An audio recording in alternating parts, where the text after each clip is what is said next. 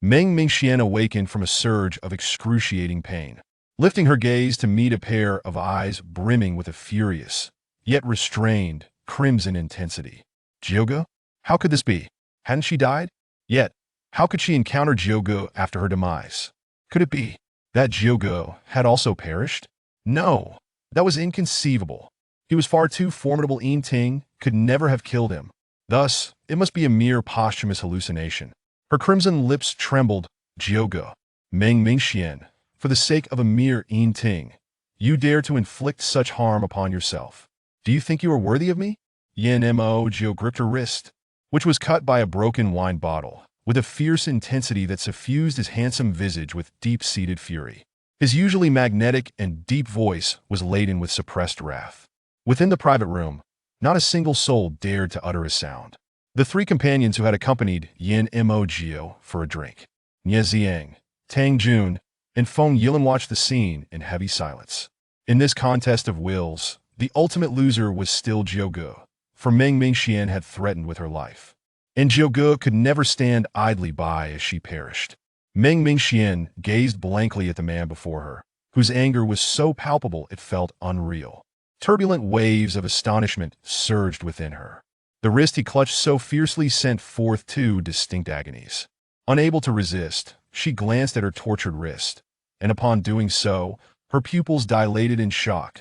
Upon her once smooth and fair skin lay a deep, fresh gash. It was a fresh wound, for blood was flowing from the injury. Perhaps there were shards of glass embedded within, rendering the pain utterly unbearable. The other pain stemmed from the overwhelming force with which he held her wrist, nearly fracturing her bone. Meng Mingxian appeared momentarily dazed. So familiar. This scene was achingly familiar. It mirrored the year she graduated at the age of 22, when Yin Ting proposed to her at the commencement ceremony, causing a stir throughout the campus. After sweetly accepting his proposal, she had resorted to threatening her life to compel Yin Mo Jiu to consent to her marriage with Yin Ting. She recalled storming into the private room where Yin Mo Jiu typically drank. And after he coldly rejected her plea to marry Yin Ting, she had smashed a wine bottle against the table. Then, she had used the jagged shard to cut her own wrist.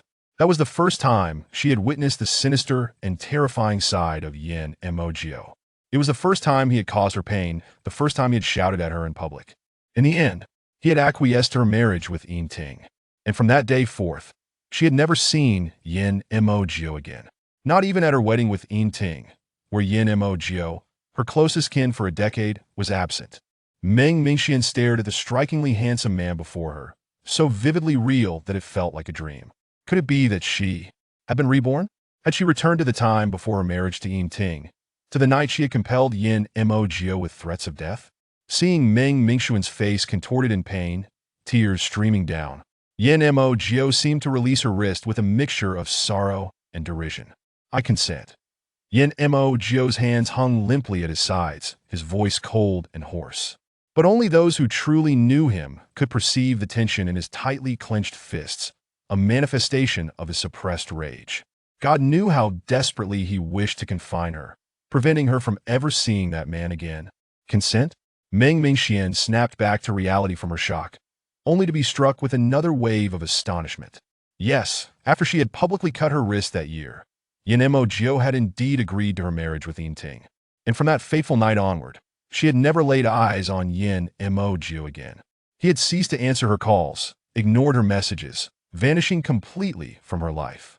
No, she could not allow him to disappear as he had in her past life. You agree to my marriage with Yin Ting? How could she change his mind? Yes, Yin Mo Jiu's lips parted slightly. To refuse would mean watching her continue to harm herself. The little rose he had nurtured with his own hands had ultimately been plucked by another man, a man with ulterior motives. She had faith in Yin Ting, but not in him. How ironic. No, I will not permit you to agree. After a suffocating silence in the private room, Meng Mingxian suddenly spoke in a trembling voice, then leapt into Yin Mo Jiu's embrace. Jiuge, I was just joking. I don't want to marry Yin Ting. I want to go home. Please don't abandon me. At that moment, Yin Mo Jiu's heart, which felt as though it had been torn to shreds, abruptly ceased its ache. He looked down at the fluffy crown nestled against him, his handsome features etched with confusion. She had threatened him with death. He had acquiesced. But why was she now reacting in such a manner? It was she who had cast him aside. How could she turn the tables and claim he had abandoned her? And the others in the room were left speechless, witnessing such a swift reversal of sentiment. They had seen many people turn on a dime, but never had they encountered someone like Meng Mingxian. At this moment, Meng Mingxian was fully aware that her behavior was irrational. Just moments ago, she had resorted to self-harm to compel Yin Mo Jiuye's agreement to her marriage with Yin Ting. Yet now she had retracted her stance, akin to a possessed individual. But she could no longer afford to ponder such matters. She needed Jiuye to verbally promise to take her home, to affirm that he wanted her. Only then would he not vanish from her world once more, as he had in her previous life. Jiuye, I will be good from now on. You cannot abandon me. Meng Mingxian clung tightly to Yin Mo Jiuye's waist, terrified he would pry her hands away. It had been an eternity since Yin Mo Jiuye had held Meng Mingxian. Let alone embraced her, he could hardly draw near without her retreating. He understood that it was Yin Ting who had corrupted her, teaching her to maintain distance from him. But at this moment, she was in his arms, and it was she who had initiated the embrace. She claimed he had forsaken her. How could he possibly abandon her? I have not abandoned you. Yin Mo Jiuye, in a moment of surrender, enveloped the weeping girl in his arms, regardless of whether she would kick him away the next second. The men in the private room could only shake their heads in disbelief. Alas, it seemed that Jiuye had been thoroughly ensnared by this little girl, destined never to escape. Chapter 2. Even if she despised him, he would not allow her to leave again. In the past, Meng Mingxian had indeed known how to manipulate Yin Ma Jiuye.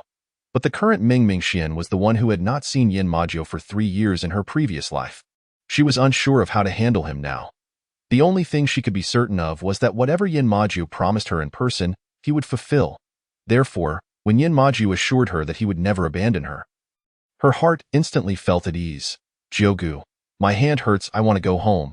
A flicker of fury crossed Yin Ma Jiuye's eyes, who had caused her pain, but upon seeing the girl's watery eyes, red like a rabbit's, he ultimately sighed. I will take you to the hospital for treatment. No, I want to go home. Jiuye can bandage it for me when we get home. Meng Mingxian immediately clung tightly to the man's waist. She longed to return to that home, the one she had not seen for 3 years in her past life. She would no longer be infatuated with romantic notions. From now on, she would heed Yin Ma Jiuye's words and spend her life in the home that included him. Yin Ma Jiuye stiffened at her embrace, a tingling sensation creeping up his back. If not for the last shred of rationality reminding him of her injured wrist, he would have immediately pushed her away to keep his distance. Because that he feared frightening her, he dreaded the shock and disgust in her gaze, the notion that she might find him repulsive. Before his body could betray him further, Yin Ma Jiuye decisively scooped Meng Mingxian into his arms. This way, she wouldn't notice. The wound contained glass shards and needed medical attention. After uttering this, he strode out of the private room with Meng Mingxian in his arms, leaving his 3 good friends, who had been called out for drinks, exchanging bewildered glances. They had expected a complete rift between the two, and for Yin Ma Jiuye to be utterly heartbroken. Yet, Tang Jun wore an expression of resigned pity. Shaking his head, if it weren't for Meng Mingxian, Yin Ma Jiuye would have returned to the Yin family in Kyoto 3 years ago. Why would he remain in Lin City? Don't you find Meng Mingxian a bit strange? Feng Yilin furrowed his brow, gazing at the empty doorway of the private room.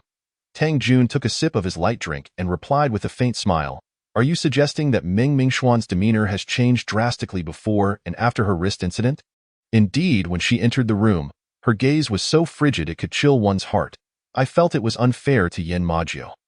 Nie Ziying stroked his chin in confusion, but after Yin Ma Jiuye agreed to her marrying Yin Ting, she suddenly transformed, almost eerie.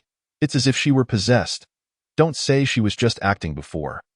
All of us are accustomed to the various masks worn by the elite in Lin City. She was certainly not performing back then.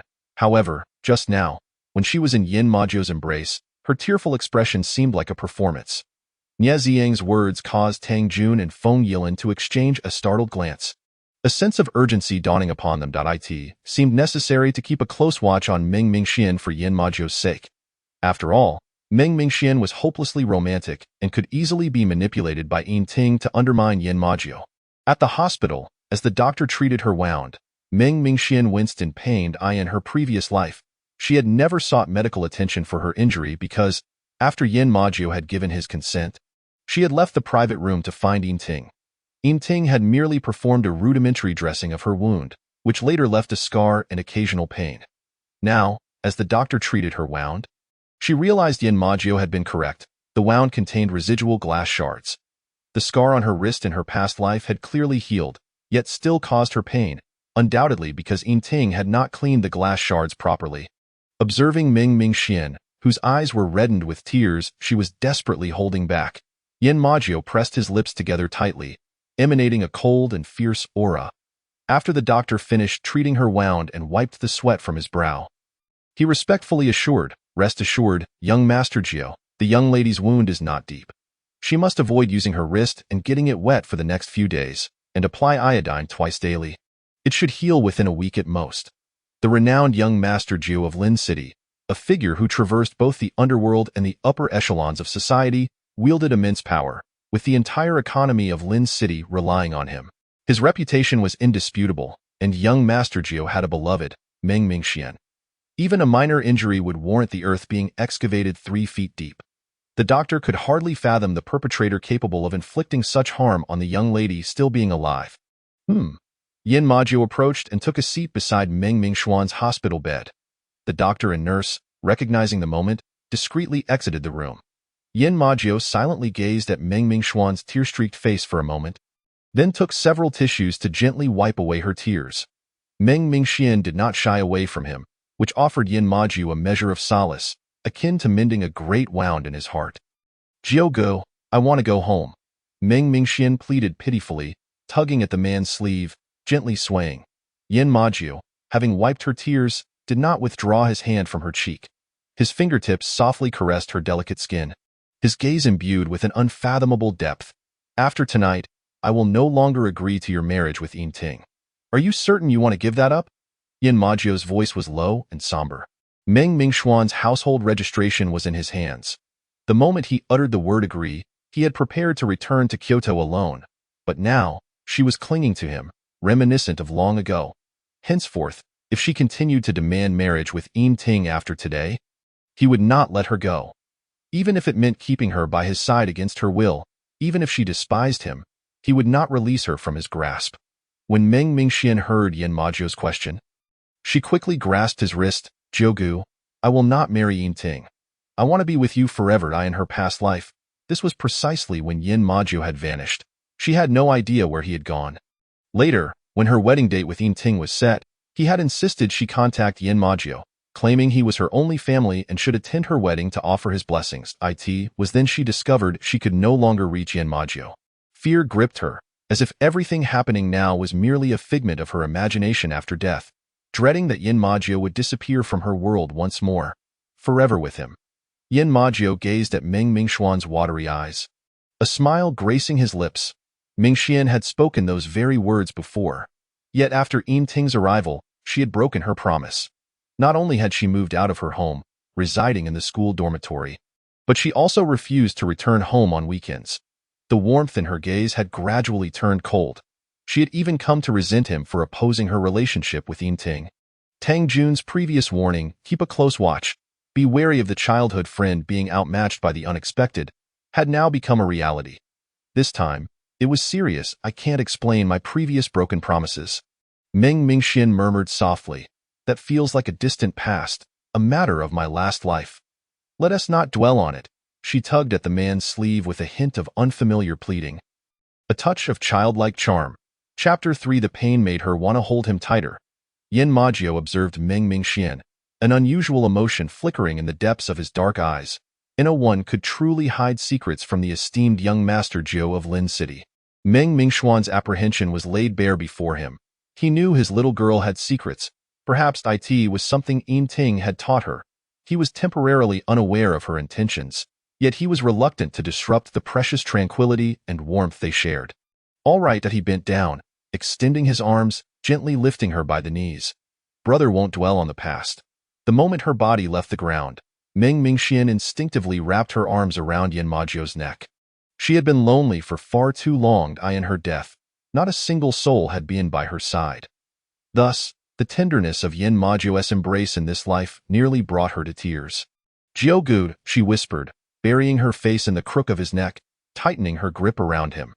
Yin Majio's breath hitched slightly. The girl's almost imperceptible warmth against his skin sent a jolt through his muscles, making him tense. After a long moment, he hoarsely replied, "Don't use your wrist." Her wrist was injured. The doctor had warned her against exerting it. "I'm not using it."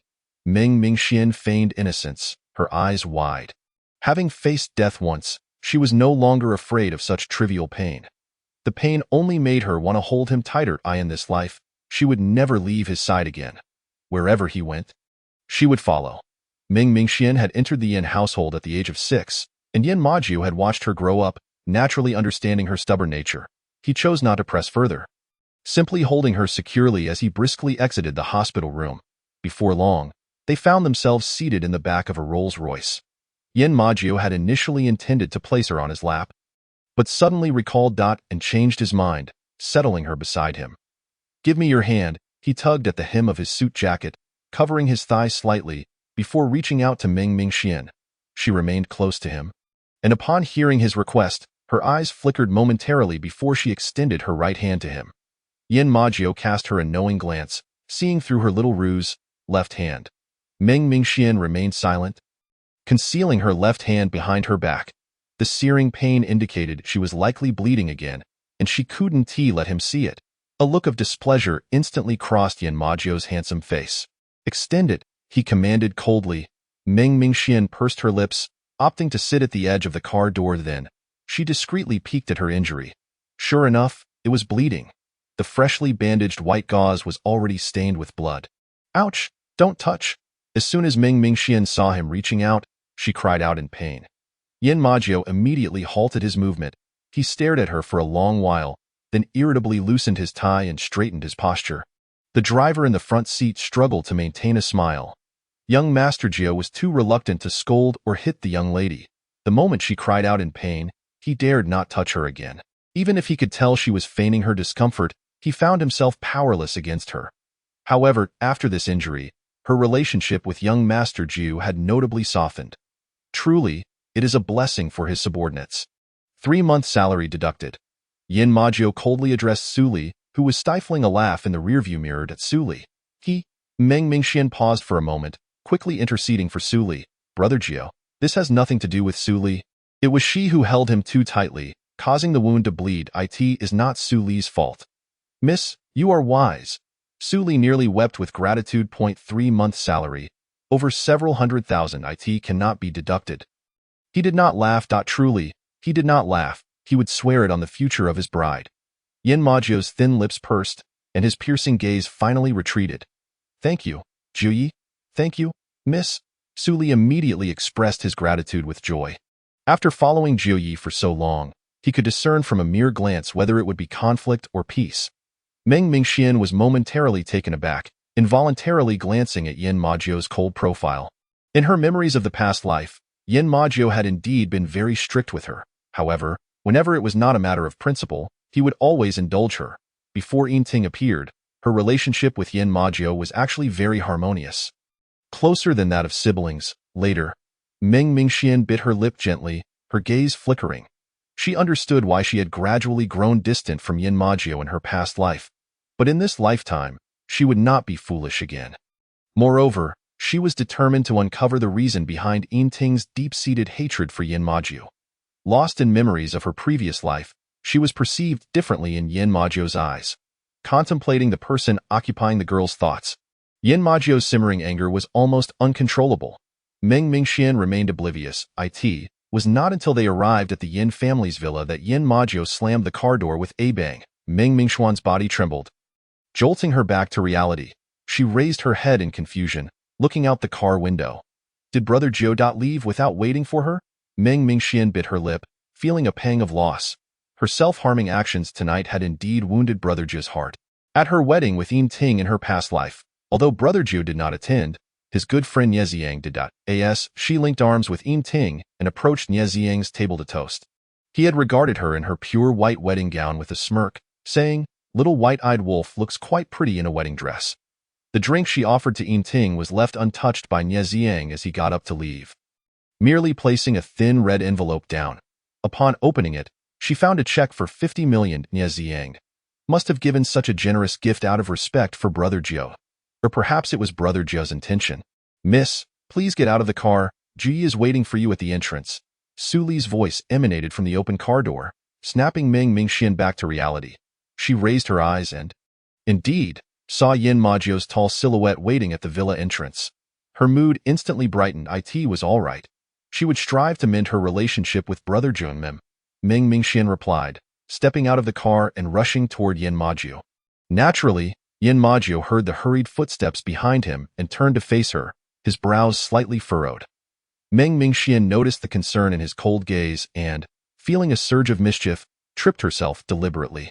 Just as she was about to fall, Mingxian, Yin Majiu swiftly stepped forward, securely catching the girl who was about to tumble forward. Meng Mingxuan's lips curled into a smile as she nestled into his embrace. Thank you, Brother Jiu. Yin Majiu, a man of stature, instinctively reacted with concern in that fleeting moment.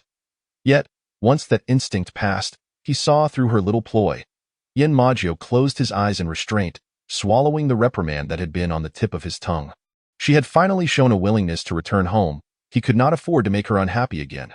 Brother Jiu, please don't be angry. I will be obedient from now on. All right? In truth, Meng Mingxian still felt a sense of trepidation towards Yin Majiu. Especially when he wore a stoic expression, his demeanor inscrutable. It was all too easy to make one's heart tremble. In the past, she had been infatuated, daring to challenge the family head for the sake of Yin Ting. Now, that infatuation had waned, and she was beginning to feel intimidated by the family head once more. Yin Majiu observed the girl gazing up at him, her expression imbued with a hint of conciliation and innocence. His throat involuntarily convulsed. How obedient could she truly be? He fought against the impulse to hold her tighter, his voice laced with disbelief. Meng Mingxian pondered for a moment. Whatever Brother Jiu asks me to do, I will do. Yin Majiu lowered his gaze, studying the delicate girl before him, who was looking up with utmost sincerity.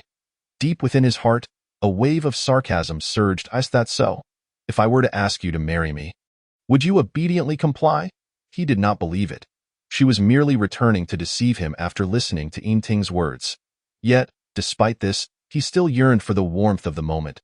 Chapter 4. In her past life, he had clearly abandoned her. Meng Mingxian was entirely unaware that Yin Majiu had mentally labeled her as a deceiver. His silence left her feeling somewhat anxious. Brother Jiu, do you not trust me? Although she had rebelled in her previous life, inciting his fury, she had never once deceived him. She might have quarreled with him, but she would never lie to him. In her heart, Brother Jiu had always been family. In her past life, driven by a foolish infatuation. She had wronged the family she held dearest. In this life, she would not make the same mistakes. Yin Majiu's palm was warm, resting against the soft curve of her waist. Yet, little did she know, her Brother Jiu had to exert immense self-control to refrain from grasping her waist and leaning down to kiss her. Tentatively, Yin Majiu pressed his forehead against Meng Mingxuan's, gently rubbing against it while speaking in a low voice. I believe you. Meng Mingxian was taken aback. The man's fervent warmth made her instinctively lean back. This seemingly evasive action left a shadow of disappointment in Yin Majiu's heart. Indeed, she subconsciously resisted his closeness. For Yin Ting, she was willing to go to such lengths, self-harming, deceiving, and coaxing him. Yin Majiu suppressed the stirrings of desire within him, gradually releasing Meng Mingxian as he changed his shoes and sat on the sofa. I will go fetch the first aid kit. Brother Jiu, Meng Mingxian exclaimed, anxiously wrapping her arms around Yin Majiu's waist, holding on tightly. The reborn Meng Mingxian was acutely sensitive. She sensed that Yin Majiu seemed to have grown distant. Why? Was it due to her instinctive evasion when he rubbed his forehead against hers? With this thought, Meng Mingxian immediately lifted her head, leaning closer to the man. Brother Jiu, please do it again. Yin Majiu gazed at the girl he cherished, who was inviting him with her alluring eyes. To rub against her. He thought to himself that if he could hold back now, he truly was not worthy of being called a man. Meng Mingxian felt a sudden loss of balance, a startled gasp escaping her lips. In the next moment, she found herself lifted and placed atop the cabinet by the entrance. Her feet dangled in the air. No, they were spread apart. Before her stood Yin Majiu, towering over her by a full head. His entire demeanor shifted to one of unyielding dominance. She stared at him in a daze as he approached, her eyelashes fluttering instinctively, then she closed her eyes. Although she herself did not understand why she chose to close her eyes, Yin Majiu gazed closely at his little girl, their breaths intertwining. Her subtle fragrance mingled with his heated exhalations. Her long eyelashes quivered, a few strands of hair brushing against her delicate cheek. The tears on her fair skin made her appear particularly pitiful, a captivating yet oblivious innocent girl. Yin Ting, has he ever kissed Ming Xian? Yin Majiu inquired, unable to resist looking at her full, glossy lips. He was aware that his little girl had fallen in love. However, he did not know how far things had progressed between them. He could not keep a constant watch over her. No, Meng Mingxuan's voice was soft and airy. Suddenly realizing what Yin Majiu had asked, she opened her eyes wide. Brother Jiu, you. Meng Mingxian felt a rush of embarrassment and unease. Yin Majiu's question reminded her of her hollow marriage with Yin Ting in her past life. After their wedding, Yin Ting never touched her. The cold, mocking gaze he cast upon her was incomprehensible. She could not fathom what she had done wrong or why he seemed like a different person. Later, encouraged by her mother-in-law, she finally took the initiative. Yet, just as she was about to reach for Yin Ting's lips, he had laughed derisively, dousing her hopes with cold water. What? The esteemed young lady of lynching is so desperate, she had wept as she fled to her room. Yin Ting had not followed to comfort her. For half a month afterward, she did not see him again. From that day on, she never dared to approach him again, holding on to her pride. Why cry? Yin Majiu sighed softly, resting his forehead against Meng Mingxuan's. He pressed against her gently, his deep hazel eyes locking onto her tear-filled ones. Yin Majiu was not afraid of Meng Mingxuan's tears. After all, since the day she moved into the Yin family, she had grown accustomed to using her tears to manipulate Yin Majiu, an effective tactic that had always worked. Over time, he had come to view her tears as a form of endearing charm, a plea for him to comfort her. Brother Jiu, please don't be angry with me. I truly. Meng Mingxuan's hands ached. Her heart too. The grievances from her past life were not meant to be expressed in front of others. But now, it was just her and Yin Majiu. He had always been her steadfast support. Do not abandon me. Meng Mingxian could not help but cling tightly to Yin Majiu, burying her face in the crook of his neck as she choked back sobs. Yin Majiu's body stiffened slightly. Yet, the spark of desire that had been ignited moments before was completely extinguished. He raised his hand, slowly enveloping the tearful girl in his embrace, tightening his arms around her. Brother will never abandon Mingxian. Yin Majiu gently tilted his head and, unbeknownst to Meng Mingxian, pressed a tender kiss into her hair. She was his rib, and he could neither abandon nor bear to let her go. He truly could not comprehend the source of her fear. You deceive me. Meng Mingxian trembled lightly, clutching him tighter. In her past life, he had clearly abandoned her. She understood her fault. In her reckless pursuit of Yin Ting, she had even resorted to self-harm to secure his consent for her marriage to Yin Ting. Yet, he truly vanished, as if he had evaporated from the world. Until her death, she never saw him again. In her final moments, she longed to see him once more, to apologize, to utter the words, "Brother, I was wrong." Yin Majiu could discern the immense resentment and grievance embedded in the girl's accusation of "you deceived me." He dared not claim he had never deceived her. Nevertheless, he was resolute in not abandoning her. Even if she fell in love with another man, he would wish to eliminate that man, yet he ultimately endured. Was it truly wrong for her not to love him? After shedding so many tears, what could she possibly wish for from her brother? Yin Majiu had grown accustomed to Meng Mingxian making requests after crying on him. Slowly, Meng Mingxian withdrew from Yin Majiu's embrace, biting her lower lip. She desired, "I do not wish to sleep tonight." Meng Mingxian cautiously gazed into Yin Majiu's eyes. The profound darkness within them made her quickly avert her gaze. Yin Majiu's aura cooled. The implication of her desire to stay awake was perhaps, "I want to see Yin Ting. Speak further." His voice was frosty. "Brother Jiu, will you watch a movie with me on the sofa?" Meng Mingxian was afraid to sleep, fearing that upon awakening, she would discover her rebirth was merely a beautiful dream. Perhaps it was better not to sleep. If it were indeed a dream, she wished to linger in it a while longer. Chapter 5. Yet he insidiously wished to possess her. Meng Mingxian sat on the sofa, her wrist wrapped in fresh bandages. Though she held the remote control, selecting a movie, her gaze involuntarily followed the man's silhouette. As for where the remote had switched channels, she paid no mind. Yin Majiao placed the medical kit away, discarding the alcohol wipes he had used into the trash, casting a fleeting glance in Meng Mingxuan's direction with his deep black eyes. Mingxian had been watching him intently.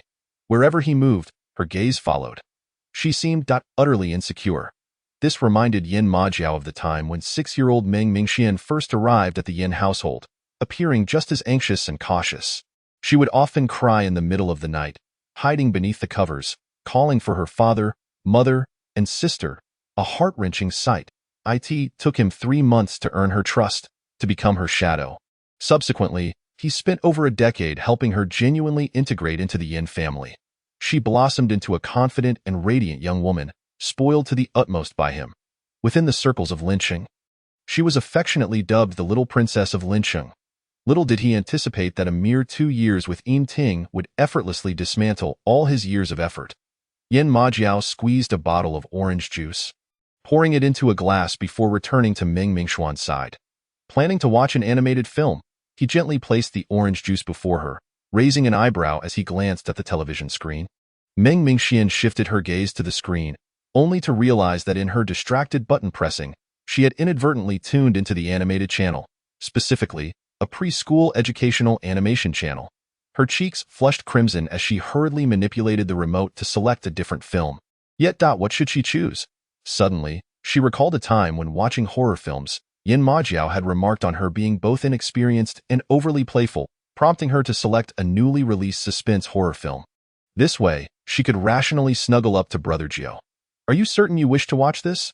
Yin Majiao's brow furrowed slightly upon seeing the title of the new film. The show had received considerable acclaim.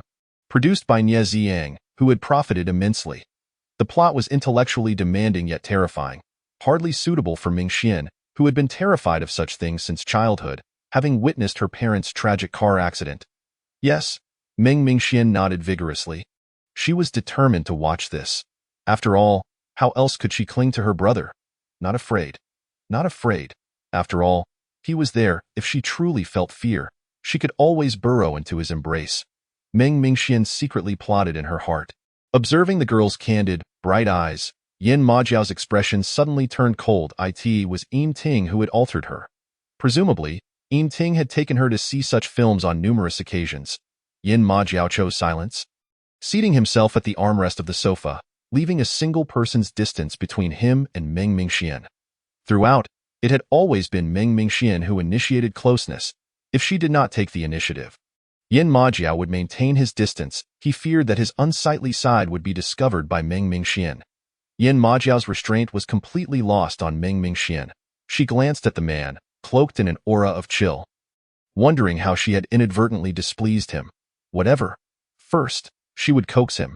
Yet, within her memories of her past life, she had been separated from Yin Majiao for several years, and her attempts at coaxing him would likely feel forced. Just as Meng Mingxian pondered how to cheer the man, the horror film began, opening with a shocking display.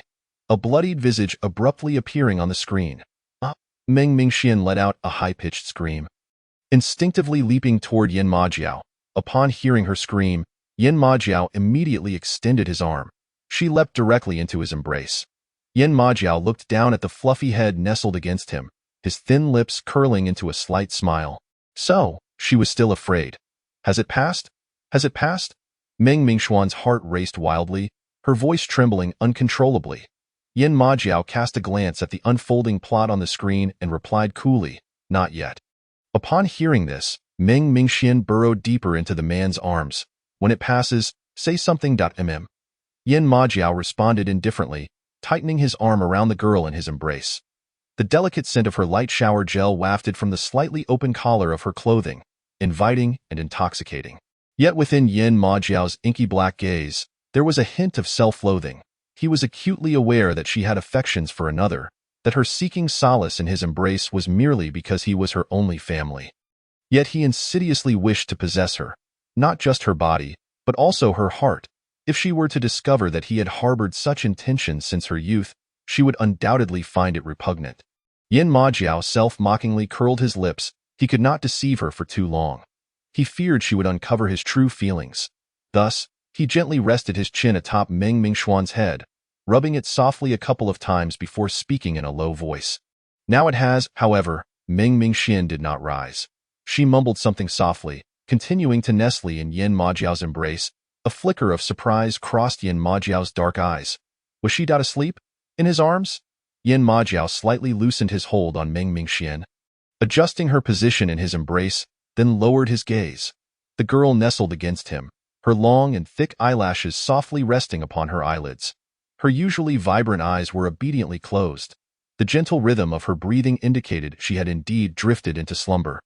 Only her uninjured hand remained tightly grasping the hem of his shirt, as if afraid he might leave her. This feeling of being trusted and needed by her rendered Yin Majiao's cold heart inexplicably soft. He retrieved the remote control that had fallen on the sofa and muted the television, then quietly watched over the cherished rose in his arms as she transitioned from light sleep into deep slumber. After a while, he leaned down, placing the lightest of kisses upon her fair forehead. Meng Mingxian remained undisturbed. The exhaustion of the day, the psychological upheaval of her rebirth, along with the familiar and reassuring scent of Yin Majiao, lulled her into utter relaxation. In her past life, she had suffered from insomnia for an eternity. Meng Mingxian slept soundly until midnight. She stirred in her dreams, attempting to turn over but failing, prompting her to open her drowsy eyes. The first sight that greeted her was Yin Majiao's exceedingly handsome, stern-visaged. It felt as if she were in a dream, causing her eyes to brim with tears. Brother Jiu. With a sense of grievance, she raised her finger to touch the man's face. I already know I was wrong. Why do you still ignore me? She had sent him countless messages of apology, yet he had not responded to a single one. He no longer wanted her. Yin Majiao gazed at the rapidly reddening Meng Mingxian, his expression laden with complexity. Her visible grievance and unease were so apparent that he could not possibly ignore them. What was she truly afraid of? Or rather, what had she endured? Brother Jiu had not ignored Mingxian. Yin Majiao lifted his hand, gently encircling her soft fingers, and spoke in a husky tone. Brother Jiu will never ignore Mingxian. Unless he dies. Chapter 6. In this lifetime, she will also cherish Brother Jiu. As soon as Yin Majiao spoke, Meng Mingxian awakened. She realized she was not dreaming. She had genuinely returned to Yin Majiao's side. Brother Jiu, I am so happy. Meng Mingxian smiled brightly, gazing unblinkingly at the man who had re-entered her life. Yin Majiao chuckled softly. He was also elated. His little girl had temporarily returned to him. Though he was uncertain of her intentions, he believed that the rose he had nurtured would not harbor any ill will. At worst, she might seek to gain some benefits from him for Yin Ting. Huh? The movie has ended. Meng Mingxian rose from Yin Majiao's embrace, glancing at the large screen that had long ceased to play, exclaiming in astonishment. How long had she been asleep? Instinctively, she looked towards the grand clock in the living room, only to discover it was already 3:35 a.m. Brother Jiu, do you have work tomorrow? Meng Mingxian asked, suddenly feeling considerate. She was anxious to cling to him, wanting his company, but he had work to attend to. How could he manage a day's work after a night without sleep? She recalled that he had been suffering from mild gastric issues at this time. Ne Xiang had even mocked her, claiming it was all due to her causing him distress. However, at that time, she did not comprehend why Yin Majiao would be driven to the brink of illness merely due to her casual romantic involvement. It was only later that she discovered. Yin Ting's pursuit of her, his affection, and their relationship were all part of a scheme to exact revenge on Yin Majiao. Yet, before she could grasp the deep-seated animosity between Yin Ting and Yin Majiao, her life was abruptly claimed by a tragic car accident.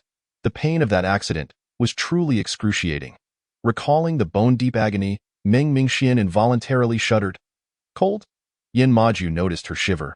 Fortunately, Meng Mingxian could not reveal that it was the memory of her past life's demise that haunted her.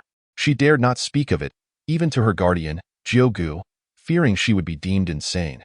Yin Majiao disregarded her stubbornness, taking the suit jacket he had previously discarded and draping it over Meng Mingxuan's shoulders. He gently enveloped her in the oversized garment, observing her petite form, his thin lips curving into a subtle smile. Mingxian, you're being so well-behaved today. It's perfectly fine for your brother to grant you a day off tomorrow. Being called so well-behaved made Meng Mingxian feel somewhat guilty. After all, the cut on her wrist served as a constant reminder of the foolishness she had displayed that day. this was something she could not evade. Thus, after a moment of hesitation, she quietly confessed, "Brother." Yin Majuo's gaze turned coldly indifferent. Jiugu, Ming Mingxian quickly corrected herself, knowing he detested being called brother. However, his hypocrisy lay in the fact that he himself referred to her as brother, yet forbade her from doing the same. It was hard to believe. Once, she had thought there was something amiss in his mind. Yes. Yin Majuo's expression softened. Ming Mingxian steadied herself and spoke, "Jiugu? Tonight, I actually feel quite sad." The long fingers resting on the edge of the jacket tightened suddenly. Again, it was for Yim Ting. Ha. When Yim Ting proposed to me, I was genuinely happy. Ming Mingxian cautiously studied the man's cold, slightly hostile expression, swallowing hard as she gathered her courage to continue. But a couple of days ago, I inadvertently learned that his pursuit, his kindness, and our relationship were all because of you, Jiugu. In an instant, Yin Majuo's demeanor became ferocious. He was aware that something was amiss with Yim Ting, yet after investigating Yim Ting's background, he found nothing.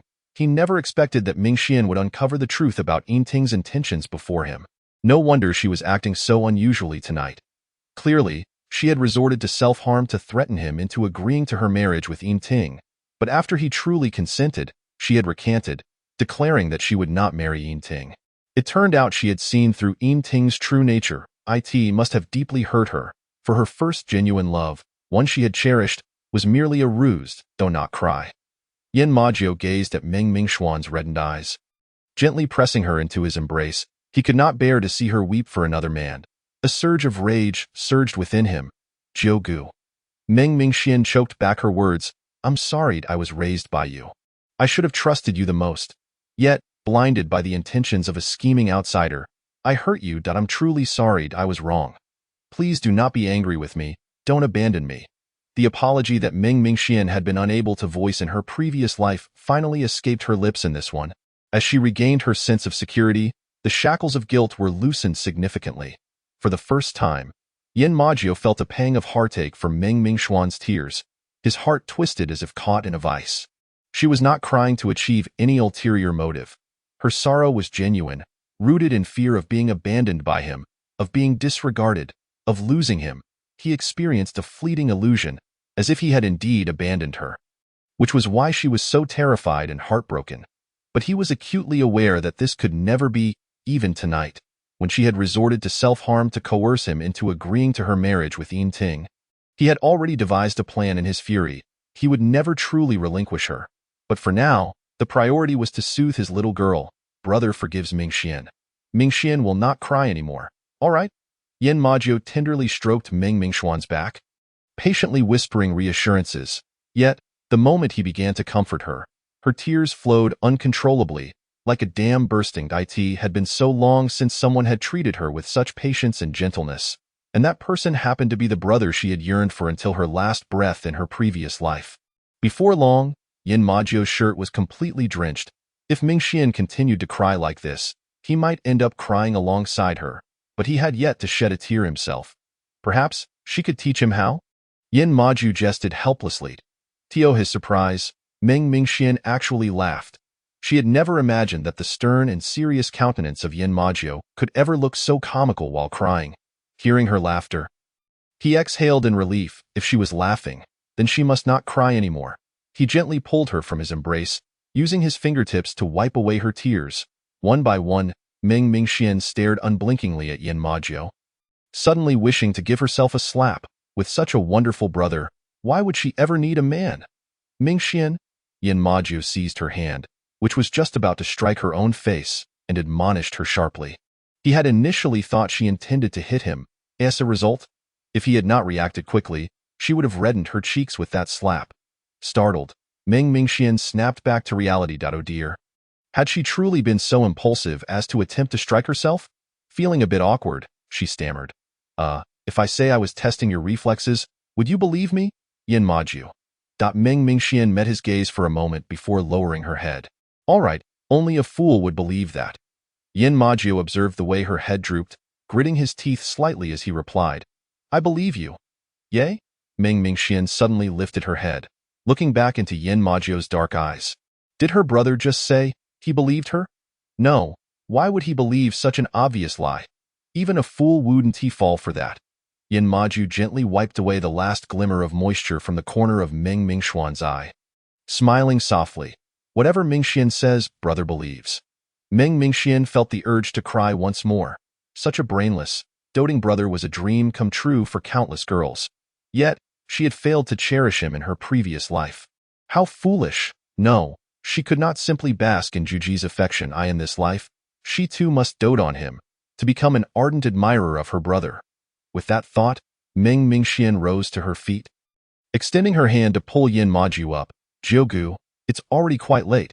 I'll escort you back to your room to rest, and I will run a bath for you. Yin Maju. Thus she would run a bath for him? Chapter 7. The beast within him was on the verge of breaking free. Yin Maju gazed at the steaming water in the bathtub, exhaling a breath of frustration. Perhaps he had overthought things. His little Rose was merely preparing hot water for him. She hadn't even fetched his sleepwear, and of course, she was his cherished golden child. So why would she attend to anyone else? Yin Maju chuckled softly, lifting his long, defined fingers to unbutton his shirt. Then, he grasped his belt, unfastening it and letting it slide down. Suddenly, Meng Mingxian re-entered the bathroom. Jiuge, should I bring your clothes into the bathroom or leave them on the bed? Her delicate voice pierced the air, causing Yin Maju to hastily pull his pants back up. He didn't even dare to turn around. The moment he did, she would see something unusual. Leave them on the bed. Yin Maju's fingers, gripping his pants, turned almost white. The veins on the back of his hand bulged. Meng Mingxian had not anticipated that Yin Maju would change so quickly. However, after a brief moment of shock, she felt no discomfort. When she first arrived at the Yin household, she often clung to Jiugu to sleep, and he had also been her swimming instructor at 16. Thus, she boldly admired his exposed back. Jiugu has such a good physique. He truly deserves the title of the brawler of lynching Mingxian. Yin Maju's patience was wearing thin, beads of sweat forming on his forehead. Years of honing his sensitivity made him acutely aware of her gaze lingering on his back. She was admiring his body. He found it increasingly difficult to restrain himself, his hand instinctively drifting towards his belt. Had it not been for his remaining rationality, he feared he might startle her tonight. Meng Mingxian mumbled, "What a stingy guy," before finally redirecting her gaze. "Then I'll place your clothes on the bed." "All right." The man's voice seemed to carry a deeper resonance than usual, laced with an indescribable huskiness. Meng Mingxian thought to herself how wonderfully pleasing Jiuye's voice was, though it did send a shiver down her spine. In her previous life, she had often felt intimidated whenever his voice dipped low. As she contemplated this, she turned to exit the bathroom, neatly placing Yin Maju's gray sleepwear on the bed. Sighing, she noted how dull his clothes were. Always in shades of black or gray. Not a hint of white in sight. Clearly, she needed to take some time to shop for him, selecting some stylish and handsome outfits. Cocooned in the soft couch, Meng Mingxian contemplated her plans. Yin Maju had been in the shower for quite a while, to the point where she felt drowsy again.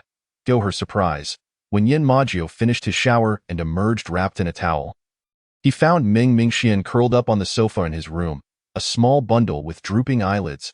He pressed his lips together, reaching for the clothes she had fetched for him, putting them on one by one. However, she hadn't provided him with any underwear. Was she intending for him to go commando? A fleeting smile danced in his dark eyes. Once dressed, Yin Maju approached the sofa and slowly crouched down. He reached out, gently ruffling Meng Mingxuan's hair. Mingxian. Meng Mingxian jolted awake and quickly sat up. "Jiugu, you're done showering, yes?" Yin Maju lightly touched the sleeve of his pajamas, a soft laugh escaping his lips. "Thank you, Mingxian, for finding such comfortable pajamas for me."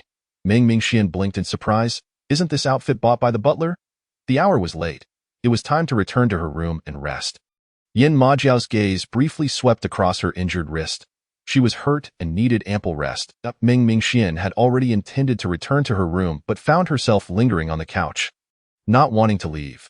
Yet, she was acutely aware that both she and Yin Maju were adults, and sharing a bed was out of the question. But the thought of being alone filled her with dread. "Jiugu, I'm a bit scared. Is it all right if I sleep here?" Meng Mingxian bit her lip and whispered. Yin Maju's breath hitched, disbelief flickering in his eyes.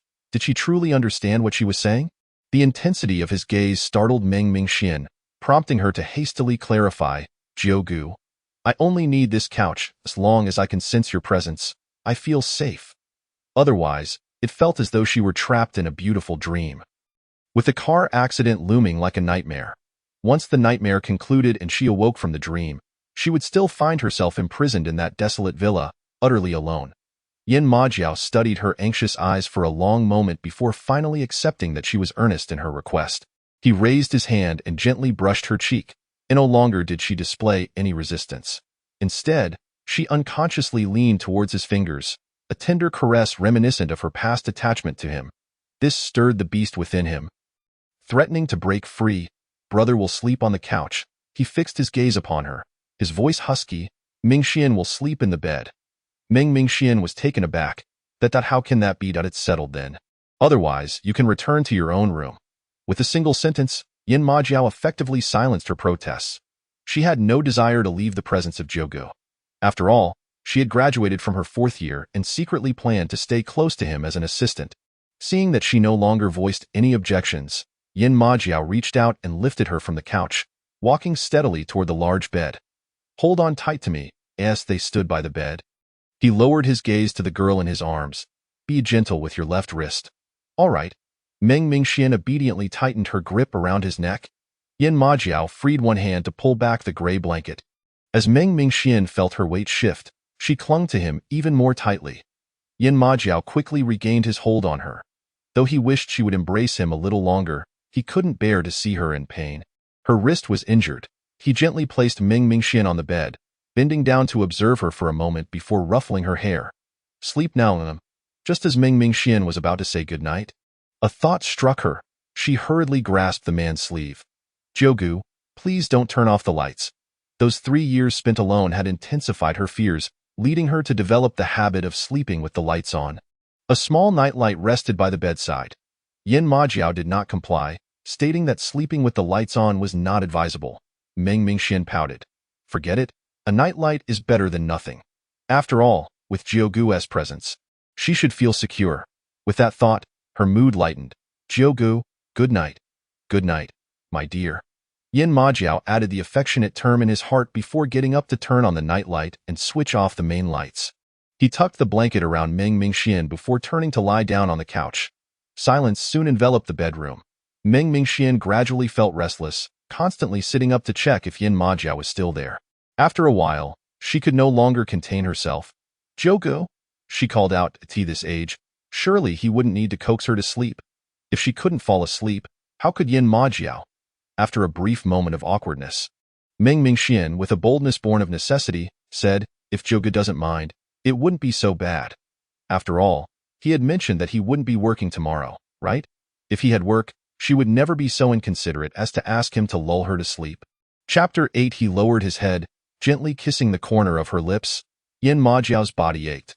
Although he had sought relief in the bathroom earlier, it felt like a drop of rain in a desert, insufficient to quench his thirst. The closer he was to Mingxian, the more pronounced the pain became. Tonight, the delicate rose lay in his bed. With no inclination for sleep, his body was a wild beast clamoring for release. Yet, she expected him to soothe her to sleep, just like in their childhood. Did she truly believe he was the legendary sage who could remain untainted? Yin Majiao smirked at the absurdity of it all. No, she simply didn't understand. Yimting may have captured her heart, but he certainly wouldn't dare touch her before marriage. Yimting was like a rat in a filthy gutter, willing to exploit her to harm him yet too cowardly to confront him directly. Moreover, he had raised her himself, knowing her character better than anyone. She would never engage in any premarital relations with Yimting.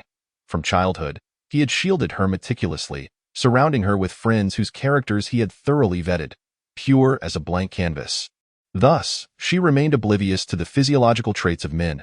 Jiuye, was just joking. I'm sorry. I'll sleep now. After a prolonged silence without a response from Yin Majiao, Mingxian, thinking she had annoyed him, cautiously apologized.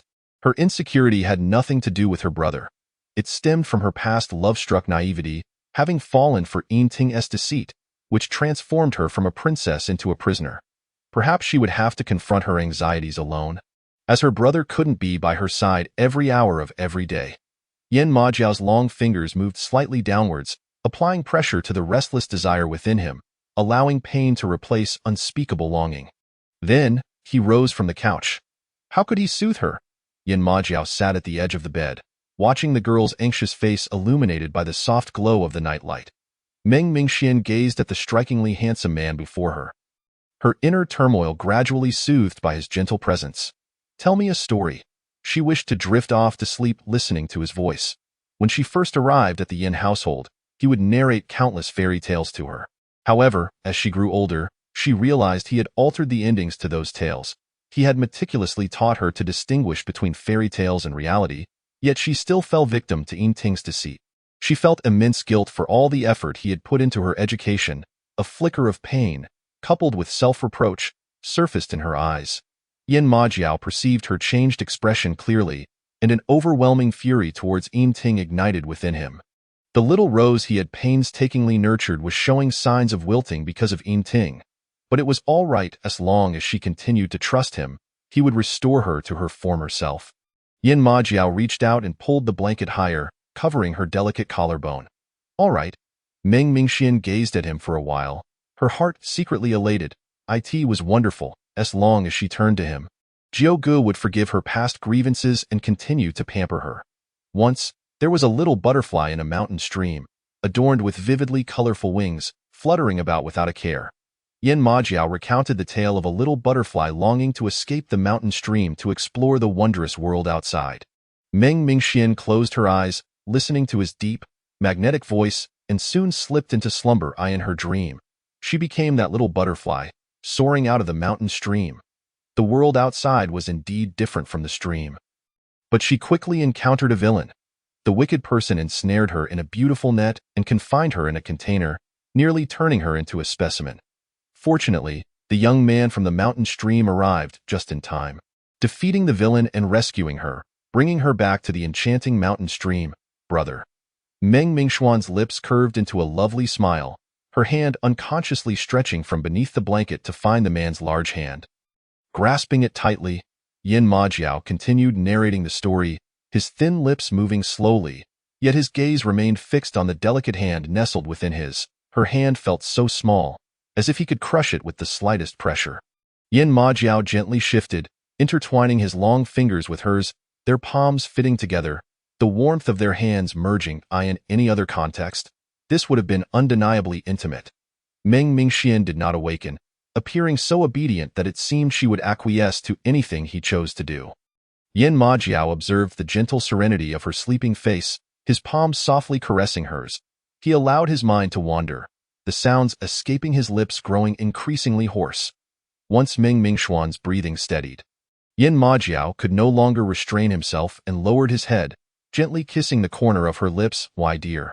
Meng Mingxian enjoyed a peaceful night of slumber, the likes of which she had not experienced in a long while. However, upon awakening, the first sight that met her eyes was the man resting his chin on his hand beside her bed. Her eyes widened in astonishment. Had Jiuye truly sat there the entire time? In the past, he would tuck her in and leave after lulling her to sleep. Why had he remained there last night? Suddenly, Meng Mingxian felt her right hand stiffening, as though it had been held in one position for too long. As she moved it, the man instantly opened his eyes. Awake? Yin Majiao raised his left hand to check the time on his watch. It's 9 o'clock. What would you like for breakfast? I'll have the servants prepare it. I'm sorry, Jiuye. I didn't realize I was holding your hand while I slept. Meng Mingxian now understood why her right hand felt so uncomfortable and stiff. It was because she had extended it beyond the blanket, clasping her Jiuye's hand. No wonder he had remained there, resting his chin in his hand. With her gripping him so tightly, how could he possibly leave? A wave of embarrassment washed over Meng Mingxian, prompting her to quickly retract her hand. With her hand now free, Yin Majiao's mood shifted slightly, his expression darkening. She appeared far more endearing while still lost in slumber. He rose, straightening his shirt slightly. I will head downstairs first. You should return to your room to freshen up. Yin Majiao's sudden coldness left Meng Mingxian agitated. She sat up and grasped his sleeve, exclaiming, Jiuye! The blanket slipped down to her waist.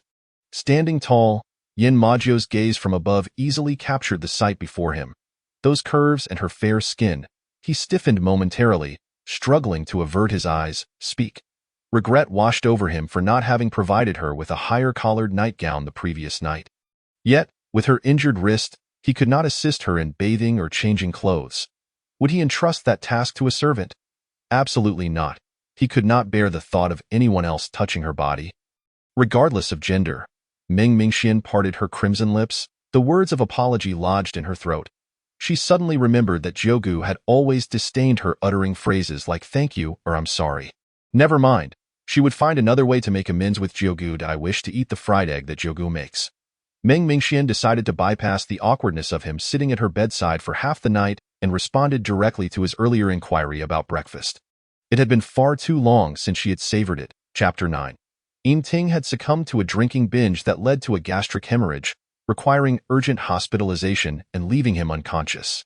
At her utterance, Yin Majiu's aura grew even colder. His dark eyes bore down on the fingers that clutched his sleeve with intensity, his thin lips curling into a sardonic smile. I, Yin Majiu, shall never again make a fried egg. Meng Mingxian froze. Suddenly, a long-forgotten argument replayed in her mind. The door was tightly locked, surrounded by Yin Majiu's subordinates. She lay pale upon the bed, the room in disarray. The meal delivered by the servants lay scattered across the floor. The man entered, holding her cherished pink koi-patterned plate. Brother made Mingxuan's favorite fried egg. Are you no longer angry, The fried egg symbolized an agreement between her and Jiugu. If she was upset and he failed to soothe her, he would prepare her a fried egg and she would unconditionally calm down. This privilege could only be invoked once a year. Yet in that moment, bang, she forcefully knocked the plate from his hands. Glaring at his cold demeanor, if you do not release me today, I shall neither eat nor drink for the entire day. If you have the ability, administer me a nutrition injection for life.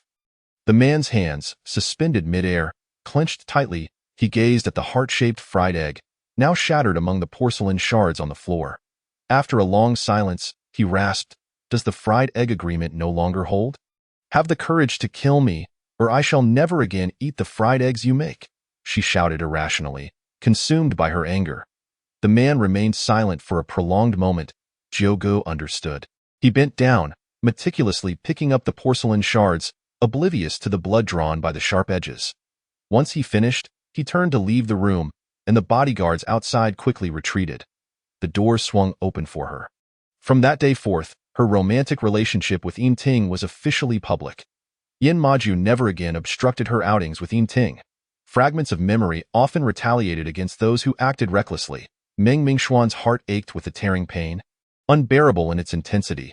Tears swiftly blurred her vision as she gazed at Yin Majiu's cold profile, his tightly pressed lips causing her to sob uncontrollably. I'm sorry, brother. Truly, I'm sorry. At that time, she had been entirely blinded by Ting's gentleness.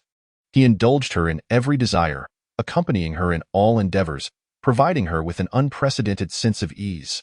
Yet, as if in a rebellious phase, the more Yin Majiu restricted her, the more she yearned to be with Ting. Those who are favored often act without fear. She had never contemplated that her capriciousness could lead to Yin Majiu's absence from her life. She believed she was merely engaging in a normal romance. And eventually, Yin Majiu would recognize Ting's merits, much like how parents who oppose their children's choices eventually relent when their children are resolute. Listening to Meng Mingxuan's increasingly uncontrollable sobs, Yin Majiu's spine stiffened unnaturally. After a prolonged pause, he finally closed his eyes in restraint, returned to the edge of the bed, and embraced Meng Mingxian. Brother does not hold it against Mingxian. Do not cry. Then I want to eat a fried egg. If he truly bore her no ill will, he would make her fried eggs once again, she thought obsessively. No. Yin Majiu stroked her long hair that cascaded over her back, realizing she had tensed up and her cries were escalating. He softened his tone and coaxed, how about we have something different for breakfast? Brother can make more than just fried eggs. For her sake, he had long since mastered culinary skills. It had been ages since she had tasted his cooking. Meng Mingxian still craved fried eggs, but she would no longer force Yin Majiu to do something he disliked. Thus, she wiped her tears and lifted her gaze to him. Jiugu, shall we establish a new agreement? Let us change the fried egg to steamed buns, shall we? No need. An agreement already breached need not be perpetuated. This time it is for real. I swear on my parents and sister, Meng Mingxian hastily declared. Yin Majiu's pupils constricted sharply. Meng Mingxuan's parents and sister represented a strict taboo between them. Each year on the anniversary of their passing, both Yin Majiu and Meng Mingxian observed silence. They would never mention them in casual conversation. It was evident how earnest and urgent Meng Mingxian was for invoking them as a show of commitment. Jiugu, believe me, this time it will count.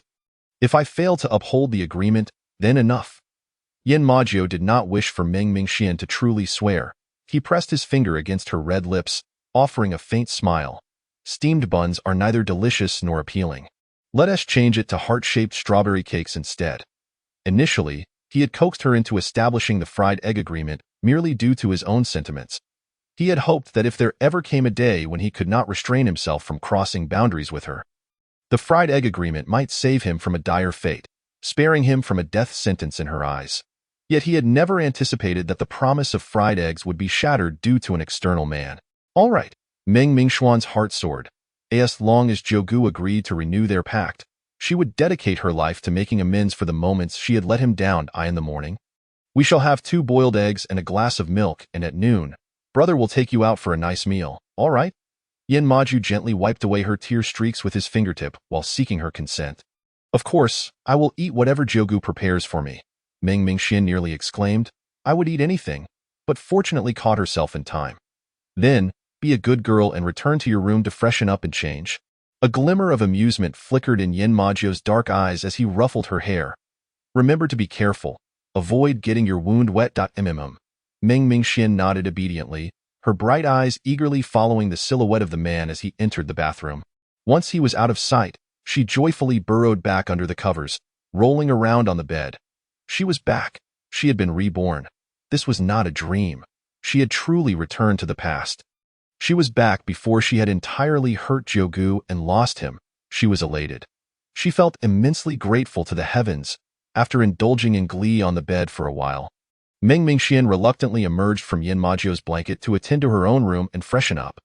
After Yin Majiu finished washing up, he changed his clothes and headed downstairs to the kitchen to prepare breakfast for Meng Mingxian. Setting the alarm for the boiled eggs and warming the milk, he began to check the messages he had neglected overnight. Several missed calls awaited him. Yin Majiu glanced at them, then tapped the screen with his long fingers. Returning a call to Feng Yilin. 5 seconds later, the call connected. Jiugu, Yinting organized a campus gathering last night, and because our little princess did not attend, he drank white liquor on an empty stomach and ended up with a gastric hemorrhage. Requiring emergency treatment, he remains unconscious to this moment. Feng Yilin had sent the message as soon as he received the news. However, since Yin Majiu had not replied, he had to call repeatedly. Still no answer. Both he and Tang Jun were currently at the hospital, while Nie Ziyang had driven to Juji's villa to find him. They feared that something might happen to Yinting, and Meng Mingxian might unjustly blame Yin Majiu. Before Yin Majiu could respond, the doorbell rang at the villa entrance. He lifted his dark, intense gaze and walked outside. Upon opening the door, he found Nie Ziyang, exuding an icy aura, standing at the threshold. I instructed Ziyang to inform you. I'll hang up now. Yin Majiu cast a brief glance at Nie Ziyang before disconnecting the call, then turned back toward the kitchen. He first finished preparing Mingxuan's breakfast. Jiugu.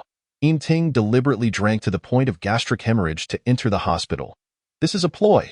Nie Ziyang followed closely behind, seething with anger as he spoke of Yinting's manipulations. Yin Majiu watched the water boil, slightly tilting the pot lid to prevent the water from overflowing. Nie Ziyang was truly exasperated. What an inappropriate time to be boiling eggs, moreover. For the renowned Lord Jiu of lynching to engage in such domestic tasks was utterly incongruous. If word got out, no one would believe it. Jiugu, how is Mingxian doing? Nie Ziyang took a deep breath, suppressing his emotions as he quietly inquired. Yin Majiu's fingers, with their prominent knuckles, paused slightly, a faint smile gracing his lips. She is very obedient. Obedient to the point of being surreal. It feels like a dream. Moreover, she is quite attached to me. If he were not afraid of frightening her, he genuinely wished to find someone to pummel him at that moment.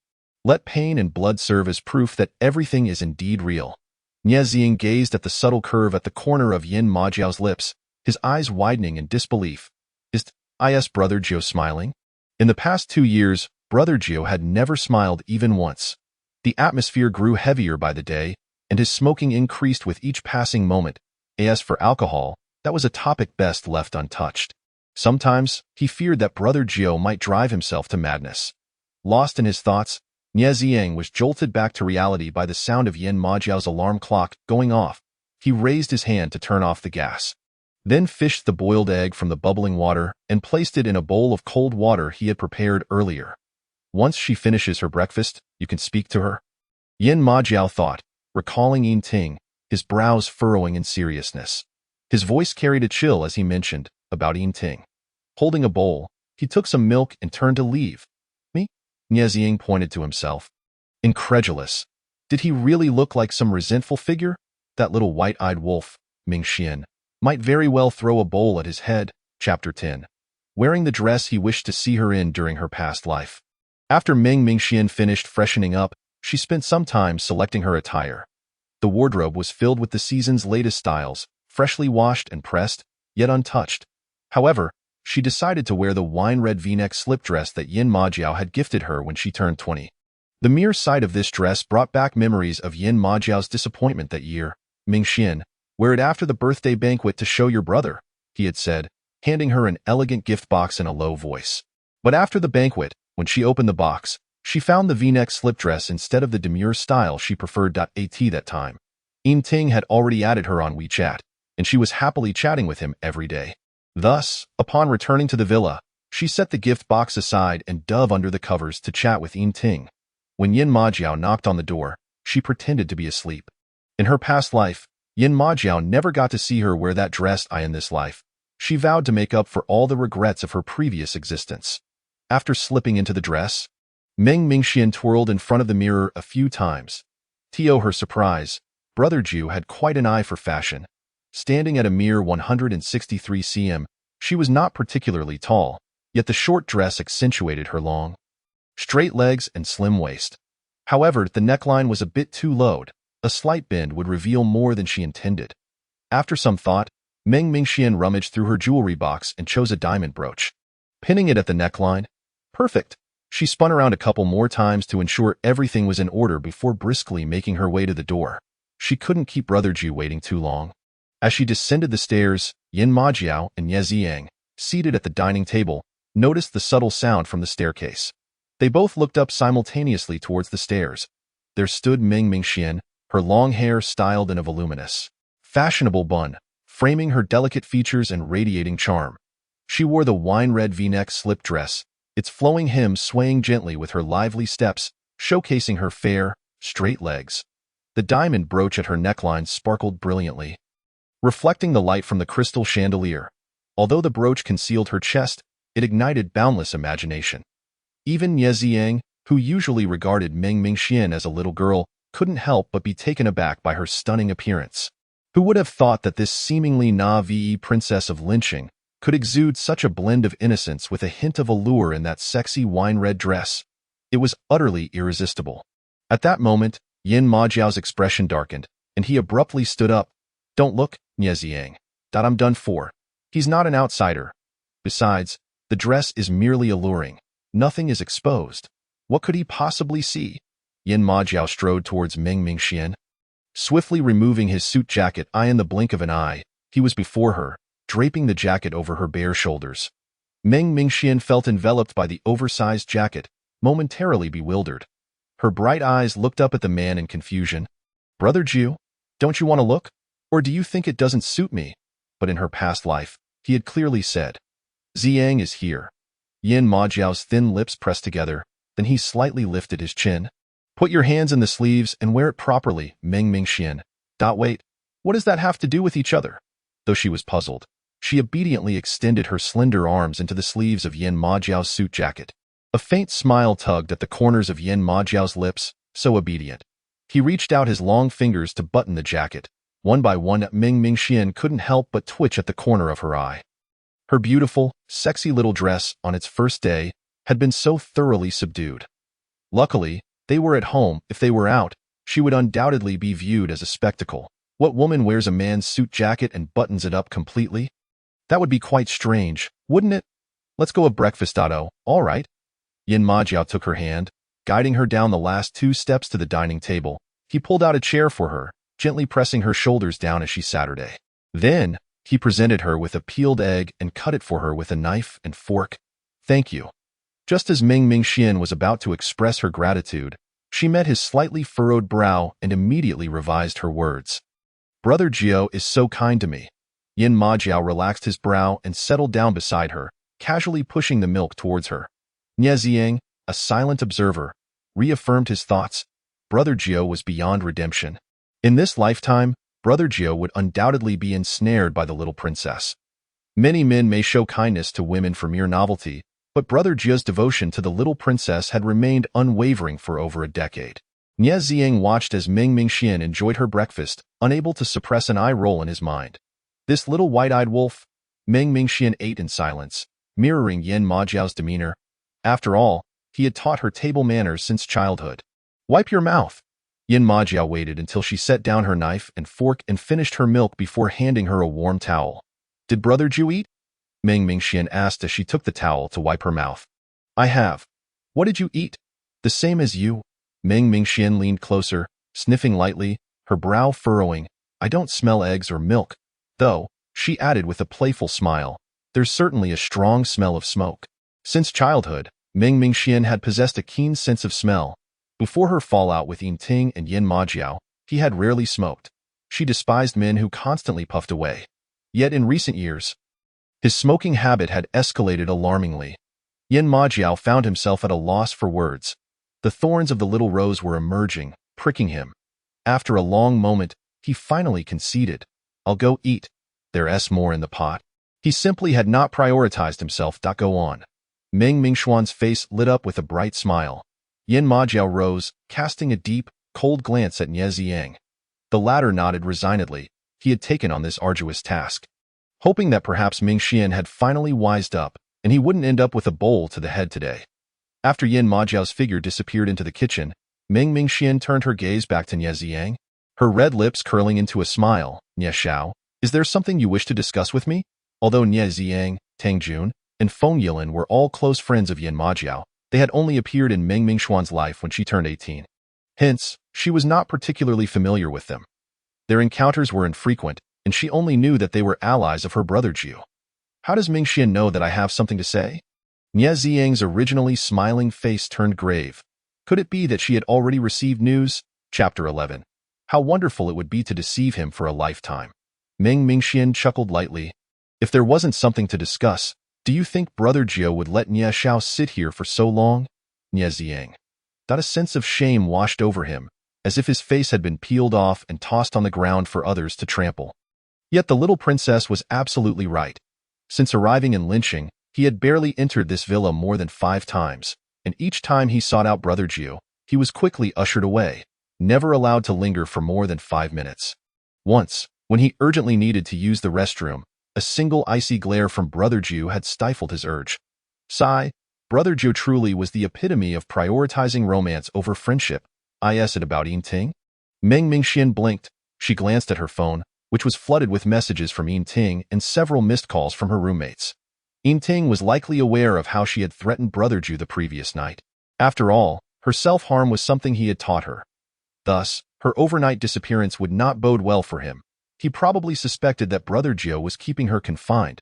In such circumstances, it was only natural for Yin Ting to devise a way to compel her to reveal herself. Yet it was curious that even Nie Ziang had personally come to the villa to see her. "In your eyes, it's only Yin Ting," Nie Ziang remarked, casting a glance towards the kitchen. He couldn't help but scoff. Clearly, Brother Jiu surpassed 100 Yin Tings, yet she remained oblivious. Had her eyes been blinded? No. Ming Mingxian gently shook her finger, a subtle smile dancing in her eyes. "Right now, I only have eyes for Brother Jiu." As for Yin Ting, she had indeed felt a spark once. However, during those 3 years of emotional abuse in her previous marriage, her feelings for him had long since faded. It was his gentleness that had initially drawn her to him.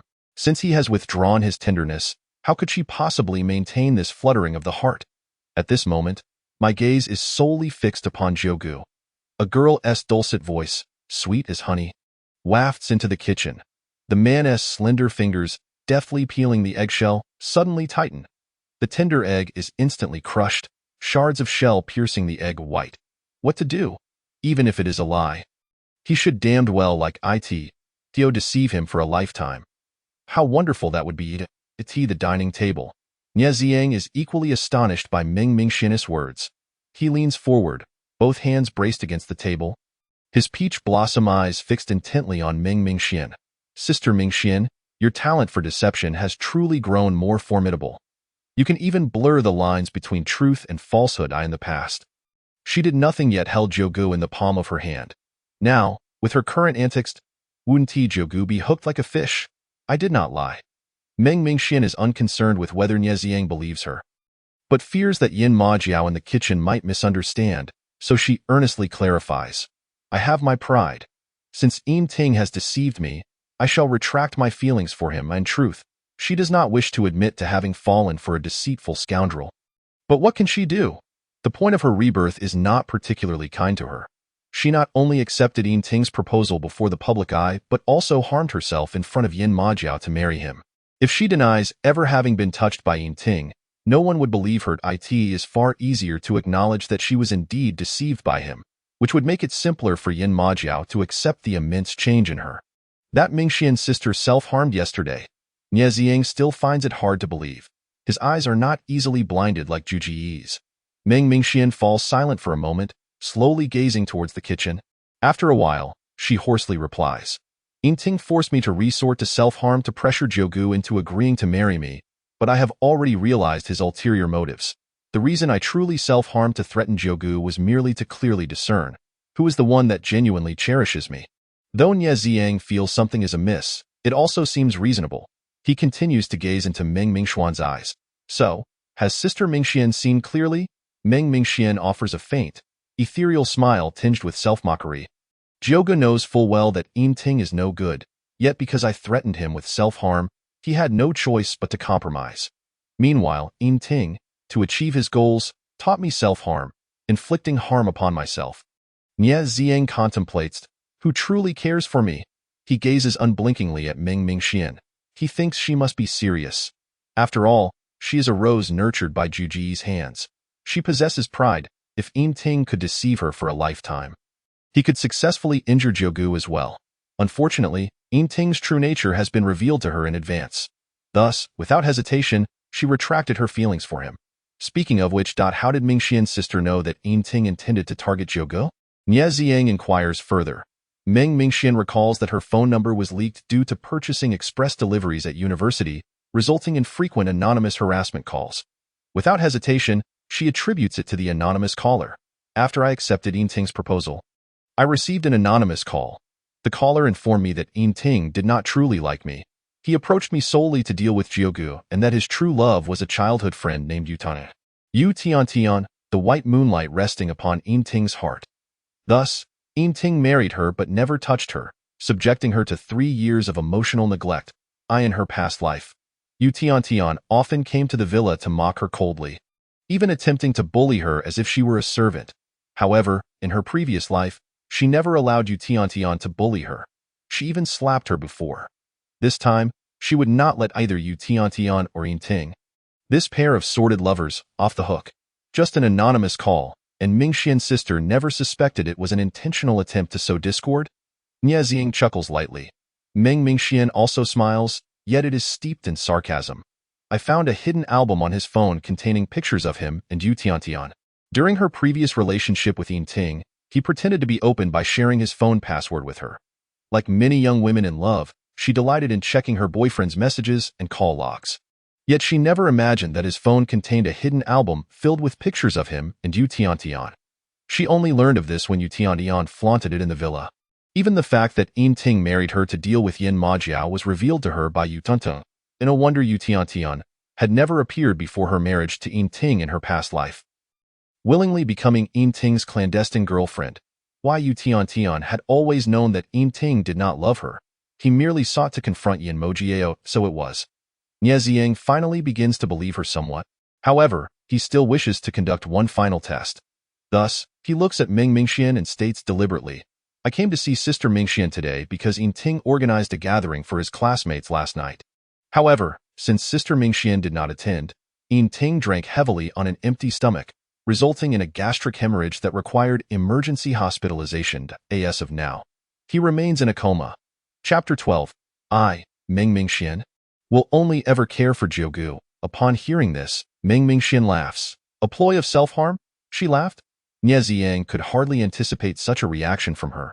Ahem. Sister Mingxian, doesn't he feel sorry for him? He finally manages to tease after a moment of silence. Why self-harm only elicits sympathy from Jiugu. Ming Mingxian rests her chin on her hand, a sweet smile gracing her lips. Thus, from last night onward, I have resolved, henceforth, I, Ming Mingxian, will only care for Jiugu. The implication is clear. Even if Yin Ting were to die, she would not grieve for him. Nie Ziyang thought this is chaotic. He had never imagined he would one day be fed dog food by Sister Mingxian herself, especially dog food related to Jiugu. He had always believed their relationship would be fraught with painful shards of glass. Never anticipating such sweetness, in the kitchen, Yin Majiao gently flicks away the fragments of eggshell from the egg meat.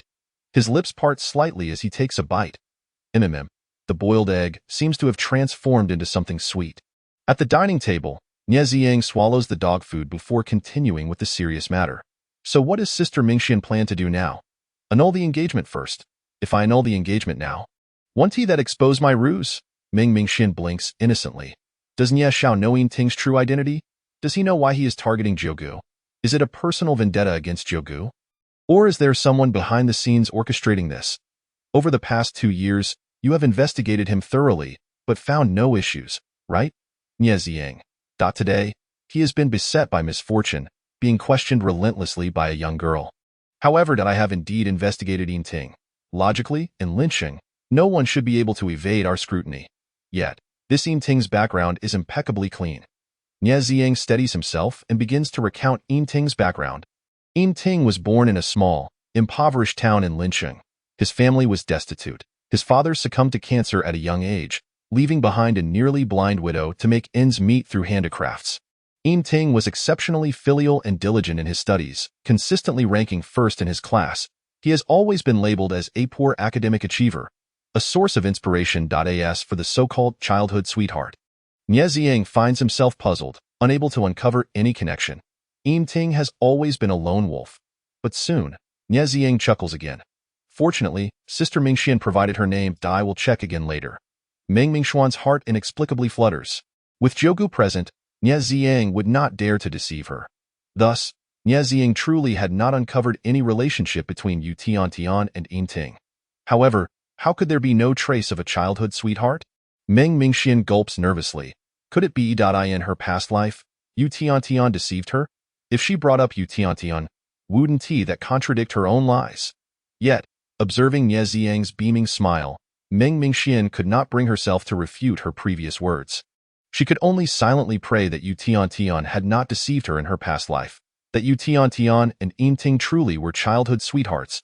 By the way, Sister Mingxian has yet to mention how to handle Yin Ting's current situation in the hospital.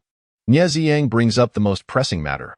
The entire Lincheng is aware that the little princess of Lincheng accepted her boyfriend Yin Ting's proposal during the graduation ceremony at the university. Now, she and Yin Ting are engaged, and with her fiancé in the hospital, she cannot remain indifferent. That's easy. Just have Jiugu send 2 bodyguards to escort me to the hospital. Ming Mingxian beams radiantly. At that time, I'll argue with the bodyguards, claiming I only want to take a quick look and leave, while they try to prevent me from entering the ward, threatening me to return home promptly. Task accomplished. Nie Ziyang. Just as he is left speechless, the previously elusive Yin Majiao emerges from the kitchen. Jiugu, have you finished eating? As soon as Ming Mingxian sees Yin Majiao, her eyes light up with delight. What are you discussing? Yin Majiao takes a seat beside her, his arm draping casually over the back of her chair, creating the illusion of an embrace. Nie Ziyang rolls his eyes inwardly. Brother, you can keep pretending. Yet Ming Mingxian remains oblivious. Even if Yin Majiao were to embrace her shoulder, she would not perceive it as anything significant. Nie Xiao mentioned that since I have yet to respond to Yin Ting, he deliberately resorted to a ploy of self-harm, drinking until he suffered a gastric hemorrhage and was hospitalized. I, as of now, have not yet severed ties with Yin Ting or dissolved our engagement. Therefore, I intend to request Brother Jiu to assign 2 bodyguards to accompany me for the sake of appearances. Her tone was somewhat cautious, and her gaze towards Yin Emojio was tinged with trepidation. She had not forgotten how she had torn her relationship with Yin Emojio apart for the sake of Yin Ting, If only she could have been reborn sooner. Yet, the point of rebirth is not something a mere mortal can dictate. Being reborn at all is already a stroke of fortune. How could she dare to be choosy? Observing the girl's cautious demeanor, Yenimojo felt a slight discomfort within. He had always indulged her. Why would she be afraid of him? Anything was permissible. Yenimojo wished to avoid discussing Yinting. As long as she no longer clamored to marry Yinting, he could tolerate anything. He gently lifted her left hand, noting the bandage wrapped around her wrist was untouched by water. A faint smile curled his thin lips. She had heeded his advice, ensuring her wound stayed dry. Anything was permissible? Ming Mingxian sensed that Yenimojia's mood seemed rather pleasant at that moment, prompting her to ask, "Then, can Brother Jiu allow me to enter the company?" Yenimoji raised his gaze to meet the brightness in her eyes. So, she wished to join the company. Nearby, Nieziang felt his heart skip a beat. This is a disaster. It turns out that Feng Yilan's words were spot on. Last night, Feng Yilan mentioned that Ming Mingxian and Yinting were playing this game, likely with significant ulterior motives. Perhaps it was directed at the Ming Yin Group. One must understand, the entire economy of Lin City is supported by the Ming Yin Group. Presently, the group's market value has soared into the hundreds of billions. Everyone desires a piece of this lucrative pie. Anything was permissible. Yenimojio's fingers unconsciously traced the palm of Ming Mingxian, his dark eyes deep, and his voice devoid of any unusual tone. If Yinting wished to enter the company, that was acceptable too. Nieziang, this is untenable, a beautiful curse. He finally understood how the ancient King Zhou lost his kingdom. It infuriated him. Nieziang poured a glass of cold water from the jug beside him, gulping it down in large swigs, fearing he might succumb to the surging anger within him. Yet Ming Mingxian was taken aback, hesitating to ask, "Does Brother Jiu have a special plan for arranging Yinting to enter the company?" Pfft. Nieziang, unable to swallow in time, spluttered his water. Yenimojo quickly pulled Ming Mingxian into his embrace, sparing her from the unfortunate fate of being sprayed. "I'm sorry. I didn't mean to. Brother Jiu, I just..." Nieziang hurriedly set aside the water cup, standing to grab tissues to clean the dining table. He was just surprised that Ming Mingxian would pose such a question. Chapter 13. My little Rose need not compromise. Yenimojo disregarded Nieziang. He lowered his gaze towards Ming Mingxian in his arms, his voice subdued. "Why do you think that Brother Jiu arranging for Yinting to enter the company indicates a plan? If there were no plan, why would Brother Jiu arrange for him to enter the company?" Ming Mingxian gazed at him in puzzlement. Did he not have a poor relationship with Yinting? The entire Lin City was aware that young Master Jiu despised Yinting. Once, he had nearly beaten Yinting in the university town. Yenimojo quietly observed her confused, watery eyes for a moment. Suddenly feeling the urge to laugh, he tousled her hair, then wrapped an arm around her, resting his chin on her shoulder as he chuckled softly. Ming Mingxian. She still could not grasp Brother Jiu's point. She did not understand why he was suddenly angry, nor did she comprehend the reason behind his sudden joy. While Yenimojo held Ming Mingxian in a delightful embrace, Nieziang completed tidying the dining table. He then stared at the drastically different demeanor of Brother Jiu, momentarily lost in thought. If only Brother Jiu could be this gentle in front of him, he could hardly imagine the happiness that would bring him. Ming Mingxian displayed remarkable patience towards Yenimojo, waiting until his laughter subsided and he released her before apologetically saying, "Brother Jiu, it seems you must bear the brunt of this once again." Yenimojo understood her implication. Outsiders would claim that he, as the older brother, was breaking apart a couple. It was fine, as long as she did not threaten to marry Yinting at all costs. He could bear any blame, but rest assured, Brother Jiu, this shall be the last time I ask you to bear such blame. Ming Mingxian assured Yenimojo, once Yinting is discharged from the hospital, I will swiftly find an opportunity to break up with him and dissolve our engagement. Yenimojo pursed his lips in a light smile, his typically cold eyes softening slightly. Very well. He awaited her resolution. Nearby, Nieziang secretly sighed in relief. He would inform Tang Jun and Feng Yilan that the little princess had genuinely awakened.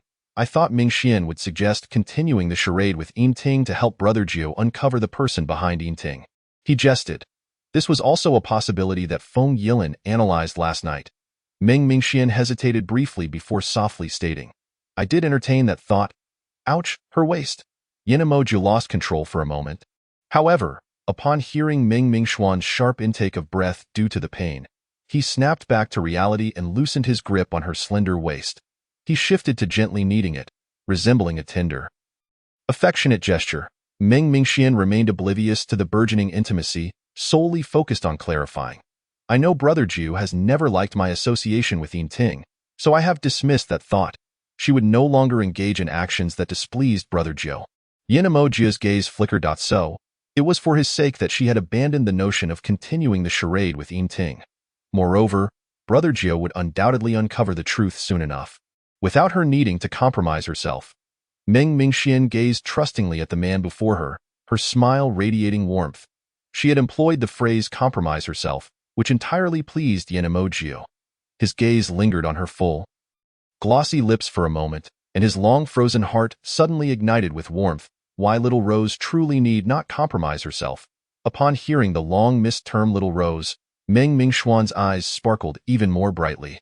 From childhood, he had always instructed her to be a vibrant, thorny rose, never to compromise herself. In her previous life, all her thorns had been directed towards him. In this life, she would never again raise even a single thorn before him. Never. Nie Ziang had received answers regarding the Yin Ting incident and, having consumed enough dog food, contentedly departed the villa. Once back in his car, he succinctly summarized everything that had transpired into a text message, sending it to the group to inform Tang Jun and Feng Yilin before promptly heading to the hospital. Tang Jun and Feng Yilin were already waiting at the hospital entrance. Upon spotting Nie Ziang's car, they immediately raised their hands to flag him down, then opened the door to take a seat inside. Is everything you sent in the group true? Tang Jun inquired as soon as the door closed. Of course, I saw it with my own eyes and heard it with my own ears. Nie Ziang nodded enthusiastically, relieved that Brother Jiu had finally awaited the little princess's return. Return? Perhaps not, Feng Yilin silently sighed.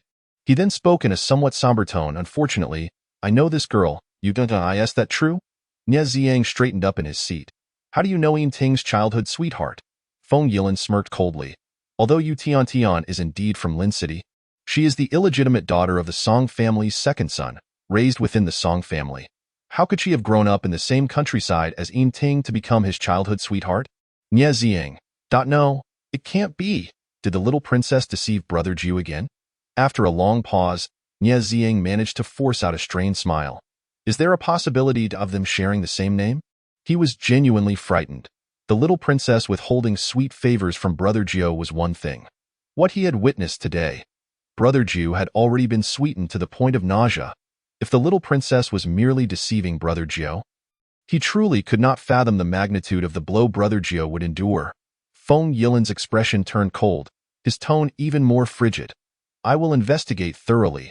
Naturally, I will not wrong Brother Jiu's precious little Rose. However, the likelihood of them sharing the same name is quite low. Moreover, we have been investigating Yin Ting for 2 years without discovering any childhood sweetheart by his side. Childhood sweethearts, one must have grown up together from a young age. It is inconceivable that no one would know. It is even more improbable that there would be no trace left. Suddenly, Tang Jun interjected. I believe that regardless of whether this Yu Tian is Yin Ting's childhood sweetheart, Mingxian would never use Yu Tian to deceive Brother Jiu. Nie Ziang perked up at this. How so? Please elaborate. He was eager to hear. It's quite simple. Let us first consider how intensely Mingxian has been at odds with Brother Jiu these past 2 years. Perhaps she was blinded by her feelings for Yin Ting, adamant about marrying him.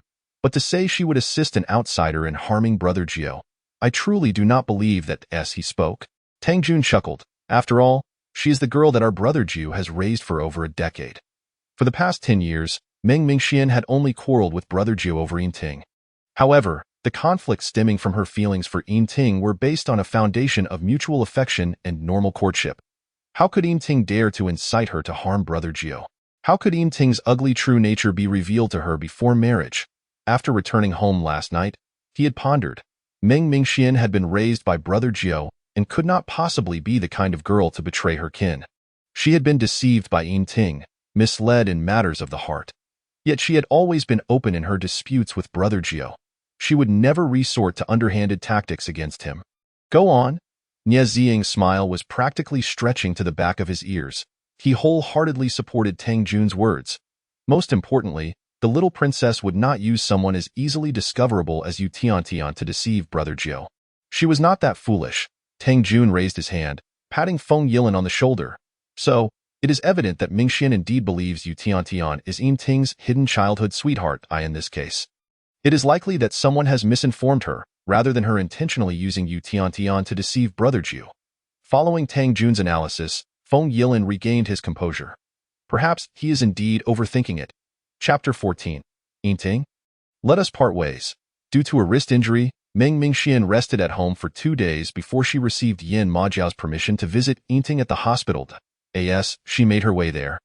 Yin Majiao had already gone to the Mingyin group. She did not cling to him for companionship, for she was well aware of his busy schedule in this life and the last. Yin Majiao had been battling and lynching since the age of 15, relying solely on his tenacity to become a prominent figure there. Such figures rarely have leisure time. However, Meng Mingxian presumed that the busy Yin Majiao would be occupied upon arriving at the Mingyin group.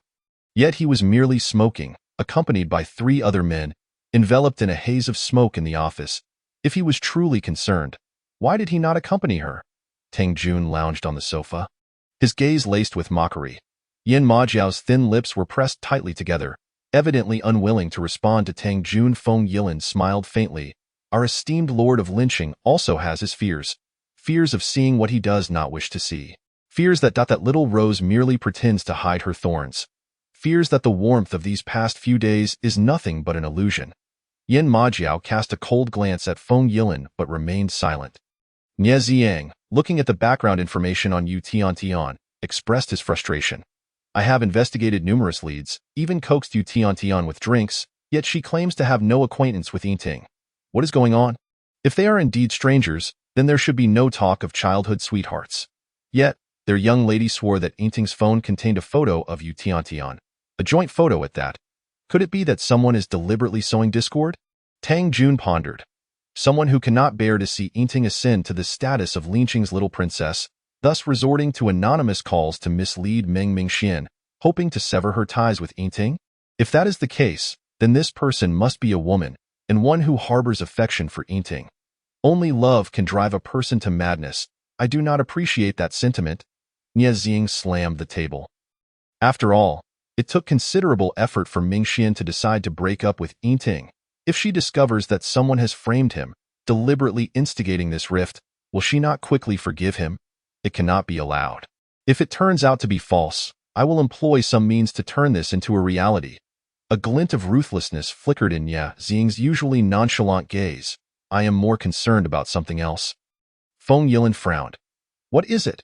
Tang Jun and Nie Ziang turned their attention to Feng Yilin simultaneously. This fellow has grown up amidst schemes, adept at both crafting and dismantling plots. Though often suspicious, he is usually quite effective in his foresight. Our young lady mentioned that the call was made anonymously, which means we cannot verify the caller's identity. Feng Yilin's gaze turned somber as he looked at Yin Majiao.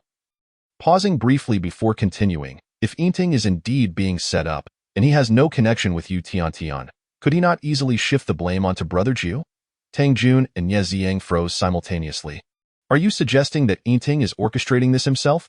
The intent being to frame Brother Jiu? Nie Ziang's expression darkened considerably. It is not impossible, Feng Yilin replied gravely, stroking his fingers. Tang Jun looked towards Yin Majiao, whose cold and austere visage betrayed no emotion, as if he had not heard their conversation. Yet, this calm demeanor caused Tang Jun's heart to sink further. Brother Jiu, if this is indeed the case, what do you intend to do? Tang Jun could not help but inquire. Yin Majiao lowered his gaze, extinguishing his cigarette on the table. His voice was measured. I have already given her a chance. Tang Jun was taken aback. I have already given her a chance. This statement implied that Brother Jiu would not grant the little princess a second opportunity. Thus, since Meng Mingxian had made her decision to verbally announce her intention to break up with Yinting, it meant, regardless of whether Yinting was wronged, this relationship must be severed. Otherwise, Brother Jiu would not let Yinting off the hook. Both Nie Ziang and Feng Yilin recognized the underlying meaning in his words and exchanged glances. Let us hope the little princess does not truly drive Brother Jiu to madness. At the hospital, Meng Mingxian was followed by 2 imposing bodyguards, nearly ready to seize her as she approached Yinting's hospital room. Xian. Upon seeing Meng Mingxian at the door, Yinting instantly sat up. He recalled the bizarre dreams of the past 2 days, an inexplicable dread creeping into his heart. He desperately sent messages to Meng Mingxian, but they vanished into the void. he surmised that she had been confined by Yin Majiao. Hearing Yingting call her Xin Xian, Meng Mingxuan's eyes subtly shifted. Brother Jiu had never referred to her in such a manner. Yet, here was Yingting, this scoundrel, calling her Xin Xian for so long. Meng Mingxian gazed at the pale yet handsome face of Yingting. Her emotions a tumultuous blend. In the past, she would have been heartbroken, but now, all she could think of were Yingting's cold words in her previous life, as well as Yu Tian, who had Yingting's support, bullying her in front of her. The accumulated resentment and hatred from her past life made Meng Mingxian suddenly unwilling to remain tied to the labels of fiancé and couples for even a second longer. Yingting, let us part ways. Without stepping into the room, Meng Mingxian slowly articulated her desire to break up from the doorway. Behind her, the two bodyguards struggled to maintain their composure. This, had the young lady not stated that she would feign a visit to the hospital and then pretend to be coerced into leaving? How had the narrative shifted so abruptly to a breakup? Of course, this was not unfeasible. Brother Jiu would surely be pleased to hear this. Xin Xian, Yingting's pupils constricted, and he nearly lost his composure as he threw off the covers and stumbled out of bed. His legs weakened, almost sending him crashing to the floor. Yet, before he could reach Meng Mingxian, the bodyguards forcibly intercepted him. Keep your distance from our young lady. The bodyguards warned coldly. Xin Xian, did Brother Jiu force you? Did he compel you to break up with me? Yingting anxiously looked at Meng Mingxian. Originally, she intended to deny it, but upon reflection, she pondered why Yingting would target Yin Majiao. She had remained oblivious to the underlying motives until her death in her previous life. Was there a more significant conspiracy at play? She could not allow Yingting to discover that she knew his pursuit of her was for ulterior motives. As for Yu Tian, she could not use her as an excuse either. For Feng Yilin had said that Yu Tian and Yingting were not childhood sweethearts. Most likely, she had been deceived by Yu Tian in her previous life. Thus, the reason for the breakup had to be attributed to Brother Jiu. Only in this manner would Yingting not abandon his scheming. She needed to let Yingting reveal his own flaws, providing Brother Jiu an opportunity to investigate. However, she also felt reluctant to malign her most cherished family member before Yingting. Thus, she feigned reluctance and stated, Brother Jiu is the person I care for the most. I do not wish to harm our relationship for your sake. Therefore, I must break up with you. Chapter 15. In the past, he said, I only accept widowhood, not divorce. Meng Mingxuan's words were met with Yingting's disbelief. She had not spoken this way before. Previously, she had expressed her anger whenever Yin Majiao was mentioned, claiming he was overly controlling. She had insisted that regardless of Yin Majiao's opposition, she would be with him. The memory of how deeply Meng Mingxian had loved him eased Yingting's fears somewhat. He gazed at her tenderly. Xin Xian, I know you are being forced by Brother Jiu. I will not take this seriously. No. You must take it seriously. Meng Mingxian interrupted him, enunciating each word clearly. From now on, we are no longer engaged. Nor are we a couple. I will not agree to this. Yingting shook his head. He refused to believe it, and he certainly would not consent. She was being coerced by Yin Majiao. She did not genuinely wish to break up with him. Meng Mingxian, observing Yingting's handsome face devoid of any pretense, felt a wave of self-mockery wash over her. Had she not witnessed his cold demeanor, she would have been deceived by his feigned affection. It is merely a breakup. It is not a divorce, and therefore does not require your consent.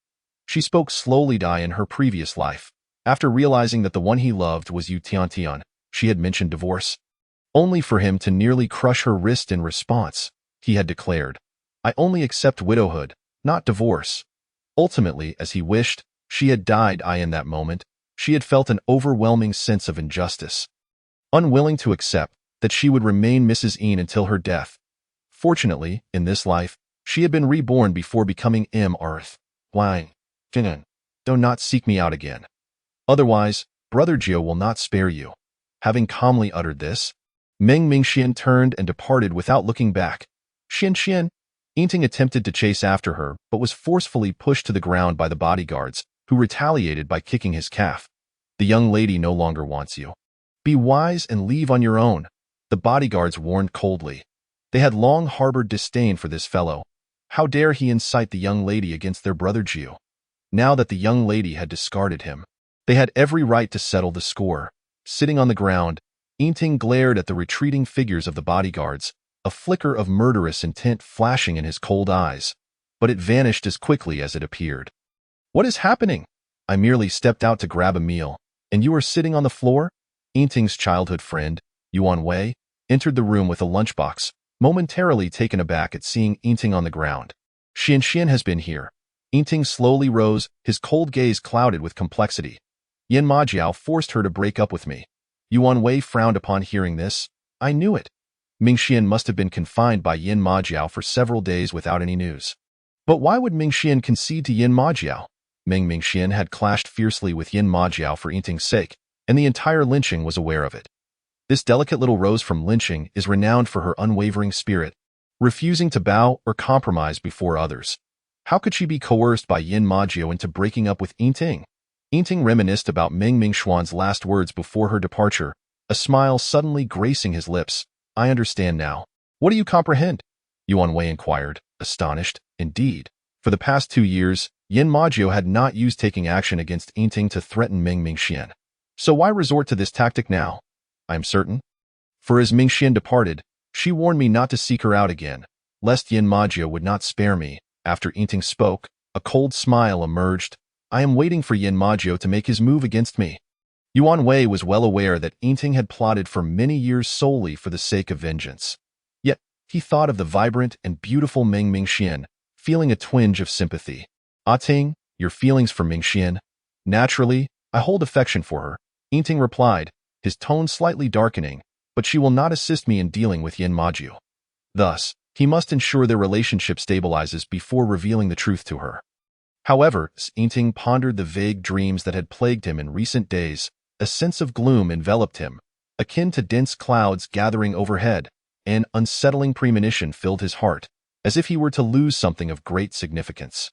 In stark contrast to Yinting's unease, Meng Mingxian was overwhelmed with joy at having officially severed ties with him. Yet, the memories of her 3 years of marital confinement in her past life still left her feeling she had been too lenient on Yinting. When would she finally have the chance to give Yinting a sound thrashing, thus avenging her tragic past? Miss, are we returning to the villa now?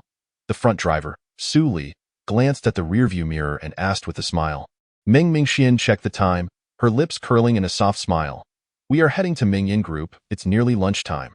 I shall treat Jiuge to a meal, otherwise he surely will neglect his sustenance once again. Su Li chuckled in response. Indeed. The young lady is so considerate of Jiuye. He must be overjoyed. Su Li's gratifying tone made Meng Mingxuan's lips press together. Guilt washed over her once more. Those who followed Jiuge were once impoverished, many of whom were orphans. They were chosen by Jiuge and built their lives alongside him.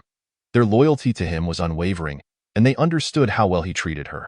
Over the past years, they must have felt immense pity for Jiuge and harbored resentment toward her. It was her lack of understanding.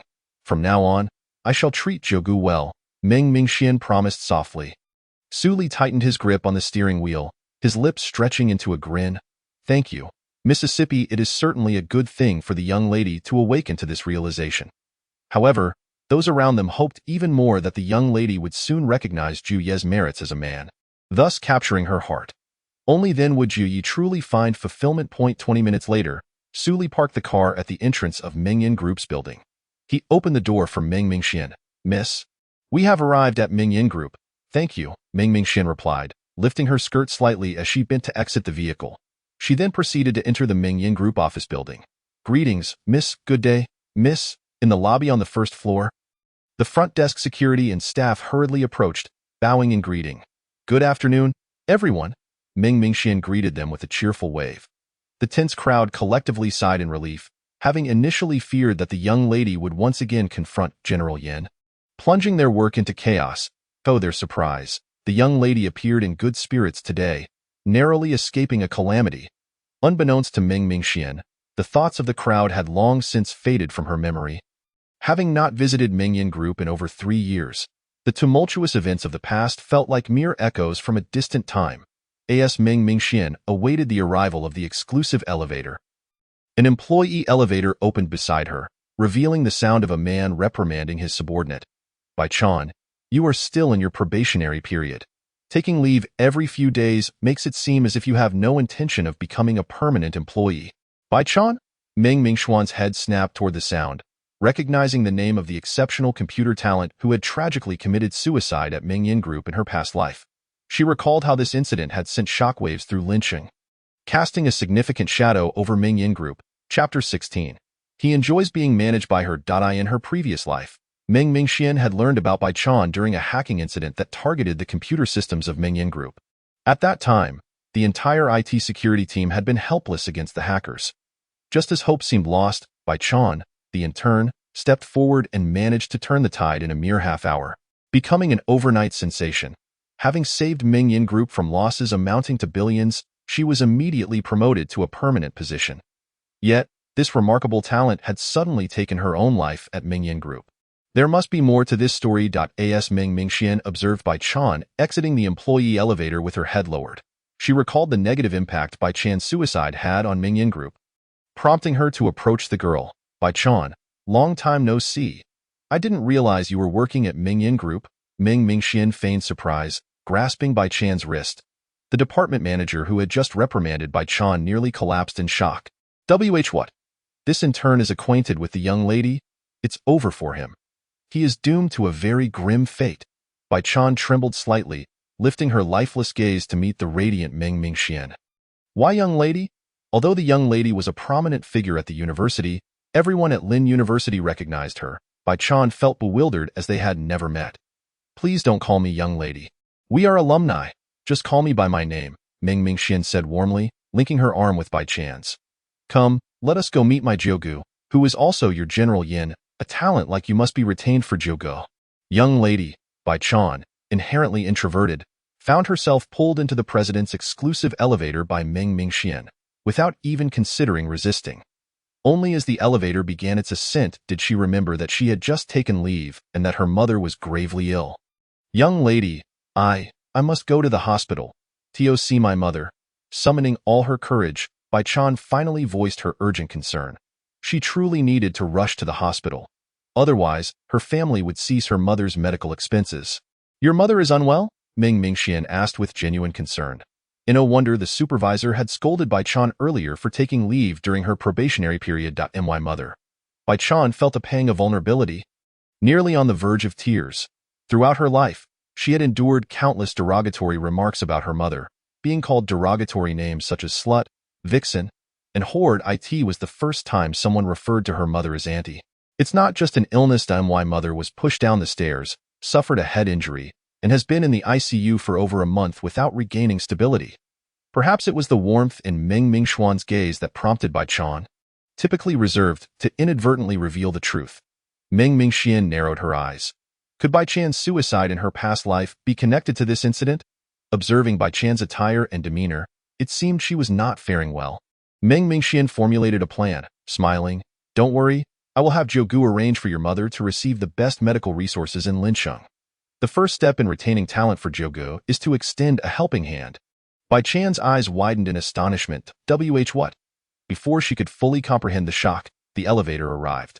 Meng Mingxian took her arm and swiftly exited, heading straight for the president's office. Thump, thump, Bai Chan's heart raced. If what the young lady said were true, then not only would her mother be saved, but they could finally escape the mire that was the Bai family. Young lady, young lady. Along the way, many greeted Meng Mingxian, while curious glances fell upon Bai Chan.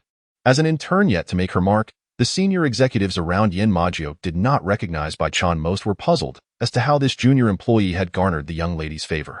In the president's office, Nie Ziang and the others had yet to depart. The internal phone rang insistently once more.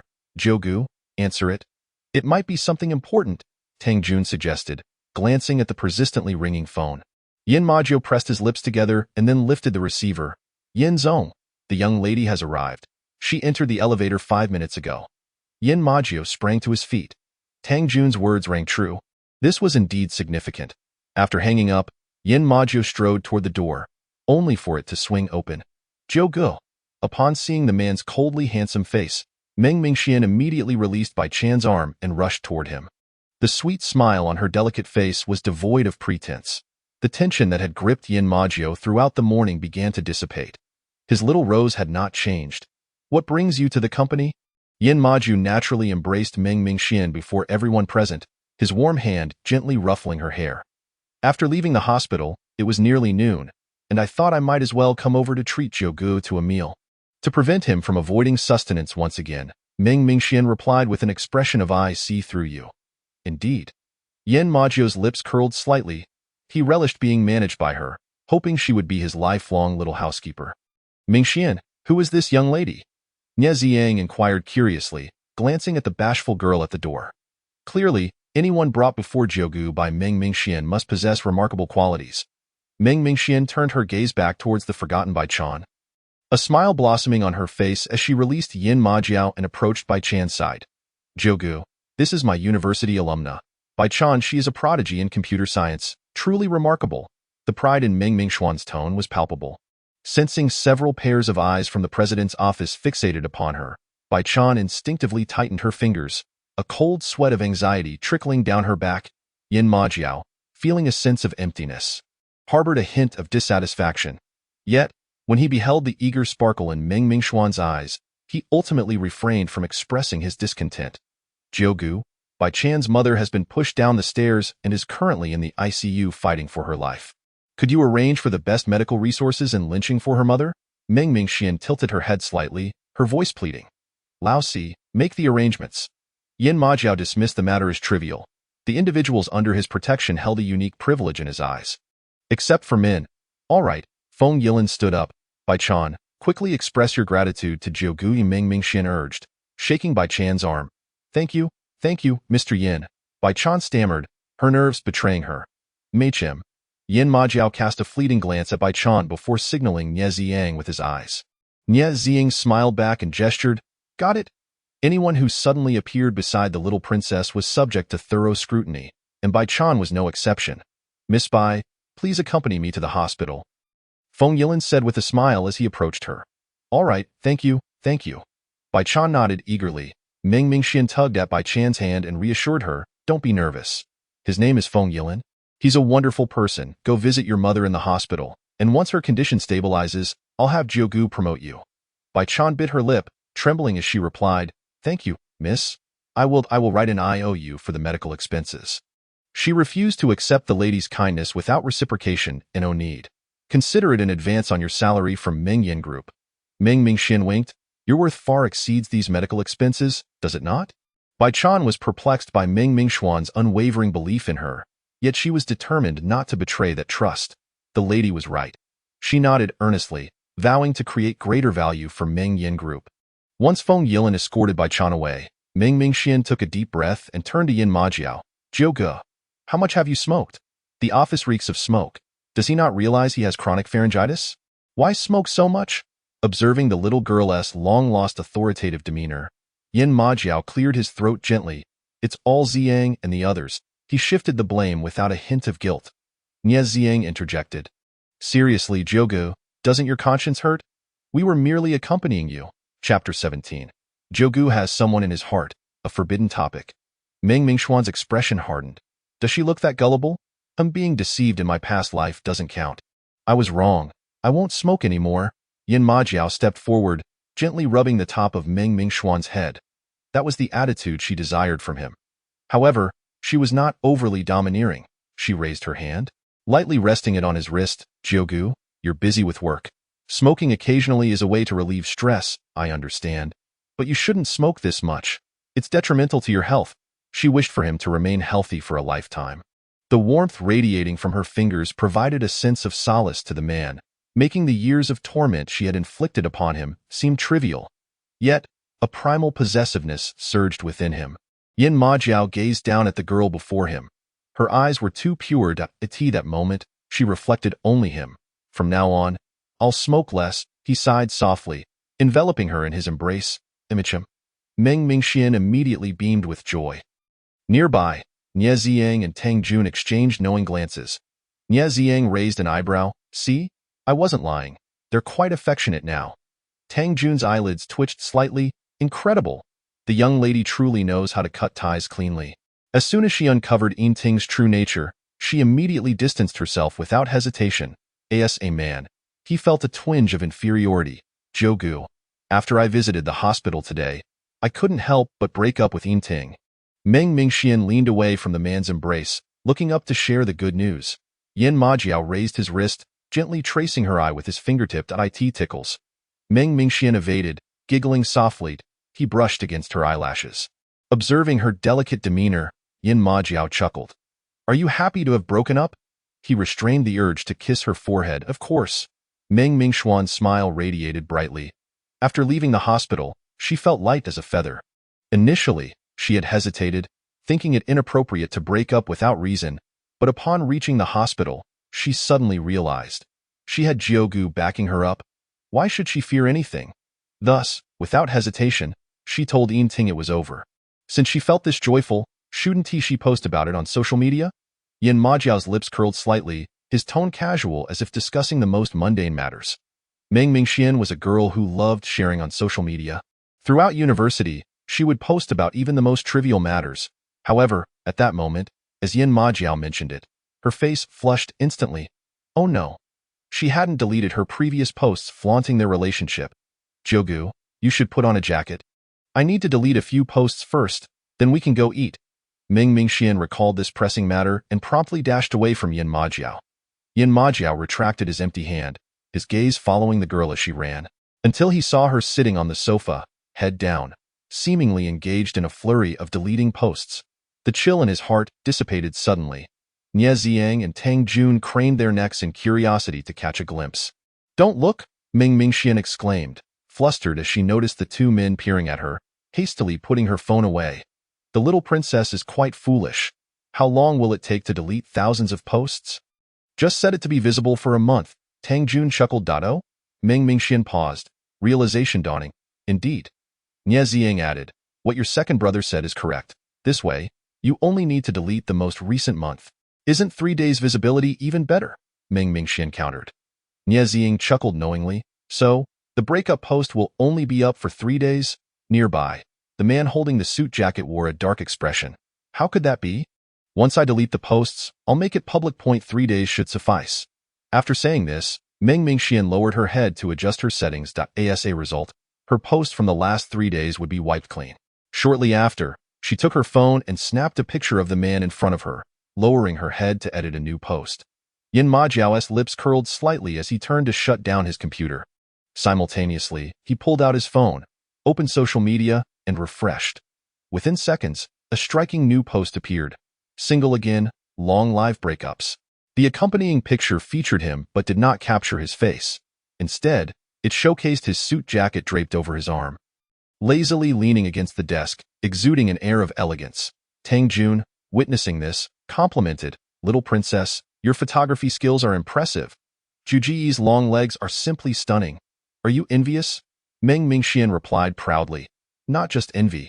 It's pure jealousy. Every time we go to the bar together, those beautiful women only have eyes for Jiugu, not glancing our way at all. Who knows which girl will eventually capture Jiuye's heart? Tang Jun remarked playfully, keenly observing Meng Mingxuan's reaction. Her smile faltered slightly.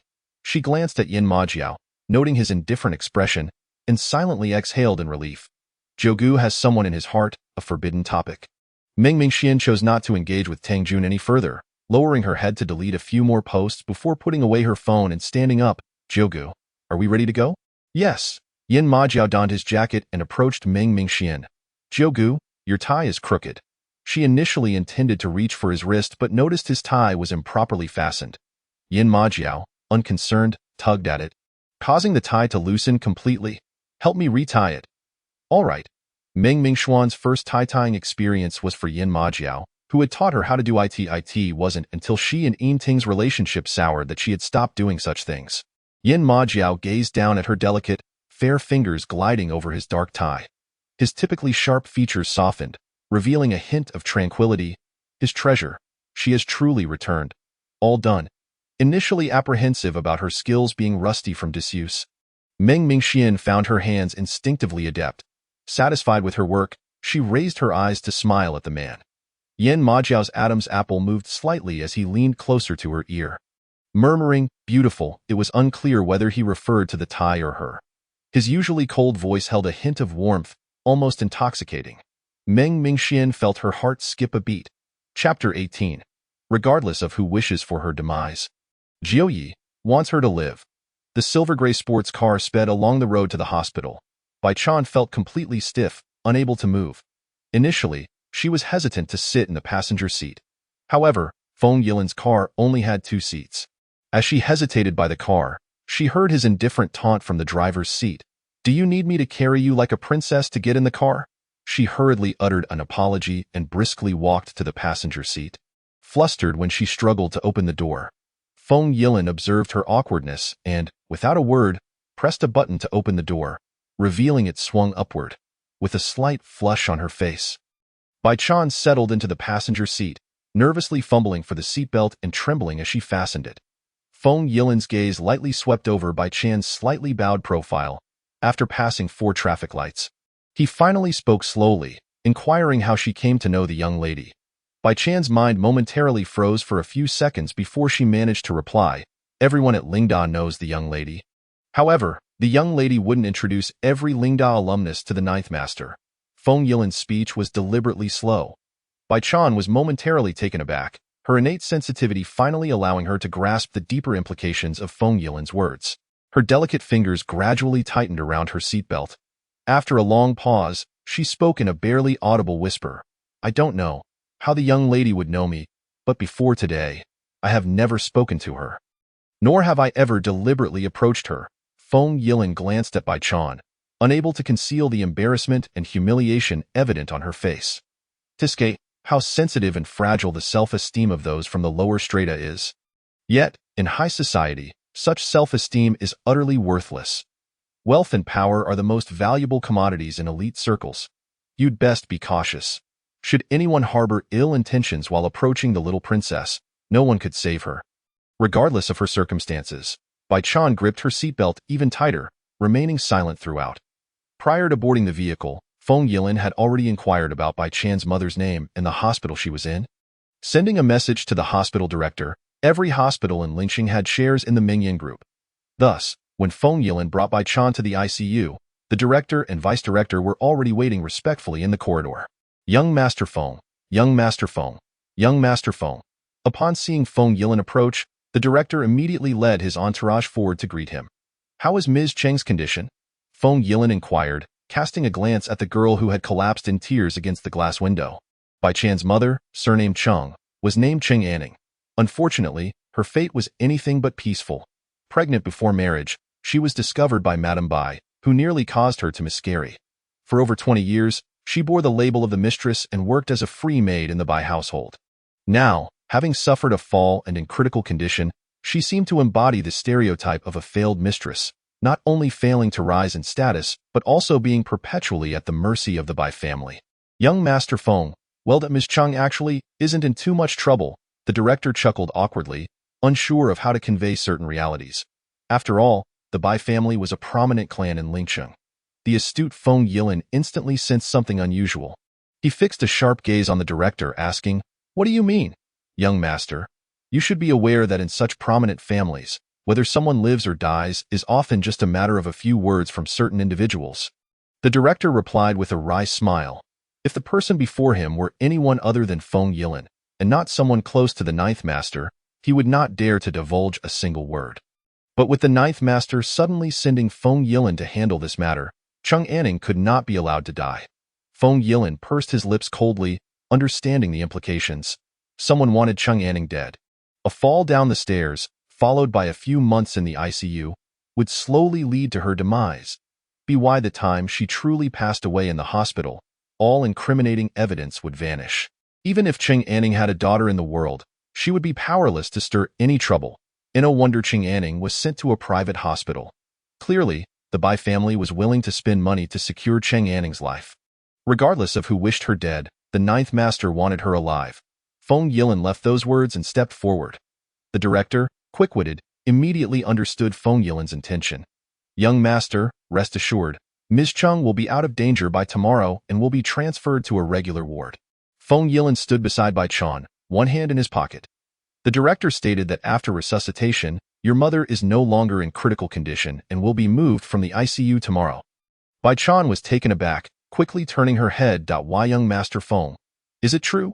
Feng Yilan's conversation with the director was distant, and she had not overheard it. She couldn't believe it. What benefit would I gain from lying to you? Feng Yilan's tone was frigid. Yet, to Bai Chan, it felt like the most heavenly voice she had ever heard. Is safe now. Thank you, young Master Feng. She was overwhelmed with emotion, her words tumbling out chaotically. The one you should thank is the young lady, Feng Yilan said, his cold gaze narrowing slightly, revealing a sharpness in this lifetime. You had best refrain from doing anything to harm the young lady.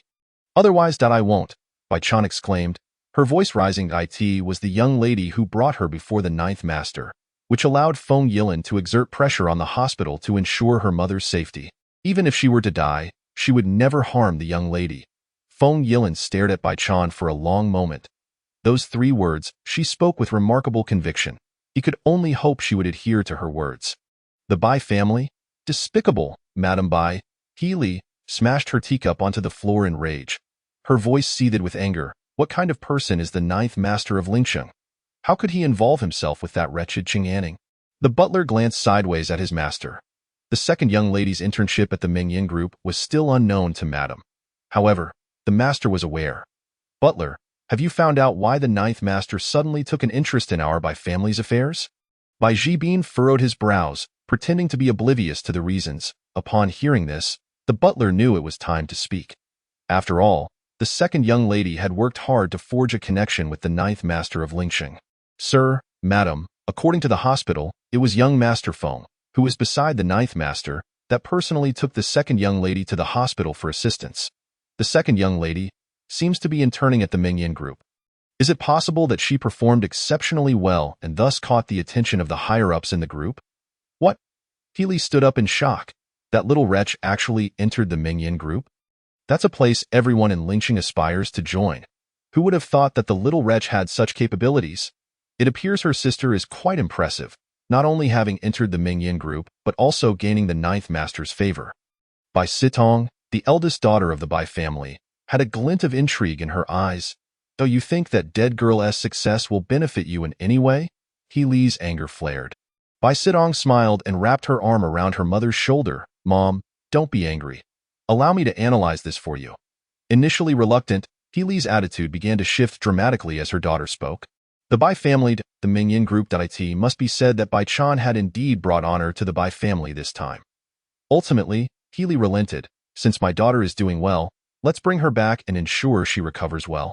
For the sake of her daughter's happiness, she could temporarily endure. Chapter 19. He apologized in a hushed voice. It's my fault, ninth brother. I in the dining hall of the Mingyan group, a man and woman, both strikingly attractive, occupied a private booth on the second floor. Below, employees dining couldn't help but glance up at them, pretending to be nonchalant. The company group chat had long since erupted. Hooray! President Yin and the young lady are back together. Oh my! The young lady who was taken over has finally returned. The little son has returned. Our hellish lives are over. The discussions were fervent. Even Ming Mingxian, no matter how oblivious, realized that she and Yin Emojio were being treated like monkeys on display. Under such circumstances, even the most exquisite dishes became somewhat unpalatable. Oddly, didn't ninth brother feel uncomfortable? What's wrong? Is the food not to your taste? Yin Emojio's hand, holding chopsticks, had his sleeves rolled up slightly, revealing his attractive and strong wrist, which was quite eye-catching. Meng Mingxuan's gaze lingered on that wrist for a moment before she snapped back to reality. Shaking her head, no then, she hesitated, glancing downstairs and whispered, ninth brother, there seem to be quite a few people watching us eat us. A glimmer of amusement flickered in Yin Emojio's dark eyes. Don't mind them. He raised his hand to place some vegetables into her bowl. His voice gentle, eat more vegetables. Meng Mingxian immediately grimaced at the green mound. Why does this world even have vegetables? Nutrition. She could get the same from fruits. Yin Emoju chuckled softly, coaxing, eating more vegetables is good for your health. Be good. The word be good successfully suppressed Meng Mingxuan's aversion to the vegetables. Slowly, she picked up a piece and put it into her mouth. Chew you. Maybe it was better not to chew. Meng Mingxian quickly swallowed it down. Feeling a bit choked, Yin Emojio helplessly handed her the juice. Spoiled that of course, he had indulged her. Meng Mingxian took the juice and drank a couple of large gulps before feeling somewhat better. Suddenly, she thought of Yinting. Yinting never forced her to eat vegetables. In fact, he never pressured her to eat anything she disliked. Ninth brother's indulgence was within harmless limits, while Yinting's was simply to keep her from being upset. For instance, when she craved ice during her period, he would gently advise against it, but if she insisted, he would let her be. But ninth brother would never allow it. Meng Mingxian smirked mockingly, realizing how she had failed to see such a clear distinction in her previous life. Let's go. The man's icy voice suddenly rang out. Meng Mingxian snapped back to reality, raising her gaze to see Yin Emoju already standing up to leave. Ninth brother, wait for me. She hurriedly got up and jogged after him. Yin Emoju's long legs carried him swiftly, and soon enough, he had left Meng Mingxian behind. She suddenly realized that Yin Emoju was angry. Why? Was it just because she didn't obediently eat her vegetables? Just after finishing her meal, and having eaten quite a bit, her stomach began to ache as she jogged after him. She reached the exclusive elevator door but found no sign of Yin Emoju. His long legs indeed moved quickly. Clutching her aching stomach, she breathed in small gasps and hurried to take the exclusive elevator to catch up with Yin Emoju. By the time Meng Mingxian returned to the CEO's office, she found it utterly empty. Where has that big ninth brother gone? Meng Mingxian had intended to go out and search for him again, but suddenly thought, ninth brother was moving so swiftly. Could it be that he was in urgent need? Not angry, but perhaps heading to the restroom? With this thought, she calmed herself. Covering her aching stomach, which throbbed from vigorous activity post-meal, she nestled into the sofa, awaiting Yin Maju's return. After roughly 3 or 4 minutes, Yin Maju emerged from the restroom, his expression as indifferent as ever. He had suppressed his anger. However, upon seeing Meng Mingxian curled up on the sofa, appearing unwell, a pang of concern pierced his heart. Prompting him to stride over quickly, Mingxian, he crouched before the sofa, frowning as he observed her hand pressed against her stomach. Is your stomach discomforting? Meng Mingxian opened her eyes.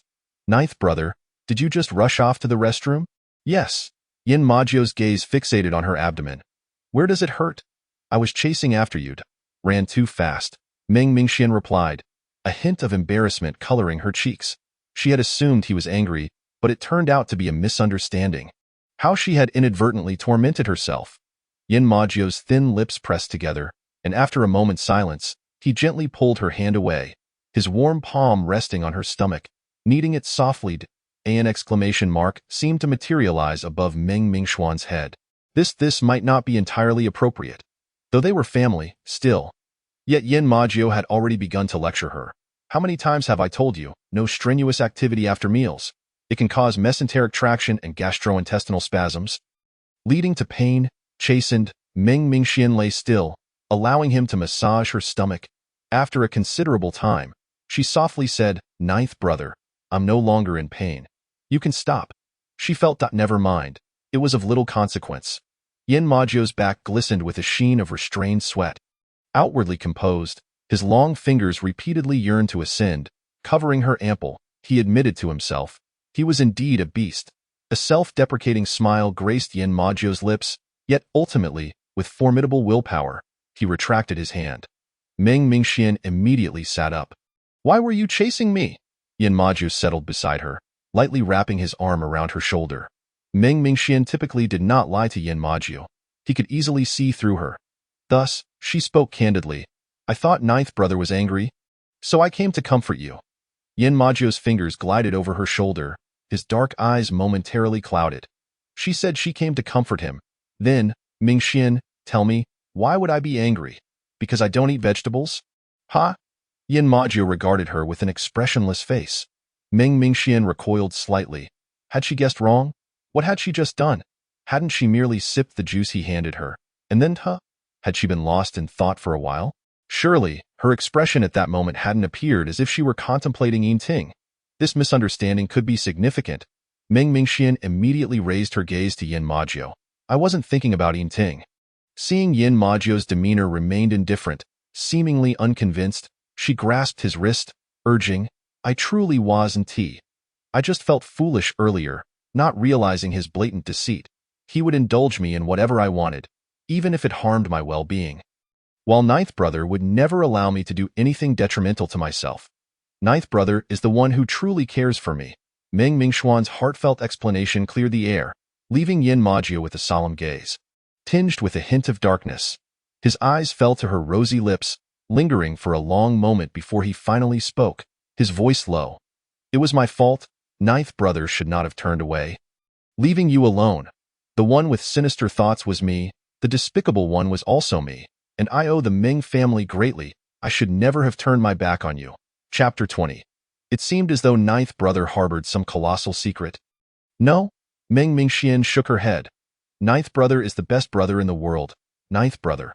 Aware he disliked being called brother, she quickly corrected herself. Yin Majio's gaze was deep as he observed the girl before him.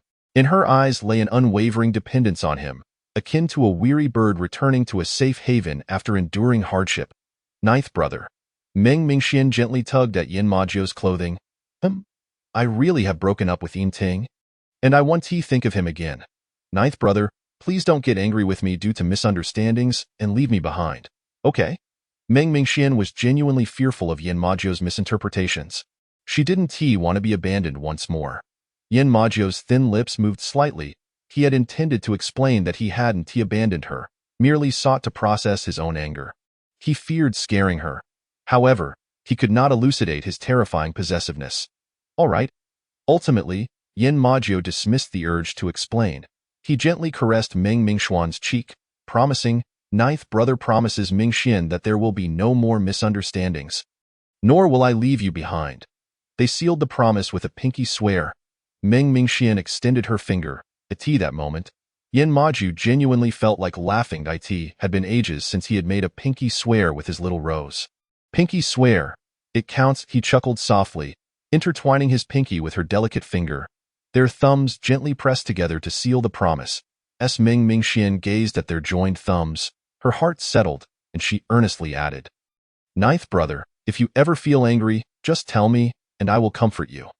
Yin Majio's usually calm demeanor rippled like a stone cast into a still lake, creating waves of emotion. What if ninth brother makes Mingxian angry? He inquired tentatively. Never. Meng Mingxian shook her head without hesitation. I will never be angry with ninth brother again. If. The man's tone was serious, as if he was adamant about receiving an answer. She pursed her lips, contemplating earnestly before responding. I will also tell ninth brother when I'm unhappy and want him to comfort me. After all, she wouldn't be truly angry with him again, merely displeased. No matter what ninth brother might do that upset her. Yin Majio fixed his gaze upon her earnest eyes. Indeed. Meng Mingxian nodded resolutely. Regardless of what he did that caused her displeasure, she would never genuinely be angry with him. Mingxian, remember what you said today. Yin Majio embraced her, resting his chin atop her head, speaking softly, because he took her words to heart. Meng Mingxian murmured an affirmative sound in his embrace, unable to suppress the thought of how she had once detested this warmth. It was undeniably so comforting. President Yin, oh, I'm so sorry. I have business to attend to. The secretary burst into the room, momentarily taken aback before hastily preparing to flee. Come in.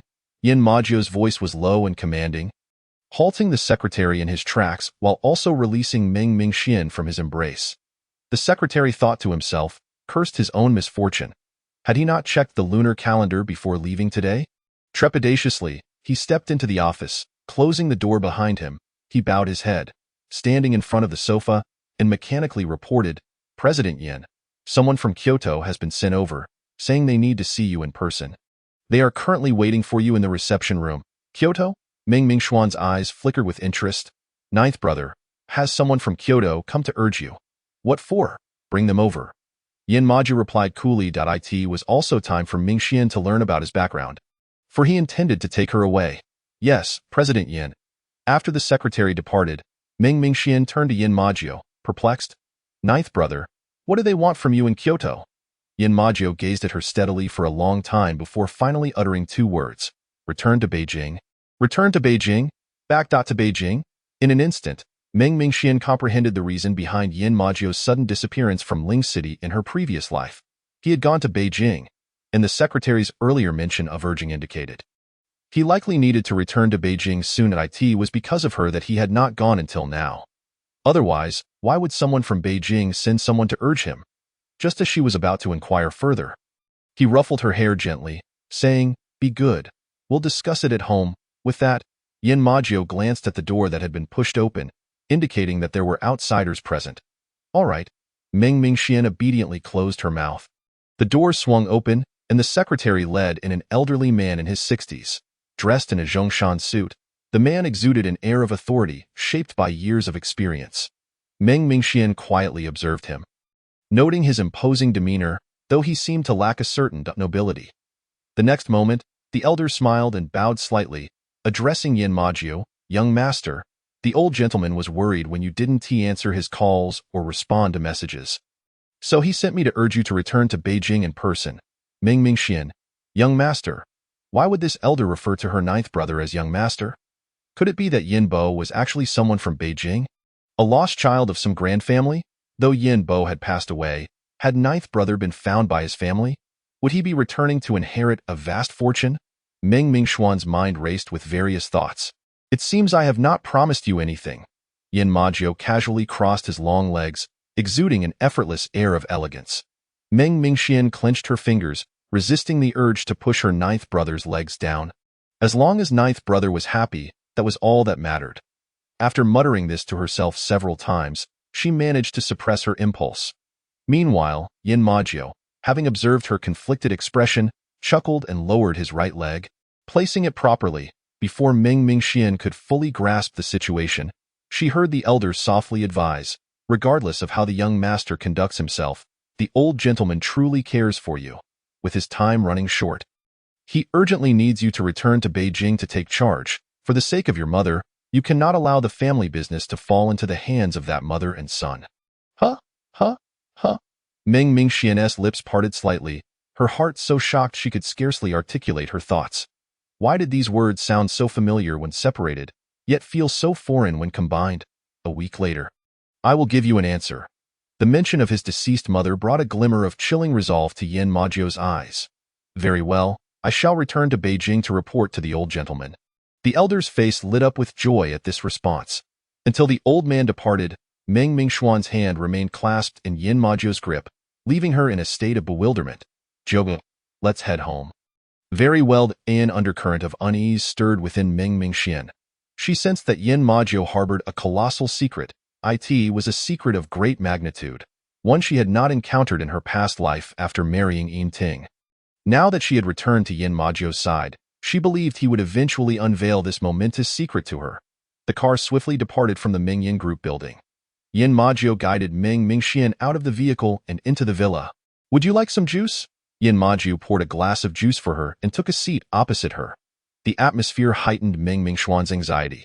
She lifted the glass and drank deeply. "I've finished." Sitting upright, her hands resting neatly on her lap, she awaited the revelation of the grand secret. Observing the obedient Meng Mingxian, the hidden pain within Yin Majiu's heart was momentarily alleviated. "Mingxian, your Uncle Yin is not my biological father."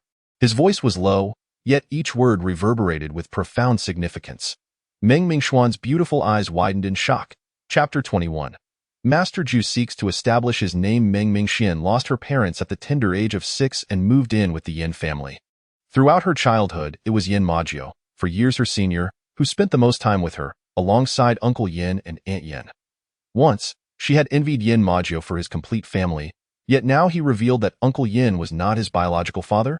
"You know, my father and mother were childhood sweethearts." Yin Majiu produced a cigarette, glancing at Meng Mingxian as his long fingers toyed with the lighter, though he did not ignite it. Overwhelmed by shock, Meng Mingxian hardly noticed the cigarette in his hand. She forced herself to close her mouth and nodded. "Yes, I know. Uncle Yin loved Aunt Yin dearly, often speaking of their childhood bond. She had been aware of this since she was very young. However, it seemed that the love of the Yin family men bore a hint of tragedy. Meng Mingxian recalled the day Aunt Yin met with misfortune, when Uncle Yin had appeared utterly devastated. Just one glance had brought her to tears. How deep must his pain have been to evoke such despair? Later, she witnessed the same hopelessness in Yin Majiu. "You only know that my parents were childhood sweethearts.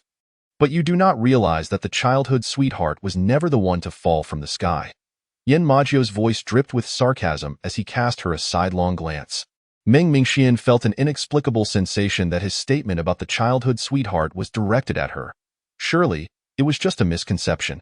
She had no childhood sweetheart, unlike Yu Tiantian and Yin Ting. Oh, in her past life, she had been deceived by Yu Tiantian. And Yu Tian and Yin Ting were not childhood sweethearts either.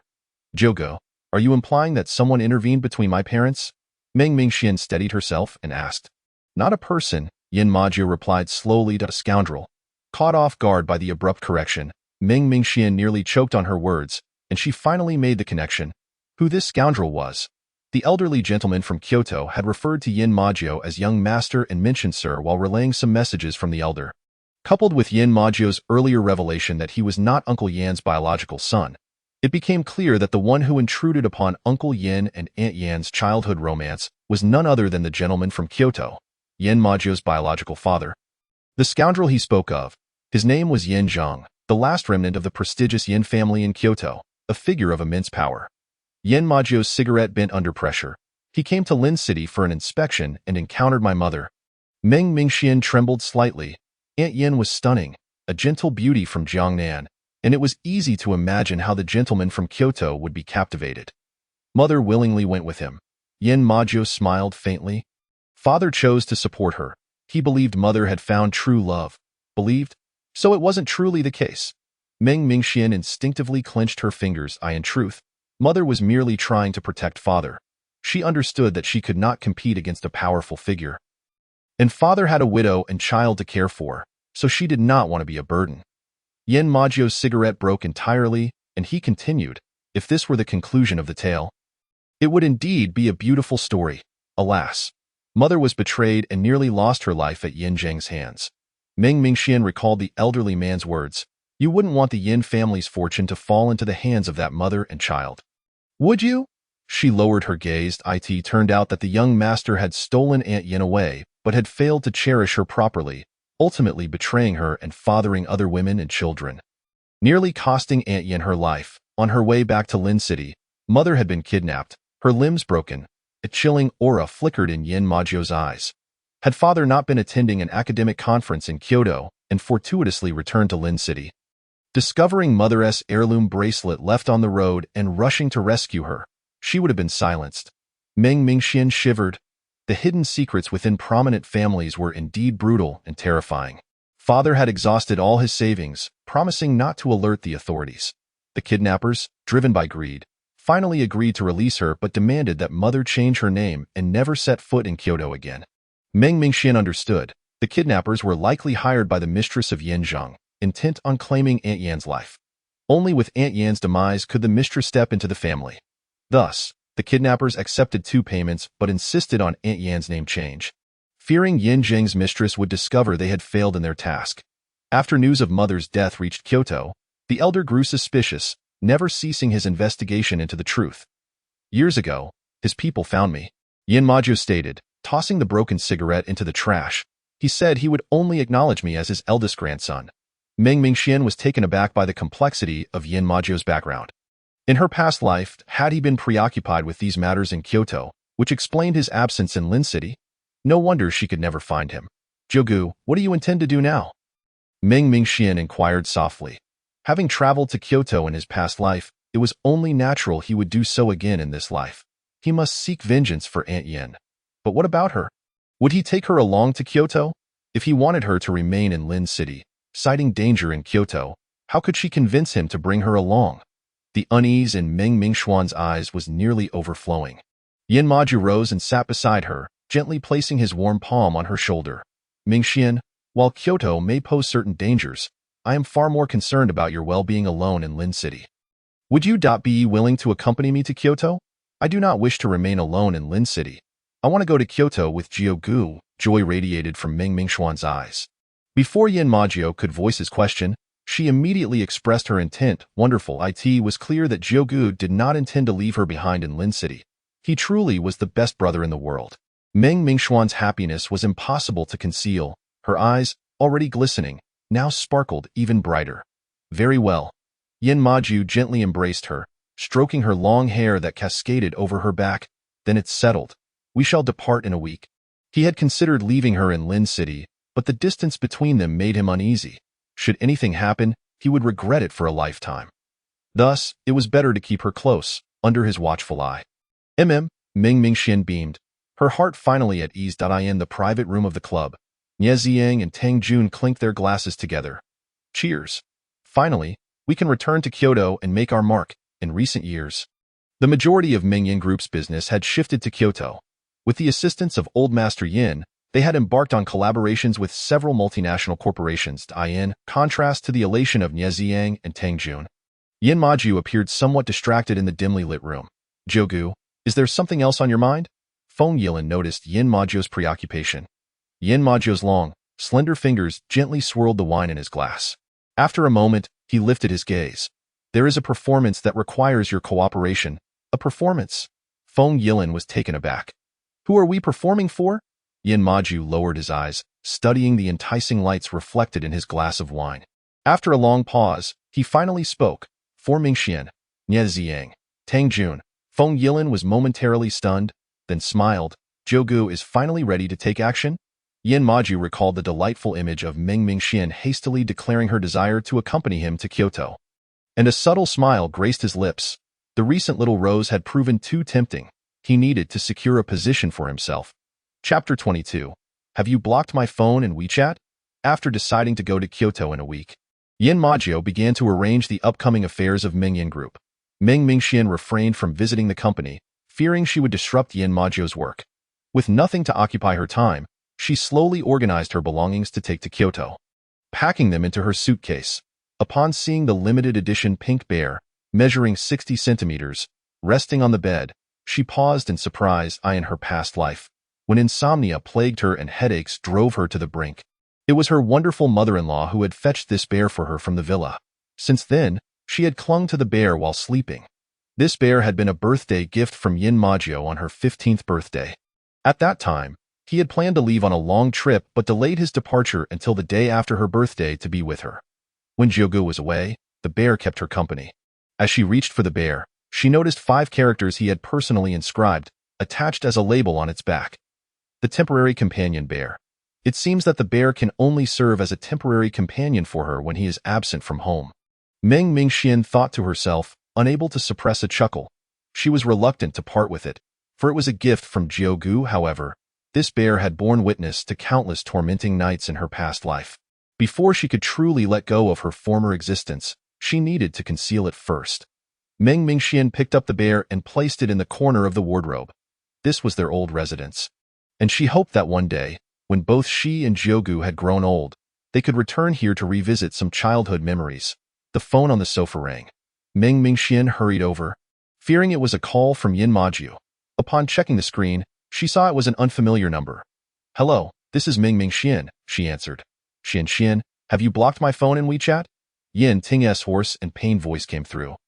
Ming Mingxian had indeed blocked all means of contact with Yin Ting, but she anticipated that he would find some way to reach her. She had no intention of changing her number. She would not evade. She would only retaliate. She aimed to eradicate Yin Ting from her heart, leaving not a trace behind. Yes, it seems there is no longer a need for us to stay in touch. Why? Xian, you clearly agreed to my proposal, and we promised to grow old together. So many witnesses heard our vows. Ming Mingxian listened quietly to Yin Ting's choked confessions. Although she knew the man on the other end was deceiving her, she felt no anger. Rather, she thought it was a pity that Yin Ting did not pursue a career in acting. I am leaving Lincheng. All that we spoke of before no longer holds weight. As Yin Ting began to weep, Ming Mingxian provided him with a decisive answer. Leaving Lincheng? Yin Ting sat up straight on the sofa. Xian, where are you going? Ming Mingxian replied with indifference, that is none of your concern. Yin Ting speculated, is it Jiuye's decision? Does he intend to tear us apart and send you away? I said, it has nothing to do with you. From now on, do not call again. Ming Mingxian hung up the phone and swiftly blocked the number. Sitting on the sofa, she reflected on Yin Ting's actions in her past life, but could glean nothing conclusive in her previous existence. Yin Ting had taken her 50 million and established a gaming company in Lincheng, which seemed to have fared reasonably well. However, he had not ventured to Kyoto. Ming Mingxian found it puzzling. If Yin Ting sought revenge against Yin Maju, why had he not followed him to Kyoto after Yin Maju left Lincheng? Could it be that someone truly held sway over Yin Ting, preventing him from going to Kyoto? Just as her thoughts began to spiral, her phone rang again. Noticing it was yet another unfamiliar number, she assumed it was Yin Ting calling from a new number and promptly hung up. Just as she was about to block it again, the number sent a message. Thank you, Mississippi. I will repay you for a lifetime. Thank her? Repay her? Even calling her miss? Ming Mingxian immediately thought of one person. Bai Chan. She quickly returned the call. Mississippi. Bai Chan, how is your mother? Ming Mingxian inquired. Thanks to you, the other day, when Feng Xiao took me to the hospital and spoke to the director. The best doctor was arranged to perform surgery on my mother. The operation was very successful, and my mother was transferred to a regular ward the next day. Now she has regained consciousness and can eat some soft food. Bai Chan replied, her tone filled with gratitude. That is wonderful. Ming Mingxian recalled Bai Chan's death in her past life and added, Bai Chan, please add me on WeChat and send a screenshot of our chat to your moments. Also, if anything arises in the future, just message me directly. Bai Chan's background had been thoroughly explained to her by Feng Yiland. It was evident that Bai Chan and her mother had long suffered under the bullying of the Bai family. Ming Mingxian suspected that Bai Chan's suicide from the building of Ming Yin Group in her past life had deeper implications, possibly related to the Bai family. Yet, as she was about to leave lynching, she could not be there to protect Bai Chan at all times. She hoped that her presence in Bai Chan's moments could serve as a deterrent against the Bai family. Miss, Bai Chan's voice trembled with emotion. She understood that the miss was providing her support. I simply admire capable young women. Ming Mingxian smiled. Miss, I will not disappoint your admiration. Bai Chan's eyes brimmed with warmth. All right, let us add each other on WeChat. Sure, Mississippi. After ending the call, Bai Chan's friend request arrived. Ming Mingxian accepted it at lightning speed, sending a fierce emoji and a message. How infuriating. As an idol, you actually deleted your fans' WeChat. I'll forgive you this time, but there won't be a next time. Bai Chan replied, I was wrong, Mississippi. Ming Mingxian shot back, please call me my Mississippi. Bai Chan complied, I was wrong, my Mississippi. Ming Mingxian sent a meme that said I reluctantly forgive you. Bai Chan screenshot her post and sent it to Ming Mingxian for approval.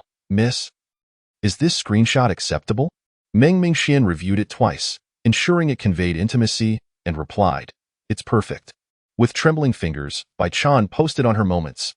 The caption read, I'm sorry, my Mississippi. Bai Chan's circle of friends was small, primarily consisting of classmates from the computer science department, a few colleagues from Ming Yin Group's IT security department, and several relatives. This was her first time posting on Moments, and it exploded with activity. Is this for real? This is the miss of Ming Yin Group, the little princess of lynching? Senior, you are amazing.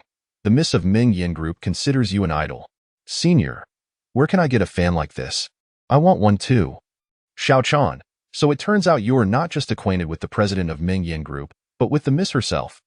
Xiao Chan, come back for dinner this weekend. In the Bai family, Bai Situang quickly caught wind of the news. Naturally, she had Bai Chan's WeChat, but Bai Chan had never posted on Moments before. She was surprised that Bai Chan had shared such a significant update. Bai Situang lightly traced her fingers over the phone screen, her gaze deep and contemplative. The little princess of Lincheng. Perhaps she was more accessible than Jiuye. A smile played on Bai Situang's lips as she stood to change her clothes. After work, Bai Chan was taken aback to see Bai Situang waiting at the entrance of Ming Yin Group. What is Bai Situang doing here? Xiao Chan, I came to pick you up, Bai Situang said cheerfully, linking her arm with Bai Chan's. Bai Chan felt a sudden stiffness, as if ensnared by a venomous snake. I saw your moments, and it turns out you and Miss are good friends. It's thanks to her that Aunt Ning was able to turn the crisis around. We must express our gratitude properly. Bai Situang's words made Bai Chan take a step back. I have already thanked the Mississippi. She had no intention of bringing Bai Situang to meet the Mississippi. Bai Situang was not a good person. Chapter 23. Want to be her sister-in-law? But she would never have a sister-in-law in this lifetime. Bai Chan rarely said no to herself. Indeed, having climbed onto the high branch of the Miss of Ming Yin Group, she felt emboldened. Bai Situang smiled. You wouldn't want me to post those photos in the streets of Lincheng, would you? Bai Chan's face drained of color. Her pale lips quivered for a moment before she stammered. It's up to you. Bai Situang raised an eyebrow, her patience waning.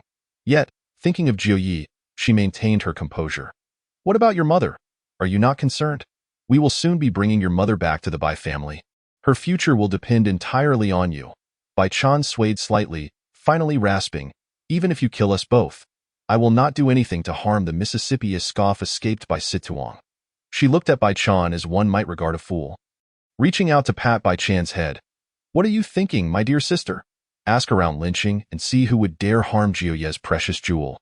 I merely wish to befriend the Mississippi and discuss the potential union between the Bai family and the Yin family.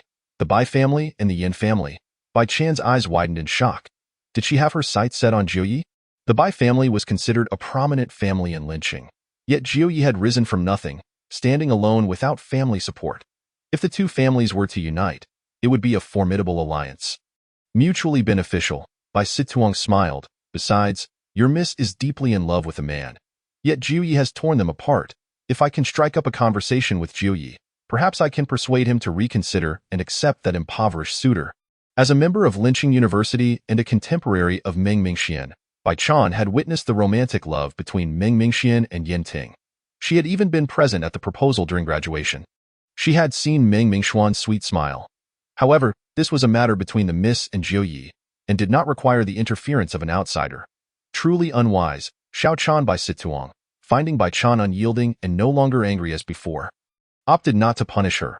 Instead, she simply patted Bai Chan's cheek. Since you refuse to accompany me to meet the miss, I shall go alone, believing that with my identity, the miss will surely see me. With that, Bai Situang turned to leave. Wait. Bai Chan rushed forward. I will go with you. If Bai Situang insisted on meeting the miss, she would rather accompany her, lest Bai Situang deceive the miss behind her back and cause her harm. Meng Mingxian took a nap in the afternoon, though it was far from restful. She was plagued by dreams filled with solitude and darkness. Less than an hour later, she awoke, reaching for her phone and opening the WeChat chat with Yin Majio. Staring at it for a long time, it has been a few days filled with exchanges between her and Yin Majio. Each message met with a response. Meng Mingxian let out a gentle sigh of relief. She understood that her depression was likely still lingering. Frequently, she felt a sense of unease. However, she was reluctant to consult a doctor, for that would prevent her from clearly explaining her situation to Yin Majio. In any case, as long as she remained by his side, she would gradually heal. For now, she felt genuinely happy. Meng Mingxian rose from her bed, changed out of her slightly damp pajamas, rinsed her mouth, and made her way to the kitchen on the first floor to prepare a simple meal. Ever since only she and Yin Majio remained in the villa, the presence of servants and bodyguards had been strictly forbidden. Though Yin Majio doted on Meng Mingxian, he equally valued her independence and self-sufficiency. She had gained admission to Linqing University through her own efforts, and she was capable of preparing a few basic dishes. Yin Majio did not want her to lose her fundamental life skills when he was not around. Seated at the dining table, Meng Mingxian ate while perusing the messages in their WeChat group. Suddenly, a message from Bai Chan appeared. Miss, my sister insists on coming to thank you in person. If I don't bring her, she'll come alone, it seems. She wishes to discuss a union with President Yin. Bai Chan's sister? Ah, that must be Bai Sidong. Bai Sidong desires to form a union with her ninth brother? How audacious. Understanding Bai Chan's predicament, Meng Mingxian replied, It's all right, bring her along. Having discreetly sent Meng Mingxian a message under the pretense of using the restroom, Bai Chan breathed a sigh of relief upon seeing Meng Mingxuan's response. She was concerned about Bai Sidong meeting the young lady alone, but also worried that if she accompanied Bai Sidong, the young lady might misinterpret the situation. Thus, she decided to inform the young lady first, ensuring there would be no misunderstandings. Bai Chan deleted the previous messages and returned to Bai Sidong's car. Let's go. Hand me your phone. I want to take a look, Bai Sidong said with a smile, extending her hand toward Bai Chan. Bai Chan's heart raced. As expected, before she could decline, Bai Sidong retrieved her phone from her canvas bag. How did you know my? Bai Chan watched in disbelief as Bai Sidong unlocked her phone. Isn't it just the birthday of the senior you have a crush on? Many people are aware of it. Bai Chan was first taken aback, then her face turned pale as realization struck. The secret of her infatuation was known only to her senior, who had inadvertently found her diary. Since then, she had not pinned another entry, even burning that diary in its entirety. Could it be? Bai Chan clenched her fingers tightly, her knuckles turning white.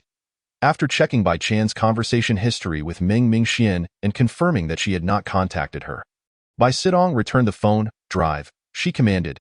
Yes, miss, the family driver immediately complied. Half an hour later, Bai Sidong, arm in arm with Bai Chan, walked into the villa under the watchful eyes of the bodyguards. Miss, it is a pleasure to meet you for the first time. I hope you will not find my small token of appreciation lacking, Bai Sidong said as they entered the living room, releasing Bai Chan's hand and presenting a gift bag to Meng Mingxian. Meng Mingxian glanced at the coffee table and replied, Sister Bai, you are too kind. Just place it on the coffee table.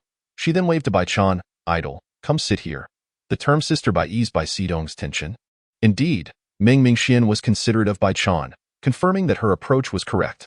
Once Bai Chan settled beside Meng Mingxian, their conversation began. They were alumni of the same institution, and with Bai Chan interning at the Mingyan group, there was no shortage of topics to discuss. Bai Xidong patiently listened, smiling as the two young women chatted. Eventually, when Meng Mingxian brought up Yin Majiu, Bai Xidong saw an opportunity to interject. Miss, isn't Mr. Jiu 26 years old this year? Meng Mingxian turned a smile. Yes, many young ladies in Lingqing aspire to marry Mr. Jiu and become the sister-in-law of the young lady. Sister-in-law? Meng Mingxian recalled a night when she was 18. Seeing Yin Majiu sitting under the rain on a park bench, his hands stained with rain and blood, utterly broken. He had not cried, yet she felt as if she had seen his tears. He had not made a sound, but she felt the weight of his sorrow. For all these years, she had never inquired about that night, nor dared to mention it. She believed she would never have a sister-in-law. Emerging from her reverie, Meng Mingxian smiled. Does Sister Bai also wish for that? Chapter 24. Is Brother Jiu looking for a woman to pose as a girlfriend? Bai Xitong's eyes flickered slightly. She had not anticipated Meng Mingxuan's directness. Truly, she was a spoiled young lady. Considering Mr. Jia's busy schedule, having a sister-in-law to care for the young lady and listen to her youthful musings would be quite beneficial, Bai Xitong suggested subtly. Meng Mingxian blinked, but I once asked Brother Jia, and he said he does not wish to date. Bai Xitong was taken aback. Later, I realized that what Brother Jiu truly wants is a boyfriend. Meng Mingxian deliberately conveyed misleading information to Bai Xitong. Bai Chan was her idol, hence her affection extended to Bai Xitong, but she would not reveal that her ninth brother had someone in his heart, a secret concerning a departed soul. She merely aimed to dissuade Bai Xitong from pursuing him further. Both Bai Xitong and Bai Chan were momentarily stunned. The illustrious Mr. Jiu of Lingqing prefers men? This was utterly incredible. Yet, considering Mr. Jia's immense power in Lingqing and the absence of women around him, it seemed plausible that this was indeed the truth behind his reluctance to date or marry at the age of 26. After all, which man in Mr. Jiu's position would not indulge in the company of women? At the entrance of the villa, 2 rows of bodyguards instinctively lowered their heads. They truly heard nothing. Nie Ziang, Tang Jun, and Feng Yilin stifled their laughter, aware that smiling could lead to dire consequences, potentially resulting in being dragged into the underground boxing arena for discussion. For a fleeting moment, Yin Majiu questioned his hearing. Otherwise, how could his little Rose utter such words about wanting a boyfriend? Who had fed her such misinformation? Was this the reason she had never shown romantic feelings toward him despite his constant presence? The thought of someone misguiding Meng Mingxian behind his back darkened Yin Majiu's gaze, an icy ferocity brewing in his brow. Then, does Mr. Jiu require a legitimate wife? Even the shrewd Bai Xitong stammered momentarily. Was Meng Mingxian truly so naive as to share such a secret? Mr. Jiu detested women, save for his sister. Meng Mingxian hesitated before saying, if Sister Bai is genuinely unafraid of Brother Jia's potential displeasure and does not mind his sexual orientation, I could inquire whether he would consider marrying you as a partner. Partner? Bai Xidong's face fluctuated between red and white. The impact of that term was indeed overwhelming. After all, if Yin Majiu genuinely favored men, given his status, he could marry a partner without fear of infidelity. However, Bai Xidong was to inherit the Bai family and needed to bear her own child. Yin Majiu could no longer tolerate such absurdities and suppressed the cold aura surrounding him. Stepping into the house, the bodyguards remained outside, while Nie Ziang, Tang Jun, and Feng Yilin adjusted their expressions and followed him inside. Ninth brother, Meng Mingxian, who had been engaging Bai Xitong in conversation, reflexively stood upon seeing Yin Majiu return in a sharply tailored suit. Oh no, how much of her earlier nonsense had he overheard? Noticing the girl's flustered and anxious gaze, Yin Majiu unbuttoned his suit jacket and approached her, gently ruffling her hair. Have you eaten lunch yet? I have. I made it myself. Meng Mingxian felt relieved at his amiable demeanor. He must have just arrived at the door and did not overhear her earlier ramblings. Good girl. Yin Majiu cast a sidelong glance at the 2 Bai sisters, who were already standing, guests. Before Meng Mingxian could respond, Bai Xitong gracefully introduced herself. Mr. Jiu, I am Bai Xitong from the Bai family. My father is Bai. Yin Majiu coldly raised an eyebrow. Did I ask? Bai Xitong, beautiful and well-mannered, had never faced such disregard for men throughout her life. In that moment, She genuinely believed that the illustrious Mr. Jiuye preferred men. Meng Mingxian tugged at Yin Majiu's sleeve. What is it? Yin Majiu lowered his gaze to the delicate fingers clasping his sleeve. His previously frosty tone softened like melting spring snow. Ninth brother, she is Bai Chan's sister. Understood. Yin Majiu ruffled her hair again. I have matters to attend to today. You may take your guest out for a meal or shopping. No, I don't want to go out today. Meng Mingxian immediately shook her head. With ninth brother at home? How could she possibly leave? Sensing her attachment, Yin Majiu's lips curved into a subtle smile, improving his mood. Then you two chat. He withdrew his hand and ascended the stairs to his study. Come upstairs with me. This was naturally directed at Nie Ziyang and the others. Coming, ninth brother. The trio exchanged smiles with Meng Mingxian before following Yin Majiu upstairs. Once again, only the three women remained in the living room. Miss, we must take our leave. Bai Chan's back was already damp with cold sweat. The combined presence of Mr. Jiuye and his companions was overwhelming enough to render her legs weak. Bai Chan had long wished to excuse herself. Yes, my ninth brother dislikes having strangers in the house. Let us gather another time, Meng Mingxian said, linking her arm with Bai Chan's. She accompanied the Bai sisters to the door, watching them leave before turning back to the living room. The bodyguards dutifully closed the door. Returning to the car, Bai Sitong subtly remarked to Bai Chan, the young lady has quite a good temperament, a naive and simple-minded girl, easily deceived. Bai Chan bowed her head in silence. She understood that Bai Sitong sought to ascend the social ladder, yet her only desire was to repay the young lady for her mother's salvation. Bai Sitong cast a fleeting glance at Bai Chan, temporarily suppressing her inclination to belittle her. Since Meng Mingxian adored her sister so much, it would be prudent to exploit that affection. In the study, the four men who were supposed to discuss matters sat in silence. As quiet as chickens, the door was ajar, allowing the sounds from outside to filter in. Yin Moji rotated a golden pin in his hand, his dark eyes fixed intently on the door of the study. Below, the Bai sisters had already taken their leave. Meng Mingxian glanced towards the study, recalling that there were no domestic servants in the villa to brew tea. She turned around to prepare 4 cups of Dahong Pao tea, carefully placing them in a white tray before ascending the staircase. Meng Mingxian reached the corridor after climbing the stairs and approached the study. The voices of the men became distinctly audible. Brother Jiuye, you are well aware that in those prominent families, there are countless rumors. Bringing Mingxian back like this could severely tarnish her reputation. In due time, our enemies will slander you both without hesitation. Thus, Brother Jiuye must heed my advice and find a shield. Ziyang's words rang true.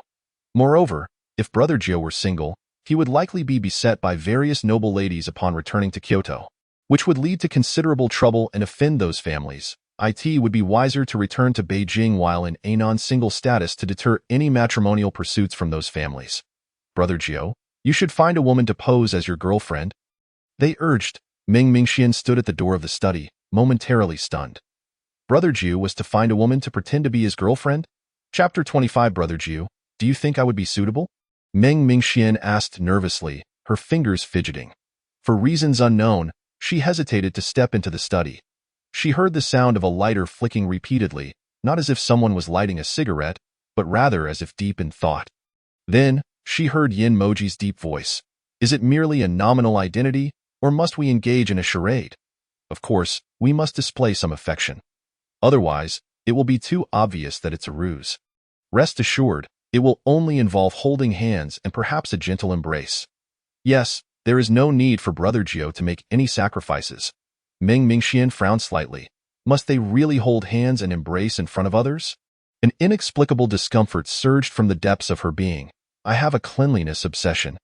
Yin Moji's voice was cold, and even a simple statement from one so accustomed to authority carried an air of pressure. If all else fails, find a boyfriend. Tang Jun's sudden suggestion was startling. If you find a boyfriend, wouldn't that mean Brother Jiuye would have to embrace another man? Surely, Brother Jiuye does not truly fancy men? Yin Moji shot a cold glance at Nie Ziyang, his expression suggesting that he could easily silence him. Nie Ziyang quickly covered his mouth. I see that the young lady from the Bai family seems quite suitable. If not her, then who? Feng Yilin glanced at the slightly ajar door, noting that the heiress from Linqing was not only beautiful but also a friend of the young lady. She is not my friend. Meng Mingxian interjected, feeling a pang of irritation as she kicked the door to the study open and strode inside. Little Mingxian, Nie Ziying feigned surprise. Yin Moji swiftly rose, striding over to her and taking the tray from her hands. Do not carry so many cups of tea at once. What if you burn yourself? He admonished, frowning. All right. Meng Mingxuan's thoughts were far from the matter at hand. Brother Jiu, Bai Sidong is not my friend. Yin Moji regarded her, placing the tray on the coffee table. Serve yourself, he instructed Nie Ziyang and the others curtly. Thank you, little Mingxian, Nie Ziyang said, rising to take the first cup, smiling in gratitude. Thank you. Little princess, Tang Jun took the second cup. Thank you, young lady. Feng Yilin claimed the third cup die in her past life. Meng Mingxian had very few encounters with Nie Ziyang and the others, and they had hardly spent time together. Otherwise, she would have known sooner the many facets of her identity. At tea that moment, Yin Moji spoke. You have all heard. Mingxian does not consent. Meng Mingxian was taken aback, recalling her earlier words as her lips parted to explain, only to be preempted by Nie Ziyang. Little Mingxian, you are now aware of Brother Jiu's background. This return to Kyoto is for the purpose of reclaiming power and seeking revenge. If Brother Jiu brings you back under the guise of being his sister while still single, those mother and son will surely slander you both. Meng Mingxian felt her face flush. She was well aware of how they would attempt to tarnish her reputation. The little princess has a possessive desire for Brother Jiu, which we can understand, but the young lady must also be sensible and consider things from Brother Jiu's perspective, Tang Jun added with a knowing smile, casting a glance at Yin Moji, whose striking features and physique would naturally attract a stream of admirers. Especially with his identity as the legitimate heir of the Yin family in Kyoto, at that point, he might find himself overwhelmed by women, leaving little time to pursue power and revenge. Feng Yilin remarked. The young lady is well protected by Brother Jiu, and perhaps does not comprehend the lengths those prominent families will go to. Frankly speaking, even if Brother Jiu had a legitimate girlfriend, they would resort to unscrupulous tactics to forge a connection with the Yin family. For instance, he glanced at the taciturn Yin Moji, by administering drugs. Meng Mingxian shivered slightly. Drugs? If a noble heiress were to become intimate with Brother Jiu, he would have no choice but to take responsibility. Otherwise, it would surely invite formidable rivals and incite chaos. Feng Yilin sipped his hot tea and continued, therefore, having Brother Jiu find someone to impersonate his girlfriend serves not only to declare his non-single status, but also to have this person play the role of a fierce protector, safeguarding Brother Jiu's virtue and warding off all ill-intentioned women. Meng Mingxian. Yin Moji raised an eyebrow, his lips parting slightly, yet ultimately he said nothing. As you suggest, it seems we need someone fearless to accomplish this task. Nie Ziyang chuckled. That is indeed the case, Feng Yilin remarked, casting a glance at Meng Mingxian. Meng Mingxian? What did Feng Yilin's gaze imply? Did he believe she was particularly bold? That would be problematic. The aforementioned young lady had nearly been frightened to death by one of Brother Jiu's words, her complexion paling instantly. Tang Jun chuckled. To be honest, aside from our little princess, who else would dare to be audacious in front of Brother Jiu? Nie Ziyang burst into laughter. Meng Mingxian felt as if her own language had betrayed her. These three were not merely hinting at her. They were reversing her name, yet they were not entirely wrong. Brother Jiu was returning to Kyoto not only to reclaim power but also to avenge Aunt Yen. She certainly wished to help Brother Jiu clear the obstacles in his path. Brother Jiu? Do you think I would be suitable? Meng Mingxian turned her head, nervously fidgeting with her fingers as she inquired.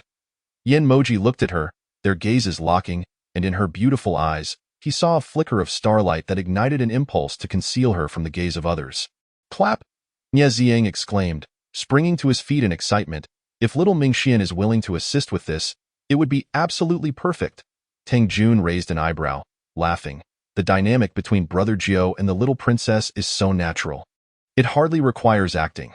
Moreover, with this arrangement, Brother Jiu no longer has a sister, but rather a childhood promise made by their parents. The young lady has finally shown some understanding, Feng Yilin smiled lightly. Finishing the tea Meng Mingxian had brewed. Meng Mingxian felt a surge of confidence from the three, yet she remained uncertain about Yin Moji's stance. Would he consider it a burden for her? Yin Moji gently turned her shoulder, gazing into her eyes. No. She shook her head. I would be delighted to help Brother Jiu. She merely feared that he might be unwilling, considering he held someone so deeply in his heart. Then it is settled. Yin Moji pulled Meng Mingxian into his embrace. The cold beauty of his features, normally somewhat diminished by his stern demeanor, now bore a slight curve, making him irresistibly captivating. Unfortunately, Meng Mingxian was oblivious to this transformation. Previously, she had not thought much of such embraces. She had frequently shared them with Yin Moji since childhood. It was only after dating Yin Ting, who expressed jealousy over her closeness with her brother, that she began to maintain distance from Yin Moji. Yet, she had never perceived this as problematic. But now, after agreeing to pretend to be Brother Jia's girlfriend, she suddenly found his embrace to be warm and overwhelming, leaving her feeling somewhat flustered. Had she made this decision too rashly? Just as Meng Mingxian pondered this, Nie Ziang suddenly remarked, "Little Mingxian, you must hold Brother Jia's waist. Otherwise, it will be too apparent that you are merely pretending to be a couple." Oh. Reluctantly, Meng Mingxian extended her arms and gently wrapped them around Yin Moji's waist. The three exchanged victorious glances. Success. Now, it was time to see how Brother Jia would entice the little princess. Chapter 26. I owe her too much. I have no right to lose my temper with her. As Nie Ziang and the others exited the villa and settled into the car, none were in a hurry to depart. They rolled down the windows and leisurely lit cigarettes, taking their time. Despite their cooperative act with Yin Moji, the three felt anything but at ease. Uncertain of how much time had passed, the typically carefree Tang Jun finally spoke in a low voice. "Do you think the little princess will truly assist Ninth Brother?" A treacherous stab in the back is something the little princess would never contemplate. She has been nurtured by Ninth Brother himself. Her character could not possibly sink to the level of betraying her own kin. However, what Ninth Brother desires is not familial affection. Now that he has begun to take action, it is evident that Meng Mingxian is solely focused on alleviating Ninth Brother's singlehood troubles. If, during their charade as a couple, Ninth Brother loses control and she discovers the true feelings he has harbored all along, might she not once again turn against him? The atmosphere within the car suddenly grew tense. Nie Ziang, feeling increasingly sullen, took another drag from his cigarette. Infuriating. If he were pushed too far, he might concoct something for these two. After all, wasn't it said that the way to a woman's heart is? Feng Yilan spoke in a detached tone. A person with a strong inner self is unafraid of injury. Yet, I feel it is unjust for Ninth Brother. Nie Ziang's fists clenched slightly. Why is it always Ninth Brother who gives so much? The Mengyan group bears the Meng name. Does she truly possess no heart? Can she not sense Ninth Brother's love for her? Ziang, Tang Jun called out. Nie Ziang fell silent, glancing towards the villa. His voice had risen a bit too high. And with the windows down, it would not do to be overheard by anyone inside. That would be troublesome. Feng Yilan slowly extinguished his cigarette. On the day of the young lady's graduation ceremony, Ninth Brother drank excessively. I could not bear to watch and went to dissuade him. He uttered a single sentence. Both Tang Jun and Nie Ziang shivered slightly. What did he say? Ninth Brother remarked, I owe her too much to lose my temper with her. Ninth Brother owes the little princess too much. What could that possibly be? What has he ever lacked? Nie Ziang, Tang Jun, and Feng Yilan had all come from Kyoto, having only followed Yin Majio for a mere 3 to 4 years. They were aware that Yin Majio cherished Meng Mingxian as if she were his very own eye, loving her deeply to the core. Yet, they had never contemplated the underlying reasons. Fourth brother, are you implying that? Tang Jun's heart raced. Feng Yilan cast a complex glance at Tang Jun. Tang Jun slumped back in his seat, feeling an immediate loss of strength. What on earth? Please stop speaking in riddles, Nie Ziang urged. Exasperated, Tang Jun, with his pale fingers pressed against his throbbing temples, wondered how the little princess had become an orphan. Why had the Yin family chosen to raise her? Why would someone as cool and aloof as Ninth Brother treat an orphan with such kindness? He even postponed his revenge for her sake. There must be hidden depths to this situation that we are unaware of. Hence, Ninth Brother claimed he owed the little princess, rendering him unqualified to lose his temper with her. Nie Ziang's face was filled with dread. Could it be that Mingxian became an orphan because of Ninth Brother? In the study, Meng Mingxian withdrew her arms from around the man's strong waist. Her expression somewhat awkward. Ninth Brother, they have left. Uncomfortable? Yin Maju loosened his hold slightly, as if casually remarking, have you never embraced Yinting? Would she never escape this dark chapter of her past? They had never been intimate. Even in a previous life when they were married, such physical affection had never transpired. However, hand-holding and hugs were inevitable. When Yinting held her, she instinctively placed her hands in front of her chest. creating a barrier between their bodies. Unlike when Yin Majio embraced her, she felt no such sense of defense. Just now, their bodies had been nearly pressed together, sending shivers down her spine. Meng Mingxian remained silent, prompting Yin Majio to infer the answer. They had embraced. He raised his hand, gently tugging at his tie, suppressing the surge of possessive jealousy within him. Did Mingxian see Bai Chan's moments on social media? He shifted the topic that I prompted her to post that. Meng Mingxian explained, "We are heading to Kyoto, and there are many matters beyond our control. Only by ensuring everyone knows she is my idol will they refrain from bullying her mercilessly." Wasn't Bai Sidong the one who underwent the most significant transformation? Yet, Feng Yilin had already investigated the Bai family. Bai Sidong and her mother had consistently bullied Bai Chan and her mother. Moreover, Bai Chan's mother, Cheng Anning, had not willingly become a mistress in her youth. She had been deceived by Bai Jibin, only to discover his deception when his legitimate wife confronted her after she became pregnant. Even the marriage certificate between her and Bai Jibin had been forged. Cheng Anning's life was a tragedy. Yet, she loved her daughter Bai Chan dearly. For her, she had endured 20 years as a servant in the Bai household, constantly suffering humiliation at the hands of the Bai mother and daughter. This time, she had nearly lost her life. Thankfully, Bai Chan had proven herself, gaining admission to Linqing University and becoming a top student in the computer science department. She even secured an internship at the Mingyan Group. Why help her? Yin Majio had never seen Meng Mingxian actively extend kindness to anyone.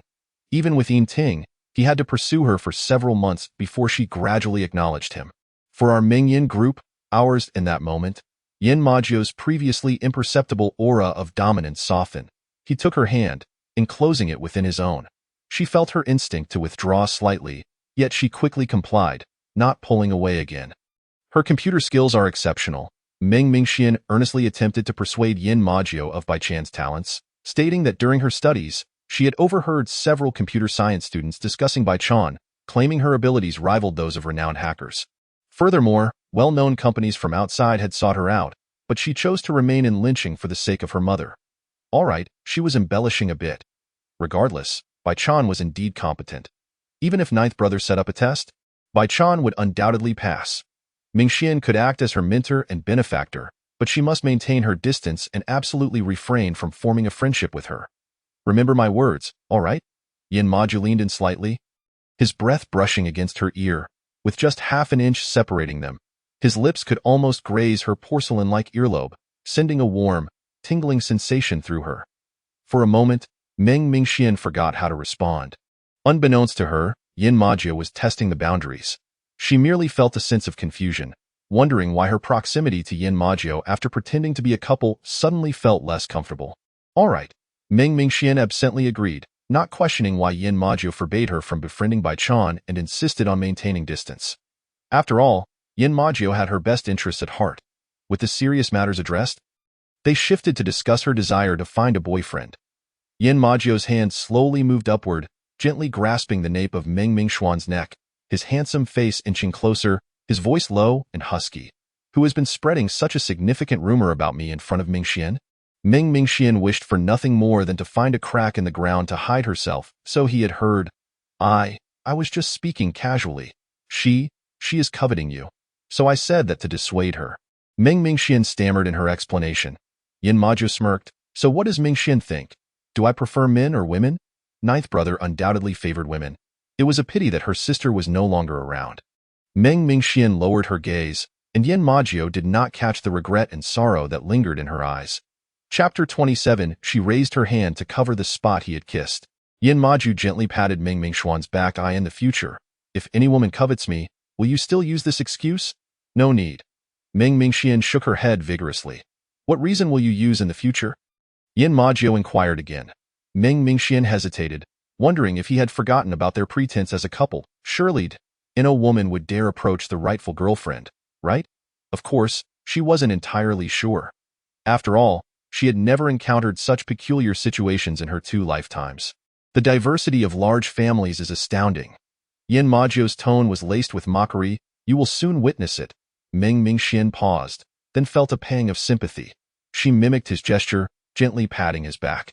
Ninth Brother, I will always be by your side. Whether it be seizing power or avenging Aunt Yin, she would stand by him. ensuring he would not have to fight alone in Kyoto as he had in her previous life. The corners of Yin Majio's eyes twitched slightly. He rested his chin on her shoulder, tightening his embrace. Mingxian is being very obedient now. Mingxian felt a flicker of guilt. She had only been obedient for a few days after all. They had quarreled for several years. Suddenly recalling her past life, she had joyfully prepared for her wedding with Ting. While he had ventured alone to Kyoto, fighting against the odds, a dull ache settled in her heart. And she could not resist asking, "Ninth brother, if I had not discovered the truth about Ting's deceit and had truly married him, would you have gone to Kyoto alone?" Yin Majio's hand, resting against her back, stiffened slightly. He felt as though a sharp pain had pierced through him, blood gushing forth like a torrent. After suppressing his emotions for a long while, he finally replied, "Yes." "Would you have been very sad? Sad that I did not accompany you?" As soon as Mingxian uttered the question, she began to feel sorrowful for him. They had relied on each other for so many years. Yet he had taken a difficult path while she had not been willing to accompany him. How heartbroken and disappointed he must have felt. Yes, Yin Majio's tone was light and calm, yet it conveyed a profound sense of loss and sadness. Mingxian tightened her embrace around his waist. "I'm sorry, ninth brother. I'm so sorry." "Feeling sorry for your brother?" Yin Majio twirled a strand of her hair around his fingers, his tone hinting at a smile. Mingxian's voice was somewhat muffled. She had hurt her dearest person for the sake of a scoundrel. "Then treat your brother better from now on." Yin Majio's dark eyes sparkled with the glimmer of countless stars. Their bond was now defined, albeit falsely. Yet, through the intimacy of their pretend relationship, the illusion could become reality, unless he felt absolutely no attraction to her at all. "All right." Mingxian readily agreed, then raised a question. "Ninth brother, didn't you say that once we arrive in Kyoto, we won't refer to each other as siblings? Why then did he still call her sister?" Yin Majio understood the reason behind her inquiry and immediately burst into laughter. He released her, placing a gentle kiss upon her forehead, the corners of his lips curving into a captivating arc. True couples often regard the term brother as a playful intimacy. Intimacy? Is this how it is played? Very well, perhaps she is simply outdated. Reflecting on her previous life, she could not help but feel resentment towards Ting. Meanwhile, Mingxian had just returned to reality from the shock of intimacy, only to suddenly realize that Yin Majio had kissed her forehead. "Brother Jiu," she felt a bit startled. The area of her forehead, now belatedly aware of its warmth, prompted her to involuntarily raise her hand to cover the spot that had been kissed. She and Yin Majio shared a close bond. When she first arrived at the Yin household as a child, she had sought solace in the embrace of this older brother, often curling up in his bed due to her insecurities. However, after the passing of Yan's father and mother, both she and Yin Majio had matured, and such shared nights had ceased. Yin Majio was accustomed to casual embraces and shoulder hugs, but he would never kiss her. Not even on the forehead. After arriving in the capital, this would likely become a common occurrence. Mingxian would have to acclimate. Yin Majio slowly lowered Mingxian's hand and casually remarked that if she truly found it uncomfortable, they could abandon the pretense of being a couple. "I will get used to it," Mingxian replied, gently biting her lip. She had been unprepared for this first experience, hence her surprise.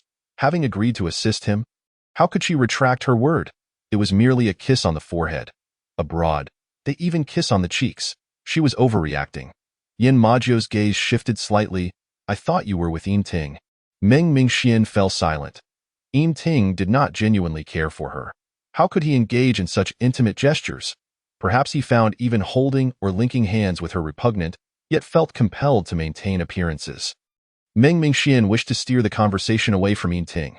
She gently pushed Yin Majio. "Brother Jiu, I'm going downstairs to cut some fruit. You can continue your work." "All right," Yin Majio released her, watching her figure disappear beyond the door. After descending the stairs, Mingxian sat in the living room for a moment. Unable to resist, she lifted her gaze and rubbed the spot on her forehead where he had kissed her. How peculiar. Just as she began to entertain strange thoughts, her phone rang.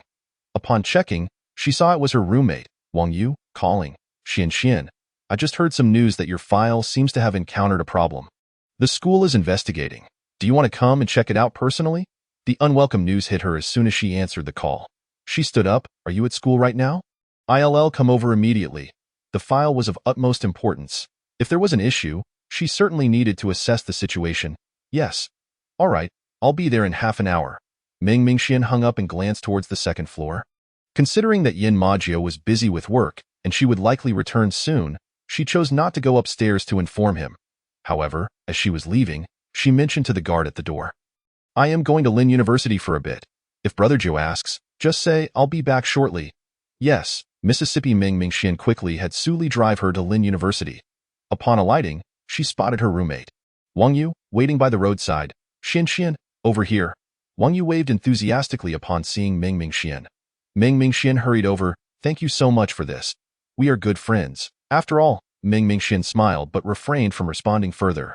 Yin Majio had never allowed her to make friends. Her status indeed rendered her unsuitable for friendships. After all, her guardian was the esteemed ninth master of Lin City. Countless eyes were upon him.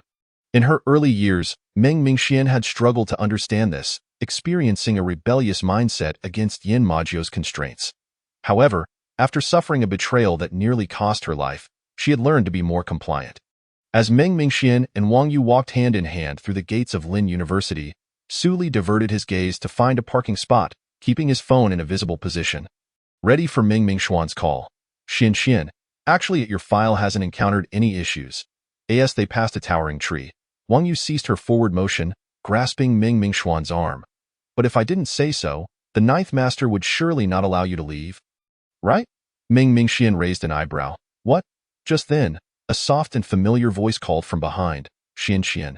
Before she could turn around, her expression darkened. Yin Ting. Chapter 28 Did Yin Majio tell you that I am his half-brother? Meng Mingxian did not rush to turn around. She cast a chilling gaze at Wang Yu.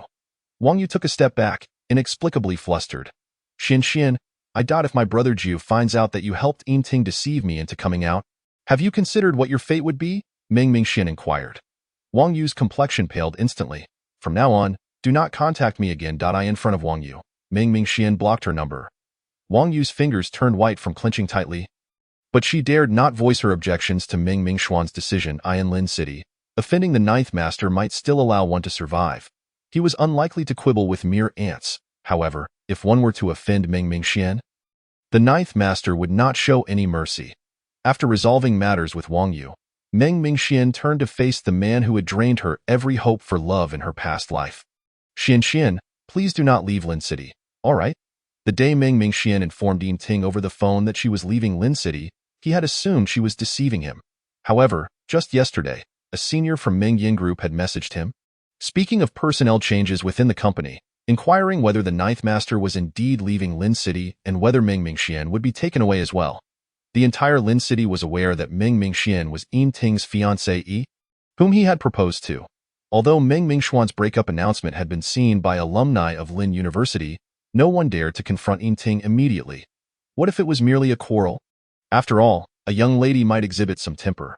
Upon receiving this news, Yin Ting promptly sought out Meng Mingxuan's roommate, Wang Yu, requesting her assistance in luring Meng Mingxian out. Wang Yu had once been the most joyful when Meng Mingxian and Yin Ting were together. No one knew the secret delight she harbored. Many others too reveled in the background. What of the young lady from Lin City? Did she not find herself a partner who needed assistance?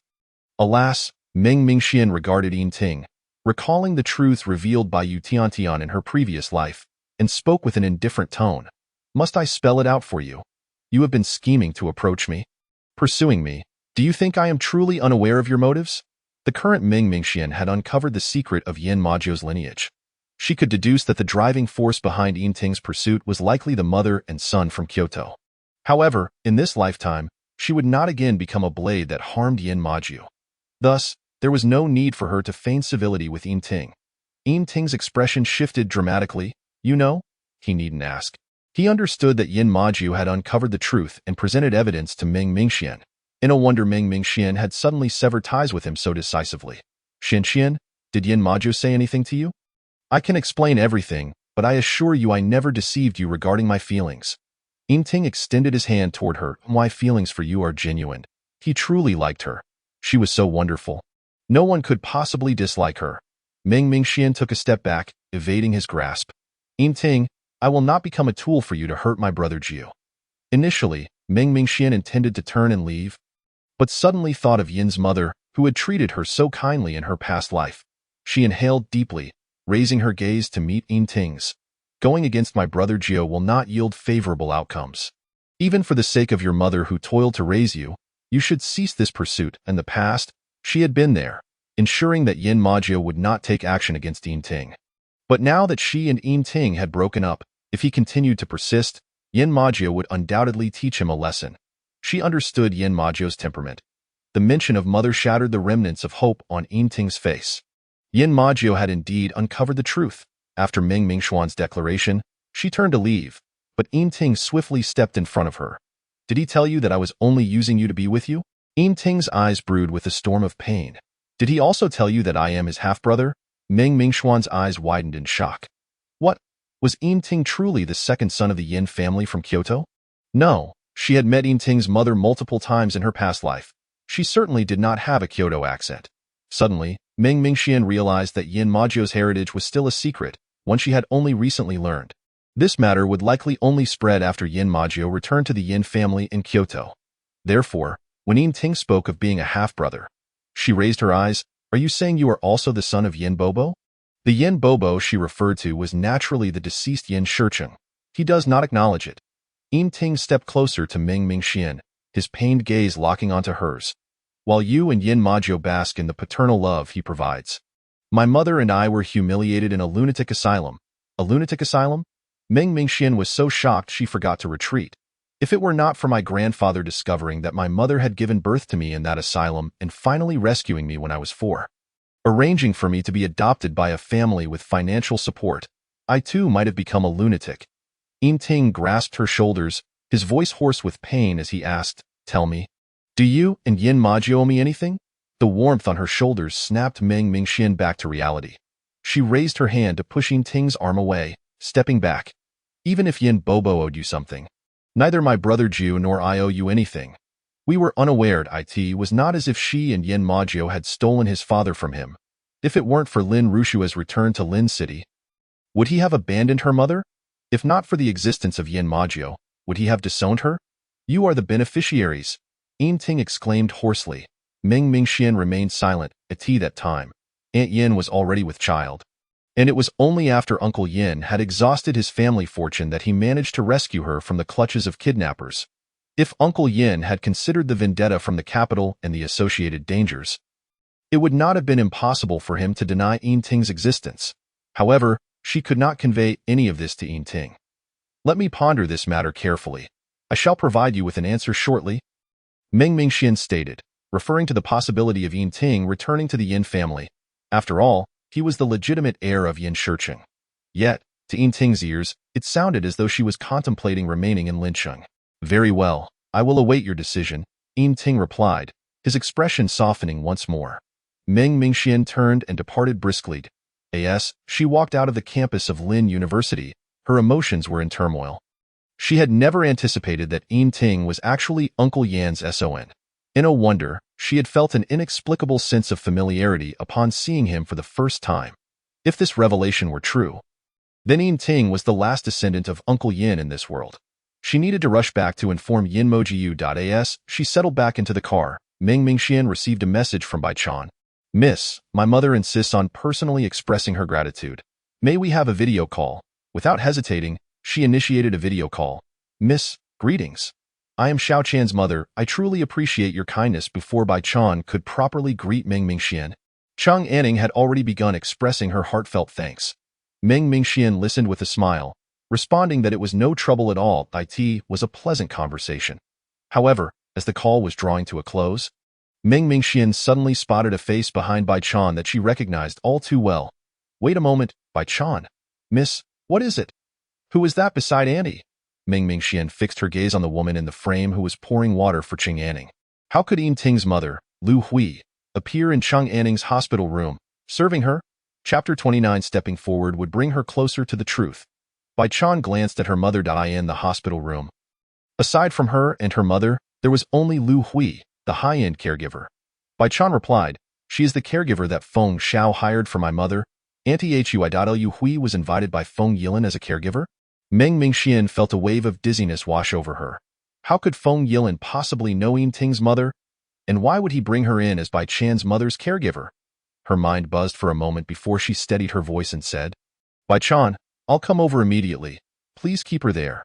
Bai Chan was taken aback but nodded, understood. Mississippi. After Meng Mingxian ended the video call, Bai Chan turned to Lu Hui, who was caring for her mother. This high-end caregiver hired by Feng Xiao was said to command a hefty price, but she was renowned in Lincheng for her adeptness in managing affairs. Her emotional intelligence was exceedingly high, and she could meet almost any employer's demands. Previous employers had all favored her. Bai Chan wondered how the miss could possibly know Lu Hui. Bai Chan managed to keep Lu Hui from leaving the hospital room, and Lu Hui did not inquire about the reason. As long as the employer's requests were not unreasonable, she would comply. Half an hour later, Meng Mingxian entered the hospital room, dressed in pure white casual attire. Her gaze was almost glued to Lu Hui's face, though her expression remained calm, and one could fathom the tumultuous emotions raging within her. Miss, Bai Chan called softly. Mississippi, Mississippi. Qing Anning and Lu Hui hastily echoed her. Meng Mingxian stared at Lu Hui, whose expression bore a hint of an unfamiliar kind of flattery, one that Meng Mingxian had never seen on her face in her previous life, yet one she often observed on others. One thing was certain, Lu Hui did not recognize her. But how could Yin Ting's mother not recognize her?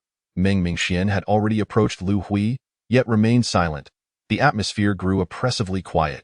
Qing Anning began to speak, but was pulled back by Bai Chan. Bai Chan shook her head slightly. Qing Anning swallowed her words. Auntie Hui, right? Meng Mingxian raised her hand and took hold of both of Lu Hui's hands. Yes, Lu Hui replied with a smile that was quite comforting. You must be the miss. I've seen your photo. I didn't expect you to be even more beautiful in person. Meng Mingxian felt a pang in her heart. Do you have children? Children I do. I have a son and a daughter, but they are both younger than you. One is in high school, and the other is in middle school. My husband and I are late bloomers when it comes to marriage and childbirth. Lu Hui explained, momentarily taken aback before nodding. A son and a daughter, one in high school, one in middle school, and a husband. Yet, Yin Ting was an only child, his father having passed away early, leaving his mother a widow. The details did not align. Meng Mingxuan's heart was in chaos. She did not understand why Lu Hui had become her mother-in-law in her past life, but she knew that with each step forward, she was inching closer to the truth. Feng Yilin is a friend of my brother. Meng Mingxian forced a smile. How did he come to hire you as Annie's caregiver? Lu Hui's heart was filled with confusion. The miss seemed to know her. Yet, she dared not inquire further about such matters involving the powerful. What was her status compared to that of the miss? I provide domestic services, taking care of the elderly and children. I have quite a reputation among the wealthy in Lincheng Jiuye. Why previous employers have all been satisfied with my work, and Feng Xiao happened to inquire with my past employers, who recommended me. Lu Hui answered truthfully, domestic services. In the circle of the wealthy in Lincheng, she had quite a reputation. Meng Mingxian recalled her past life when she did not discover she had a mother-in-law until after she married Yin Ting and moved into the villa. Prior to that, she had believed that Yin Ting was an orphan, having lost both parents. As for Lu Hui, Yin Ting rarely paid her any attention and often wore a cold demeanor towards her. She had thought it was because Lu Hui was always helping her, thus incurring Yin Ting's ire. Reflecting on it now, Meng Mingxuan's fingers trembled slightly. She slowly withdrew her hands, choosing not to say another word, and turned to leave the hospital room. Qing Anning sensed something was amiss and hurriedly nudged Bai Chan. Bai Chan nodded and rushed out after her. Miss Meng Mingxian leaned against the wall in the corridor. Noticing the worried look in Bai Chan's eyes, she forced a smile. Although she had said nothing, Bai Chan, sensitive since childhood, could easily see through her feelings. After a moment's hesitation, Bai Chan cautiously stepped closer to Meng Mingxian and gently placed her hand on her arm. Meng Mingxian did not reject Bai Chan's kindness. Her thoughts drifted back to the day she and Yin Ting registered their marriage. Xian, I printed an extra copy of our wedding photo, he had said. Isn't there one on the marriage certificate? Yin Ting's expression seemed to freeze momentarily. The marriage certificate was precious, meant to be stored in a safe. She laughed. I understand now. You want to carry the wedding photo with you. How sweet. Yin Ting had gazed at her for a while before smiling in return. Yes, I plan to stick with you for a lifetime. That time. He must have shown their wedding photo to his real mother, the one in the asylum. The reason he refrained from taking the marriage certificate directly was that he feared his mother might tear it apart during an episode. However, such an action would expose his mother to others. Meng Mingxian did not wish to think further. She refused to contemplate it. On the way back, Suli noticed that his young lady's demeanor was unusual, reminiscent of the calm before a storm. His heart raced as he glanced in the rearview mirror. "Miss, are you all right? You aren't planning to stir up trouble with Lord Jiu again upon returning to the villa, are you?" Meng Mingxian was feeling quite unwell after sweating profusely today. She did not respond to Suli, instead closing her eyes to rest against the back seat. Suli was filled with concern. Before they even reached the villa, Suli received a call from Lord Jiu. "Yes, I have already picked up the miss. We are almost at the villa entrance." "Understood, Lord Jiu." After hanging up, Suli glanced in the rearview mirror once more. Meng Mingxian remained with her eyes closed. Seemingly oblivious to the conversation he had just had with Yin Majio, Suli's heart sank. It was over. The miss must have seen Yin Ting, who likely spoke ill of Lord Jiu again. They had only reconciled a few days prior. Truly, when an ex cries, the current partner must lose. Curse that ex. As Suli parked the car at the villa entrance, he saw Lord Jiu approaching. He quickly unlocked the car and rolled down the window. Mingxian, Yin Majio opened the car door and bent down to unbuckle Meng Mingxuan's seatbelt. "We're home." Meng Mingxian opened her eyes, inhaling the scent of his presence. "You've been smoking. Quite a bit, I see. Weren't you working?" Yin Majio paused for a moment, then lifted her from the car. "You have a keen nose." He carried her towards the villa. Meng Mingxian was placed on the welcome mat. Watching as the man, lowering himself, retrieved her bare slippers from the shoe cabinet, his long, jade-like fingers deftly unbuckling her shoes. She instinctively shrank her feet back. Yin Majio's fingers hesitated briefly, yet he still unfastened her shoes. Then he stood up, putting on his own. Meng Mingxian did not put on her own slippers. She watched Yin Majio for a moment, her nose feeling slightly sour. "Brother Jiu." Suddenly, she threw herself into his embrace, tightly wrapping her arms around his waist.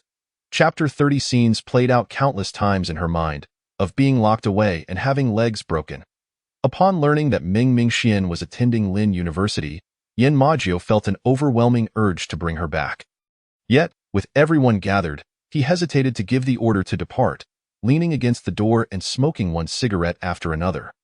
The choice between him and Meng Mingxian had never rested in his hands. No matter how ruthless he was with outsiders, he could never apply that same ruthlessness towards Meng Mingxian. He owed the Meng family too much, and the Meng family now had only Meng Mingxian left. Thus, the countless scenarios he envisioned of locking her up or breaking her legs were merely fantasies. He could not bear to truly treat her that way at long last. As the time for dinner approached, he finally retrieved his phone. Standing amidst a pile of cigarette butts, and dialed Suli's number. He inquired with an air of calm whether Suli had picked up Meng Mingxian and whether she would be returning to the villa for dinner. Suli responded affirmatively, stating that she was on her way back. The tension that had gripped his heart for several hours eased with delight. His little Rose was still willing to return home. At that moment, she was in his embrace, clinging tightly to him. Calling him Jiugu with a broken voice, he slowly tightened his arms around her, almost with a force that felt as if it were etched into his very bones. Assuring her that her brother was there, yet Meng Mingxian fell silent. What could she say? It was she who had been reborn, not her Jiugu. Even if she were to ask him, he would remain unaware of the truths from their past life. Regardless of who had summoned LV Hui, or whether there were hidden reasons behind Yin Ting's behavior towards her after their marriage, Jiugu could not provide her with answers. Gradually, Meng Mingxian composed herself and softly spoke. "Jiugu? I met Yin Ting that I couldn't help but expose his intentions for approaching me, but he said." She paused for a moment before continuing, her voice slightly hoarse. "He said he is Yin Bobo's son." Yin Majio was genuinely taken aback by this revelation. He replied, "Because of Yin Bomu, I, and Jiugu, Yin Bobo has cast them aside.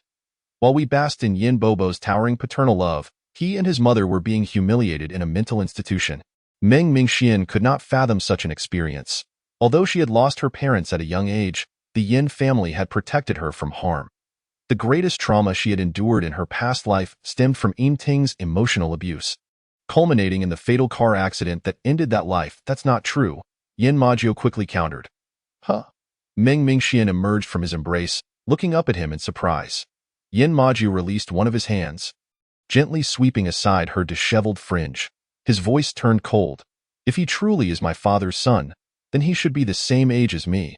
But he was born in a mental institution, without a birth certificate. Could it be that when he was taken out by his grandfather, His age was altered? Ming Mingxian speculated. What would be the purpose of that? Yin Maju retorted, indeed. Ming Mingxian could not conceive a reason for Yin Ting's grandfather to reduce his age by 3 years. I will ascertain the truth of this matter.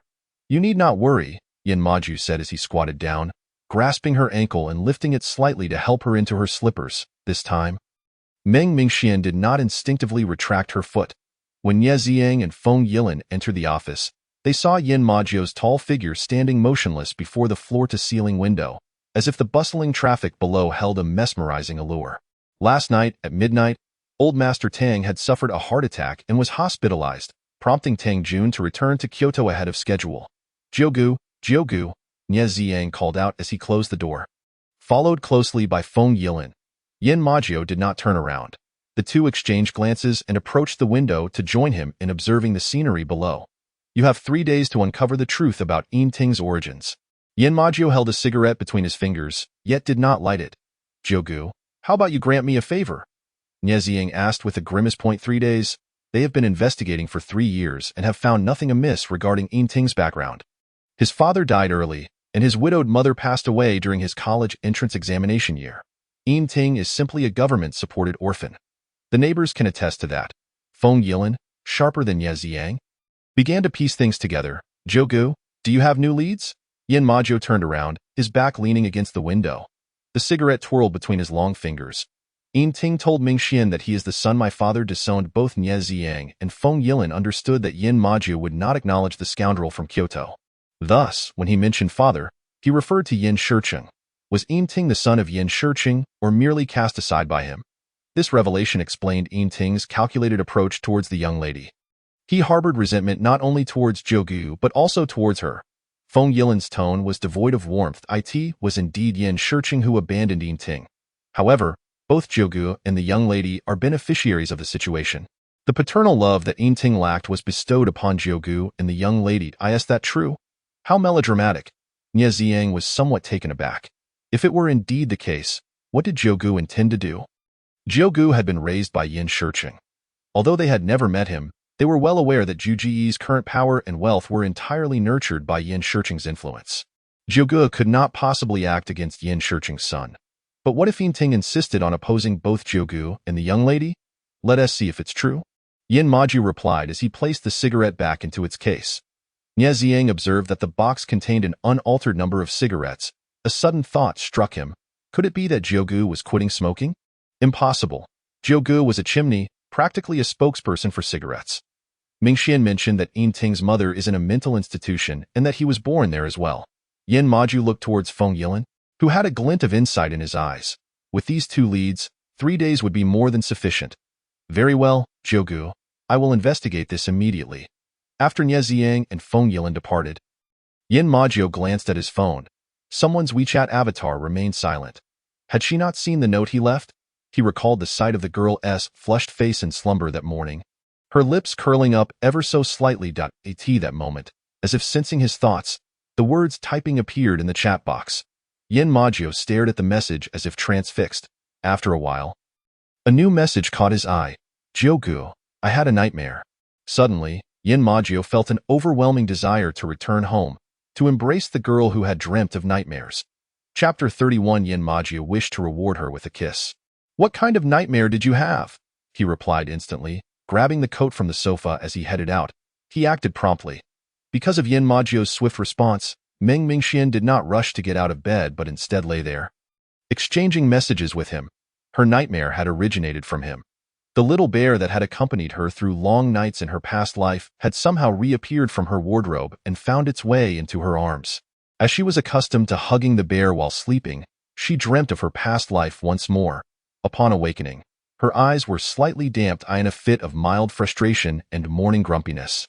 She had kicked the bear to the floor. Then, she noticed the note Yin Maju had placed beside her pillow. When you wake up, let me know on WeChat. So, he had visited her room while she was asleep. She touched her lips, wondering if she had drooled or how she looked in her sleep. After chatting back and forth with Yin Maju for about 20 minutes, the bedroom door swung open. She turned her head, her expression frozen in disbelief. Why had he returned? Yin Maju had not anticipated this scene upon his return. The girl's lips were slightly parted, her eyes filled with surprise. Misty and watery, the pink spaghetti strap of her nightgown slipped down her delicate, fair shoulder. She wore nothing underneath.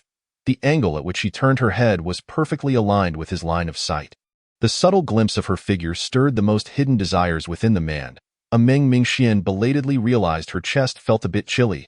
Looking down, she quickly tugged her nightgown up and grabbed the blanket beside her to cover herself tightly. Yin Majio understood that he should withdraw. Otherwise, she might grow suspicious. Yet, he had already retreated for too long, almost relinquishing her to another man.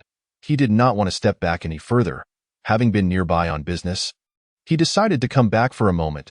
Yin Majio walked in and sat down at the edge of the bed, gently pulling the blanket down a little. The moment her crimson face was exposed, Meng Mingxian was at a loss for words, her mind in a whirl. Yin Majio, however, behaved like a gentleman as he tenderly touched her face. "Are you running a fever? Your face is so red." Meng Mingxian glanced at him, wondering if he had not noticed, or perhaps in his eyes, she was akin to a younger sister, and it mattered not whether he saw her like this, regardless of which scenario it was. Meng Mingxian felt less tense. No, she forced herself to appear at ease. "I'm just a bit warm." "Warm? Yet you are covering yourself so tightly."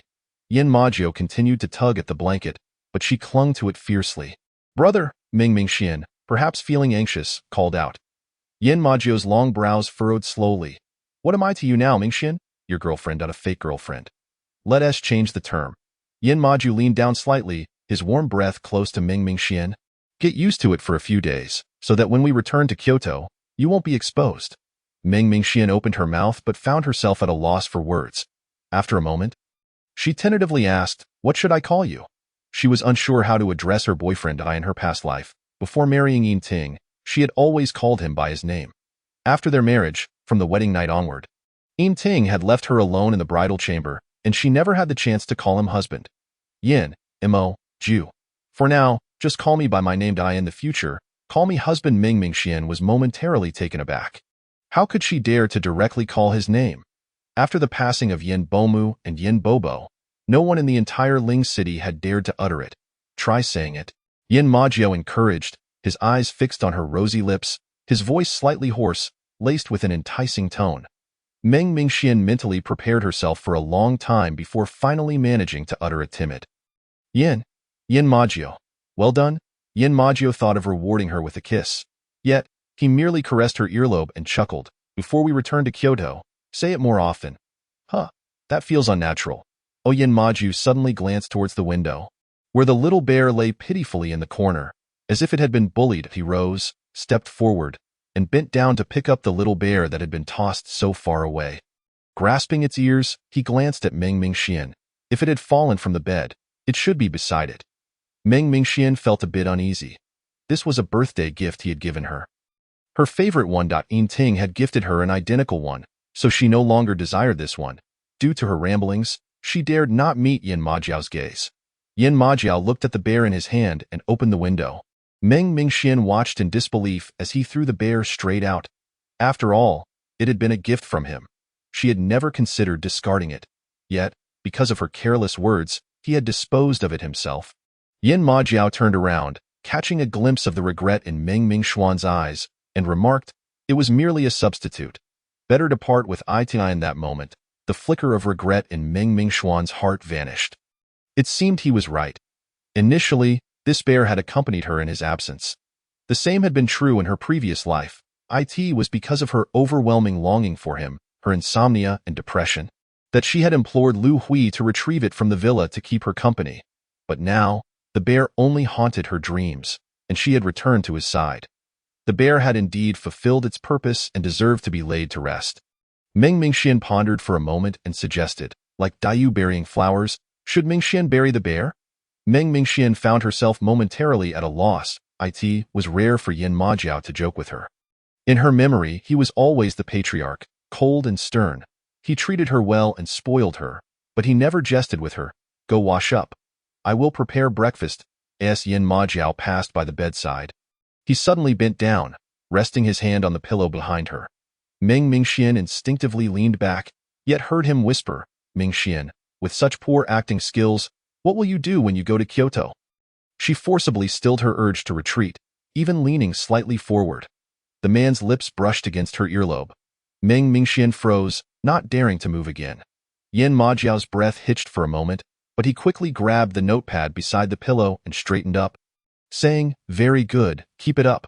Watching the man turn away with an air of indifference, Meng Mingxian felt her face flush. How could she not emulate her ninth brother's composure? The composed man leaned against the corridor wall outside, eyes closed in restraint. The hem of his cold gray shirt was hiked up.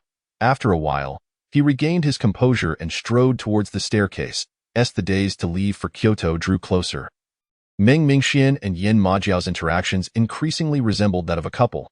Although Meng Mingxian still couldn't match Yin Majiao's calm demeanor, she had made significant progress compared to the beginning point one day.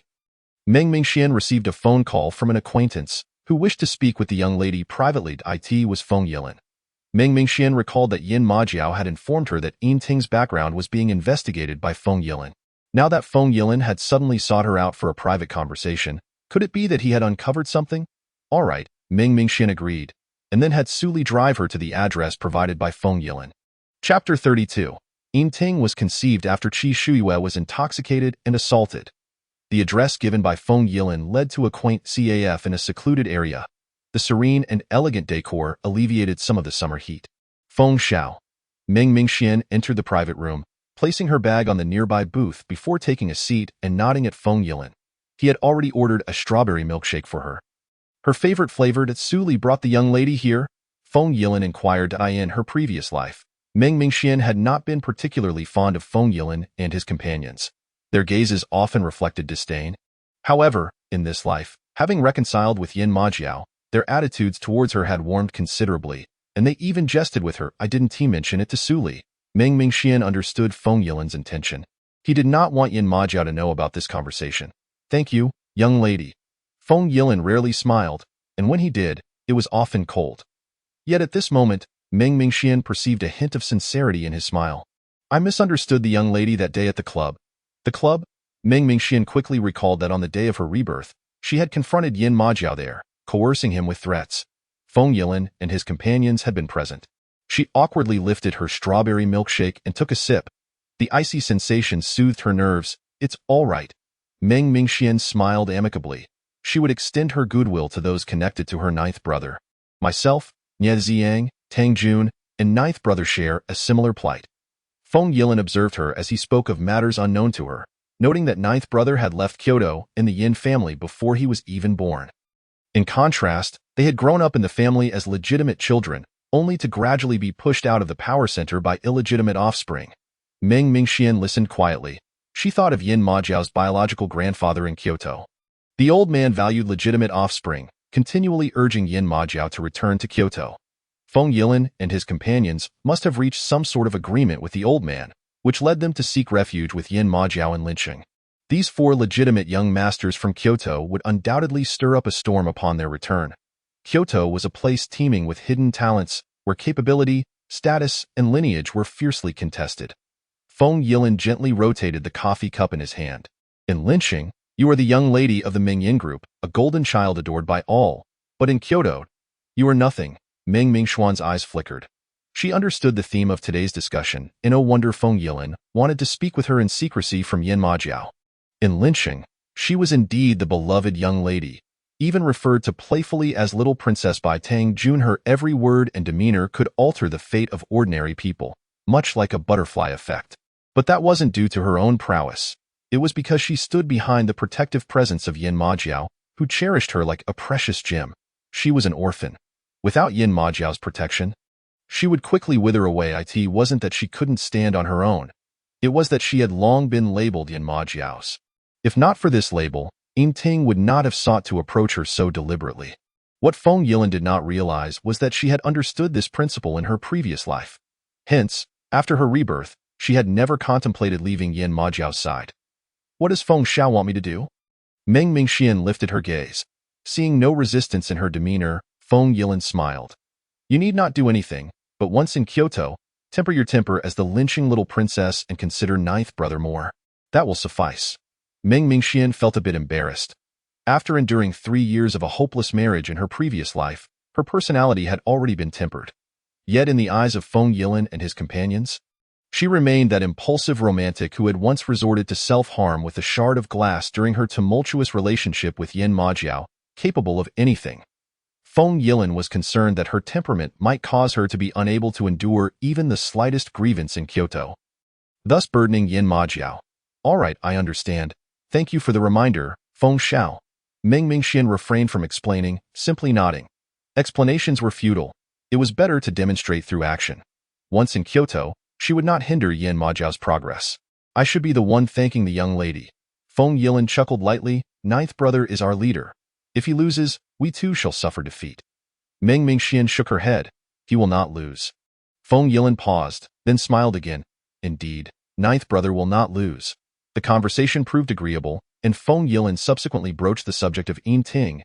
I have uncovered details regarding Yin Ting's background. He indeed has a mother in a psychiatric hospital named Qi Shuiwe. After Yin Buru married into the Yin family in Kyoto, Yin Bibu dated Qi Shuiwe for a few months, but they ultimately parted due to incompatible feelings.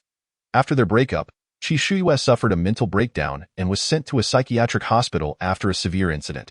Unbeknownst to them, she was already pregnant at that time, giving birth to this child in the hospital. However, Yin Ting is not Yin Bibu's son. Qi Shuiwe conceived him after being intoxicated and assaulted following her heartbreak. Feng Yilin placed a dossier before Meng Mingxian. This contains detailed information and testimonies from witnesses of the time. Qi Shuiwe had begun frequenting bars to drown her sorrows after her breakup, accompanied by two close friends. Unfortunately, when the incident occurred, both friends also fell victim. However, they had no idea who the man was with whom Qi Shuiwe had relations, including the fact that they themselves had been taken advantage of. Qi Shuiwe's misfortune led to her pregnancy, and the man who assaulted her was particularly depraved, leaving her with numerous injuries, which eventually caused her mental instability. After reading the dossier, Meng Mingxian felt somewhat numb. Thus, the tragedy of her previous life stemmed from a misguided act of vengeance. In truth, Yin Ting had no connection to Yin Bibu. He should not have directed his hatred toward Yin Majiao and her. The young lady personally delivering this information to him should settle the matter once and for all. Feng Yilin maintained a calm demeanor, wishing to avoid leaving behind a trail of misunderstandings once the individual had departed. The choice, however, rested in Meng Mingxian's hands. Feng Yilin was curious to see if she would forgive Yin Ting's manipulations out of pity. After all, Meng Mingxian was an exceptionally endearing young woman. Setting aside her hatred, Yin Ting had no reason not to like her. Of course, even if she did forgive Yin Ting, he would not remain passive. She had already granted ninth brother a taste of sweetness. He would not allow her to retract it. Ninth brother had saved his life. He would undertake what ninth brother was unwilling to do.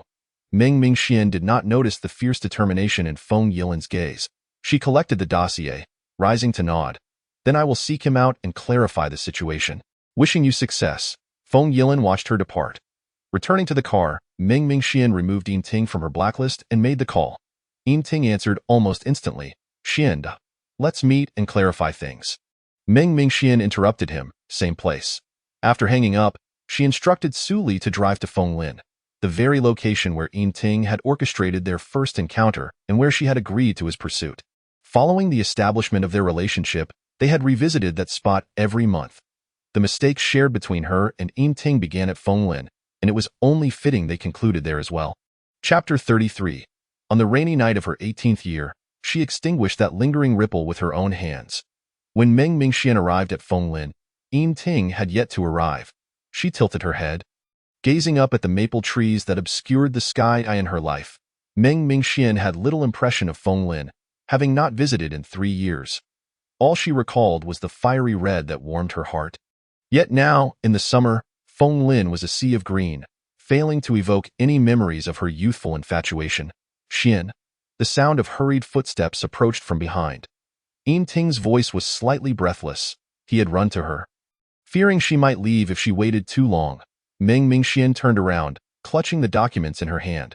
She observed Yin Ting's sweaty, handsome face and offered the papers. You are not Yin Bobo's son. Yin Ting froze momentarily. This is the result of your investigation into my background. Take a look. Seeing him hesitate to take the documents, she urged him as he gazed at her. A sudden sense of unfamiliarity washed over him. Just days ago, she had looked at him with a sweet smile, her eyes sparkling like stars. In such a short time, It felt as though she regarded him as a stranger, all because of his intentional approach. Yet his feelings had always been genuine. Slowly, Ting extended his hand to accept the documents. Just as their fingertips nearly brushed, she quickly recoiled, evading his touch. Ting stiffened for a moment. He took a deep breath and opened the documents to read. Eager to understand why Meng Mingxian claimed he was not Yin Shiqing's son, he finished reading quickly, his expression darkening. This is impossible. He slammed the documents to the ground, his brow furrowed with cold fury. This information was fabricated by Yin Majiao. In 2 days, Meng Mingxian would be leaving Kyoto with Yin Majiao. News of Yin Majiao's return might have already reached Kyoto, and his lineage was no longer a secret. Thus, Meng Mingxian stated, he had no need to forge documents, for he is not Yin Bobo's biological son. He belongs to the Yin family of Kyoto. Ting's body trembled. Yin Majiao was not Yin Shiqing's biological son? Observing that Ting's expression had softened, Meng Mingxian continued, now you understand, you've sought revenge against the wrong person. Ting looked at Meng Mingxian and gradually smiled, though there was an unsettling coldness in his laughter, a hint of desolation. Meng Mingxian's heart skipped a beat, and just as she was about to speak, Ting rasped, do you know that when I was in middle school, I seized a hair from Yin Majiao during a scuffle with some delinquents and conducted a DNA test? He had spent the inheritance left by his adoptive mother on this matter. Meng Mingxian was taken aback. Did this imply that he and Yin Majiao were dot brothers? If so, did that mean the man who had forced Qi Shuiyue was indeed Yin Majiao's biological father? After all, the truth uncovered by Feng Yilin could not be false. The revelation was overwhelmingly shocking, leaving Meng Mingxian momentarily speechless. She recalled the familiarity she felt upon first seeing Ting's profile. In some respects, they did share a resemblance. However, while Ting was gentle and warm, Yin Majiao was stern and distant. Regardless of my origins, my feelings for you are genuine. Ting stepped forward, attempting to grasp Meng Mingxian's shoulder. She took several large steps back, but you initially approached me not out of affection. Her feelings for him had long been exhausted during their 3 years in a previous life and that life. He had chosen to hurt her between his mother and herself. He could honor his mother, who was indeed pitiable, but he should not use her happiness as a stepping stone for his filial piety. Xian and I forgive you, but I will not love you again. Meng Mingxian shook her head. Ting, this is where we part ways, as she gazed at his distant and indifferent eyes. Ting felt as though his heart was encased in concrete. He could not help but blurt out, what? Have you finally chosen chaos? Meng Mingxian's bewildered expression oddly relieved Ting's heart. She had likely been with Yin Majiao long before this moment. It was not his place to intervene.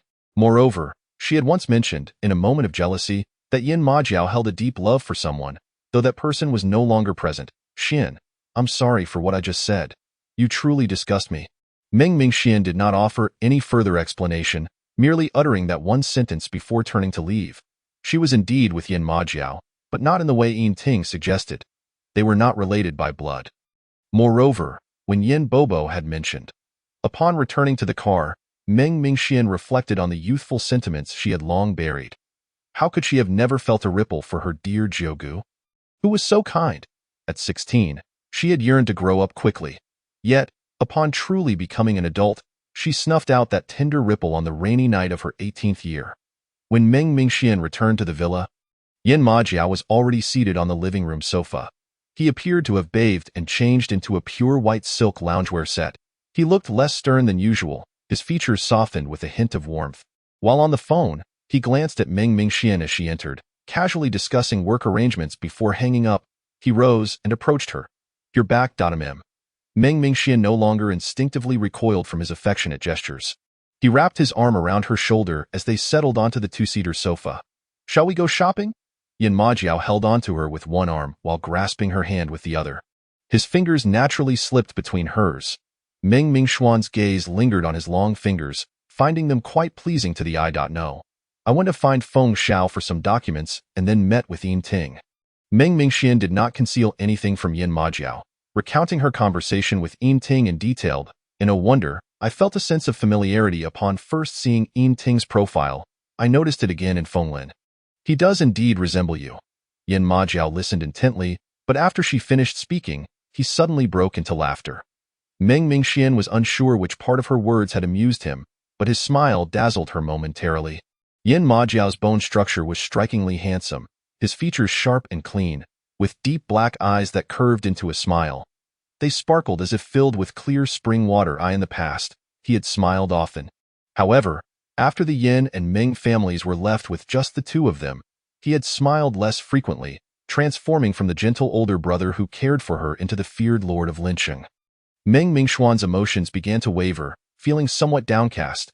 "Do you truly not like him anymore?" Yin Majiao's steady voice pulled her from her thoughts. Without hesitation, she nodded. "I no longer like him." The affection she had felt for Yin Ting had merely been an illusion.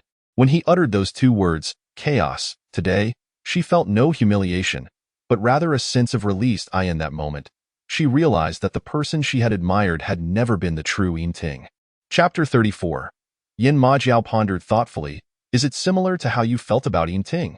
He toyed with the strands of Meng Mingxuan's hair that cascaded over her shoulder, seemingly engrossed in her previous statement. The reason she had noticed Yin Ting was that he evoked a sense of familiarity. In essence, he resembled him.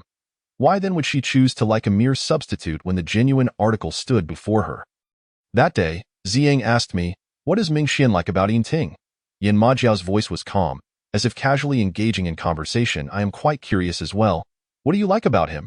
Ming Mingxian mused that when one is in love, they seldom ponder the reasons behind it. It might simply be a fleeting moment of attraction or the gentle warmth that builds over time. She had lost her parents at 6, her adoptive mother at 10, and her adoptive father at 14, with her last blood relative departing when she was 18. During those times, she would secretly cry. Yet, upon seeing Yin Majiao's own suffering, she dared not shed tears in his presence. At that moment, she entered Lin University, and with Yin Majiao's busy schedule, she gradually allowed Yin Ting to seep into her heart. A girl starved of love is easily conquered by tenderness. He treats me well. With such gentleness, Yin Majiao's gaze remained fixed on her, as if demanding an answer, prompting her to respond honestly. "Am I not good to you? Am I not gentle?" He had never anticipated such a response. All his warmth and patience had been devoted to her. "But it's different," Ming Mingxian replied softly. "How is it different?" Only by articulating her thoughts could he amend his actions. Ming Mingxian contemplated how to express herself. "If you've ever pursued a girl, you would understand." She was uncertain whether he had ever pursued her sister, but from her sister's diary, it seemed he had no need to. Her sister had always liked him. "Tell me, and perhaps I'll understand," Yin Majiao said, pulling her onto his lap with a fluid motion. Seated on his lap in her skirt, Meng Mingxian felt the heat radiating from his thighs. She suppressed the urge to escape. "I cannot quite articulate it. It's just that compared to my family, there's an added layer of hormones between us." Yin Majiao carefully contemplated her words, but his gaze caught sight of her flushed ears, causing him to chuckle inexplicably. "Understood." Yin Majiao picked up the remote control, turned on the television, and handed it to her, suggesting she choose the program herself. He skillfully embraced Meng Mingxian, slightly tightening his abdomen, leaving a space in between to avoid discomforting her. Noticing his reluctance to let her go, and considering that they were currently practicing the dynamics of a couple, Meng Mingxian refrained from voicing her thoughts and casually selected a variety show. To her surprise, it turned out to be a dating reality show. Yin Majiao watched alongside her for a while, stealing glances at the twinkling stars in her eyes, pondering how love seemed so effortlessly attained. Meng Mingxian, oblivious to his deeper meaning, laughed and remarked, "Loving too easily can lead to parting just as swiftly." The couples on such shows typically disband once the hype fades, enduring little more than a few years. Some were mere facades. She had once invested emotionally in a fake couple and had been heartbroken for quite some time. Now, she chose to view it as mere entertainment, no longer obsessing over it. Yin Majiao contemplated, "Much like you and Yin Ting." What had dampened in an instant, Meng Mingxian felt the charm of the couples on the show diminish, as if they could no longer even savor the sweetness of a simple cookie. "Don't lose heart. I'll ensure everything goes smoothly for Mingxian next time," Yin Majiao reassured, gently ruffling her hair. Meng Mingxian shook her head. "No need. Don't trust my judgment?" "Not that," she replied, shaking her head once more. Then leaned against Yin Majiao's shoulder, watching the show with a lack of enthusiasm, saying, "I don't want to discuss it anymore." Yin Majiao remained expressionless. This was hardly a constructive mindset. "Having you is enough for me." Meng Mingxian quickly adapted to her new role, no longer calling him Jiugu, but either Yin Majiao or you. Yet, the way she uttered the latter carried a unique sweetness. The air suddenly thickened with intimacy, seeping into Yin Majiao's very being, gradually permeating every cell. He fell silent, his profile brushing lightly against Meng Mingxuan's hair. She soon became engrossed in the show again, occasionally being fed chips by Yin Majiao while sipping on juice. The night unfolded in warmth and joy. Yinting woke abruptly from a nightmare. His bare torso glistened with beads of sweat. The cheap gray sweatpants clung to him, hinting at an astonishing sexual tension. He gasped a few times, resting his eyes against the headboard. The heart-wrenching scenes from his dream felt too vivid, blood everywhere, the piercing wail of an ambulance, instilling a deep-seated aversion to hospitals once more. Yinting did not smoke. Meng Mingxian disdained it. Yet at this moment, he craved a cigarette intensely. Sharing an apartment with Yuan Wei, who was likely out with his girlfriend on a night ride. He ventured into Yuan Wei's room, enduring the chaos to locate half a pack of cigarettes and a lighter. After igniting one, he took several deep puffs, moving to the window to gaze at the bustling street below. He reflected on every detail of his dream. The grand wedding, the insincere betrayal, and the vulnerability where he felt utterly trapped by Feng Yilin. The dream unfurled before him, forming a cohesive narrative, culminating in a pool of blood and the shrill siren of an ambulance. The cigarette burned down to his fingers, yet he remained oblivious to the heat. The Yin family in Kyoto. It dawned on him that the Yin family was the very root of Yin Majiao's identity and the source of the tragedy between him and his mother. The sting in his fingers drew his gaze downward. Let it burn. It doesn't hurt. A cold, chilling smile crept across his face. The door creaked open, and Yuan Wei returned. Ting, didn't you quit smoking? Upon noticing Yinting's door ajar, Yuan Wei stepped in and froze momentarily. Yinting discarded the cigarette butt and turned. I'm going to Kyoto. Are you coming? Kyoto? Are you chasing after Mingxian? Yuan Wei was taken aback. Yin Majiao isn't the son of Yin Shiqing. Nor am I. My mother was a victim of violence. Whoever Yin Majiao's father was, that man was responsible for my mother's suffering. Yinting leaned against the window, amidst the external clamor, calmly revealing the truth of his lineage. Yuan Wei was taken aback. How did his childhood friend become so tragically compelling? So, you're going to Kyoto to seek revenge for your mother? Yuan Wei grasped Yinting's intentions, concern etching his features. Yet, Kyoto was a place teeming with hidden dangers, and the Yin family was a prestigious lineage with a century of legacy. I fear you may face peril. Just look at those three men beside Yin Majiao. None are easy to handle. No. Yinting recalled the events from his dream, a darker glint in his eyes as he smiled. I'm returning to claim my heritage. A century-old prestigious family cannot simply ignore a bastard child. Can they? Yinting chuckled. Chapter 35. How could you almost strangle her? In a private room at the club, Yu Tiantian stood nervously before the imposing Feng Yilin, her hands anxiously twisting the fabric of her dress. Feng, young master, she began timidly. Feng Yilin scrutinized the young woman before him. She held a lowly position in the Yu family, her mother having pursued her father solely for money, giving birth by accident, and then running off with a fortune, leaving her an unloved orphan. Feng Yilin recalled the inexplicable hostility Meng Mingxian exhibited whenever Yu Tiantian was mentioned. With a slight smirk, he tossed a card and a photograph in front of her. This card contains 30 million with a password of 6 ones. If you go to Kyoto and keep close to this man named Yinting, wherever he goes, you go, and that 30 million will be yours. Given Yinting's background, he would undoubtedly venture to Kyoto. He needed to protect Jiuge from behind. As long as the young lady, Meng Mingxian, remained safe, Jiuge would be too. Why? Yu Tiantian's eyes widened. 30 million? You could never earn that in a lifetime in the Yu family.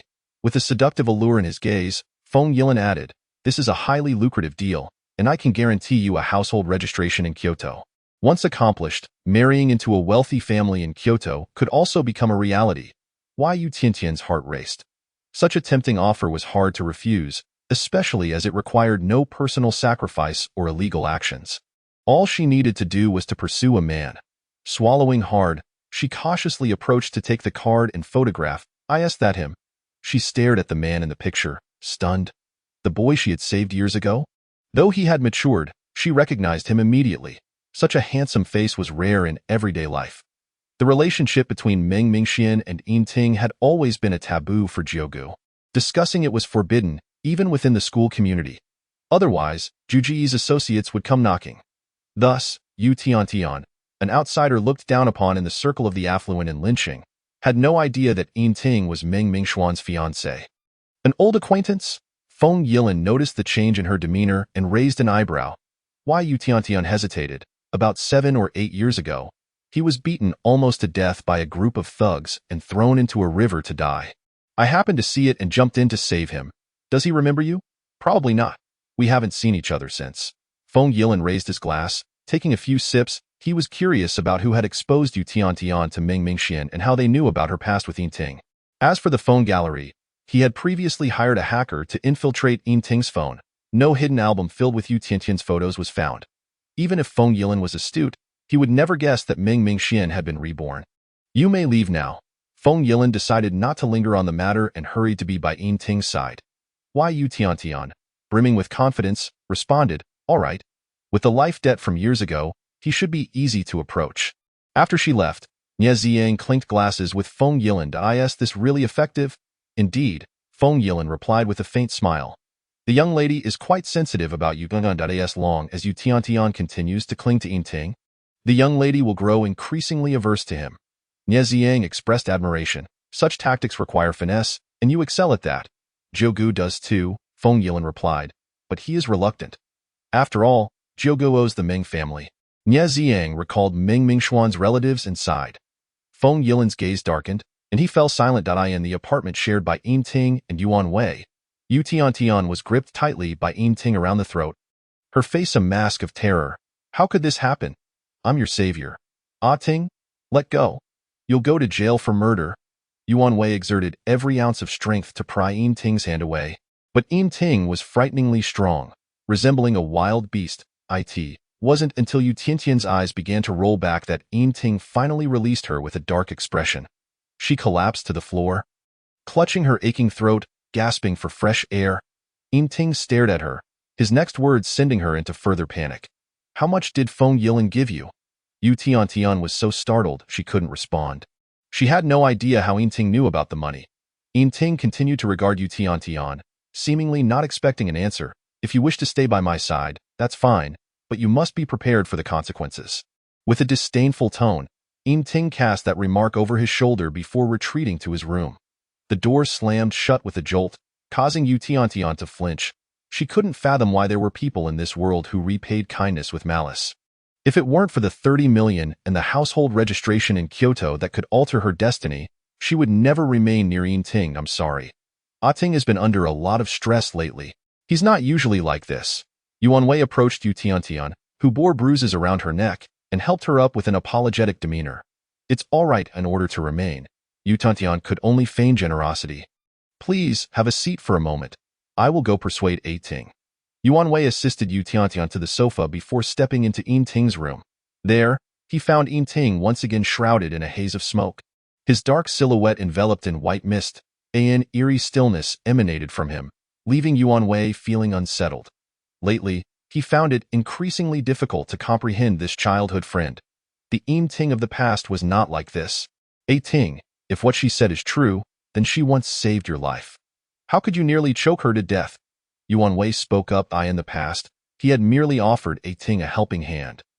Yet she had remained by his side all these years without change. I have long since repaid my debt to her. Yin Ting replied coldly. Yuan Wei was taken aback. Weren't you just reunited? When did you repay her? Yin Ting remained silent, his agitation evident as he continued to smoke. Since Yu Tiantian wished to stay, he would let her. She owed Xianxian everything and must repay it all. Suddenly, a vision from his dream surfaced, where Meng Mingxian slapped Yu Tiantian in front of him, her eyes red as she ordered the pair to leave. She was heartbroken. Yet, with Liu Hui watching closely, he could not comfort her. Yin Ting's thoughts drifted to the resolute breakup with Meng Mingxian just days prior. His fingers, which clutched the cigarette, trembled involuntarily. Could it be that she also remembered those events from his dreams? That was why her smiles had lost their sweetness. But for someone who had tasted sweetness, enduring bitterness was no easy feat. A stubborn intensity flashed in Yin Ting's eyes. He would not let her go. Chapter 36. Surely, we can't really kiss, can we? Yin Majiao had just finished breakfast with Meng Mingxian when he received a call from his secretary. Young master, last night the Ming Yin Group's computer system suffered a hacker attack. The entire security department nearly faltered, but fortunately, Miss Bai Chan, an esteemed alumnus from her school, fearlessly took charge and directly incapacitated the intruder's system. Absolutely remarkable. The excitement in the secretary's voice was palpable even through the phone. Yin Majiao set the call to speakerphone, and Meng Mingxian listened intently. She breathed a sigh of relief. Thankfully, the trajectory of this incident had not changed. Bai Chan had truly brought her great honor. After ending the call, Yin Majiao stood to clear the dining table. Let's change our clothes. We are visiting Ming Yin Group. Tio, come in, Bai Chan. Meng Mingxian replied that of course, the young lady deserves full recognition, especially since she is genuinely capable. Meng Mingxian stood up. All right. She took a few steps before pausing, glancing at him. What about you? Do you need help finding clothes? Of course. Very well. Meng Mingxian hurried towards the stairs. Yin Majiao observed her retreating figure, puzzled as to why she did not appear more proud. After all, Bai Chan was someone she had chosen. Unbeknownst to Meng Mingxian, Yin Majiao was attentive to even the smallest details. She felt no pride, as she was not Bai Chan's true patron. She merely had the advantage of living a second life, possessing knowledge that others did not. Once upstairs, Meng Mingxian changed her outfit, selecting a lovely white and pink gradient Chanel dress. The hem resting just above her knees, modestly concealing her figure. Unexpectedly, the zipper snagged on her lingerie's lace trim, halting in the middle of her back, leaving her unable to pull it up or down. After struggling for a while, Meng Mingxian surrendered. I might as well cut it. As this thought crossed her mind, she sought out a pair of scissors. However, she knew they were unlikely to be found in her room, probably residing in a drawer in the living room downstairs. Just as Meng Mingxian hesitated, the door swung open.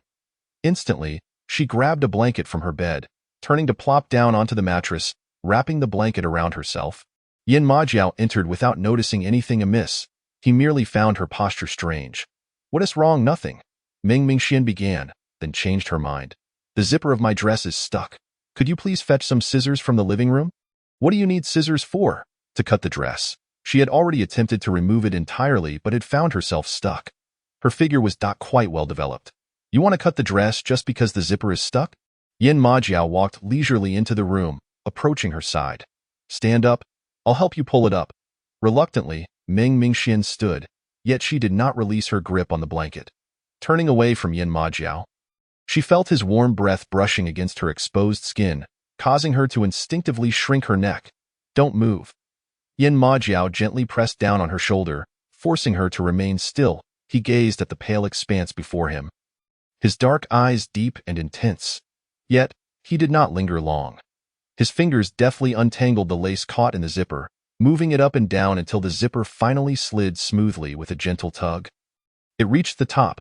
Yin Majiao retrieved her hair from the dress, brushing it aside. All done. Meng Mingxian felt somewhat stiff, refraining from turning around. Yin Majiao noticed her flushed ears and the slight movement of her throat, but merely said, help me find some clothes. Oh, all right. Meng Mingxian felt as if she had been granted a reprieve, tossing the blanket aside and quickly exiting the room.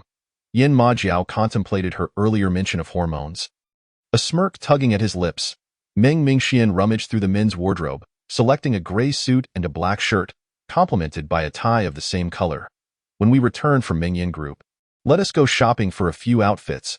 She turned to present the clothes to Yin Majiao. He accepted them, pondering, displeased. Meng Mingxian indirectly praised him. With your face and physique, not dressing up would be a waste. Clearly, you are displeased, he confirmed. Suppressing a laugh, Meng Mingxian urged him, hurry and change your clothes. All right. Yin Majiao began to unbutton his casual shirt. Meng Mingxian quickly turned away. In truth, she had seen his body before and often admired it. However, since they had pretended to be a couple, she suddenly found herself shy. After a rustle of fabric, she heard Yin Majiao's deep voice. Last night, the old master called me, wanting me to return to Kyoto to begin matchmaking. Meng Mingxian immediately turned back. Does that mean we don't have to pretend to be a couple anymore? Yin Majiao shot her a glance. Are you eager for me to go on blind dates? Not exactly. It seems the old master believes that a marriage alliance would benefit your inheritance of the Yin family, correct? Meng Mingxian replied softly, so, I should marry a woman devoid of any feelings and sacrifice my own charm in the process? Yin Majiao stepped closer, his expression impassive. Meng Mingxian looked up at him. Are you angry? That's not what I meant. She reached out, tugging at his sleeve, attempting to placate him. I merely wish to respect your decision. I refused the old master and informed him that I already have a fiancé, one arranged since childhood. That was his resolution. An arranged marriage? Meng Mingxuan's lips parted in surprise. Us? How else to explain your history with Yin Ting? The old master had extensive connections and had already investigated. I told him we were betrothed since childhood, but you were too young, so I never mentioned it to you. Now that you know about our parents' arrangement, you ended things with Yin Ting. Yin Majiao wrapped an arm around her waist, drawing her closer, his dark eyes locked onto hers. So, please act convincingly when we return to Kyoto, and do not sell me out at the first opportunity. How should I act? Surely, we can't really kiss. Be a little more proactive. She had only been proactive with Yin Ting once, and it had ended in humiliation. Meng Mingxian recalled that unpleasant experience but would never disclose it to Yin Majiao. With a sense of daring, she tiptoed and wrapped her arms around Yin Majiao's neck, drawing him in for a hug. Is this acceptable? Offering a warm embrace counts as being proactive, right? Just barely. Yin Majiao held her with one arm. His voice steady. Why is it that I am always criticized for being proactive? Meng Mingxian felt a twinge of discomfort, exclaiming, Then I suppose I can't kiss you, can I? As soon as she spoke, she regretted it, wishing she could bite her tongue. If her sister were still alive, she likely would have called him brother-in-law by now. How could she ask such a question? Why not? Yin Majiao replied casually. In the elite circles of Kyoto, private gatherings often involve truth or dare games. Are you planning to kiss someone else then? Meng Mingxuan's enthusiasm for Kyoto suddenly waned. The world of high society was fraught with complexities. The likes of Feng Yilin and his peers, despite their excellence, had been ostracized to lynching to seek refuge with Yin Mojiao. As for her, a naive and unsophisticated girl, she would be easily manipulated. A kiss on the cheek? Meng Mingxian clung to her last glimmer of hope. Chapter 37. He halted just a breath away from her lips. What do you think? Yin Majiao whispered near her ear. Meng Mingxuan's hopes were dashed. But I can teach you how to create the illusion of a kiss. To onlookers, it appears as if we kissed when we haven't. Yin Majiao's instruction began. Step 1. Cradle the other person's face. He gently lifted his warm palm, cradling her face, watching as her fair skin flushed under his touch. Step 2. Tilt your head and lean in, leaving your palm empty to obscure both sets of lips. He leaned in, angling his face toward hers. Meng Mingxuan's eyelashes fluttered as she stared, watching Yin Majiao's face loom larger before her. She struggled against the instinct to turn away. Fortunately, he paused just half a finger's breadth away from her lips. Their noses brushing together. Understand? To others, it looks as if we kissed. Yin Moji gently brushed against her nose before straightening up, retracting his hands that had been cradling her face. Meng Mingxian gazed at the austere man, her heart racing slightly, yet he remained composed and indifferent, akin to a naturally gifted actor. Realizing this, Meng Mingxuan's heartbeat gradually settled into tranquility. I understand now. Once we arrive in Kyoto, if necessary, I shall employ the skill you have taught me to act and deceive. It was he who initially suggested acting, yet he found himself vexed by it. Indeed, humans are inherently greedy. Yin Moji said nothing further. He was aware of her fondness for tenderness. He could certainly provide that. She desired the chemistry between men and women, and he was more than capable. He possessed ample patience. Let us proceed, miss, he said, taking Meng Mingxuan's hand as they walked out. It was then that Meng Mingxian remembered they were headed to the Mingyan group to commend Bai Chan. She took a moment to compose herself and soon found herself laughing and chatting with Yin Moji. The summer breeze carried a hint of humidity, yet Su Li felt so cheerful he wanted to whistle. The sight of Ninth Master and the young lady in such sweet harmony brought great joy to those working under them. Even if someone were to provoke him at that moment, he would likely respond with a smile. Upon their arrival at the Mingyan group, the upper management was convened in a meeting regarding the recent server attack. All personnel from the security department, where Bai Chan worked, were in attendance. Thus, the two made their way to the office on the top floor to sit for a while. After settling down, Meng Mingxian noticed the screen of Yin Moji's phone on the glass coffee table lighting up with a message from Feng Yilin. Could you help me see what he said? She asked. Yin Moji leisurely unfastened a button on his suit jacket. Oh. Meng Mingxian picked up his phone and skillfully unlocked it using the combination of their and her sister's birthdays. However, The phone prompted her that the password was incorrect. Has he changed his password? 090918? Moji calmly stated the new password. What is this password combination? Ming Mingxian was puzzled for a few seconds before entering the new password. Moji glanced at her. She had forgotten it was not her fault. She had been quite young then. Once the phone was unlocked, Ming Mingxian opened Feng Yilan's chat window and saw he had sent a photo. It was a picture of Yim Ting and Yu Tiantian together. Yim Ting looked sideways at Yu Tiantian, who smiled softly up at him. Very sweet. Ninth brother, it turns out Yu Tiantian once saved Yim Ting's life when they were children. Ming Mingxian recalled the smug expression Yu Tiantian had in her past life. Although Yu Tiantian claimed that the childhood sweetheart story was a lie, the tale of the white moonlight was undeniably true. What did he send? Moji inquired. Ming Mingxian snapped back to reality. He sent a photo of Yu Tiantian and Yim Ting together, saying that Yu Tiantian is Yim Ting's life-saving white moonlight. Moji observed her expression and sat beside her. What is your opinion on this? What do you mean? She retorted. She and Yim Ting were finished. They had concluded their chapter in their past lives. There were some truths she no longer wished to verify. That was all in the past. The anonymous person who messaged you, falsely claiming that Yu Tiantian was Yim Ting's childhood sweetheart, aimed to drive a wedge between you two. Moji said, gently stroking his fingers, his meaning clear. Ming Mingxian. That was something she concocted herself. She had almost forgotten about it. It no longer matters. She glanced down at the photo on the phone. Her heart undisturbed. I probably don't like him that much anymore. This time, Moji fell silent. After a moment of quiet, Ming Mingxian sensed something and lifted her gaze to the man beside her. He seemed to be in a rather good mood. Let us go. The meeting should be concluding soon. We can make an appearance since the upper management is present. Moji did not grant her much time for contemplation. Rising to take her hand, she had barely sat down, not even managing to drink a sip of water. Soon, they arrived outside the conference room.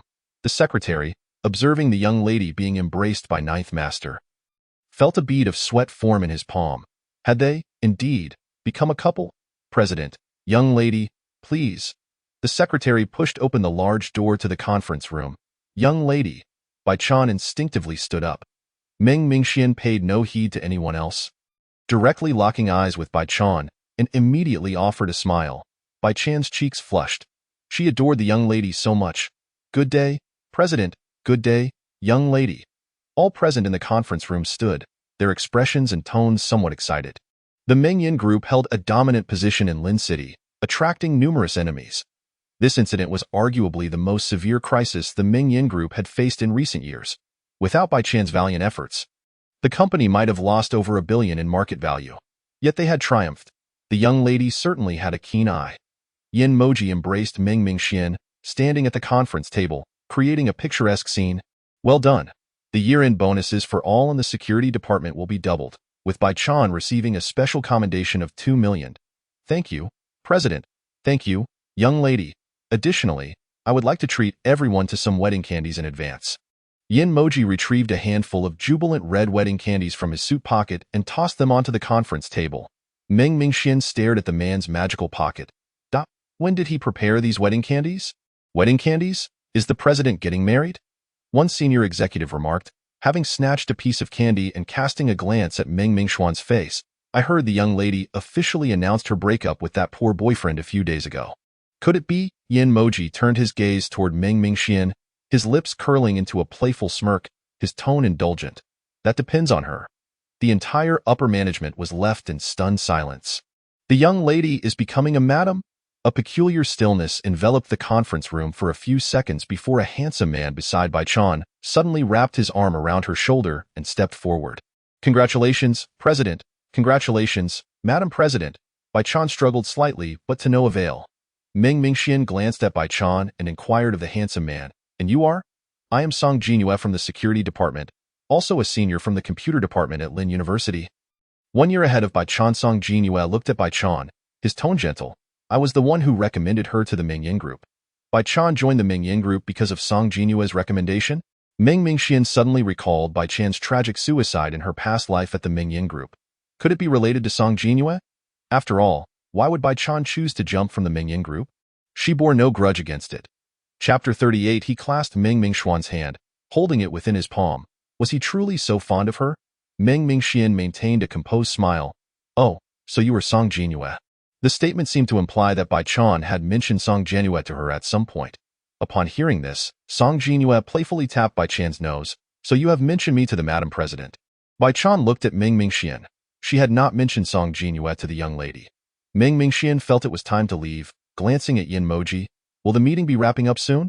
I would like to sit with Bai Chan in the office. Go ahead, Yin Moji said, sensing the underlying tension, releasing her hand.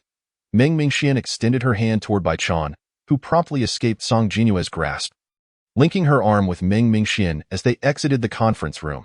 The moment the young lady reached out to her, Ninth Master's gaze turned icy, akin to a thorn. She dared not take the young lady's hand. Once the two girls left the conference room, Yin Moji withdrew his gaze and seated himself calmly. Please continue the meeting. I will sit in. Song Jiuye had initially intended to engage in conversation with Yin Moji, but the latter did not spare him a glance, compelling him to return to his seat. Meng Mingxian led Bai Chan to the top floor. This was Bai Chan's second time entering the president's office. The secretary, aware of Meng Mingxuan's preferences, brought in 2 cups of cappuccino. Do you enjoy this? If not, we also have American coffee, Meng Mingxian observed Bai Chan. She was unlike anyone else she had interacted with before.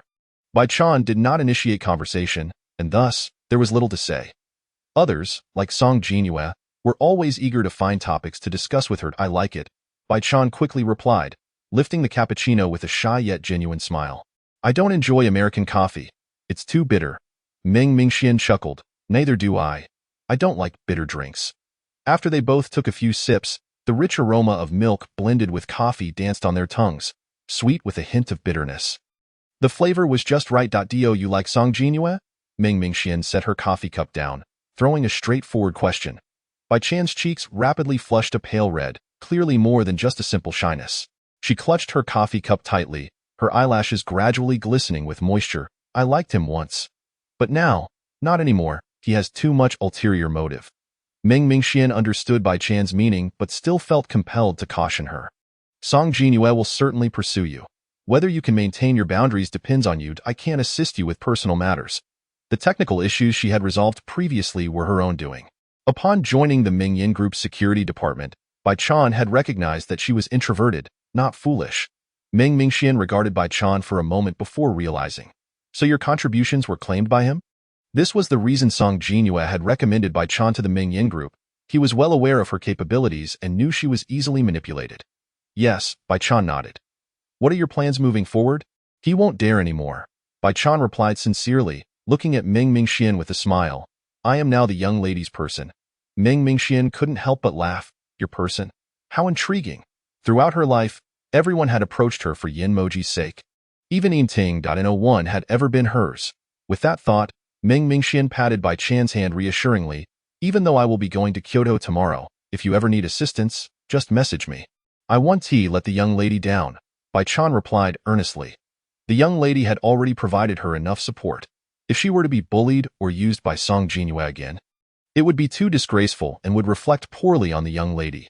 Meng Mingxian glanced at Bai Chan and suddenly recalled a famous quote by Archimedes she had learned in school. Give me a lever, and I shall move the world. Bai Chan was starting to embody that sentiment. I hold great hopes for you. Meng Mingxian generously offers her encouragement. Upon receiving praise from the young lady, Bai Chan's pallor swiftly dissipates, leaving only a faint blush behind. After finishing her coffee, Meng Mingxian ponders for a moment, still feeling uneasy, fearing that Bai Chan may not be able to handle the cunning Song Jiuye. Thus, she extends her hand towards Bai Chan, instructing her to open the company group chat so she can send 2 messages. All right. Bai Chan promptly complies. Meng Mingxian glances at the silent company group on Bai Chan's phone, pulls her closer, and snaps a face-to-face selfie, which she swiftly sends to the group chat. Aw, young lady. Xiao Chan, where did you step in dog poop? Please tell me, I want to step in some too. So beautiful. Xiao Chan has become beautiful just by being beside the young lady. The company group erupts in excitement. Meanwhile, Meng Mingxian proceeds to transfer money to Bai Chan's phone, and using Bai Chan's phone, she clicks to confirm receipt, sending a red envelope of 200 each to the company group. Let everyone enjoy a cup of coffee during the break. I entrust my idol to your care. Do not let anyone bully her. The red envelope is quickly claimed, and the flood of messages reads, "Rest assured, young lady, we will protect your precious Chan." Of course, a few female employees in the tea room, taking a brief respite, harbor some doubts. Could this truly be from the young lady? Could Bai Chan be orchestrating this herself? It seems unlikely. Upon enlarging the selfie, one can discern that it was taken by the young lady. And Bai Chan's hands are resting on her lap. What was she thinking? Did Bai Chan really have the audacity to impersonate the young lady in the company chat? She had never engaged in such behavior before. Indeed, it appears she has truly climbed the social ladder with the young lady, provoking envy and jealousy. The person is genuinely remarkable, truly capable. Perhaps it is time to envy someone else. Upon returning to the office, Yin Majiao notices Bai Chan standing up. "Young lady, president, I shall take my leave to attend to my tasks, Damim." Yin Majiao's demeanor is gentler than usual. Bai Chan's nose tingles. All her current good fortune is bestowed upon her by the young lady. Just a moment ago, she couldn't help but ask the young lady, "Why are you so kind to me?" The young lady seems to recall some unpleasant memory and smiles wistfully. "I hope we can live long and prosper." Although Bai Chan does not fully comprehend, she inexplicably feels a pang of sadness for the young lady. "Keep it up, idol." Meng Mingxian stands beside Yin Majiao, her smile imbued with encouragement. Damim. Bai Chan bows deeply. "Thank you, young lady." "Thank you, president." With that, she hastens away. Yin Majiao glances at the 2 cups of cappuccino still frothing on the coffee table, pulls Meng Mingxuan's hand into his grasp, and wonders, is it truly so easy to like her? Meng Mingxian turns to him, smiling. "You wouldn't understand if Bai Chan can successfully navigate past the fatal juncture of her previous life. Then so can she." Meng Mingxuan's smile dims as she recalls the fatal car accident 3 years hence. "This phrase seems to have become your catchphrase, hasn't it?" Yin Majiao pinches the soft flesh of her palm. Does he not comprehend, or is he simply unwilling to learn? Meng Mingxian cannot shake the feeling that his words carry a hint of melancholy. Yet she quickly dismisses the notion as improbable. However, she cannot help but laugh. "I've only said it twice. How can it become a catchphrase? By the way, when did you prepare the wedding candies?" Meng Mingxian suddenly remembers the earlier scene in the conference room and looks up to ask, "What's the matter? Is there a problem?" Yin Majiao does not respond directly. Chapter 39. There are things he cannot acknowledge. Meng Mingxian hesitates slightly. "We are not actually getting married, so sending out wedding candies beforehand. How will that conclude in the future?" "Are you so certain?" Yin Majiao counters. Meng Mingxuan's heart skips a beat. What does he mean by that? "I have not considered marrying anyone else." Yin Majiao gazes intently at her. "If you feel it affects you, I can have my secretary retrieve the wedding candies." Meng Mingxian immediately grasps his arm. "No, please don't. Once the wedding candies are sent out, they cannot be taken back." She knows without asking that Yin Majiao is somewhat displeased, so she reassures him. "I am merely concerned about rumors. I have never considered marrying anyone else." Yin Majiao's brows lift slightly. Shadows from the lights cast across his dark lashes, making his gaze appear deep and tender. "Then let us continue to play along." He entwines a strand of her hair behind her back, wrapping it several times, yet it slips away, much like her essence, elusive and untouchable. "All right." Meng Mingxian feels her heart flutter at his cool, husky tone. This is likely not a favorable sign. "Let us go. Time to rest at home." Yin Majiao bends down and lifts her into his arms. Meng Mingxian is momentarily stunned. "Can I walk by myself?" "No." Yin Majiao carries her outside. At T16, she had not been held in such a princess-like manner by Yin Majiao in public, and a wave of embarrassment washes over her. She buries her face into Yin Majiao's embrace. Prioritizing her modesty above all else, Suli parks the car at the entrance of the corporate building. Thus, Yin Majiao, carrying Meng Mingxian, exits the elevator on the first floor. Neither of them anticipates that Yim Ting would be brazenly waiting at the entrance of the Meng Yin Group building with Yu Tiantian. "Xian, I have something to discuss with you." Yim Ting strides forward, his brow furrowed with weariness. Upon hearing that familiar, icy voice, Meng Mingxian stiffens momentarily. Yin Majiao senses her rigidity and gently sets her down. "Speak, I am listening." Yin Majiao smooths out Meng Mingxian's hair and casts a dispassionate glance at Yim Ting. What a despicable wretch! Yim Ting cannot conceal his animosity towards Yin Majiao. Yin Majiao smiles. He regrets not being more ruthless in the past few years, wishing he had simply eliminated Yim Ting now. With Yim Ting aligning himself with the old man, the situation is no longer convenient. Xian, Yu Tian and I share no relationship. She is merely a hired hand. Likewise, Lu Hui is just a domestic worker. After berating Yin Majiao, Yin Ting's gaze fixates directly on Meng Mingxian's eyes. The trajectory of dreams is not meant to unfold this way. The only variable is that Xian chose to break up with him. Xian must have dreamt of those events as well, which is why she knew about Yu Tian and the truth behind his proximity to her. Hence, she chose to part ways with him.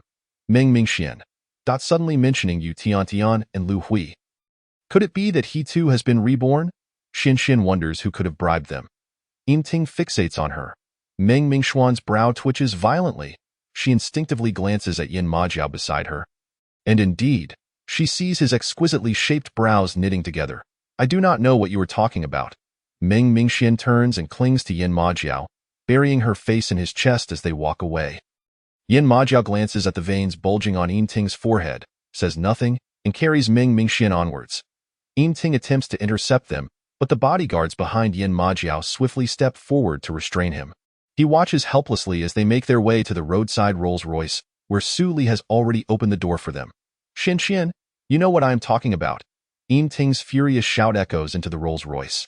Meng Mingxian turns her head slightly, wanting to catch a glimpse of Yin Ting, but is blocked from view by Yin Majiao's imposing figure. Drive.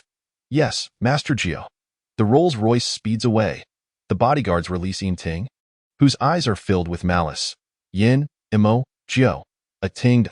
Yu Tian timidly steps forward, attempting to touch Yin Ting's shoulder. Get lost. Yin Ting bellows in rage, causing Yu Tian to plop down in fright. Watching Yin Ting's retreating figure, Yu Tian remains shaken. The 30 million from Xiaofeng is indeed not easy to obtain. Upon returning to the villa, Yin Majiao hands a glass of juice to Meng Mingxian, who is curled up on the sofa. The icy juice soothes her emotions slightly. I do not know Yu Tian. Yin Majiao can tell that Meng Mingxian does not wish to discuss Yin Ting, yet he intends to clarify his stance. Meng Mingxian tightens her grip around the glass, thoughts drifting to Lu Hui and Yu Tian. However, her mind predominantly lingers on the past with Yin Ting. I have a friend.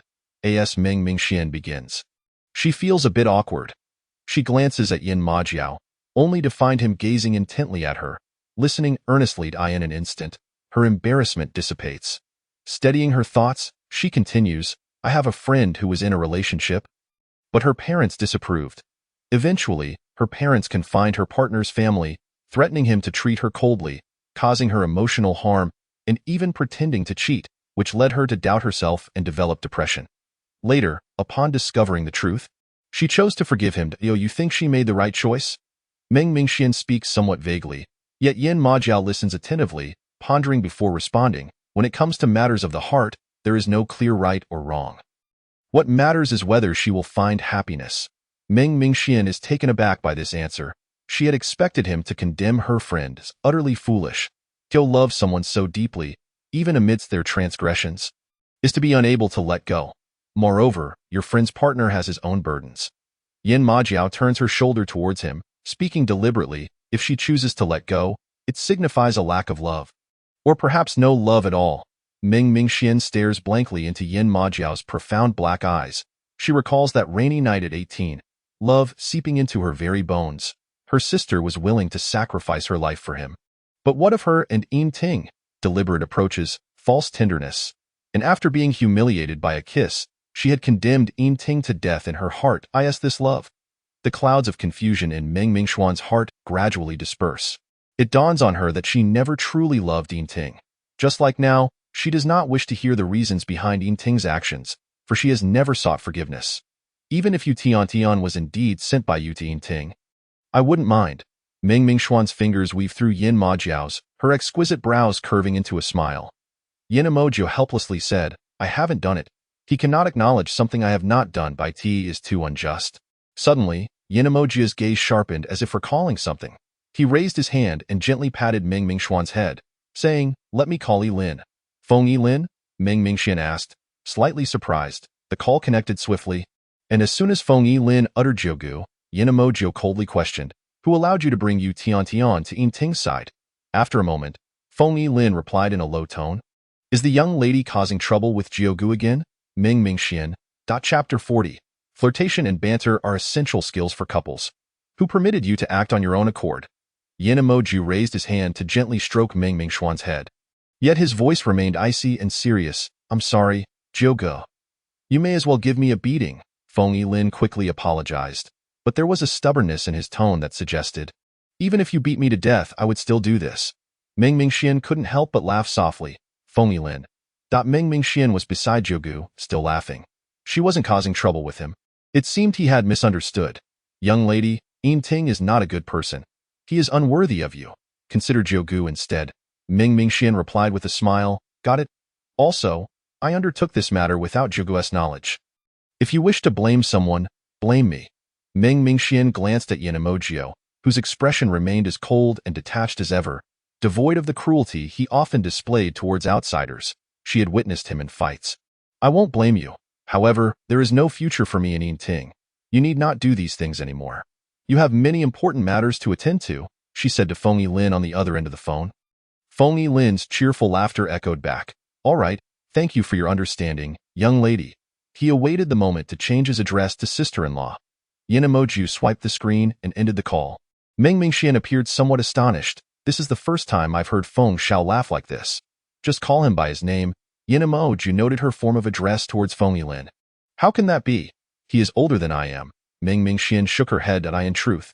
Feng Yilin and his peers were all the legitimate grandsons of prestigious families in Kyoto. It was entirely reasonable for her to address him as Feng Xiao. Were it not for Yin Emoju's protection, Feng Yilin and his companions would scarcely spare her a glance. But you are currently in the position of my girlfriend, and they all call me brother. Yin Emoju raised an eyebrow. That is indeed the case. Upon returning to Kyoto, they will most likely start calling you sister-in-law. A wave of warmth rushed to Meng Mingxuan's face. Next time I see him, I will just call him by his name. She endeavored to maintain her composure. Very well. Yin Emoju observed the blush creeping onto her ears and chose not to pursue the topic further. He stood up. I will go prepare dinner. I'll help you. Meng Mingxian rose to follow him.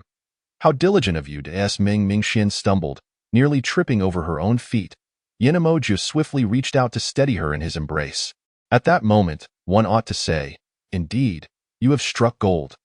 After a brief pause, Meng Mingxian, under his gaze, obediently echoed, indeed, you have struck gold. It was a forced response, lacking in naturalness. Her voice could afford to be sweeter. Yin Emoju released her waist, rolled up his sleeves, and proceeded to the kitchen. Flirtation and banter are essential skills for couples. Meng Mingxian trailed behind him, her mind swirling with doubts. Had he specialized in this? How else would he understand it so well? Soon, Yin Emoju handed Meng Mingxian a bag of snow peas, instructing her to string them. She almost misheard it as a more vulgar term. Kyoto. Yin Zhang entered the living room to find Old Master Yin calmly reading a newspaper. Father seems to be in good spirits lately.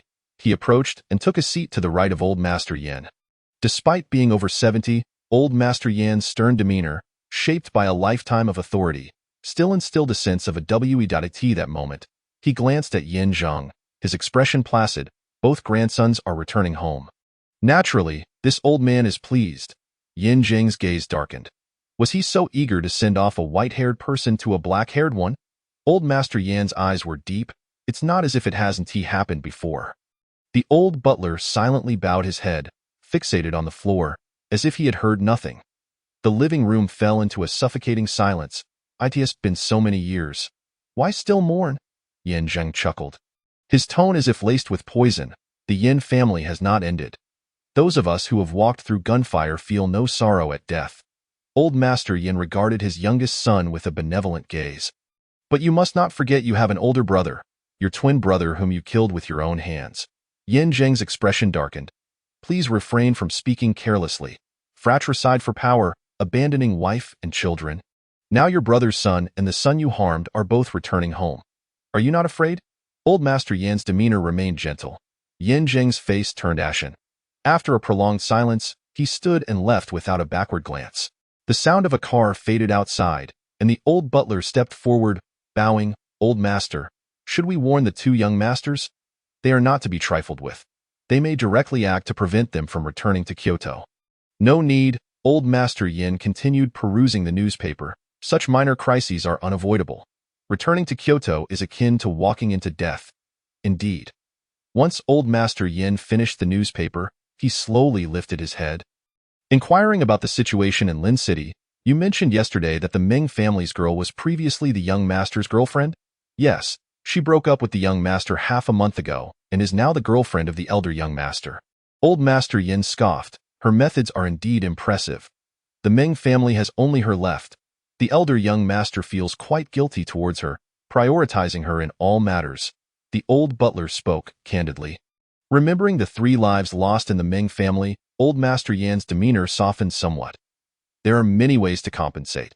She is not worthy of Emojo. He issued orders. Find some suitable illegitimate sons from prominent families to introduce to her. The conditions should not be too poor. Otherwise, Emojo would not agree. Understood. Regardless of the other party's merit, the elder young master would not consent, thought the old butler, who had visited Lin City. However, he saw no need to shatter old Master Yan's pleasant fantasies. Such efforts were thankless. Let the elder young master return to Kyoto and deal with it personally. Yin Zhang drove back to the villa. Su Yuha, looking exquisite, had just finished making soup. Seeing Yin Zhang return, she approached him gently. Darling, I just finished making chicken soup. Theo, you remember Lin Rushue? Yin Zhang ignored Su Yuha's tenderness and sank into the sofa. Su Yuha's expression stiffened, her hands suddenly feeling at a loss. After all these years, why did he suddenly bring up that woman? Yin Zhang noticed the tension in her demeanor and lightly scoffed. Rest assured, she is dead. Before Su Yuha could respond, Yin Zhang dropped another bombshell. But she bore me a son. Now, the son she gave birth to has been acknowledged by the old master. Yin Zhang reached out, gently grasping Su Yuha's slender wrist, his cold gaze fixed on her. Are you afraid? Chapter 41. Deep within Yin Zhang, there lay a thread of unwillingness that only he understood. Over the years, he had found it difficult to forget the first time he laid eyes on Lin Ruxu in the season of gentle spring rains. Beside a quaint bridge and flowing water, the rain fell softly against her tender profile, like a painting crafted by a master artist. The ethereal beauty of Jiangnan under the mist, Su Yuha had always been imitating Lin Rushue. He was not oblivious to this, and 3 years of marriage, Lin Rushue had never once called him darling. That thread of unwillingness within Yin Zhang remained his own secret. Daddy, Su Yuha's long eyelashes glistened with moisture. My hand hurts. Yin Zhang regarded Su Yuha, slowly releasing her wrist. Bring Xiaoxiang back. Yin Zhang's expression returned to neutrality. Otherwise, I fear he won't know how he died, Su Yuha hoarsely responded. Okay, and after messaging their son, Yin Xiaoxiang, she nestled against Yin Zhang's arm. Darling, what do you plan to do? Su Yuha felt a twinge of panic within. With the passage of time, she had thought Yin Zhang had long since moved on from this matter. After all, she had given birth to his only son. But now, Yin Zhang had an additional son, one born to him by Lin Rushue, and that son had been recognized by the old master. The situation had suddenly become complicated. What? Since you didn't kill him back then, do you now wish to make amends for your regrets? Yin Zhang pinched Su Yuha's chin between 2 fingers, his grip tightening slightly. No, darling. Su Yuha's tears brimmed with pain.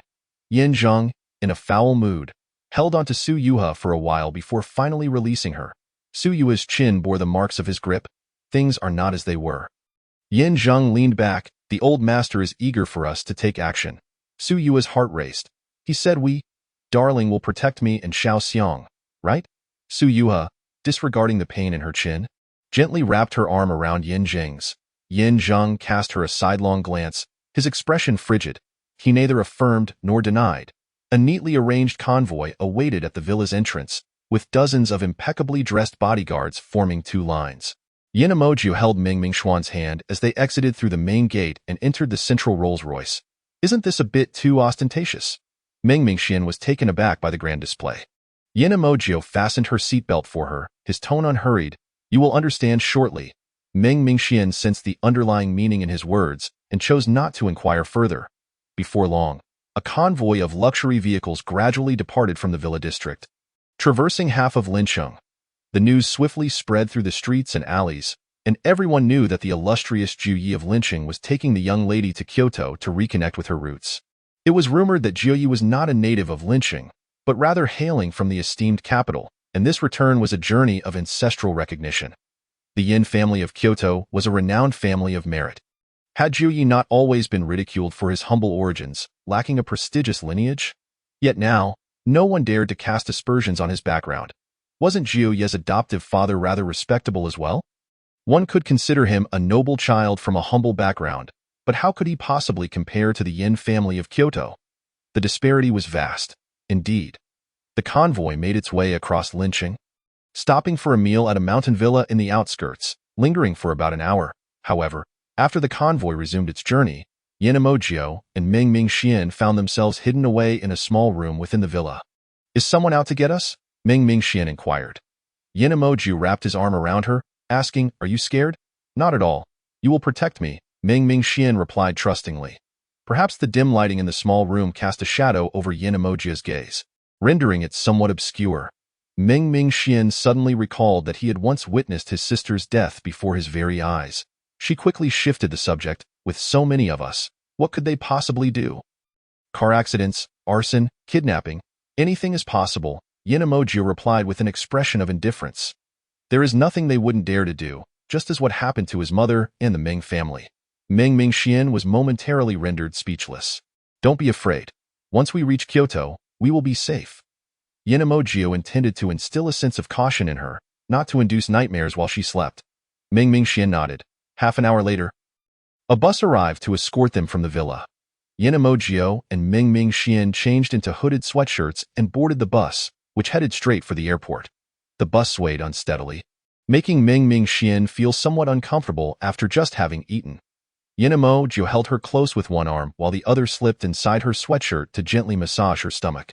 Ming Xian dared not struggle, remaining rigid as he did so for a while. Finally, when they reached their destination, she was drenched in sweat. How could it be so hot with air conditioning on the bus? Yin Emojio stood at the check-in counter, pulling out a tissue to wipe the sweat from her brow. Ming Xian was at a loss for words. Have the tickets been purchased? She asked, glancing around at I will buy them now. Yin Emojio responded, pulling out his phone. Purchasing in advance would raise suspicions. The tickets were quickly secured for the next available flight.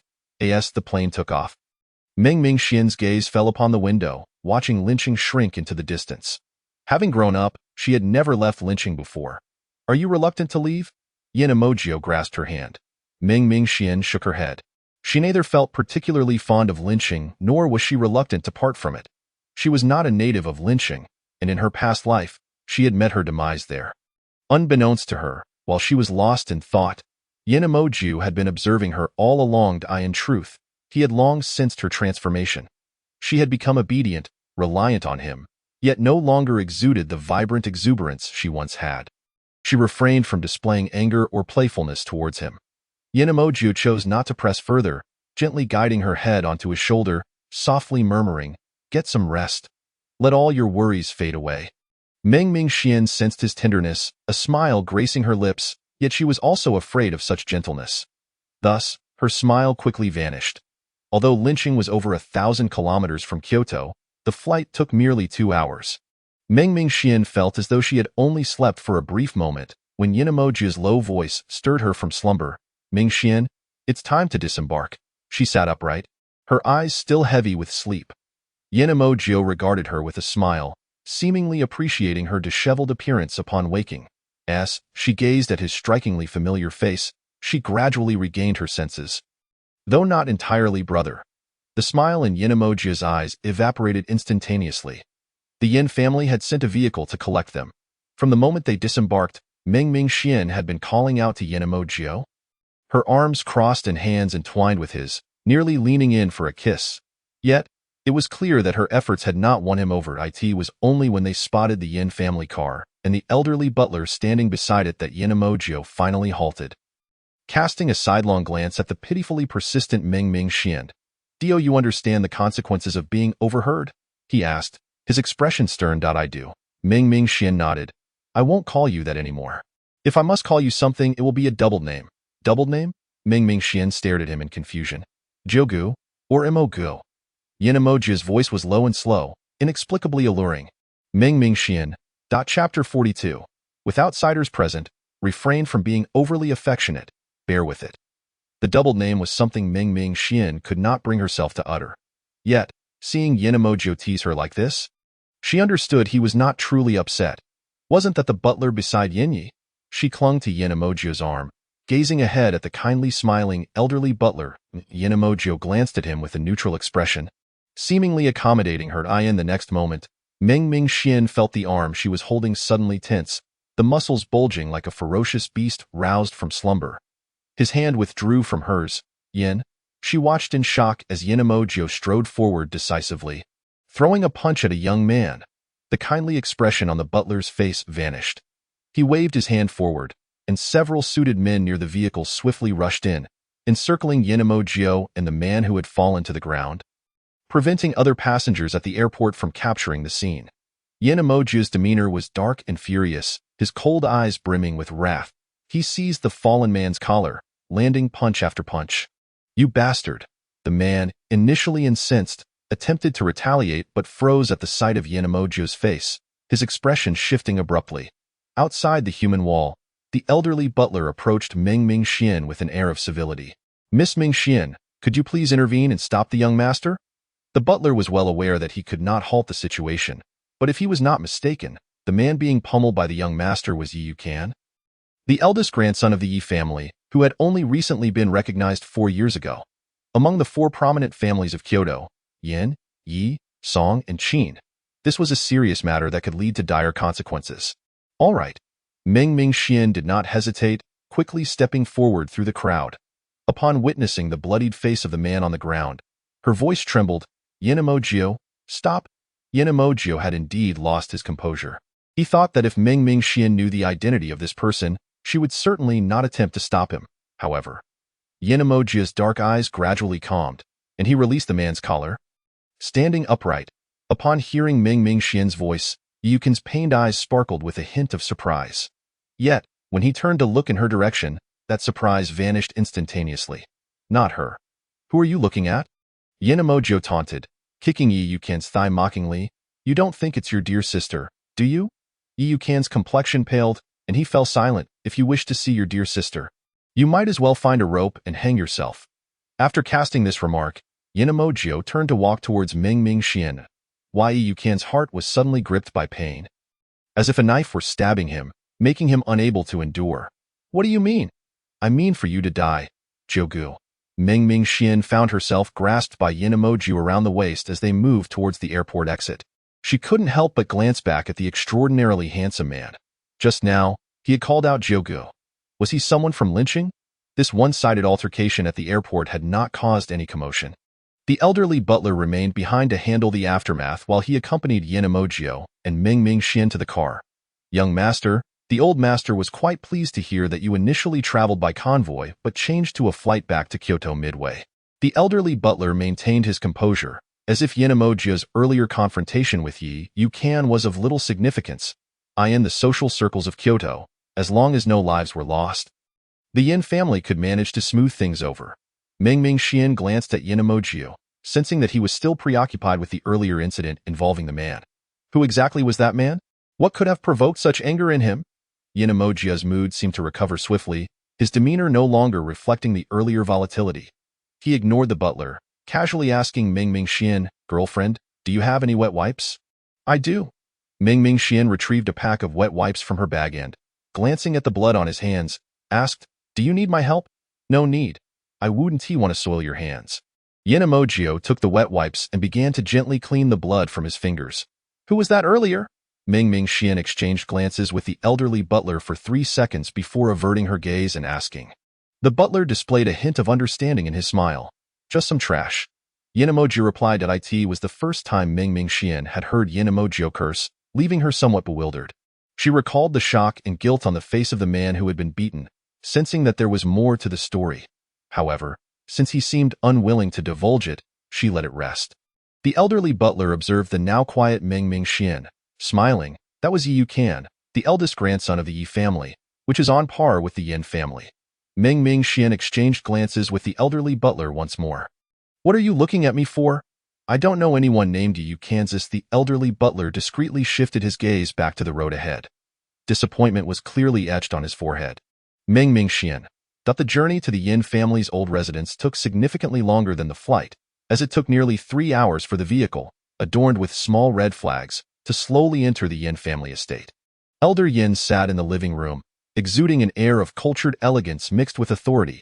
As he watched the pair enter, his sharp eyes gradually narrowed. Meng Mingxian was already aware of Yin Emojia's attitude towards the Yin family, so she felt no trepidation. She even met Elder Yan's keen gaze with her own. Elder Yin had long received first-hand information from Linqing, knowing that Meng Mingxian had been raised like a precious flower by Yin Emojio and had endured no grievances. Old Master Yin quickly withdrew his gaze from Meng Mingxuan's face and shifted it to the expensive gifts beside the table, offering a faint smile. Returning is one thing. What is with the gifts? The present was brought by your granddaughter-in-law. I am not so idle. Yin Majio settled into his seat beside Meng Mingxian, showing no regard for Old Master Yin. There were certain truths he had withheld from Meng Mingxian, waiting for her to witness Old Master Yan's formidable nature for herself before he could speak. Old Master Yin again turned his attention to Meng Mingxian. Ah, so it was purchased by Xian? Just graduated from university, I presume? Your little treasury seems quite substantial. Hello, Grandfather Yin. Meng Mingxian nodded in greeting, feigning ignorance of Old Master Yan's sarcasm. Yet Yin Majio would not allow her to endure such indignity. Lazily retorting, of course, Meng Yin Group has Meng at the forefront. Mingxian is the largest shareholder, while I am merely an employee. Meng Mingxian lightly pinched Yin Majio's side, aware of the significance of gaining Old Master Yan's support now that they had returned to the Yin family. As for her, it was of little consequence. Seeking justice for Aunt Yin was of greater importance. However, Yin Maju raised a hand and ruffled her hair. There are outsiders present. Do not act spoiled, bear with it. It was clearly a reminder. Besides, how could Old Master Yin be considered an outsider? Since they had returned, he should work for his grandfather. The esteemed Old Master Yin was indifferent to a mere Meng Yin Group, even though it wielded control over the entire Lin City economy. Very well, just wait, Yin Majio concluded. As soon as his words fell, a plainclothes man entered. Old Master, a series of highway accidents occurred in Lin City. The casualty situation remains unclear. After reporting, the man shot a glance at Yin Majio. A chill crept up Meng Mingxuan's spine. Old Master Yin's expression was calm, as if he had anticipated this all along. Yin Majio appeared equally composed. Understood. Old Master Yin waved his hand, and the plainclothes man promptly turned to leave. He then looked at Yin Majio, gently asking, "Why did you beat up the young master of the Yi family as soon as you disembarked?" Chapter 43. Meng Mingxian felt her heart prickling with discomfort. Upon hearing Old Master Yan's words, she instinctively glanced at the old steward, who winked at her. Meng Mingxian. All right, it should not have been the old steward who spilled the beans. He had not parted from them the entire journey, disliked him. Yin Majio provided an ambiguous answer. The Yi family did not share the same sentiment. Old Master Yin remarked. Only then did Meng Mingxian realize that it was the Yi family who had promptly reported to Old Master Yin. What did the Yi family say? Yin Majio scoffed.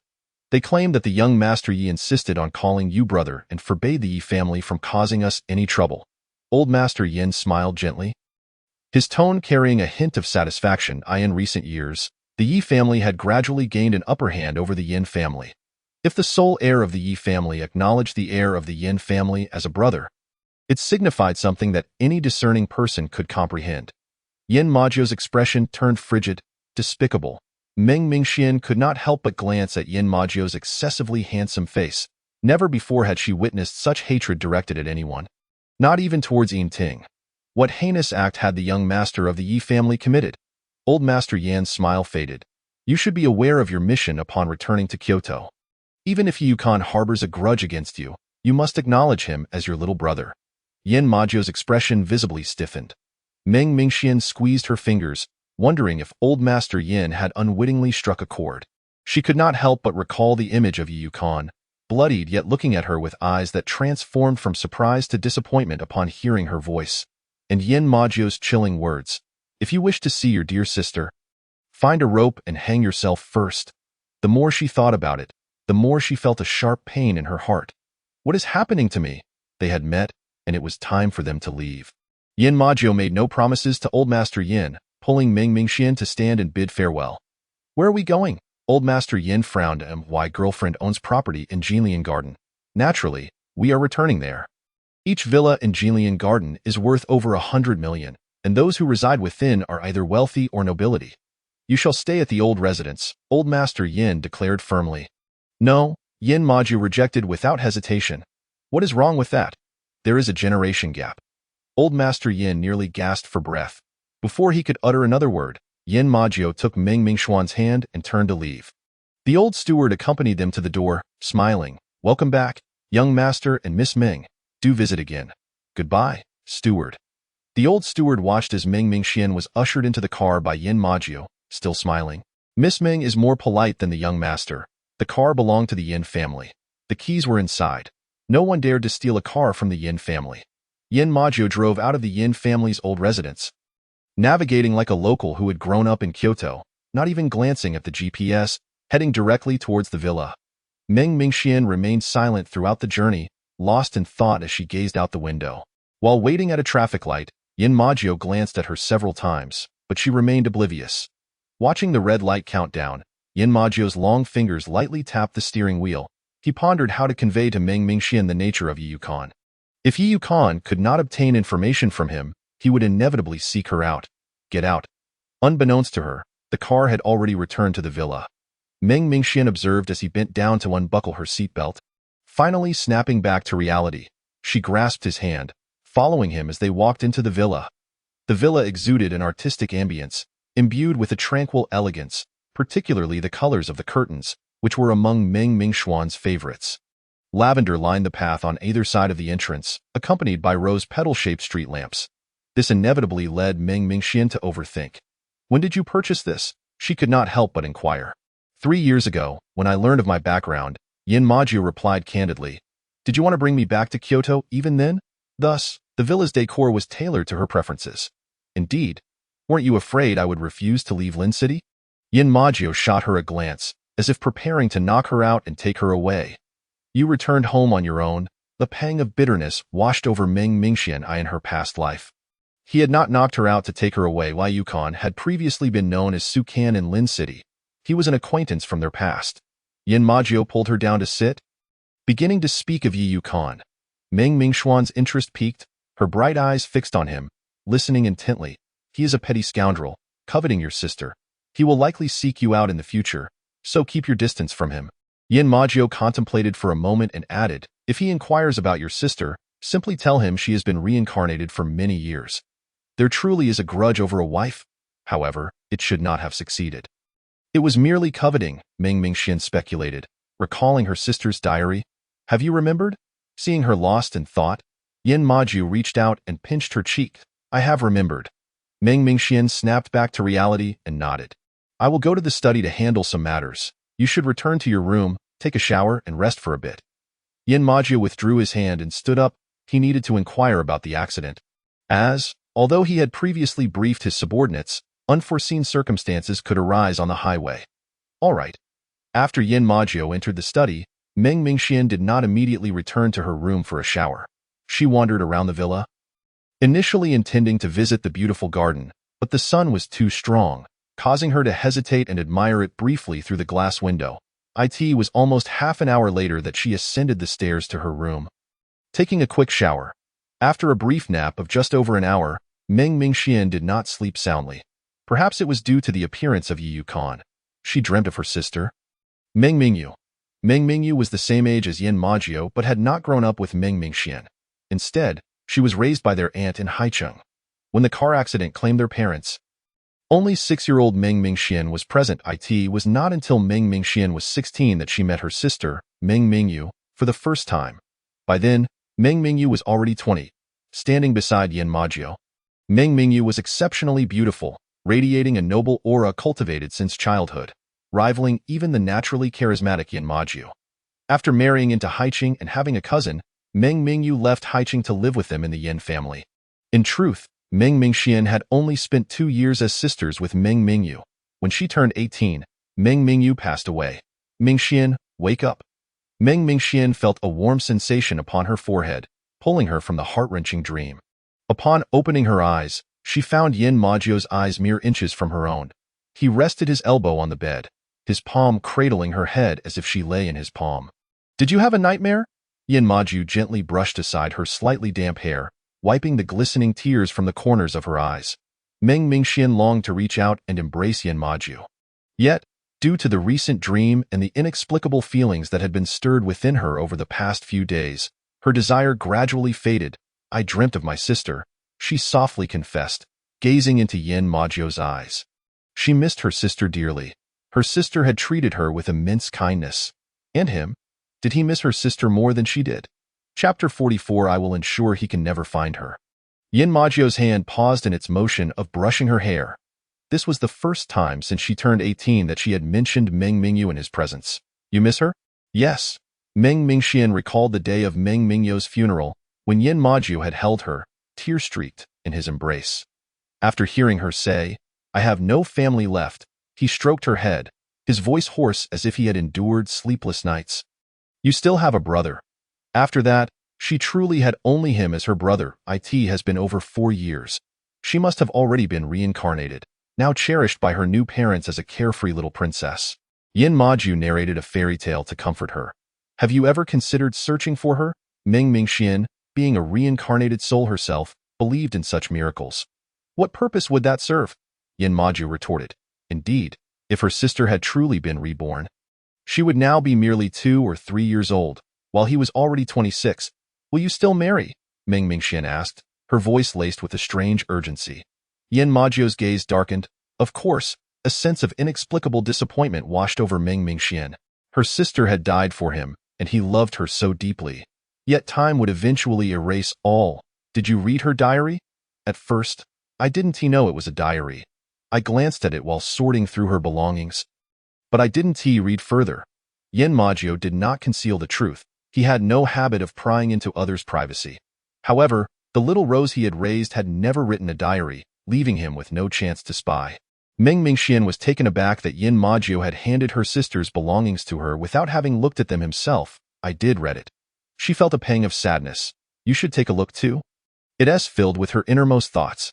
Yin Maju's tone grew cold. What's so captivating about the thoughts of someone enamored with trash? Suddenly, Meng Mingxian sat up, colliding lightly with Yin Maju. The pain caused her to lean back. Did it hurt? Yin Maju swiftly caught her waist and raised a hand to soothe her forehead. Ignoring the gesture, Meng Mingxian urgently grasped his tie. Who do you mean by trash? The derogatory term had echoed from Yin Maju's lips several times today. The young master of the Yi family, Yi Yukon. Could it be that her sister's beloved, as penned in the diary, was not Yin Maju but Yi Yukon? Yin Maju gazed at her delicate features, his eyes gradually descending to her rosy lips. Su Kansas, he raised his hand, encircling her smooth wrist. He was once a person close to me. Otherwise your sister would not have known him. Meng Mingxian trembled. Are you saying that the person my sister liked, the one she was in love with, was Su Kan, now known as Yi Yukon? Yin Maju recalled Meng Mingyu's desperate plea when she fell into the sea. The words she had uttered, "It no longer matters. It matters greatly." Meng Mingxian tugged at his tie forcefully, pulling him closer. Their breaths intertwined, their gazes locked. Why didn't he attend my sister's funeral? Where was he? He came to Kyoto, transforming from Su Kan to Yi Yukon, abandoning my sister. Didn't he? The corners of Meng Mingxuan's eyes reddened. 4 years ago, Yin Maju was still unaware of his origins. 4 years ago, Su Kan vanished from Meng Mingyu's world. 4 years ago, Kyoto gained a young master of the Yi family, while Linqing lost Meng Mingyu's beloved. Until her death, Meng Mingyu remained oblivious that her Su Kan had gone to Kyoto. In a wonder, there was a vast expanse of blank pages at the end of that diary. In a wonder, Yin Maju's first reaction upon seeing Yi Yukon at the airport was to beat him mercilessly. None of that mattered. What truly mattered was that your sister wished for you to live joyfully, not to harbor regrets over her past. Yin Maju cradled Meng Mingxuan's face. This is your sister's final wish. The final wish? Meng Mingxian gazed at Yin Maju with red-rimmed eyes. So it was her sister who asked him not to tell her, fearing that it would sadden her. Had it not been for their reunion in Kyoto, Yin Maju would have never revealed this to her. Just like in her past life, she had died without knowing that the man who nearly became her brother-in-law was not Yin Maju. But Yi Yukon.so, you have read your sister's diary. Yin Maju wiped away the tears at the corner of her eyes, smiling softly. Little liar. When he had handed Meng Mingyu's belongings to Meng Mingxian, Yin Maju had many matters to attend to, such as avenging Meng Mingyu. When he finally found time to console the young girl, He thought to ask her if she had read the diary, to which she replied no, claiming it was her sister's privacy. Later, at Meng Mingyo's funeral, he watched her burn the diary in front of her sister's tombstone. Meng Mingxian could no longer recall the confusion of those days. All she knew was that her last relative was gone, and her sister and her Jiugu were in love. Her Jiugu had also lost his beloved. During that time, her mind and heart were a chaotic mess of emotions.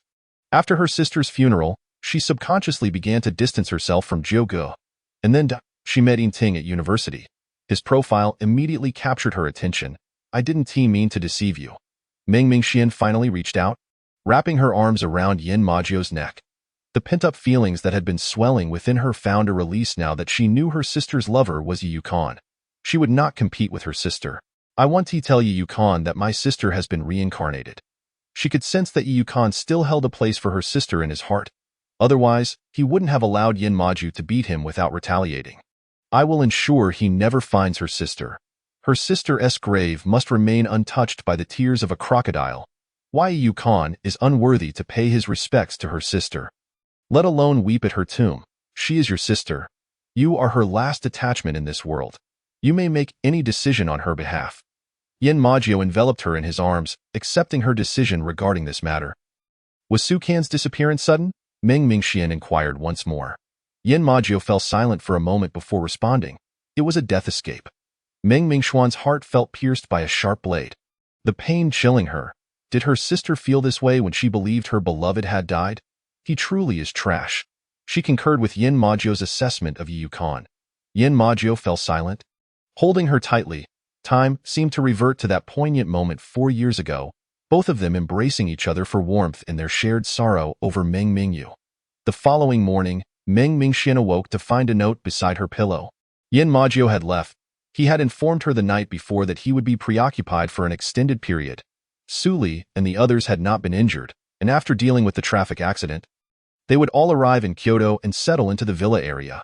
Unlike Linqing, where danger lurked at every corner, she would need someone by her side at all times. The neighboring villas surrounding the one she shared with Yin Majio had also been purchased. After experiencing the tumult of emotions, Meng Mingxian slept soundly once more, her overall mood remaining calm. However, this tranquility was soon shattered after breakfast by the arrival of an elderly butler sent by the old master. Young lady, the old master wishes to invite you for a meal to meet your peers. Meng Mingxian, Chapter 45. Brothers fighting over a woman does not bode well in reputation. From Miss Ming to young lady. The old butler had elevated his address in just one night. Yet his demeanor remained respectful and gentle, as if Meng Mingxian were indeed the lady of the Yin family. The distinction between these titles was significant and easily understood by discerning ears. However, Meng Mingxian was no longer the impetuous young lady of the past, at least. After the 3 years of her previous life, she had gained a deeper understanding of many matters, now embodying a Meng Mingxian wiser than her years. She did not contest with the butler, who was merely following orders, but reminded him, "Is your young master aware? He has a rather volatile temperament." The butler's gaze flickered slightly. No need to worry. Young lady, Chow Chow and Liu Bei will eventually clash. Meng Mingxian stared at the old butler, speechless for a moment. A bewildering thought crossed her mind. This generational distinction seems off, doesn't it? The difference between grandfathers and uncles. Very well, please wait a moment, butler grandpa. I will change my clothes. Certainly, young lady. Meng Mingxian quickly donned a modest, unassuming long dress, neither ostentatious nor sensual, and certainly not cute, which diminished her beauty significantly. As she descended the stairs, the old butler, who had been seated at the foot of the stairs, rose. After you, butler grandpa. Young lady, please. During the car ride, the old butler suddenly struck up a conversation. 3 years ago I spent some time in Linqing. It seemed your temperament was rather challenging. It must have been when the old master had just discovered Yin Maju's origins, sending the butler to Linqing for a thorough investigation. Why that time? Her relationship with Yin Majio had already begun to deteriorate, Meng Mingxian thought. From the old master's perspective, aside from the young lady's status as an orphan, given that she had once passionately dated the young master for over 2 years, the old master would surely disapprove of any further relationship between her and the eldest young master. The butler remarked, brothers fighting over a woman does not bode well in reputation. Meng Mingxian caught the essence of his words, Lifting her head, young master? Has the old master quickly acknowledged Yinting? The young master is now called Yin Shaoting, the butler replied. Meng Mingxian looked at the butler's serious expression. A wave of gratitude welled within her. Thank you, butler grandpa. The butler immediately straightened his posture, turning his head away. He hadn't done anything. Meng Mingxian found the old butler increasingly endearing. However, she finally realized the adverse consequences of her previous recklessness. In her past life, she had even married Yinting and held a wedding, making her Yin Majiu's legitimate sister and Laud. And no wonder Yin Majiu had always ignored her. He had known Yinting was his brother. Young lady, may I ask you a question? The butler spoke again. Meng Mingxian snapped back to attention. Please go ahead. Once, there existed a pair of cousins. Initially, the elder cousin's father wronged the younger cousin's mother, while the younger cousin's father did the same to the elder cousin's mother. In the course of events, the elder cousin harmed the younger cousin's father, and ultimately, the elder cousin absconded with the younger cousin's wife. The young lady pondered whether these cousins could ever coexist in harmony. Meng Mingxian found herself bewildered by the plethora of cousin references, taking a considerable time to digest the storyline. Yet, this was no mere tale. It was the harsh reality, the saga of Yin Majiao and Yinting. But cousins? Meng Mingxian was astonished. Butler grandpa, is Yin Shaoting really Yin Majiao's cousin? Not a brother. Indeed, the young master's father was the eldest son of the Yin family, but he had passed away many years ago, leaving only the young master as the sole descendant of this branch, the old butler explained. Meng Mingxian was momentarily at a loss. Thus, the man who had assaulted Qi Shuiyue was not Yin Majiao's father, Yin Zheng, but rather Yin Zheng's elder brother. Yet he was dead, having been killed by Yin Zheng himself. Yin Shaoting sought vengeance for his mother, and the only way to achieve that was to unearth his biological father's grave. Setting aside his mother's vendetta, Yin Shaoting also bore a grudge against his father. If he were to seek revenge, he would undoubtedly have to eliminate Yin Zheng and his two sons. Meng Mingxian glanced at the back of the old butler's head. Realizing he was reminding her that Yin Majiao and Yin Shaoting would be irreconcilable foes, she could only choose one side. Following the old butler, Meng Mingxian entered the private dining room established by the elderly Mr. Yin. Good day, Mr. Yin, she greeted politely. The young man seated next to the elder immediately rose to pull out a chair for her. Miss Meng, please take a seat. Thank you. Setting down her handbag, Meng Mingxian took her place. She overheard the elder Mr. Yin chuckling as he asked the young man, So, what do you think? My granddaughter is quite beautiful, isn't she? The young man smiled. Miss Meng is even more stunning in person than in her photographs. The unique charm characteristic of a woman raised in Jiangnan simply cannot be captured in images. A single glance is enough to ensnare one's heart. Ha ha. The elder Mr. Yin laughed heartily, then introduced Meng Mingxian. Mingxian, this is Song Han, the third young master of the Song family. He is your age, and has just graduated from Qing University, he added, with a hint of implication that being of the same age would provide them with shared topics of conversation, allowing them to start as friends. Meng Mingxian paused momentarily. She knew that Yin Majiao possessed a strong desire for control, meaning every friend she made would undergo thorough scrutiny by him. Perhaps, Mr. Yin could give him a call first and send over a copy of young Master Song's information for him to review. In the private room, there was a brief moment of silence. After a brief look of astonishment, Song Han turned his gaze towards Meng Mingxian with interest. He had initially expected a gentle Jiangnan beauty, akin to the legendary Madame Yin Zheng, but was instead met with a fiery spirit. Even the esteemed elder Mr. Yan's authority seemed to falter momentarily. The elder Mr. Yin exuded an innate aura of dominance and severity, deeply ingrained in his very being, capable of instilling fear with a mere glance. At that moment, Meng Mingxian was subjected to his penetrating gaze, yet she did not waver, though retreat would only serve to burden Yin Majiao with more trouble. If she were to comply with the elder Mr. Yan's wishes and engage in pretenses, it would not be long before Song Han would not be the last. She would soon earn the label of a social butterfly and be accused of being promiscuous. At that point, it would fall upon Yin Majiao to clean up the mess. Having just returned to Kyoto, Yin Majiao had numerous pressing matters to attend to. She must alleviate his burdens, the elder Mr. Yin coldly scrutinized Meng Mingxian for a moment before averting his gaze and smiling faintly at Song Han. My grandson owes the Meng family 3 lives, and thus feels a sense of guilt. Consequently, he has spoiled Mingxian since childhood, leading to her somewhat unruly temperament. I apologize for any offense she may have caused you. Meng Mingxuan's complexion paled slightly. Guilt. The elder Mr. Yin knew precisely how to strike at the heart. Chapter 46. She observed them through the candlelight, and indeed they appeared well-suited. Meng Mingxian had never truly suffered in her life. The only grievance she experienced at age 6 was witnessing a sudden car accident, where her mother bent down to shield her with her body, remaining in that position even upon arrival at the hospital. Soon after, she became part of the Yin family, where no injustices were ever inflicted upon her. A princess adored by all in Linqing, she was never given a reason to feel wronged. After turning 18, aside from Yin Majiao, no one dared to speak to her in a condescending manner, let alone with sarcasm. After all, the 9th master of Linqing was genuinely capable of delivering a thorough beating.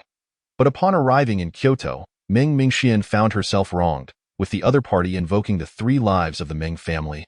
She simply could not tolerate having her deceased relatives spoken of in such a manner. Mr. Yin, I'm feeling unwell today and cannot join you for dinner. Having just settled into her seat, Meng Mingxian stood up, striving to maintain a polite demeanor.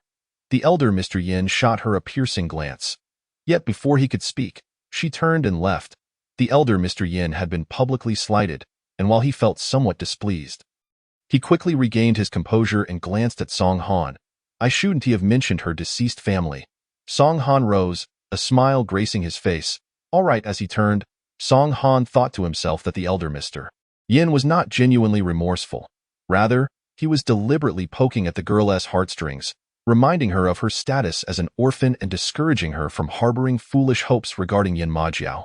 After hastily exiting the private room, Meng Mingxian made her way to the restroom. She did not cry. She merely wished to wash her face and regain her composure.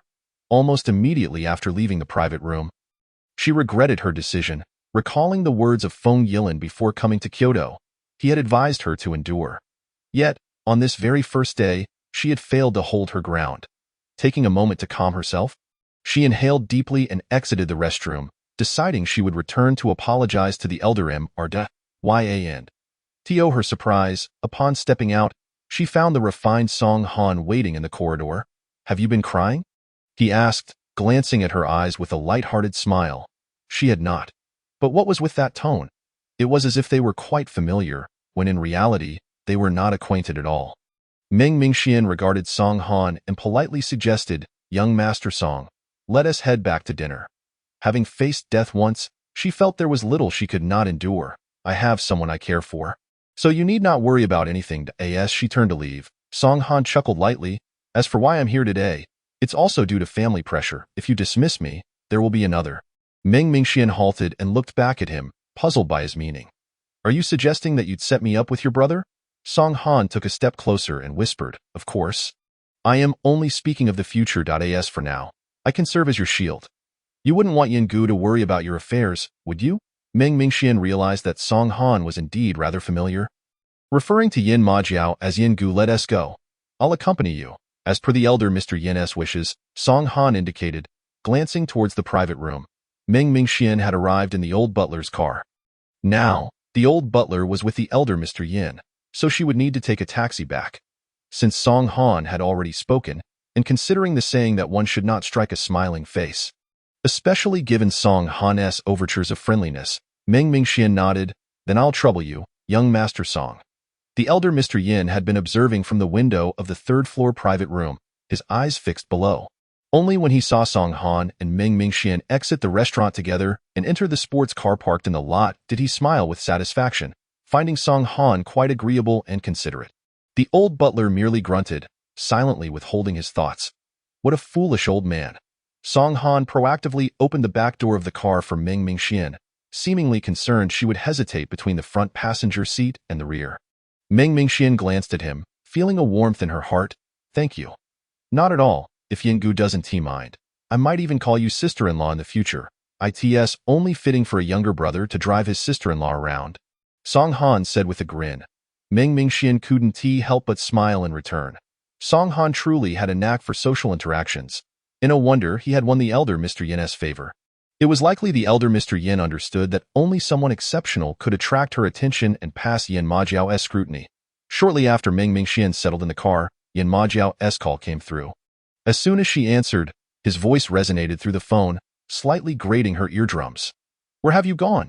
Yin Majiao's tone was somewhat subdued, as if he were suppressing something, likely due to the presence of many around him. I had dinner with Mr. Yin and met a new friend, the third young master of the Song family, Song Han. He expressed a desire to call you Yin Gu, Ming Mingxian succinctly explained, glancing at Song Han, who was driving. She figured he would understand her implication. Standing by the floor-to-ceiling window, Yin Majiao emanated an aura of coldness, and he certainly grasped Ming Mingxian's meaning. After a moment, he spoke, there at the villa. You can invite him over for a visit. Understood. Ming Mingxian nodded, thinking the call was about to conclude, but unexpectedly, Yin Majiao continued the conversation. Have you had breakfast? I have. Then guess if I've eaten? You must have eaten. Very clever. You guessed correctly. Ming Mingxian suddenly realized that her conversation with Yin Majiao felt rather trivial, as if they were merely filling the silence. Wasn't he busy? Are you occupied? If so, we can end the call. I'll be back soon, she said with consideration. And no matter how busy I am, my girlfriend remains important, Yin Majiao remarked, playing with a lighter in his hand, a light chuckle escaping his lips. I'll hang up now. Ming Mingxian vaguely heard Tang Jun's laughter in the background, causing her face to flush as she hurriedly ended the call. He was indeed busy, with Tang Jun and the others present. It seemed he had taken a moment to call her. Song Han cast a glance at the girl in the rearview mirror. Old Master Yin had informed him of her background, an orphan, with neither parents nor siblings, yet she had grown up cherished in the Yin household of Ling City. Yin Majiao had indeed raised her splendidly. The 22-year-old orphan bore the demeanor of a young lady from a prestigious family. Had he not known her identity beforehand, he would have certainly mistaken her for the daughter of some illustrious clan at first sight. You have a very close relationship with Jiuye? Song Han remarked, causing Ming Mingxuan's warmth to dissipate. Ever since she discovered that the person her sister had written about in her diary was the Su Can of yesteryears, the emotional threads that had been severed between the ages of 16 and 18 seemed to be sprouting anew. However, Yin Majiao did not harbor such feelings for her. She lacked the courage to inquire whether he still held affection for her sister, who had loved Yi Yukan. She vividly remembered her sister's 17th birthday, when, after sustaining a minor injury, Yin Majiao had supported her to celebrate, amidst the teasing of classmates who claimed they were a perfect match. Through the candlelight, she indeed saw the harmony between them, prompting her to echo, yes, they are a perfect match. Yet, Yin Majiao merely glanced at her, remaining silent. Chapter 47. Strip her of her clothing. Does her delicate skin not exude this purity and clarity? What is it? Do you have something troubling you? Song Han asked softly. Ming Mingxian shot him a glance, pondering how she could confide her troubles to someone she had just met. Would he do the same? Lost in thought, she asked, You mentioned you have someone you like. Have you confessed to her? I did, but was rejected. Song Han replied nonchalantly, without a hint of hesitation. Ming Mingxian was momentarily at a loss for words, as she had not anticipated his candid response. During the confession, he had been unaware of her status as a young lady, as she maintained a low profile at university. Ignoring her discomfort, Song Han continued with a light laugh. Later, I realized her marriage was not something she could decide for herself. Ming Mingxian thought of old Master Yin, Yin Majiao, and Yin Zhang, along with her Aunt Yin. Had old Master Yin also opposed Yin Zhang's marriage to Aunt Yin back then? After all, Aunt Yin's status was undoubtedly deemed unworthy of Yin Zhang at that time. I don't know how to comfort you. And you don't seem particularly heartbroken, she remarked with a chuckle, successfully eliciting a laugh from Song Han. His laughter was infectious, and her earlier gloom seemed to vanish. Yet, the next moment, Song Han abruptly ceased laughing and muttered, Miss Ming, hold on tight to the handrail, having grown up by Yin Majiao's side. Ming Mingxian instinctively grasped the handrail above the car door.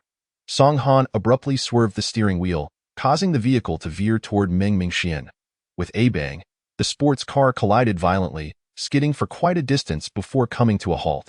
The driver's side door crumpled, and Song Han glanced at his deeply lacerated, bloodied arm before pulling the handbrake with his right hand. Are you hurt? Ming Mingxian asked, feeling dizzy and detecting the scent of blood, to which he was particularly sensitive. A minor injury, Song Han replied, eyeing the reckless driver, unfastening his seatbelt, covering his injured arm, and forcefully kicking the deformed door open. Stay in the car. All right. Meng Mingxian calmly took out her phone and called Su Li. The car that had just crashed into them was clearly intentional, and Song Han had injured himself to protect her. She needed to call for help, lest Song Han suffer alone. As Song Han exited the car, he looked at the man who emerged from the latest model of a tank.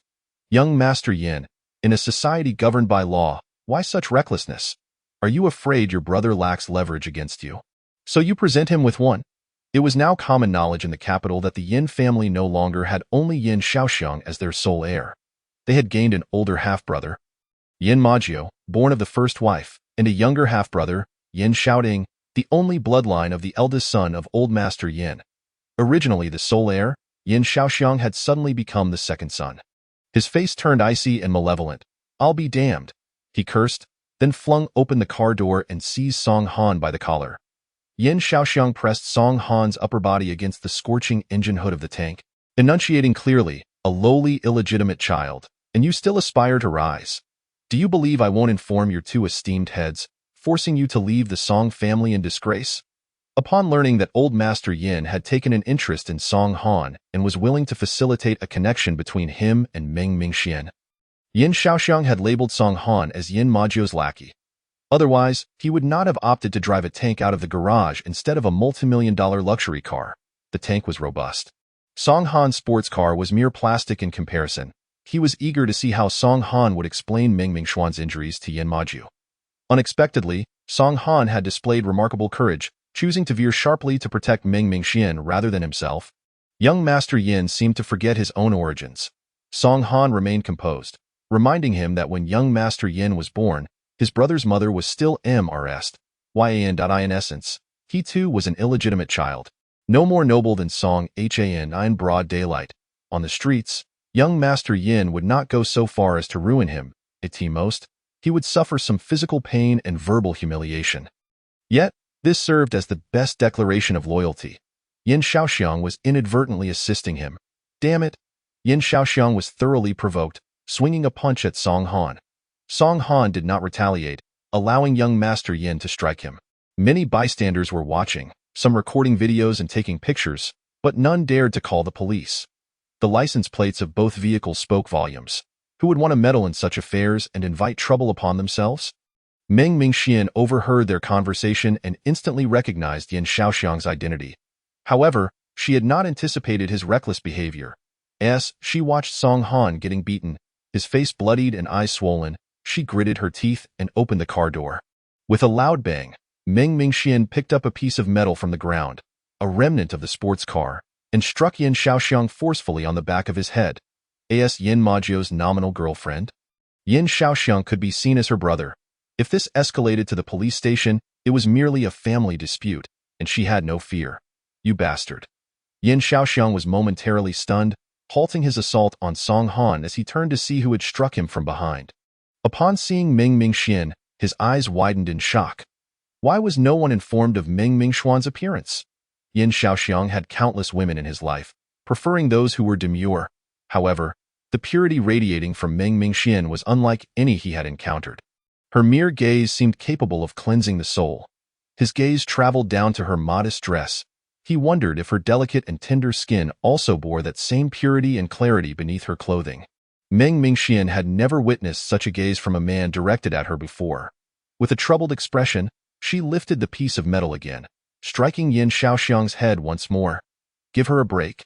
Just as Yin Shaoxiang reached out a lecherous hand to grasp Meng Mingxuan's shoulder, he heard a buzzing sound. His vision went dark, and he collapsed. Blood began to seep from the ground, and nearby someone screamed. "Murder!" Meng Mingxian glanced at the metal piece in her hand, noticing a sharp protrusion. In a wonder Yin Shaoxiang was bleeding. The situation escalated. She had only just arrived in the capital. Recalling Feng Yilin's words to her in Ling City, Meng Mingxian felt as though her path ahead was shrouded in darkness. Chapter 48. Who struck him? He brushed aside a lock of hair from her swollen cheek, his tone remarkably calm. As soon as Song Han realized the gravity of the situation, he rushed forward to help Yin Shaoxiang up from the ground. "Miss Meng, get in the car." As Song Han spoke, blood oozed from his mouth, creating a rather gruesome sight. Meng Mingxian snapped back to reality. Understanding that Song Han intended to drive Yin Shaoxiang's car directly to the hospital, calling for an ambulance would take longer than driving there immediately. She nodded in agreement. Meng Mingxian approached and opened the rear door of the tank before taking the passenger seat, gripping the bloodied metal piece in her hand. Song Han assisted Yin Shaoxiang to the car door, pushing him inside before taking the driver's seat. The car keys were already in the vehicle, and Song Han swiftly drove them to the hospital. As Yin Shaoxiang was wheeled into the operating room for stitches, Song Han leaned wearily against the corridor wall. Miss Meng, a valiant heroine indeed. But please refrain from such actions in the future, my life is of little value. I do not wish for you to endanger yourself. It mattered not that he had been hurt. What concerned him was that Meng Mingxian was safe. Meng Mingxian had never anticipated that the metal piece would have a sharp protrusion. Her only intention was to prevent Yin Shaoxiang from committing further violence. With a resounding smack, a slap landed forcefully on Meng Mingxian's face. The impact was so strong that she stumbled and fell to the ground. Having never endured a slap in her life, the stinging sensation left her momentarily dazed. In the midst of this unexpected turmoil, Song Han could not intervene in time. He looked at Meng Mingxian's rapidly swelling face, his expression shifting dramatically. Madam Yin, today's incident will not end well. Things had escalated beyond control. As Song Han recalled the tales of the Ninth Master from Ling City, he found it increasingly difficult to breathe. You are quite formidable, arriving in the capital and daring to hospitalize my son, Su Yuhua remarked in a gentle tone, her demeanor soft, yet her eyes were cold as ice. Song Han hesitated to assist Meng Mingxian, unsure if she had twisted her ankle when she fell. She was wearing high heels. He could only stand in front of Meng Mingxian, shouldering all the blame. Attempting to stabilize Su Yuha's emotions, Madam Yin, it was my fault. I was careless and collided with young Master Yan's car. Miss Meng was unaware that it was young Master Yin who was injured. What do you think you are? Su Yuha lazily lifted her eyelids. When did the Song family become so audacious as to raise their voices in front of the Yin family? Song Han felt weary. Who was truly making a scene here? Get lost. Su Yuha had emulated Lin Ruxue for so many years that it had become ingrained in her very bones. Even her curses were delivered with a gentle demeanor. Madam Yin, I trust you do not wish for this matter to escalate further, do you? That individual just returned. Song Han naturally could not relent. If he did, the blood he shed today would be in vain. Just as Su Yuha raised her hand, a series of footsteps approached from behind. More than one person. Song Han recognized Yin Majiao's face. He had a photo on his phone, and his eyes brightened instantly. Master Jiu, after receiving Meng Mingxian's call, Yinli dared not delay and informed Yin Majiao as he rushed over. However, midway, Meng Mingxian sent another message to Yinli, stating that she had injured Yin Shaoxiang. Thus, Yinli hurriedly reported this to Yin Majiao, and soon everyone was on their way to the hospital. At this moment, Yin Majiao's gaze lingered on Song Han's face for but a second before shifting to the space behind him. Song Han felt a chill run down his spine and silently stepped aside. Yin Majiao glanced at Meng Mingxian's swollen face and her feet hidden beneath her skirt. He stepped forward, gently lifting a corner of her skirt, and pinched her ankle to ensure there were no serious issues before picking her up and placing her on a chair in the hospital corridor. Who struck you? He crouched in front of her, brushing aside a strand of her disheveled hair from her swollen cheek, his tone remarkably calm. It was Meng Mingxian's first experience with a slap, and her mind was still in disarray. However, upon Yin Majiao's arrival, she instinctively felt a wave of grievance. She raised her hand, her eyes slightly reddened, pointing towards Su Yuha.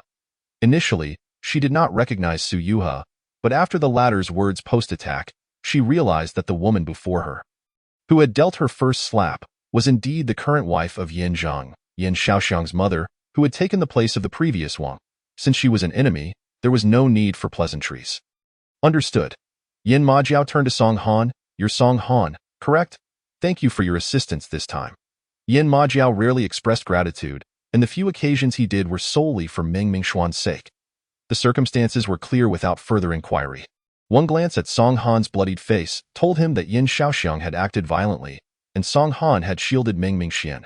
Song Han glanced at Su Yuha, recalling how he had acted as a shield for Meng Mingxian, and smiled. Master Jiu is being courteous. The old master entrusted her to me. I could not allow anything to happen to her. Yin Majiao stood up from beside Meng Mingxian's legs. Yinli stepped forward, Master Jiu. Take the young lady and young Master Song to get treated.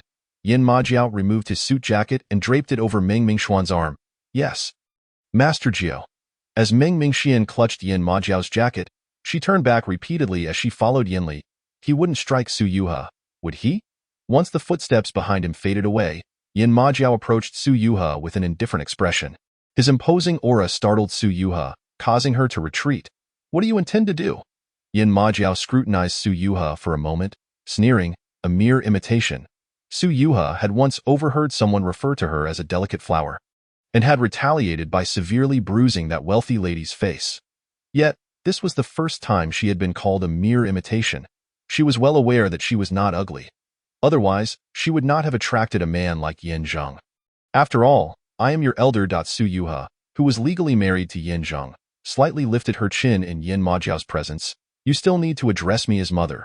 You dare presume to deserve that title? Yin Majiao regarded Su Yuha with disdain. In the next moment, he pointed towards the crowd. You, come here. The woman in black with short hair who had been singled out stepped forward immediately. Master Jiu. Her voice was unmistakably feminine. Did you not hear? She struck your young lady. Yin Majiao leaned against the wall, his tone languid. The short-haired woman's eyes glimmered with coldness. I heard. Yin Majiao fell silent. In an instant, the woman acted, seizing Su Yuha's elaborate hairstyle and delivering a series of resounding slaps. Smack, smack, smack, smack, smack, smack, smack, smack, smack, smack. 10 slaps, each echoing loudly.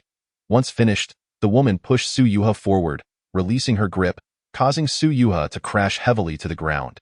One of her teeth had been knocked out, nearly swallowed.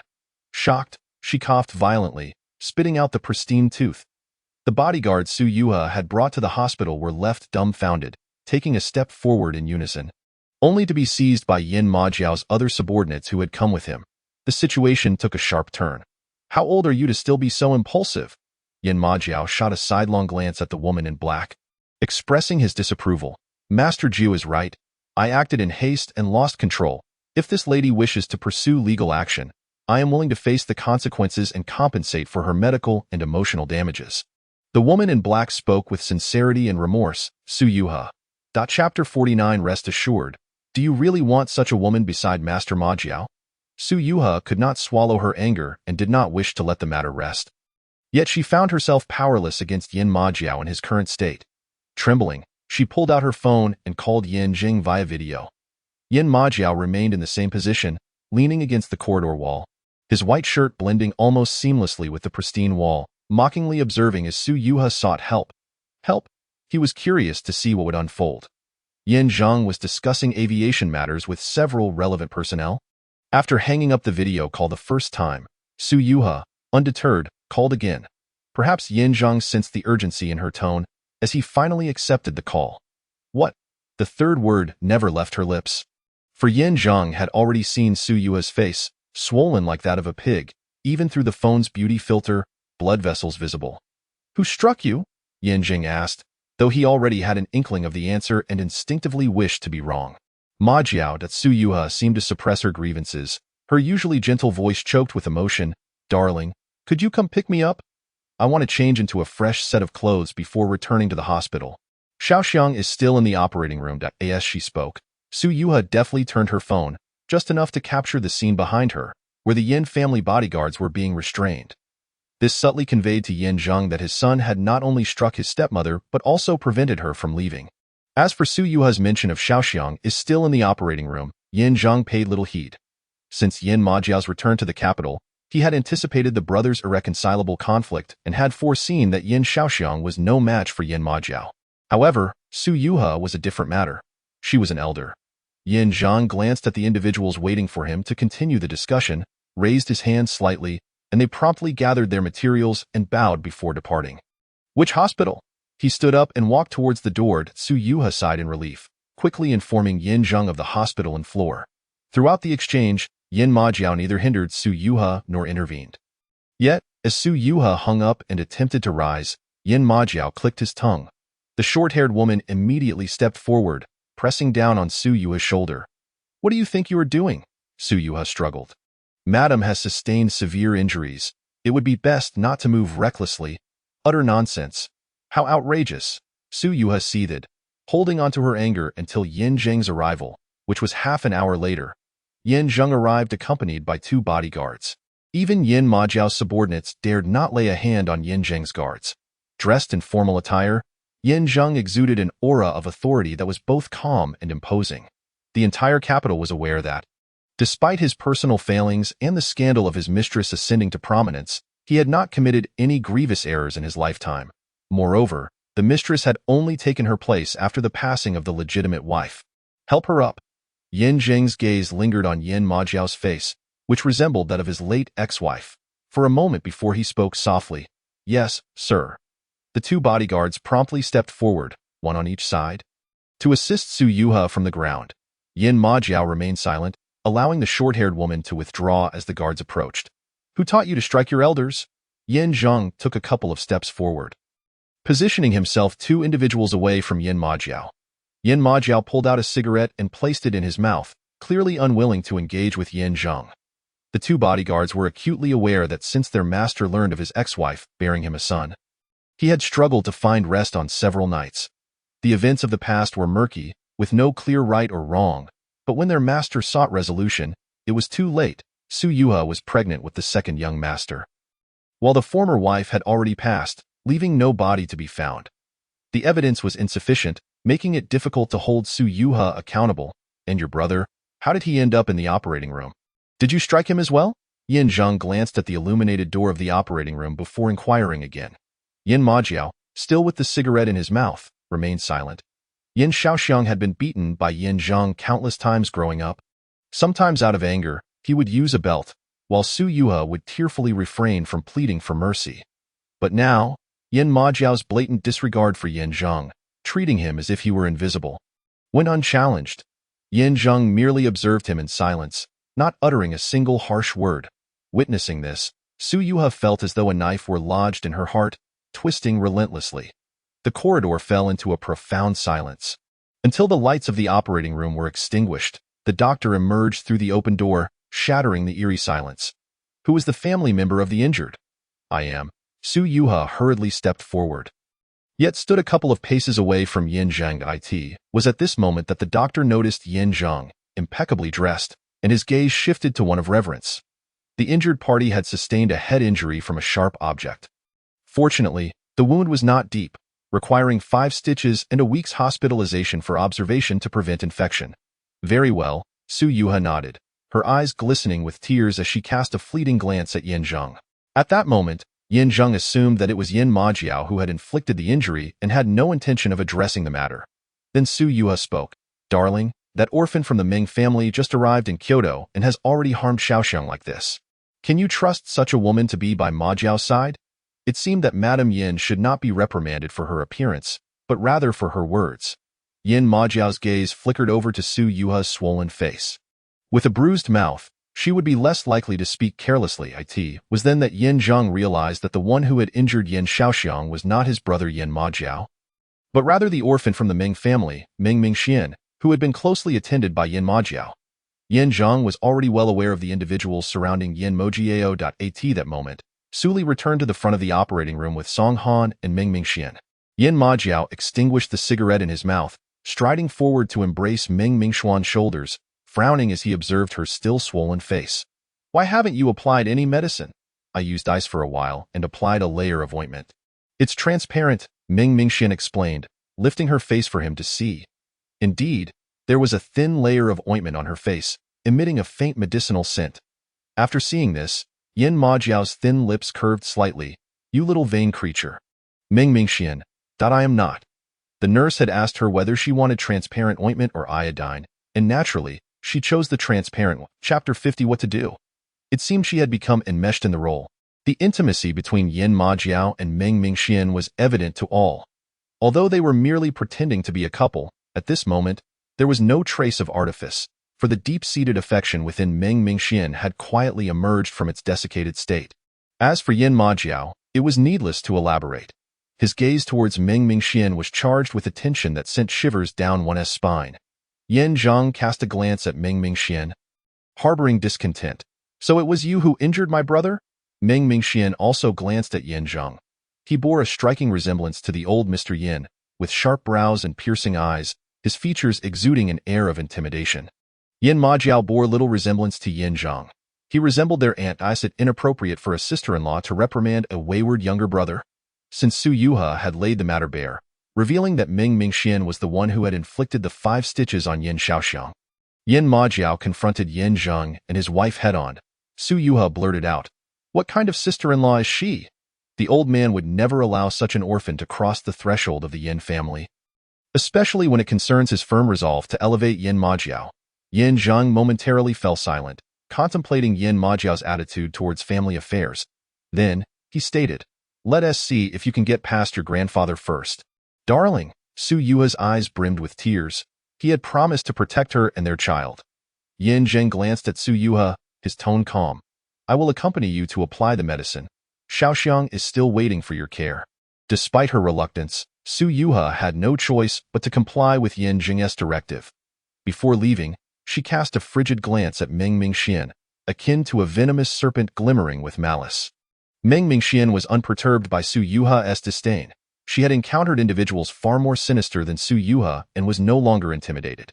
She turned to Yin Majiao and recounted, "Yin Shaoxiang deliberately bumped into my seat. In an effort to protect me, Song San Shao swiftly turned, causing Yin Shaoxiang to collide with the front of the car. Upon realizing I was unscathed, he vented his frustration on Song San Shao, pinning him against the hood of the car in an attempt to intervene. I picked up a piece of metal from the ground to strike him, but I did not anticipate that it would have sharp protrusions." She succinctly explained the circumstances surrounding Song Han's injuries and the reason for her own confrontation with Yin Shaoxiang. Yin Majiao squeezed her soft palm, as if to offer reassurance. He then turned to Su Li. "Did you obtain the footage of the accident?" "Yes, young Master Jiu. Su Li promptly presented his phone, which contained the recently acquired surveillance footage of the accident, sufficient to prove that Yin Shaoxiang had deliberately attempted to ram Song Han's sports car with a massive tank, akin to murder. Yin Majiao watched the footage from beginning to end, his initially calm demeanor gradually morphing into one of disgust, which then escalated into a violent rage. He raised a finger, rewinding the video, pointing at Yin Shaoxiang within the frame. "What kind of expression is that?" This angle captured Yin Shaoxiang's face perfectly.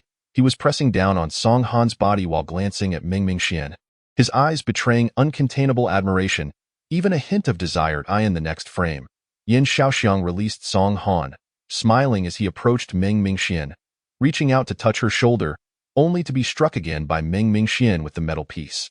Su Li swallowed hard, too frightened to respond. Everyone understood the implication of Yin Shaoxiang's gaze. "Why didn't you mention this earlier?" Yin Majiao looked down at Ming Mingxian in his arms. Ming Mingxian pressed her lips together, feeling nauseated, unwilling to discuss it. During the playback of the footage, she had averted her gaze, choosing not to watch. "Have you heard the phrase, 'carelessness leads to disaster'? From now on, you must tell me everything." Had she not seen that segment, he would not have noticed Yin Shaoxiang's feelings towards her. A single misstep could lead to significant trouble. Ming Mingxian raised her gaze to Yin Majiao, and after a moment, she comprehended his meaning. "All right, I will inform you of everything in the future. Good girl." Yin Majiao lowered his head and pressed a kiss on her forehead. Ming Mingxian did not flinch, though her heart skipped a beat. She glanced around awkwardly, ultimately resting her gaze on Song Han's face. Was this display meant for Song Han's benefit?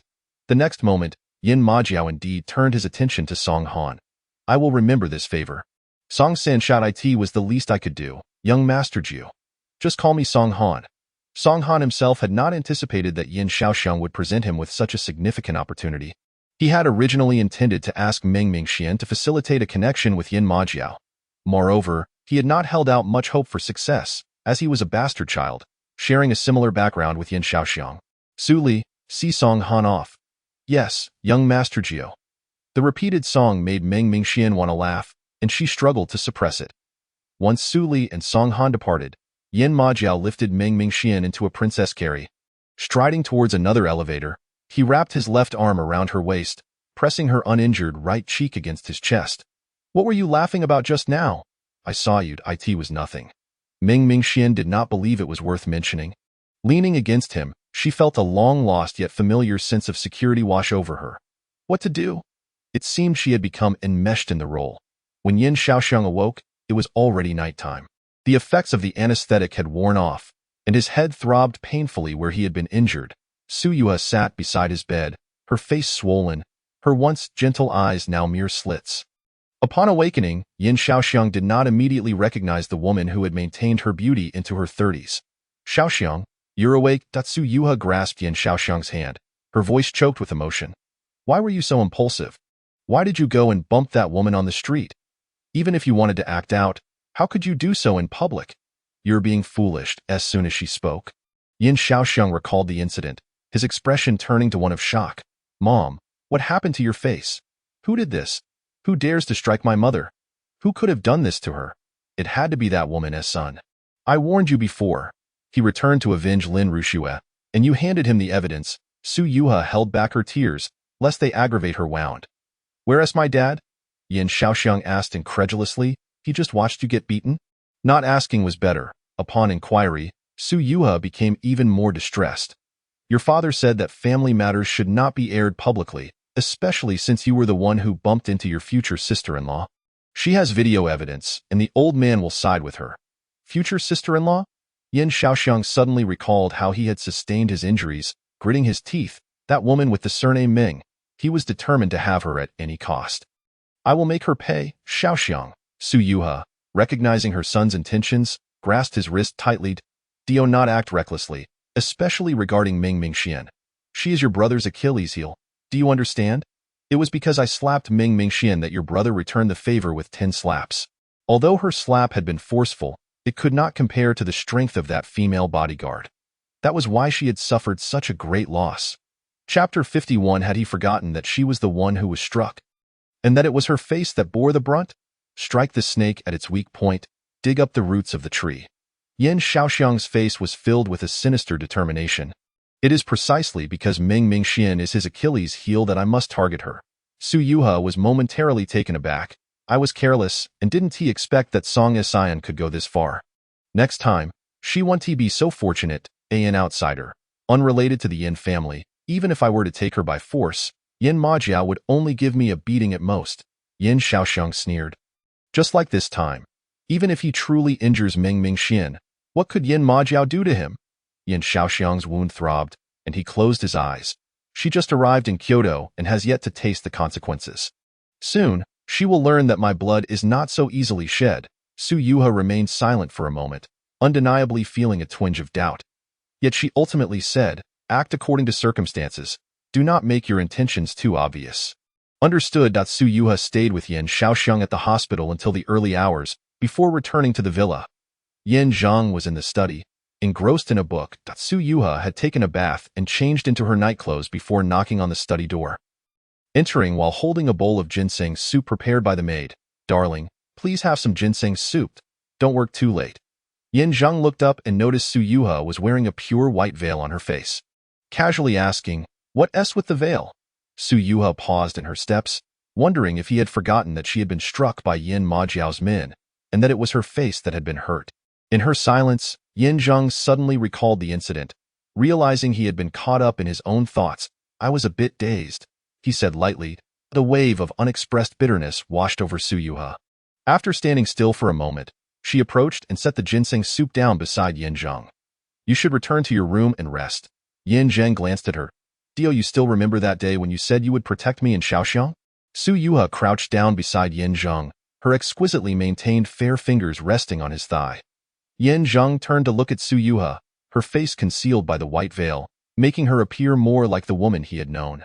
Yet, it was also different. That woman would never be as humble towards him as Su Yuha was. If I hadn't he protected you, I wouldn't he have needed to visit the hospital today. Yin Zhang patted Su Yuha's arm. Majiao harbors resentment. If you all give way, it will pass, he continued, with the old man backing him. You can't gain any advantage. With a faint smile, he added, surely, you don't imagine that I would actually harm my own son? Su Yuha's pupils constricted. No. I never thought that as long as you didn't. That's good. Yin Zhang withdrew his hand. This is not the past. Whatever you do will leave traces. Su Yuha's face beneath the veil burned with pain. She felt that his words carried a deeper meaning. Go to sleep, Yin Zhang said again.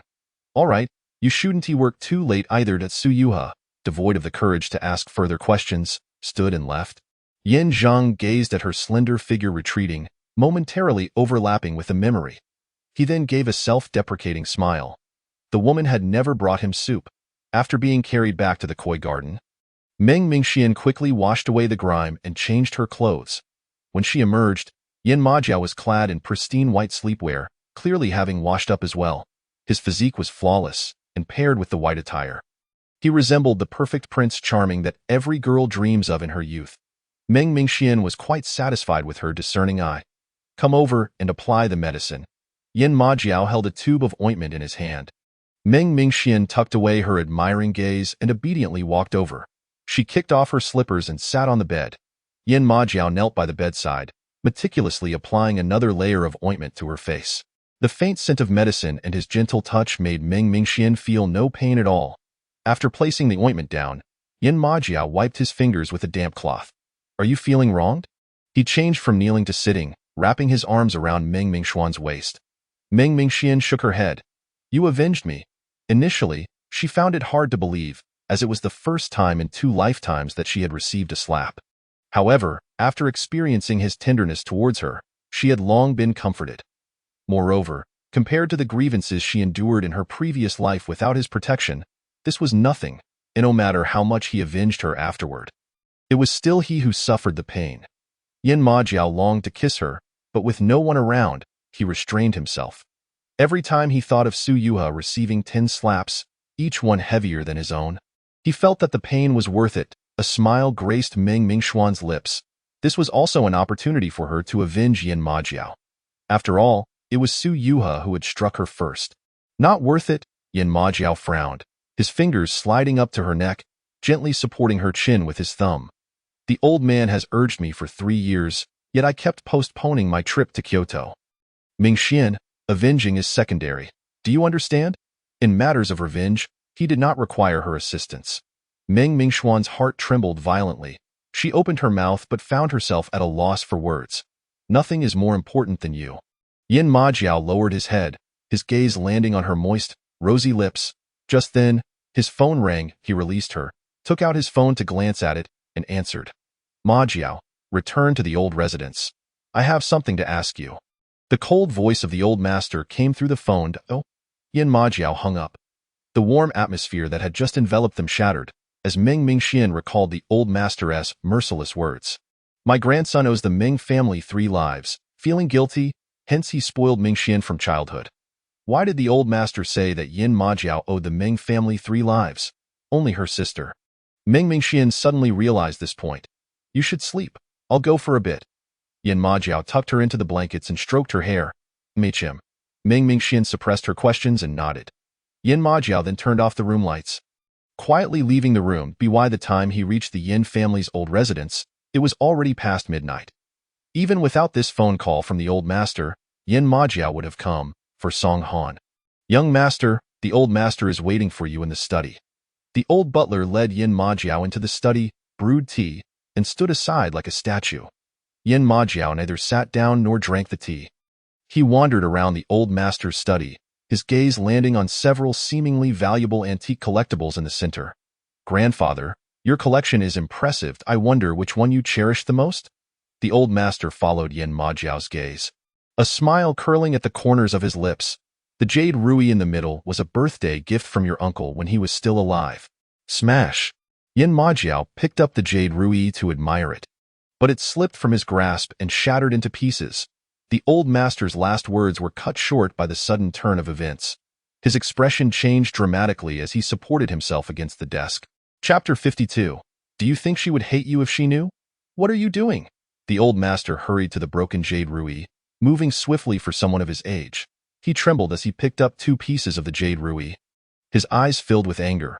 What on earth are you doing? Can't you see? Yin Majiao replied calmly. I'm venting. Venting? You are venting with my most treasured keepsake that my eldest son gifted me? The old master glared at Yin Majiao, his body trembling with fury, as if his heart condition was about to flare up. Old master. The old butler stepped forward, bending down to assist the old master. Yin Majiao ignored the old master and turned to sit by the tea. The Yin family's hearts were strong. They could not be easily killed by anger. He picked up the tea and inhaled its fragrance. The old master finally calmed down, taking a deep breath as he sat opposite Yin Majiao.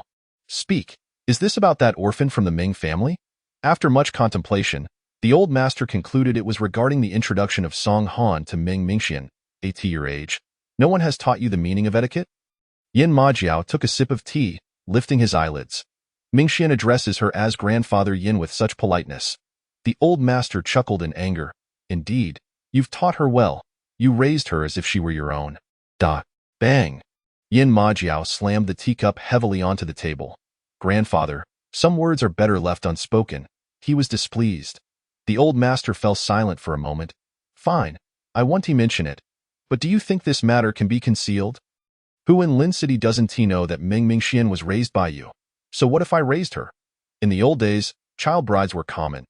Isn't it commendable that I raise my wife? The old butler stifled a laugh.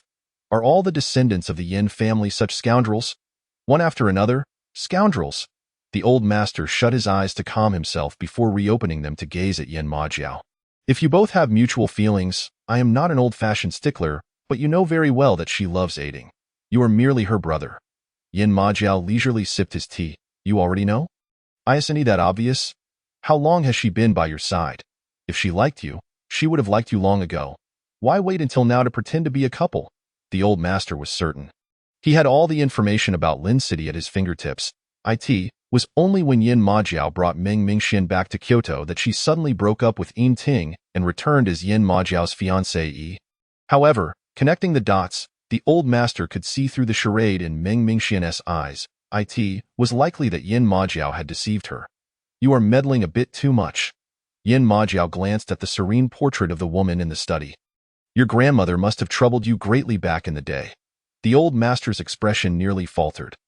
After a pause, he asked, she still doesn't know that her parents died because of you, does she? Do you think if she knew, she would hate you? It must be said, the old master had a keen eye. 3 years ago, upon receiving Ming Mingxuan's information, he immediately discerned all the key points.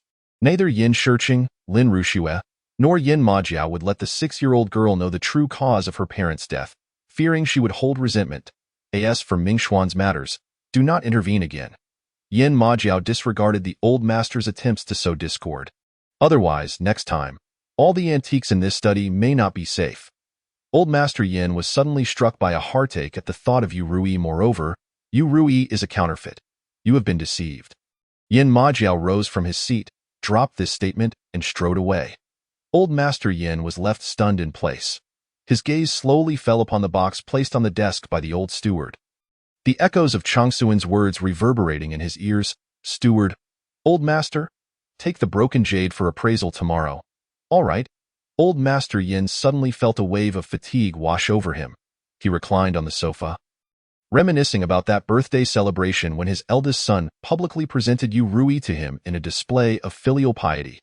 Yin Zhang had always been dark and ruthless since childhood, a quality he despised. Yet his eldest son was gentle and dutiful, winning his heart.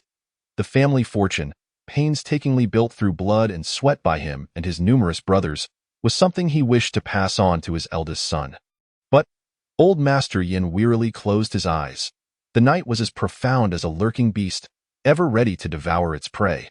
Yin Majiao sat in the car, his fingers lightly tapping on the steering wheel, his entire being seemingly merging with the night. You think she would hate you if she knew? This question replayed in his mind like a haunting melody. Toxic. Yin Majiao raised his wrist to check the time. His little Rose should be asleep. Let us go out to drink at the club. Yin Majiao sent a message to the group before driving towards the club. The establishment was under Feng Yilin's name, adhering to a strict VIP system with real name registration, and the private rooms on the 3rd floor and above were reserved for members only. Shortly after Yin Majiao settled into a private room, Nie Ziang, Tang Jun, and Feng Yilin arrived in succession. Brother Jiu, are you feeling down?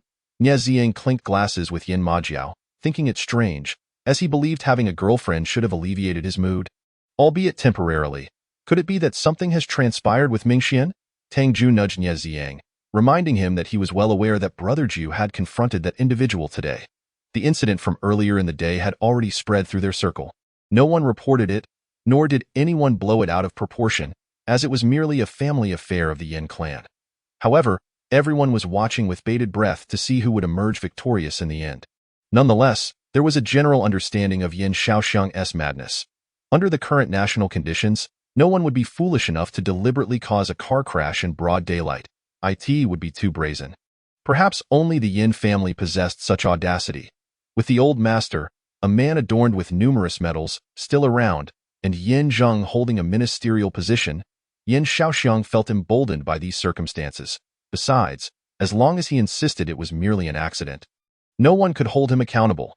Such matters were hardly worthy of Brother Jiuye's concern. Nie Ziang shot Tang Jun a glare, underestimating Brother Jiu. It was Yin Shaoxiang who ended up in the hospital. It was Mingxian who confronted Yin Shaoxiang. Hey, it must be said that Mingxian truly has his preferences. He likes her. Back in the day, Uncle Ming drove with Aunt Ming and Mingxian to celebrate my mother's birthday. Yin Majiao swirled the wine in his glass, his voice devoid of warmth. Both Nie Ziang and Tang Jun felt an ominous premonition rising within them. Chapter 53. She could not discern the emotion in his eyes. Yet he resembled a dog in this moment. Why mother took me to the entrance to greet them when an out-of-control car barreled towards us. In an attempt to save us, Uncle Ming collided with the vehicle, resulting in the immediate deaths of both him and the other driver. Aunt Ming shielded Mingxian in the backseat but suffered severe injuries, passing shortly after arriving at the hospital. Goodness, did the Ming family owe the Yin family a debt from a past life? And are they here to repay it in this life? Nie Ziang blurted out. Tang Jun coughed heavily. Silly spore, when Yin Majiao, at the age of 22, helplessly watched Ming Mingyu swallowed by the sea. He too pondered whether the Ming family had incurred a debt to him in a past life. Otherwise, how could the lives of 3 Ming family members be lost because of him? Because of him, Ming Mingxian became an orphan. Does the little sister-in-law not know about this? Feng Yilin's voice held a somber tone. Yin Majiao raised his head and downed a glass of brandy. She was asleep in the back seat at the time. Aunt Ming used her body to shield her, but she still suffered a mild concussion and was in a coma for a day at the hospital. Nie Ziang opened his mouth, unsure of what to say. After a moment, he managed to utter, I will be good to the little sister-in-law from now on. You being good to her? Yin Majiao cast him a glance. Very well, with Brother Jiu around, it certainly doesn't fall to him. In truth, Nie Ziang was bothered by the fact that he had previously quarreled with Brother Jiu over Ming Mingxian, and he found it somewhat annoying. Presumably, Tang Jun and Feng Yilin felt the same way. They were not fond of Ming Mingxian. Yet now, the 3 of them finally understood why Brother Jiu was so unconditionally indulgent towards Ming Mingxian. Were they in his position, they would likely act similarly. After all these years, had Brother Jiu never considered telling the little sister-in-law? Tang Jun inquired. Aunt Ming had pleaded with us before she passed not to reveal the truth to Mingxian. The 3 of them fell silent once more. I understand now. Aunt Ming feared that the little sister-in-law, being so young, would grow up harboring resentment. Nie Ziang contemplated. Feng Yilin offered a deeper analysis. More importantly, she likely did not want the little sister-in-law to take the Yin family's affection for her for granted, remaining ungrateful. Tang Jun immediately expressed his sentiments. A truly good person. There's no need to issue a good person card. That sounds odd. Nie Ziang rolled his eyes before returning to the serious matter. Brother Jiu, no one else knows about this, right? Yin Majiao's gaze slowly swept over the faces of the 3 before him. Are we not human? Tang Jun, in frustration, nudged Nie Ziang's glass. The glass nearly shattered. Right. I drank too much. Nie Ziang slapped his forehead, reorganizing his thoughts. Brother Jiu, what I mean is, besides us, does anyone else know? You mean to suggest Brother Jiu should keep this from the little sister-in-law for a lifetime? Tang Jun caught on to the implication. Exactly, it was Aunt Ming's wish, and Brother Jiu is merely honoring the wishes of his elders. Nie Ziang thought it was a beautiful notion. Feng Yilin glanced at Yin Majiao, but remained silent. If it were that simple, Brother Jiu wouldn't be here drinking with them. The old master knows? Yin Majiao recalled how it seemed that Mingxian had something to ask him this evening, and his eyes darkened. He likely had already mentioned it in front of Mingxian Ishunvi. Right? Did they not just meet? How could they have broached such a topic? Suddenly, Nie Ziang thought of Song Han and promptly pulled out his phone. I'll ask someone for Song Han's number and call to ask. He was present today. The few individuals in the private room turned their attention to Nie Ziang. Nie Ziang managed to obtain Song Han's number and dialed it. This is Song Han. Who is this? The call connected swiftly, and Song Han's voice sounded alert. He hadn't gone to bed yet to its Nie Ziyang. Nie Ziyang introduced himself, asking, "Didn't you accompany our little sister-in-law to dine with Old Master Yin today?" What did Old Master Yin say? Having sworn allegiance to Yin Majiao, Song Han answered all questions without hesitation. Old Master Yin said. Song Han recounted Old Master Yin's words at the dining table verbatim. Upon hearing the phrase, "My grandson owes the Ming family 3 lives. I feel guilty, which is why I have spoiled Ming Xian since she was a child," the expressions of everyone in the private room shifted dramatically. After ending the call, Nie Ziyang sighed. The little sister-in-law must have heard it, but didn't he comprehend? What do we do now? Tang Jun also sighed. If they wait until Brother Jiu and the little sister-in-law have developed deep feelings for each other before revealing this bombshell, perhaps it would be better. But now, no one could predict Ming Xian's reaction. Brother Jiu. Feng Yilin spoke up. Rather than letting the little sister-in-law hear this from others, it would be better for you to tell her directly. Women, at times, care about such small details. Yin Majiao's eyes flickered slightly, but he remained silent. Boom. In June, the weather could change at a moment's notice. After a torrential downpour, the sky erupted with thunder. Inside the private room, the sounds were muffled, rendering everything inaudible. The 4 men engaged in their revelry, drinking a bit too much in the koi garden. Ming Xian was jolted awake by the thunder and hurriedly turned on the lights in her room. She recalled that Yin Majiao had been summoned to the Yin family's old residence. Unsure if he had returned, if he hadn't tea, he would have to make do at the old residence for the night. Driving back in such stormy weather wouldn't he be safe? As she contemplated this, she dashed to the adjacent room to check, and no one was there. She took out her phone and sent a WeChat message to Yin Majiao. No response. A twinge of worry crept in, but fearing he might be driving, she refrained from calling and instead rushed to the window, pulling back the curtains to look outside. At that moment, a bolt of lightning illuminated the entrance of the villa, revealing a man standing there, drenched from the downpour. Ming Xian inexplicably recalled the butcher from the rainy night, her heart momentarily halting. Just then, another flash of lightning struck, and as the man lifted his head to glance in her direction, she finally discerned his features. It was Yi Yukan? Ming Xian stood on the second floor, staring intently into Yi Yukan's eyes. She could not see the emotion behind them, yet he currently resembled a dog. Ming Xian surmised Yi Yukan's intentions, a cold smile curling at her lips as she descended the stairs. Young Master Yi enjoys the rain, does he? With bodyguards stationed at the entrance, Ming Xian approached, holding an umbrella as she looked at Yi Yukan in the rain. Miss, why hasn't your sister come to Kyoto? She has always been by Brother Jiu's side. Why Yi Yukan had sought out Yin Majiao during the day, only to receive a few punches. Thus, he was left with no choice but to approach Ming Xian. As Ming Xian was Ming Yu's most cherished sister, he believed she would certainly know why Ming Yu had not come to Kyoto. Why should I tell you? She is my sister, not yours. Ming Xian regarded the exquisite trash before her. She had not realized her sister had a penchant for such puppies. She is my girlfriend. Yi Yukan's lips, pale from the rain, moved slightly, his voice barely audible. But I haven't heard my sister mention you. Ming Xian's gaze held no warmth. Why Yukan felt as though a knife had pierced his heart. Her sister despises him. But why? It was never like this before. She always claimed her sister was an exceptionally well-behaved and adorable girl, someone of his ilk, destined to become good friends with him. Chapter 54. A man slightly intoxicated. Acting until you weep. In truth, Ming Xian was perplexed as to why Yi Yukan sought her out and inquired about her sister. If he chose to escape without a word, leaving her sister behind, it indicated that she held little significance for him. If she was inconsequential, then there was no need for them to cross paths again in life or death. Depart now. Ming Xian twirled her umbrella, asserting that he should not return unless he desired to be beaten. If Yin Majiao were home today, Yi Yukan would undoubtedly have faced a second beating. Unbeknownst to her, Yi Yukan had already been thrashed by Yin Majiao earlier that day, making any further punishment a third instance. Miss, Yi Yukan stepped forward, only for the bodyguards to immediately adopt a defensive stance, prompting him to retreat to his original position. I believe you are aware of my relationship with your sister, but I had my reasons back then. I was protecting her. Ming Xian unceremoniously recalled Yin Majiao. He knew bringing her to Kyoto would be perilous, yet he chose to keep her by his side. He asserted that although Kyoto posed certain dangers, he was far more uneasy about her being alone in Lin City. Consequently, Meng Mingxian smiled. You know, women are far braver and greater than you can imagine. They can be a delicate flower in a man's embrace or a robust shield by his side. Wai Yukon was no fool.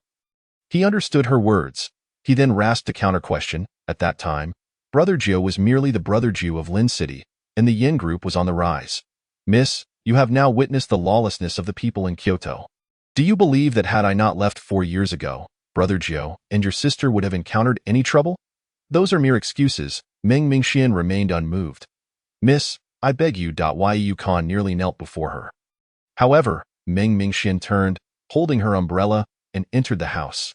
Keep him away from the door, she instructed her bodyguards upon entering. Yes, Mississippi Yukon was swiftly escorted away by 2 bodyguards. Once back in the living room, Meng Mingxian glanced at her damp slippers. The rain was quite heavy. She changed into another pair of slippers and grabbed a dry towel from the sofa to wipe the rain off her legs. Her boyfriend had yet to respond to her messages. Was he already asleep? How could he not send a message to check in? Meng Mingxian expressionlessly tapped her forehead. Was she truly getting lost in the scene? They were not even real boyfriend and girlfriend. Just as her thoughts began to settle, the landline rang. Meng Mingxian paused for a moment, then hurried to answer. Hello, who is this? Little sister-in-law, Brother Jiu is drunk. I am sorry for waking you. I tried calling your mobile, but you didn't answer. Nie Ziyang's voice was heavily laced with intoxication, clearly having had quite a bit to drink. Where are you? I'll come pick him up. Her phone was upstairs, and no need. With this heavy rain, we are already on our way back to Jinchanjiwan. Nie Ziyang belched. Brother Jiu is very drunk. Little sister-in-law, please wait in the living room for a moment while we bring him in.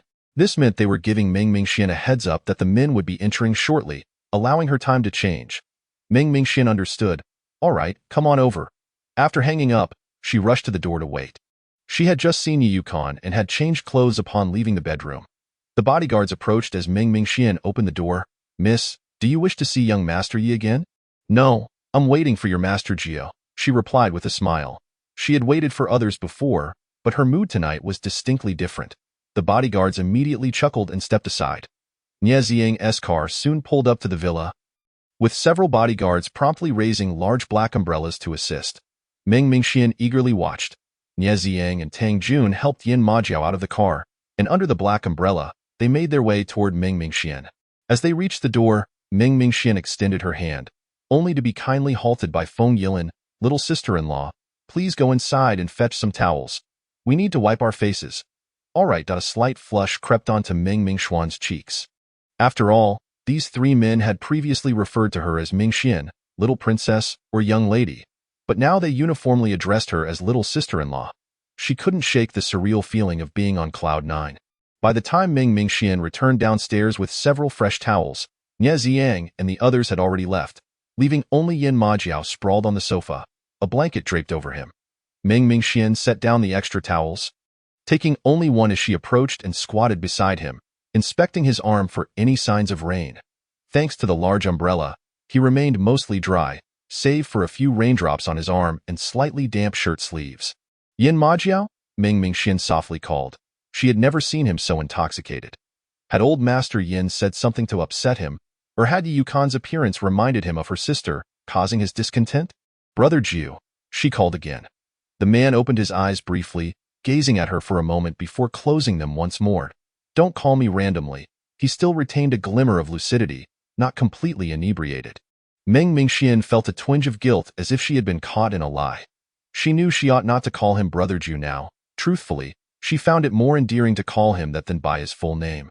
But as he disapproved, she would acquiesce. Yin Majiao, can you sit up? Let me help you out of your wet clothes. She tugged at his damp sleeve. Yin Majiao, eyes still shut, extended his hand toward her. Meng Mingxian had never cared for a drunken man before. She reflected on the scenes from dramas, intending to borrow from them. Unfortunately, all she recalled were instances of drunken mischief or inappropriate advances. Yin Majiao cracked his eyelids open slightly, noticing Meng Mingxian lost in thought. He sat up, shifting his legs down. Let us go back to the room to change.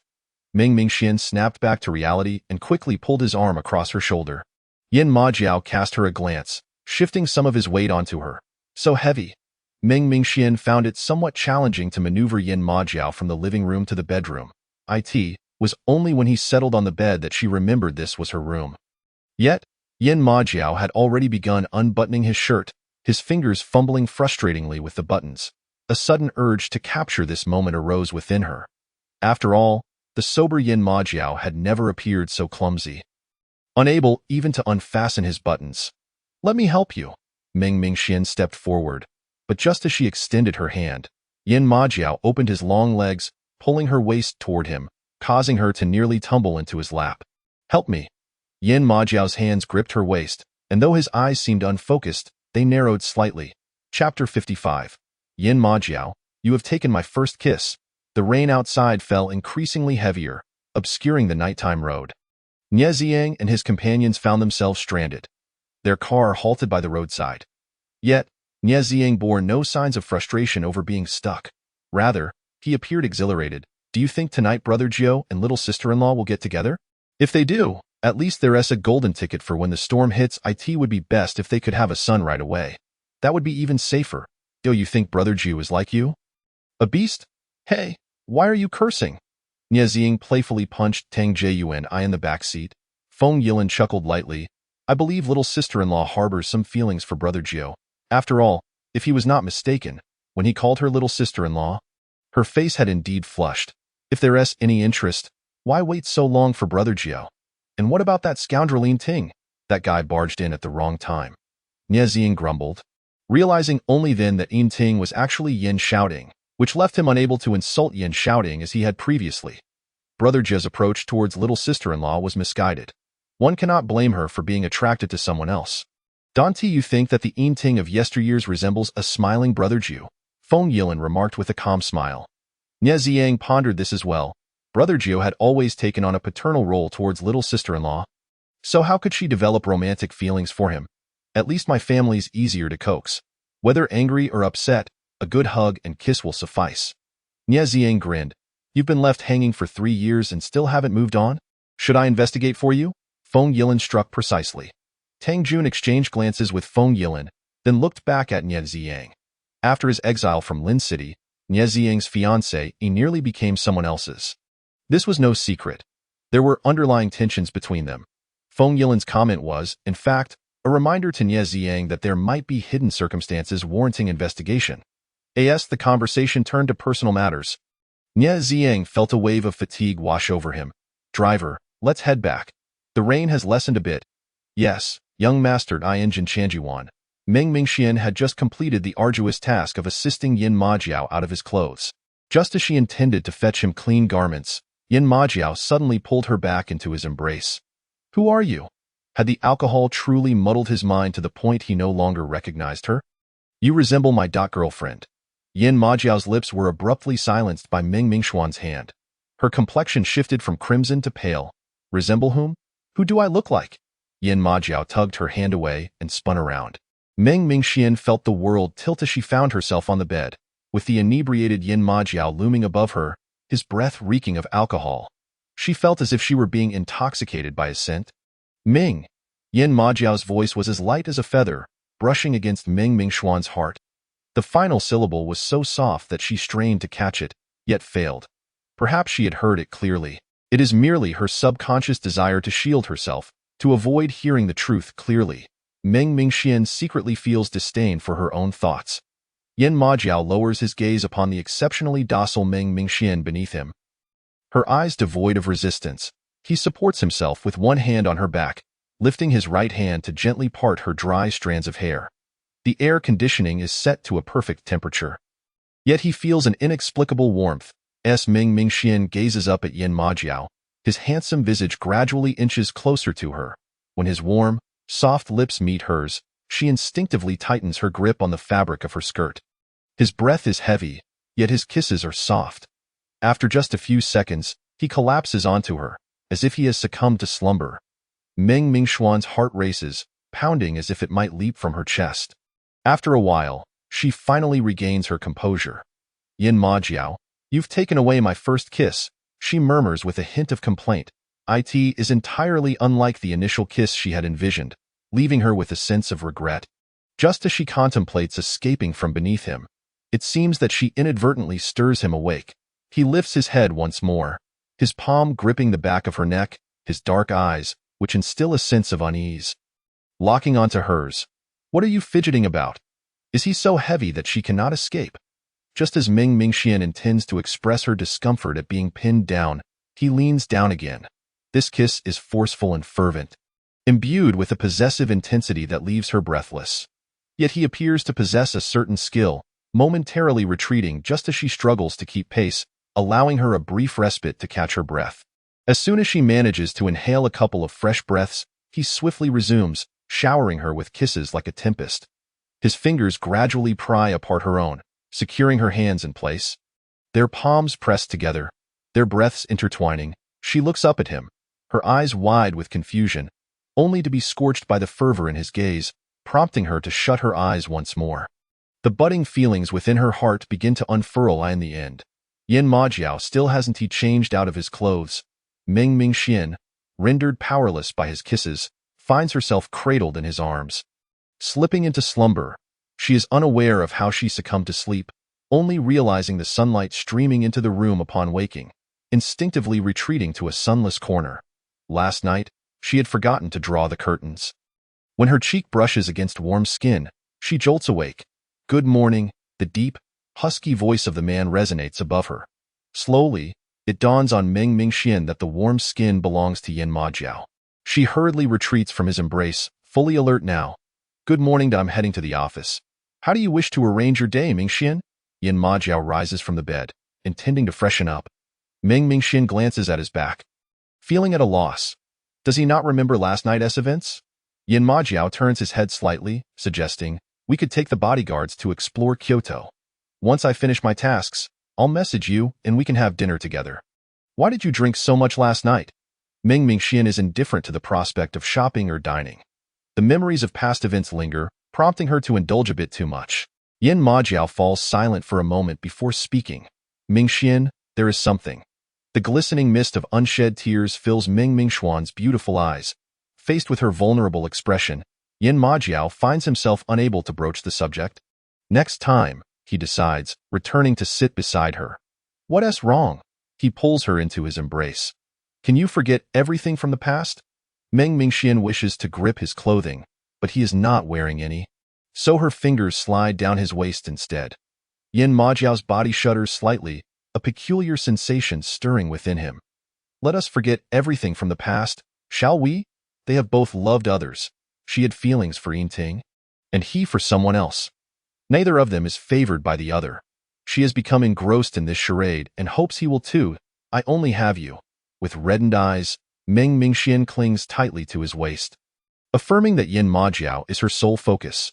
Yin Majiao recalls the words of the old man Yin and wonders if she has sensed something. Yet, she does not wish to delve into it. Nor does she even want to hear it, I only have you. She wishes to avoid a rift with him. All right. Yin Majiao holds her close, his voice husky as he agrees, let us forget everything from the past. Chapter 56. If you wish to kiss me, it is not out of the question. The atmosphere at breakfast is delightful. Yin Shiqing and Lin Ruxue both hail from scholarly families, having been taught by example since childhood. Thus, both Yin Majiao and Ming Mingxian eat quietly. Life in Kyoto is far more restrained than in Linqing. Yin Majiao had early on tasked Feng Yilin with selecting a few well-mannered servants, all of whom have reported to Jinsue Garden today. Breakfast is prepared by the servants. Once the meal concludes, Ming Mingxian sees Yin Majiao to the door. Go on in, he says, ruffling her hair. Ming Mingxian glances around, tugging at his sleeve. Yin Majiao raises an eyebrow. Unable to voice her feelings, she releases her grip and silently withdraws. In the next moment, Yin Majiao chuckles softly, seizing her wrist and drawing her into his embrace. A warm kiss lands on her forehead, followed by his arms encircling her as he whispers in her ear, I'm off to earn a living. All right. After a moment, Yin Majiao releases her, turning towards the car door opened by Su Li. Su Li beams like a matchmaker, Master Jiu. Please get in. Yin Majiao shoots him a sidelong glance before settling into the car. Through the window, he clearly sees Ming Mingxian gazing at him longingly, an air of dependency that softens his heart immensely. Master Jiu should have been employing such tactics to charm the young lady, much like those actors who develop feelings amidst their performances. Su Li remarks as he drives. Yin Majiao raises a hand to smooth the tie that Meng Mingxian had lovingly crafted. Drive. Mind your own business, he retorts Tatsuli, uncertain of which word he misstepped. Mutters at the entrance of the villa. Once Meng Mingxian can no longer see the car, she turns back towards the living room. Master Jiu and the young lady seem to share a wonderful bond. A servant observes with a smile, I heard Master Jiu and the young lady grew up together as childhood sweethearts? Meng Mingxian contemplates this for a moment before nodding. Sort of. After all, Yin Majiao is merely 4 years her senior. Not 14, and when she moved in with the Yin family, both Uncle Yin and Aunt Yin were present. She cannot truly claim to have been raised by Yin Majiao. She can only say she was spoiled by him. The servant wishes to offer further compliments, but Meng Mingxian has already turned to ascend the stairs. Back in her room upstairs, Meng Mingxian sinks into the single sofa, lost in thought, when she suddenly recalls that she had not informed Yin Majiao about Yukon waiting at the door last night. She retrieves her phone and begins to message him regarding this matter. Yin Majiao responds swiftly, I dealt with him during the day. Meng Mingxian. As expected, he harbors a deep-seated hatred for Yukon, resorting to violence upon encountering him. Instantly, Meng Mingxian loses the desire to continue messaging and resumes her daydreaming. Unbeknownst to her, thoughts of that intoxicating kiss from last night begin to flush her cheeks. He is quite skilled. Her first kiss was truly delightful. What about him? Since her sister's affections do not lie with him, should he too be experiencing his first kiss? As this realization dawns upon her, Meng Mingxuan's spirits soar. The sound of her phone ringing interrupts her whimsical reverie. It is a video call from Yin Majiao. She clears her throat and answers, Have you arrived? My girlfriend ISNT replying. So I don't want to get out of the car. Yin Majiao gazes at the phone screen for an extended moment. Didn't I just reply? Meng Mingxian silently thanks the beauty filter on her phone, which makes her face appear completely unflushed. 6 o'clock counts, right? It counts as 1, he responds. When Meng Mingxian notices Yin Majiao has fallen silent for a while, she assumes he is displeased and is about to comfort him, only to hear him ask, Did you hear what I said about 6 o'clock? She blinks in confusion. What? What I just said about 6 o'clock. Meng Mingxian gazes at the handsome face on the video screen that makes her want to kiss him. Unable to suppress a smile, I will respond to text messages in the future. She wishes to make him happy. You can skip replies when you're angry. Seeing her smile sweetly, Yin Majiao's lips curve as well. This way, I'll know when my girlfriend is upset. Meng Mingxian bites her lip, quietly asking, Is there anyone next to you? Yin Majiao has already exited the car. Yes, he glances at Su Li and the 2 plainclothes officers waiting ahead. But if you wish to kiss me, it's not out of the question. Meng Mingxian is somewhat speechless. She merely wishes to ascertain whether he is performing in front of others again. Yet, since he has said so. Peck. Her upper and lower lips brush lightly together, producing a minuscule sound. Yin Majiao pauses, a smirk playing on his lips. Are you really kissing? Yin Majiao. From a distance, Yin Zheng speaks in a flat tone. Meng Mingxian catches this and hastily exclaims, You go ahead. I'll hang up. Yin Majiao does not lift his head, seemingly oblivious to Yin Zheng's call. He remains rooted in place, sending Meng Mingxian a text. Are you taking advantage of your brother from afar? Wasn't he you who wanted me to kiss you? I was just teasing you. You really kissed me, and now my first kiss is gone. Meng Mingxian stares at her phone, thinking to herself that her first kiss had already vanished last night. Realizing she has responded with 6 points again, she hastily sends another message. You should get back to work. I'm going to take a nap. All right. Yin Majiao pockets his phone, walking past Yin Zheng as if he hadn't seen him. Yin Zheng sighs, reaching out to grab him. Majiao, don't touch me. Yin Majiao sidesteps, his tone cold. Majiao, we need to talk. There's nothing to discuss. Then let us fight. As soon as Yin Zheng utters these words, the 2 plainclothes officers behind them look up in astonishment. What is Yin Zheng's identity? What is his relationship with Yin Majiao? A father and son brawl. What would that look like if it got out? Yin Majiao slowly withdraws his hand from his pocket, a spark igniting in his dark eyes. Fine. Yin Zheng glances at Yin Majiao before turning away. Follow me. If they are to fight, they must choose an appropriate venue. Without a moment's hesitation, Yin Majiao follows after him. The 2 plainclothes officers exchange glances, ultimately steeling themselves to follow suit. When Old Master Yin received the news, he was examining the shattered pieces of a jade ruby. The old butler had taken the jade to an expert for appraisal, and it was determined to be a counterfeit, worth at most a mere few thousand points. One cannot help but wonder how he was able to discern its falseness at a glance. Old Master Yin scrutinized it repeatedly, dismissing the butler's report about the altercation between father and son. After all, no one would be seriously harmed. There was no need for concern. The butler responded, although the young master has not attended university, he possesses a remarkable understanding of everything. He is a legend in lynching. Old Master Yin bristled at this, noting that Emojio held a university degree, having been admitted to Lin University at his behest. Indeed, he could achieve full marks without attending classes. The young master is truly exceptional. The butler offered a professional smile and praise. Mentioning Lin University reminded Old Master Yin of Yin Xiaoding.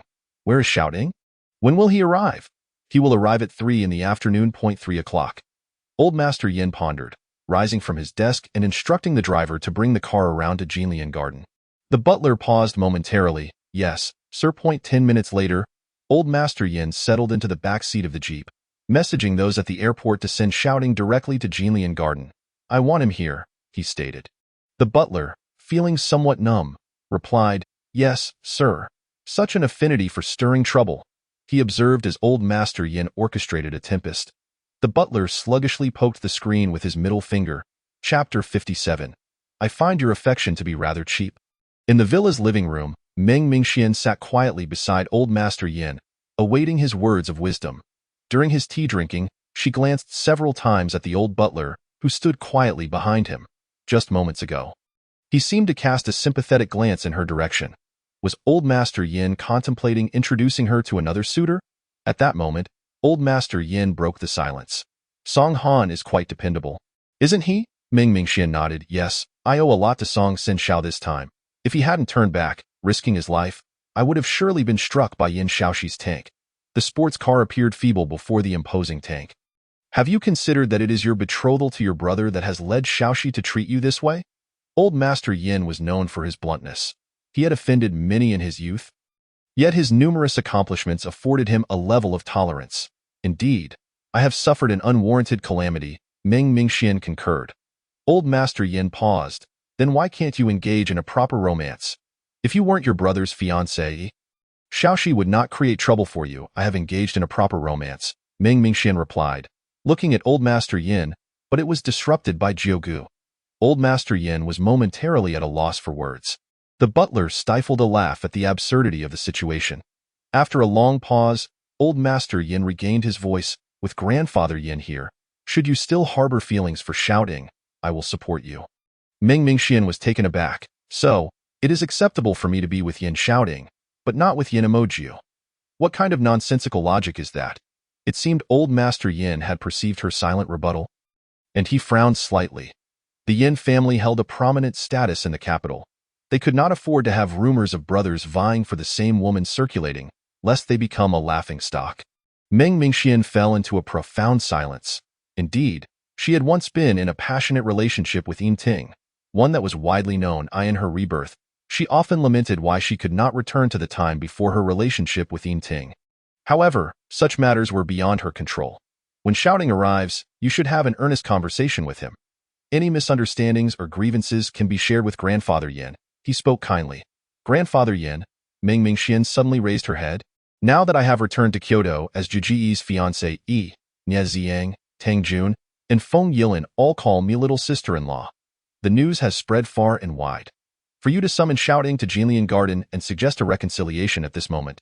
If word were to get out, that would truly be a scandal. Old Master Yan's expression turned cold. He remarked, Emojio is the heir I intend to cultivate. He cannot possibly marry a nameless orphan without background. If he dares to oppose me, I shall ensure that he is metaphorically hanged at your wedding. Meng Mingxian found herself confronted with an unreasonable elder, as obstinate as a stone in a cesspool. Take a look at this. Old Master Yin placed a box before her, gesturing for her to open it. Hesitating momentarily, she reached out to unveil its contents. Inside lay the shattered pieces of jade, which, when assembled, resembled a jade ruby. Last night, I spoke with Emojio after he had his bodyguard strike Su Yuha 10 times. You did this for your sake, did you not? Old Master Yin fixed his gaze upon her. Meng Mingxian pressed her lips together. You have been spoiled by Emojio to the point of recklessness. Song Han was beaten by Xiaoxi, yet you insisted on retaliating against him. ultimately sending Xiaoxi to the hospital for stitches. Su Yuha, being Xiaoxi's biological mother, striking you once is hardly excessive. Observing Meng Mingxuan's silence, Old Master Yin continued, yet you stood by, watching Emoju avenge you, allowing him to disfigure Su Yuha's face without intervening. Regardless of Su Yuha's character, she is still nominally Emojia's stepmother. Had she not chosen to keep her dignity intact, Emojia's reputation would have already suffered irreparable damage. Meng Mingxian thought to herself that she had no regrets regarding this incident. Su Yuha had caused harm to Yin Auntie and deserved to be punished. Were it to happen again, she would gladly trade one slap for 10. Old Master Yin, oblivious to Meng Mingxuan's resilient spirit disguised as obedience, pointed again at the shattered jade on the coffee table. This jade Rui, although fake, is the only memento left to me by Shouting's father. Because I introduced you to Song Han, Emojio stormed into my study and smashed this in a fit of rage, expressing his discontent and protest. Meng Mingxian had not anticipated this revelation. After a moment's hesitation, she tentatively asked, "How much is it? I will compensate you." Old Master Yin was indignant. "Is this a matter of money? Am I in need of funds? You are wealthier than nations." "Not quite that I am not greedy. I cannot tell if you are pretending not to understand, or if you truly do not comprehend." Old Master Yin sneered, "But it matters not. I shall explain until you grasp it. Being by Emojio's side will only bring him incessant trouble, becoming a burden that hinders his progress." Meng Mingxian regarded Old Master Yin, her desire to speak evaporating completely. Truth be told, she was acutely aware of this. There was no need for Old Master Yin to explicitly point out her vulnerabilities. Without you as his fake fiancé, Emojio would navigate Kyoto with ease. I would arrange for him to meet a young lady from a prestigious family who could genuinely assist him. Xiaoxi would dare not provoke a young lady of noble lineage. As Old Master Yin observed Meng Mingxuan's contemplative silence, he leisurely lifted his cup. Taking a sip of tea, he continued, "Emojio's ability to establish himself alone in lynching indicates his ambition for power. However, because of you, he very well may lose everything he wishes to attain." Amidst Old Master Yan's verbal barrage, Meng Mingxian recalled her past life. In that lifetime, she had not accompanied Yin Emojio to Kyoto, and he had never reached out to her. Had he already accepted a fiancé from a prominent family arranged by Old Master Yin, thus rendering him unable to contact her? As these thoughts flickered through her mind, she quickly suppressed them. No, that could not be the case in her past life. LV Hui and Yu Tiantian were both placed by others beside Yin Ting, whose mother was controlled, forcing him to maintain distance from her. Too afraid to cross boundaries. This indicated that Yin Emojio had never considered abandoning her. Surely, in his previous life, he had intended to solidify his footing in Kyoto before returning to Linqing to retrieve her. Observing Meng Mingxian lost in thought, Old Master Yin added, "Moreover, in just a few days, you have shifted your affections from Shouting to Emojio. I find your affection to be quite cheap. Perhaps you cannot distinguish between love and dependency." These words struck Meng Mingxian like a hammer, silencing her heart. She found herself unable to argue. In the eyes of others, she had indeed only recently ended her relationship with Yin Ting. She could not explain to anyone that she had once endured a disastrous marriage with him. "Grandfather." Dressed in a white sports leisure outfit, Yin Shouting entered through the door. "Do not say such things, Xinxian. She is not at fault. The blame lies with me. I am the one who has hurt her heart." Chapter 58. There is no way to ask the deceased self for forgiveness. Meng Mingxian glanced at Old Master Yin, finding him rather vexing for summoning Yin Shouting to Jinlian Garden. "Grandfather Yin? Does the Yin family have a tradition of calling cousins by their nicknames?" she inquired. Both Old Master Yin and Yin Shouting fell into silence. After a long pause, Yin Shouting finally spoke, "Xinxian, it is true that I approached you because of Yin Emojio. But my feelings for you are genuine. You are such a wonderful person. No one could possibly dislike you." Having adjusted his mindset while in Linqing, Yin Shouting understood that Meng Mingxian was drawn to his gentleness. Therefore, he resolved that no matter how she treated him after arriving in Kyoto, he would respond with unwavering kindness. He had wounded her feelings and deserved to bear the consequences of this emotional upheaval. Meng Mingxian regarded Yin Shouting, her demeanor calm. "Thank you." Yin Shouting, however, was not satisfied with merely receiving a thank you. A sense of unease washed over him. When a woman yells and acts hysterically towards a man, it signifies that she still harbors emotional fluctuations regarding him. Yet at that moment, he felt no change in Meng Mingxuan's emotions. It was as though she truly no longer cared for him. shouting, "Please take a seat. I am still unaware of your experiences in Lincheng. How did you come to realize that emoji was related to you by blood?" The old master Yin interjected on behalf of Yin Shouting. Meng Mingxian, who had once held a fondness for Shouting, now harbored resentment, undoubtedly due to Shouting's deceit and exploitation. She felt a surge of anger within her. To alleviate her displeasure, Shouting must thoroughly lay out the situation and explain himself. Evoking pity through his misfortunes, the old master Yin calculated his moves in silence. Yin Shouting cast a glance at Meng Mingxian before sitting beside her. Instantly, she rose and moved to a nearby single sofa. Clutching a pure white pillow to her chest, the clarity of her intentions could not have been more apparent. Yin Shouting felt a pang in his heart, yet suppressed it. He turned to the old master Yin and began recounting his experiences in Lincheng. "I was born in a mental hospital, which the countryside referred to as an asylum. I lived there until the age of 4 when my grandfather took me out and sent me to my adoptive parents. He was ashamed of my mother and me, forbidding me from stepping into the Qi family, sending me to the Yin family out of fear that my true origins would be revealed and bring shame to the Qi family." The old master Yin sighed softly. "It must have been quite difficult before the age of 4? "Not too bad," Yin Shouting replied with a faint smile, "for at that time, I was unaware of what suffering and hardship entailed. I thought life was meant to be lived in such a manner." He glanced at Meng Mingxian, realizing that only upon growing up did he comprehend that life contained not only bitterness but also sweetness. Meng Mingxuan's eyes reflected a muted "It was through him that she learned life encompassed not merely sweetness but also sorrow. After leaving the asylum for my adoptive parents' home, though impoverished and subjected to an abusive father, I still managed to grow up relatively unscathed." Yin Shouting continued, "Later losing both adoptive parents, I became an orphan supported by the government. That was due to your own resilience," the old master Yin remarked with a look of approval. "And then, in middle school, I inadvertently encountered Yin Emojio, and suddenly felt an inexplicable familiarity." Yin Shouting glanced at Meng Mingxian, who surely understood this sentiment deeply. "Meng Mingxian, is it not infuriating to see oneself cast in the role of a substitute? When I saw Yin Emojio fighting with thugs, I collected a strand of his hair and used all the inheritance left by my adoptive mother to conduct a paternity test." Yin Shouting looked at Meng Mingxian, his gaze filled with regret. "Thus, I mistakenly believed I was the son of Yin Shirqing, leading to my hatred towards him and Yin Emojio." Meng Mingxian tightened her embrace around the pillow.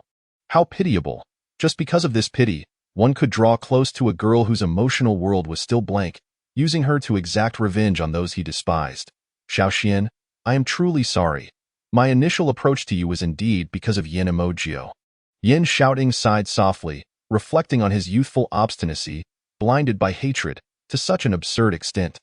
Meng Mingxian remained silent. She did not harbor hatred towards him, for she no longer loved him. Yet, she could not bring herself to forgive him.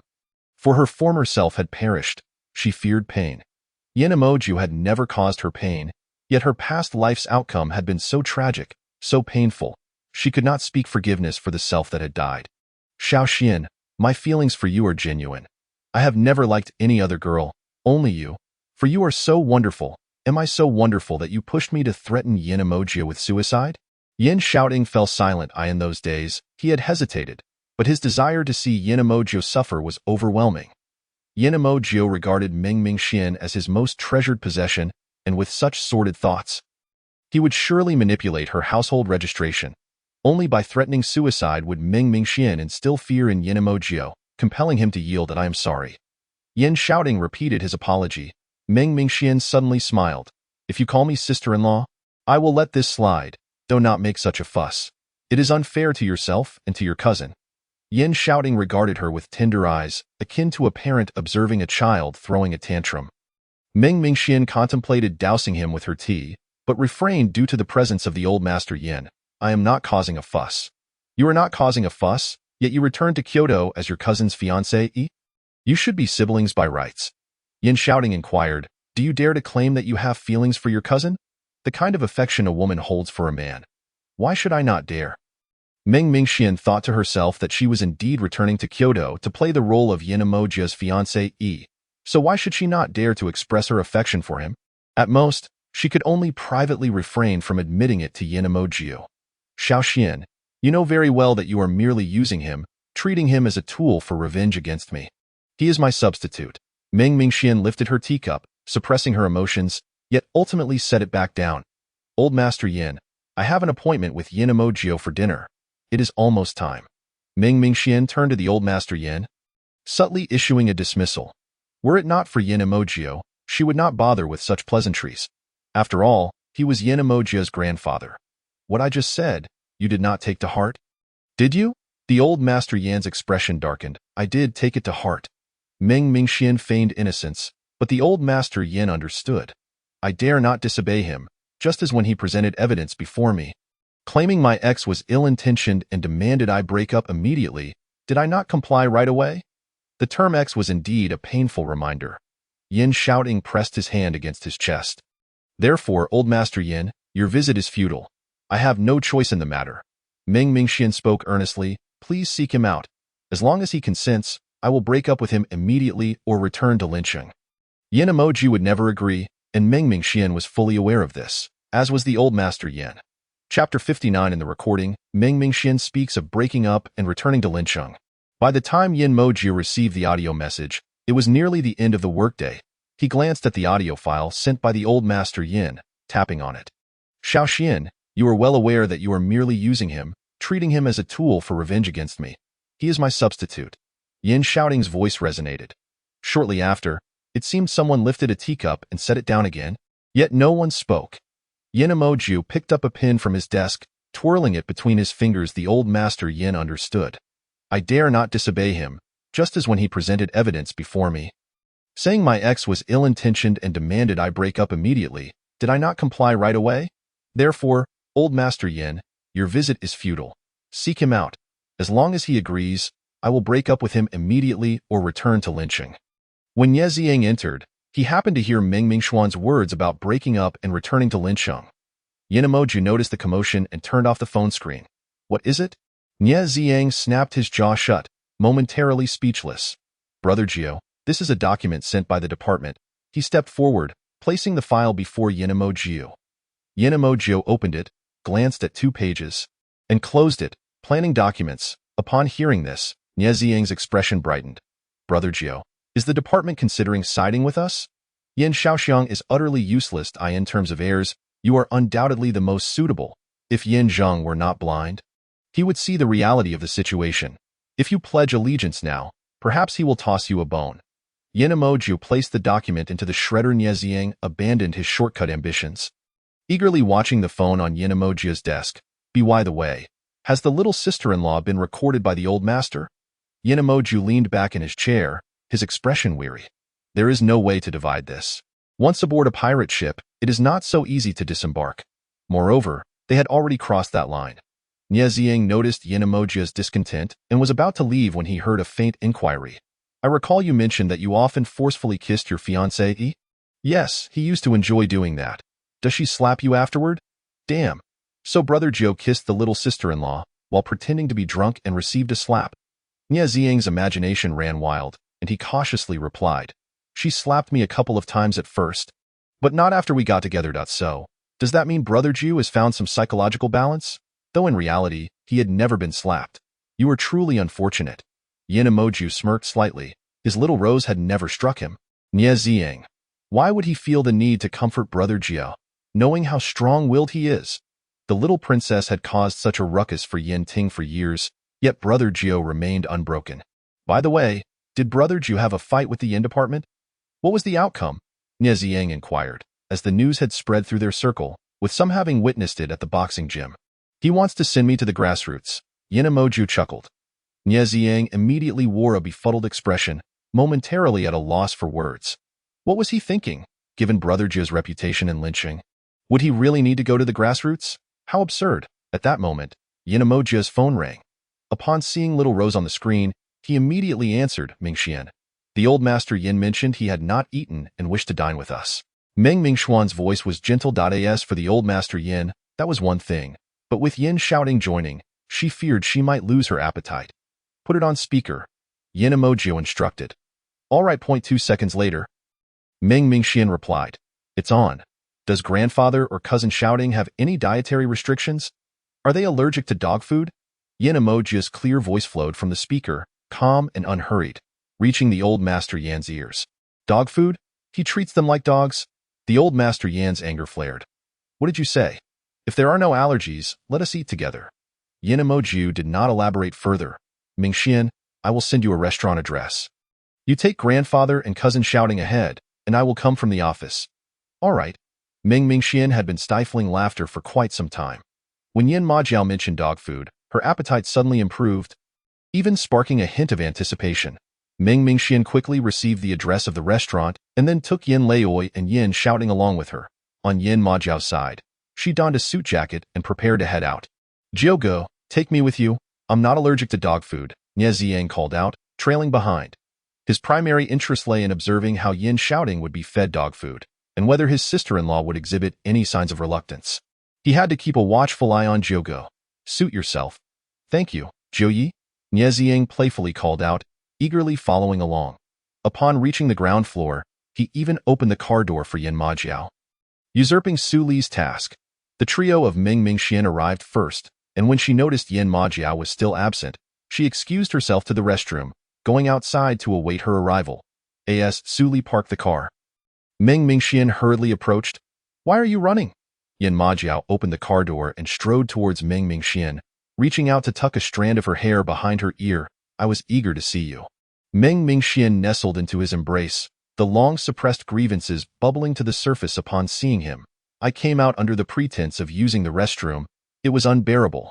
Yin Majiao slowly retracted his arms, his tone devoid of emotion. What was unbearable? Mingxian found herself at a loss for words. No one knew the extent of the wounds inflicted upon her by Yin Ting, but in this lifetime, there would be no more Yin Ting, only Yin shouting. Yin Majiao did not expect her to respond, gently ruffling her hair. Let us go, we'll make him suffer a bit. What is so amusing? Mingxian's mood lightened slightly, obediently allowing Yin Majiao to guide her into the restaurant. She also informed him of the private room's location. It wasn't until they entered the private room and Mingxian settled beside Yin Majiao that she noticed Nie Ziyang seated to her right. She paused for a moment and said, Ziyang, you're here too? Nie Ziyang smiled. Sister-in-law finally sees her little brother. I truly didn't notice earlier. Just as Mingxian intended to say something, her face was suddenly turned. Yin Majiao planted a kiss on her cheek, near the corner of her mouth. Afterward, he said, ignore him. Huh? Oh. Mingxian's expression became somewhat dazed. Yin Shouting's demeanor darkened, glaring at the audacious Yin Majiao. He spoke in a low voice. Even if she is your sister raised by you, shouldn't there be some decorum? Cousin, who do you refer to as your sister? Yin Majiao asked, his voice calm. Yin Shouting enunciated each word. The entire lynching knows that Xin is regarded as the sister raised by Jiuye, akin to a biological sister. Do you want others to think you're? Bang! Yin Majiao forcefully slammed his bowl onto the table, sending both bowls crashing to the floor in pieces. Speak recklessly again, and it will end up on your face. Yin Majiao's sharp black eyes locked onto Yin Shouting, his voice devoid of warmth. Chapter 60 he said, the first love, the white moonlight, hasn't he died? Why seek a substitute? Yin Shouting, embodying the inherent wolfish nature of the Yin family men, was not intimidated by Yin Majiao's outburst. The corners of his lips even curled up slightly. Did I say something wrong? Of course you did. Yin Majiao began to unwrap a new pair of chopsticks. When Uncle Meng and Aunt Meng were alive, they arranged a betrothal between me and Mingxian. The entire lynching knows that the Meng-Yin group is a couple's enterprise. Mingxian glanced at Yin Majiao. The naming Yin group was chosen by her sister. When she was 17, the Meng-Yin group was officially established, and she had heard her sister's conversation with him. The Meng-Yin group was a couple's enterprise. A faint pang of bitterness stirred in Mingxian's heart. Is that so? Yin Shouting smiled. Since the betrothal was arranged long ago, why have you never mentioned it to Xin in the past few years? It seems you never intended to honor this engagement. As he spoke, the corner of Yin Shouting's mouth lifted slightly. You cherish Xin. We all know that. But can you truly say you have feelings for her as a man does for a woman?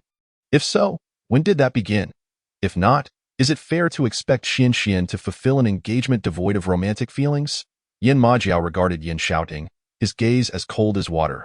Nie Ziyang silently cursed under his breath. Yin Shouting clearly perceived that Jiuge had long harbored such feelings for his sister-in-law, and he also anticipated that Jiuye would not dare to admit it. After all, Jiuye and his sister-in-law were merely pretending to be a couple at present. It was I who urged him to be with me. In the ensuing silence, Meng Mingxian suddenly spoke up. She raised her hand, grasping Yin Majiao's, intertwining her fingers. After we broke up, I was in a bad mood. So I wanted to quickly begin a new relationship. Initially, I intended to date Feng Yilin, but he said he liked someone else. Meng Mingxian began to spin a tale. Then that night, I got drunk and kissed Yin Majiao, who came to pick me up. He knew I wanted to find someone to date, so he brought up our betrothal. She glanced at Yin Majiao and noticed the smile in his eyes as he listened to her ramble, causing her cheeks to flush. Nevertheless, she continued to weave her story. I thought it would be better to date him than someone else, so I asked him to be with me. But you previously told me you only saw him as an older brother. Yin Shouting did not believe that Meng Mingxian would change her affections. He particularly doubted that she would have feelings for Yin Majiao. If she were to like him, she would have done so long ago. How could it possibly come to this? Yet, hearing Meng Mingxian confess that she had kissed Yin Majiao while drunk, pricked at his heart like a needle. He had never kissed her. You mentioned before. Meng Mingxuan's gaze remained steady. The waiter entered to serve the dishes, and for a moment, no one spoke. Once the dishes were served, Yin Majiao began to serve Meng Mingxian, asking if she wanted shrimp. Upon receiving her nod, he donned gloves and leisurely began to peel the tender, soft shrimp for her in public, placing them into her bowl while preparing a dipping sauce with seafood soy sauce. Meng Mingxian began to focus on her meal. Yin Majiao removed his gloves and casually looked at Yin Shouting. The reason I didn't mention the engagement before was that I thought Mingxian was still too young. I originally planned to bring it up when she turned 20. Who would have thought someone would intercept us midway? Meng Mingxian nearly choked. He sounded as if he were speaking the truth. It turned out she wasn't the only one who could spin tales. I have a foundation of 16 years of affection with Mingxian, and she has seen how unreliable the men outside can be. Yin Majiao's lips slightly curved upward. Now is the perfect time to bring it up. Indeed, relationships can be cultivated. Nie Xing chimed in. My fiancé Yi and I are a prime example of being engaged first and then falling in love. Old Master Yin shot a glance at Nie Xiang. Didn't your fiancé Yi break off the engagement with you? No. Nie Xiang stubbornly held his ground. As long as he didn't admit it, the engagement still stood. How is the food at this restaurant? Yin Majiao raised his hand to wipe the sauce from the corner of Meng Mingxuan's mouth. Meng Mingxian looked up and smiled. It's delicious. I really like it. Next time, just the two of us will come. Our appetites will be better. HM. Yin Shouting observed the warm and sweet interaction between the two, coldly remarking, what a pity. Originally, your fiancé, Yi was not Xian. Meng Mingxuan's expression shifted slightly as she looked up at Yin Shouting. He offered her a meaningful smile. Meng Mingxian felt a sense of unease in her meal, pondering the meaning behind Yin Shouting's words. Did he also? After dinner, Meng Mingxian took the opportunity to visit the restroom. Upon exiting, she was not surprised to find Yin Shouting waiting in the corridor. Recalling his earlier words, she approached him, asking, what did you mean by that earlier statement? Originally Yin Majiao should have returned to Kyoto alone. Yin Shouting replied, a slight smile gracing his lips. He will have a destined fiancé Yi and a lovely daughter. Meng Mingxian pressed her lips together. She did not believe it. Because of you, that woman and child cannot return to Yin Majiao's side. Yin Shouting stepped closer, lowering his voice. In the future, you will regret this. For this woman should have been your sister-in-law. She bears a striking resemblance to your sister, Meng Mingyu. Meng Mingxuan's complexion drained of color. On the way back to Jinchun Courtyard, Yin Majiao distinctly sensed that Meng Mingxian was distracted. He carefully reviewed the details from dinner, reaching out to pull her onto his lap. What are you thinking about? He toyed with her fingers, no longer caring whether she would notice anything unusual. She had willingly allowed him to kiss her so deeply, had she not? Her indulgence was his assurance. Meng Mingxian gazed at the male face so close to hers. He was strikingly handsome, and typically cold and unfeeling. His tenderness had only been bestowed upon 3 women. One was Yin Bomu, another was her sister, and the last was her. If what Yin Shouting said were true, then there was a fourth, his daughter. What do you think of substitutes? Meng Mingxian hesitantly asked. Yin Majiao paused his playful movements with her fingers. His indifferent gaze met hers, his tone as frigid as water. What made you think of that? Meng Mingxian initially wanted to mention that Su Yuha resembled Yin Bomu as a substitute, but found it inappropriate. Instead, she said, while I was in the restroom at the restaurant, I overheard the waitstaff chatting, saying that men often have a first love that haunts them, and the girlfriends they seek afterward often bear a resemblance to that first love. I'm curious, is that true? Yin Majiao's gaze slowly traversed her inexplicably inquisitive eyes. The first love, the white moonlight, hasn't he died? Why seek a substitute? What if the first love, the white moonlight, has died? Ming Mingxian asked, only to feel a tightening grip on her wrist. Chapter 61. What if I get drunk and kiss you? Ming Mingxian regretted asking that question. She was on the verge of salvaging the situation when Yin Majio grasped her jaw firmly, his dark, icy gaze penetrating deep into her eyes. The waiter mentioned Yan Zheng. Didn't he? Since Yan's arrival in Kyoto, the circles had once again unearthed and mocked his romantic history. Ming Mingxian found herself at a loss for words. The waiter's remarks were mere fabrications of her imagination. They should not be given any heed. Yin Maju gently stroked her smooth chin with his thumb, stating, it has nothing to do with us. How could it be unrelated? Just as Ming Mingxian was about to inquire further, he pressed her down on his shoulder. Rest for a moment. He had no desire to hear any more references to being a substitute. Although she regarded him as a stand-in, it did not imply he would embrace that notion. This afternoon, Ming Mingxian had been disturbed by Old Master Yin and Yin shouting, leaving her with no chance for a nap. She quietly leaned against Yin Majio's shoulder, yet sleep eluded her. Yin shouting's words had left her feeling quite insecure. Could there truly be a woman who resembled her sister so closely? If such a person existed, what would she do? Even when Yin Majio carried her out of the car, she remained in a feigned slumber. Yin Majio noticed this naturally, for her breathing pattern was distinctly different from that of someone truly asleep. She was burdened with heavy thoughts. After changing her shoes and placing her on the sofa, Yin Majio squatted in front of her, seeking to divert her attention. Mingxian, did you say you kissed me while drunk? When did that happen? Ming Mingxian was entirely drawn out from her worries of being a substitute. Her gaze meeting the man's evident teasing expression, and she felt a sense of annoyance. Who was truly the one intoxicated? Who had kissed whom? Did that even happen? Yin Majio took her hand, caressing the inside of her wrist, sending a tingling sensation coursing through Ming Mingxian's heart. No, she replied sullenly, he had forgotten. So why should she rush to inform him that he had stolen her first kiss while inebriated? A first kiss that only she remembered held no weight. Ming Mingxian was uncertain whether to feel more despondent or relieved. If he were to discover that he had offended her while drunk, would he regret pretending to be her boyfriend and wish to end their charade? What a pity. Ming Mingxian looked up in astonishment.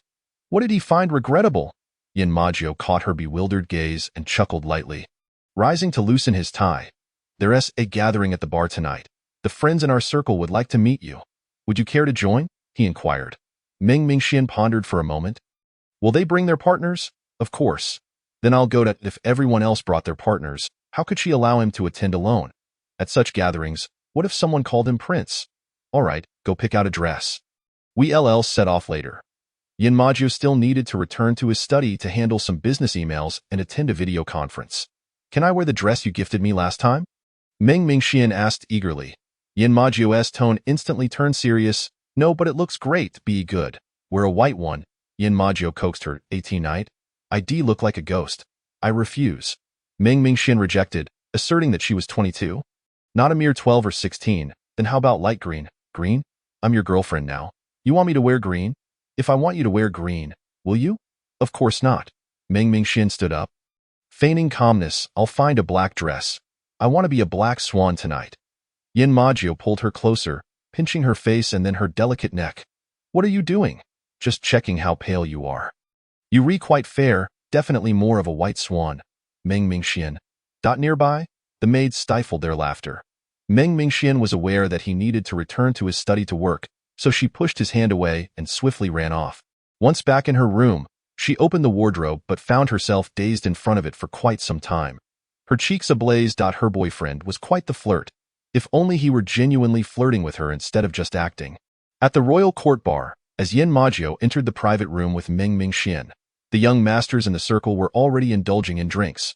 Brother Jiu, little sister-in-law, Brother Jiu, little sister-in-law, Brother Jiu, Nie Ziang, Feng Yilin, and the others all stood up, the other young masters following suit. Yin Maju nodded slightly, leading Ming Mingxian to a seat, scanning the room before casually asking, "Where is Song Han?" A moment of silence enveloped the room. Song Han was a love child, and all those present were legitimate sons born to legal wives. Nie Ziang and Tang Jun knew well that when Yin Majiu inquired about Song Han, it was to make sure these young masters understood that Song Han was one of their own. Thus, Nie Ziang chuckled, "Brother Jiu, Song Sanshao is still recuperating." Yin Majiu raised an eyebrow but chose not to comment further. "Little sister-in-law, how do you do? I'm Duan and I, Tang Jun's fiancée Ida." The woman beside Tang Jun smiled at Ming Mingxian, raising her glass. Ming Mingxian lifted her glass in return. "Hello, you can call me Mingxian." "I wouldn't dare. Tang Jun calls you little sister-in-law," Duan and I replied with a smile. Afterward, she took a small sip of her drink, prompting Ming Mingxian to follow suit. The burning sensation in her throat, coupled with the sharp aroma of alcohol, made her frown. "You don't have to drink," Yin Majiu, who had been chatting with a young man nearby, turned slightly, pressing his hand on her wrist. "What if you drink too much and kiss me?" Laughter erupted in the private room. Ming Mingxian was grateful for the dim lighting. Her cheeks should not appear overly flushed. Was he genuinely concerned about kissing? Nie Ziang chuckled before nudging the woman beside him. "Lu Jingqian, pour a drink for little sister and Law." Lu Jingqian's expression was far from pleasant. She had initially not intended to come, but the man had blocked her at her company's entrance and publicly forced her into his car. "What identity do I have to toast Miss Ming?" Lu Jingqian retorted to Nie Ziang. A flicker of amusement crossed Nie Ziang's eyes before he replied with a mischievous grin. "If you don't wish to be his fiancée, you can choose to be a lover, mistress, or paramour. Pick whichever you like." Slap. Lu Jingqian's fiery temper had her raising her hand to slap Nie Ziang, but he blocked it with his arm, resulting in her hand landing on his arm instead. The smile faded from Nie Ziang's face. He stood up. "Apologies, everyone. Please continue drinking. I need to handle some personal matters." As he spoke, he bent down, hoisting Lu Jingqian onto his shoulder and striding out. "Nie Ziang, you bastard, put me down!" Lu Jingqian's shouts faded into the distance. Ming Mingxian stared for a moment before turning to find Yin Majiu with a somewhat hesitant expression. "What's wrong?" she asked. Slightly puzzled, "Dear, don't learn from her. I don't want to get hit," Yin Majiu warned cautiously. Ming Mingxian. Dear? Chapter 62 Brother Jiu. Ming Mingxuan's voice was irresistibly alluring. After 2 glasses, she felt a bit lightheaded. Although Duan and I had claimed the drink was harmless and lacked a kick, she felt its effects weighing heavily on her. She stood up, her steps unsteady as she made her way to the restroom. "Little sister-in-law, are you heading to the restroom? I'll accompany you." Duan and I smiled, setting down her glass and rising to support Ming Mingxian. Just as Yin Majiu stood up, he noticed Tang Jun's fiancée assisting Ming Mingxian and sat back down. He couldn't accompany her to the restroom, but Duan and I could. "Brother Jiu, I'll raise a glass to you. Please continue to guide us younger ones in the future. We all see you as our idol." "Of course." Yin Majiu retracted his gaze from the entrance of the private room and lifted his glass. As Ming Mingxian stepped out of the private room, she grew increasingly dizzy, her surroundings blurring. Duan and I appeared to multiply in her vision. "Little sister-in-law, are you all right?" Duan and I gently guided Ming Mingxian to the restroom, her voice soothing. Ming Mingxian was unsure if she was all right. "Why is this drink so potent?" Back in Lin City, Yin Majiu had taught her to drink gradually, allowing her to build her tolerance without becoming overly intoxicated. Yet, she hadn't anticipated that this particular drink would leave her completely inebriated. "Little sister-in-law, you don't seem well. Take a hangover remedy," Duan and I suggested, pulling a pill from her bag and placing it in Ming Mingxuan's mouth. Ming Mingxian's consciousness felt hazy, but she knew better than to consume anything offered by others. She struggled for a moment but ended up collapsing to the floor. The tiny pill slipped down her throat. "Little sister-in-law?" Duan and I seemed at a loss. Ming Mingxuan's vision gradually cleared, and the dizzying effects of the alcohol seemed to fade significantly. She stood up, offering Duan and I an apologetic smile. "I overindulged. I wasn't coherent just now." Duan and I smiled back. "It's all right, little sister-in-law." Once Ming Mingxian felt capable of walking, she turned and entered the restroom, shutting the door behind her. However, when she emerged, she found no sign of Duan and I. "Miss Duan?" she called out. "Little sister-in-law, I'm using the restroom. You might as well return to the private room first." A voice came from the stall on the left. "All right, BY now." Ming Mingxian had sobered up a bit. Although her steps were still somewhat unsteady, she could navigate with the support of the wall. Exiting the restroom, she suddenly realized she had been led out of the private room by Duan and I in her dazed state, leaving her now unsure of its location. Just as she considered turning back to ask Duan and I, her wrist was seized by someone. She stumbled a step, turning to see who it was.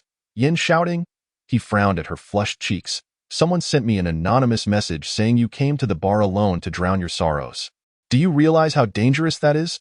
Ming Mingxian was taken aback, the alcohol clouding her mind causing her to react sluggishly. What drowning my sorrows? Let go of me, Xiao Xian. Please be good, Yin shouting implored. I acknowledge my mistake and assure you that I shall not treat you in such a manner again. Yin shouting, fearing to hurt her, gently coaxed her in a low voice. Ming Mingxian engaged in a playful tug with Yin shouting for a while. But suddenly her complexion began to flush. Her breathing became erratic, and a wave of heat surged within her. The gentle expression on Yin shouting's face gradually morphed into that of Yin Majiu.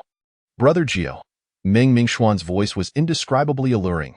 Yin shouting's body tensed. She had never referred to him as Brother Jiu before. She called him a ting.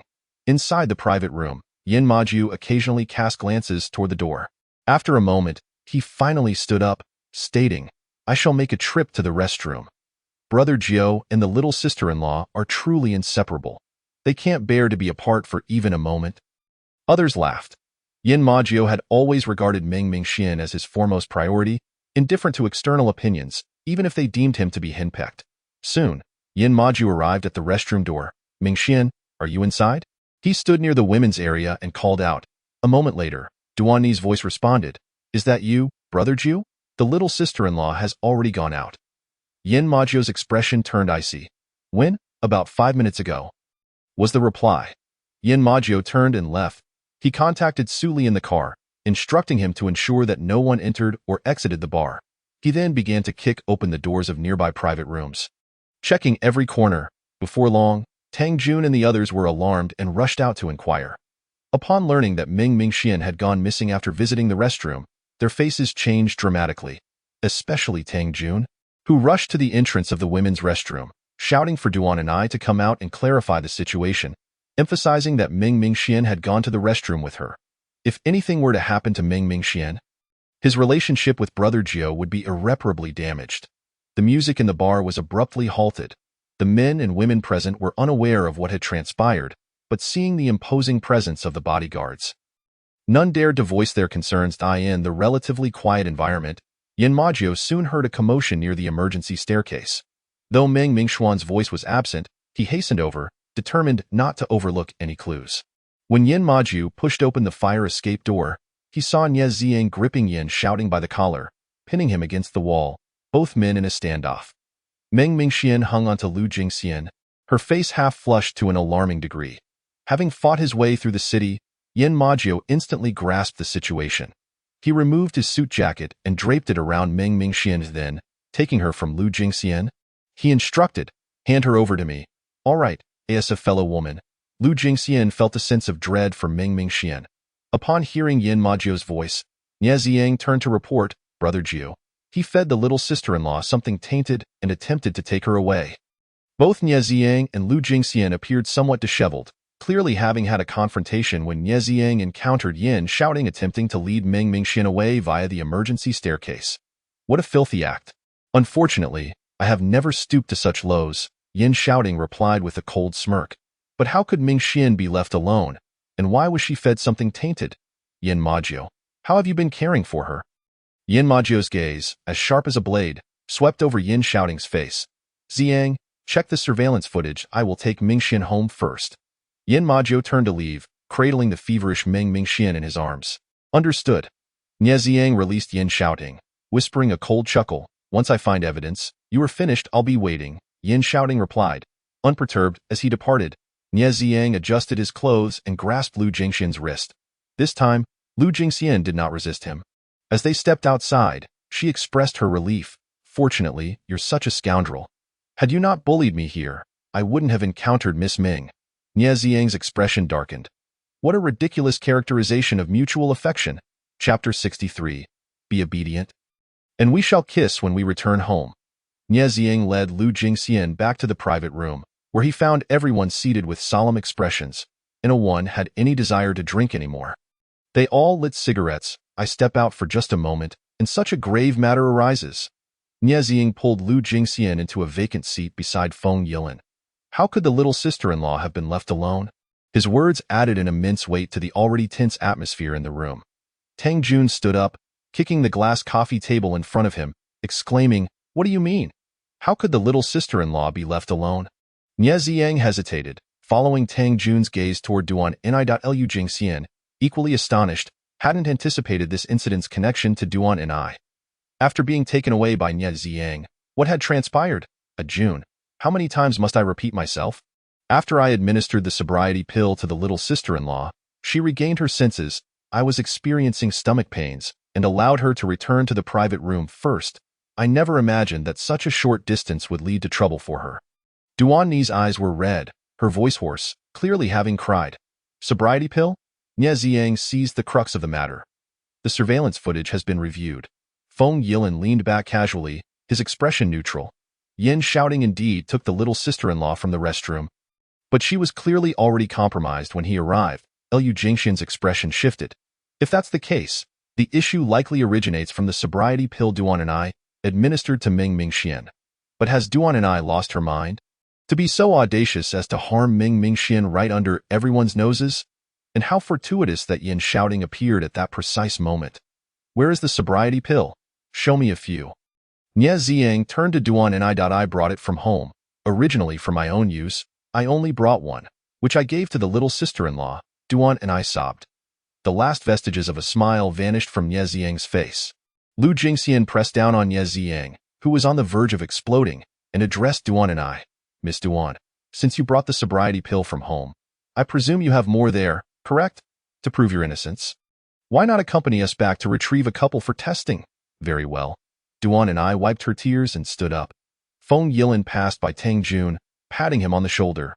Before the truth is revealed, let us not wrong anyone. We can deal with it once the evidence is concrete. Tang Jun, usually cheerful, now sat in silence like a mute. Yin Maju wrapped Ming Mingxian securely in his suit jacket, exiting the bar without allowing anyone to glimpse her alluring demeanor. Within the expansive fabric of the suit, Ming Mingxian writhed in discomfort, trapped by Yin Maju's strong embrace. Even her attempts to kick were futile against the suit enveloping her. Brother Jiu Suli had been waiting at the door. Upon seeing Yin Maju emerge with Ming Mingxian, he promptly opened the back door of the car parked by the roadside. Yin Maju settled Ming Mingxian inside. After the door closed, Suli slid into the driver's seat, inquiring, Master Jiu, to the hospital or back to Jinli Courtyard? Yin Maju lowered his gaze to the flushed Ming Mingxian in his arms. She was restless, her hands slipping into his shirt, her warmth seemingly surpassing even his own. Her usually bright and clear eyes were now filled with alluring springtime allure, making it difficult for any man to retain his composure.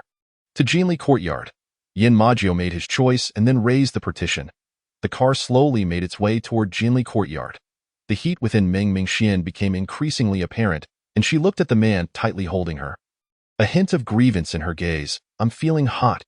Overwhelmed by her burning senses, she felt an urge to kiss Yin Maju's lips. His lips are so cool. Who am I? Yin Maju gazed into her dazed eyes. Brother Jiu, Ming Mingxian murmured, her fingers brushing against his thin skin, reluctant to let go. Yin Maju's eyes darkened, and he loosened his grip slightly.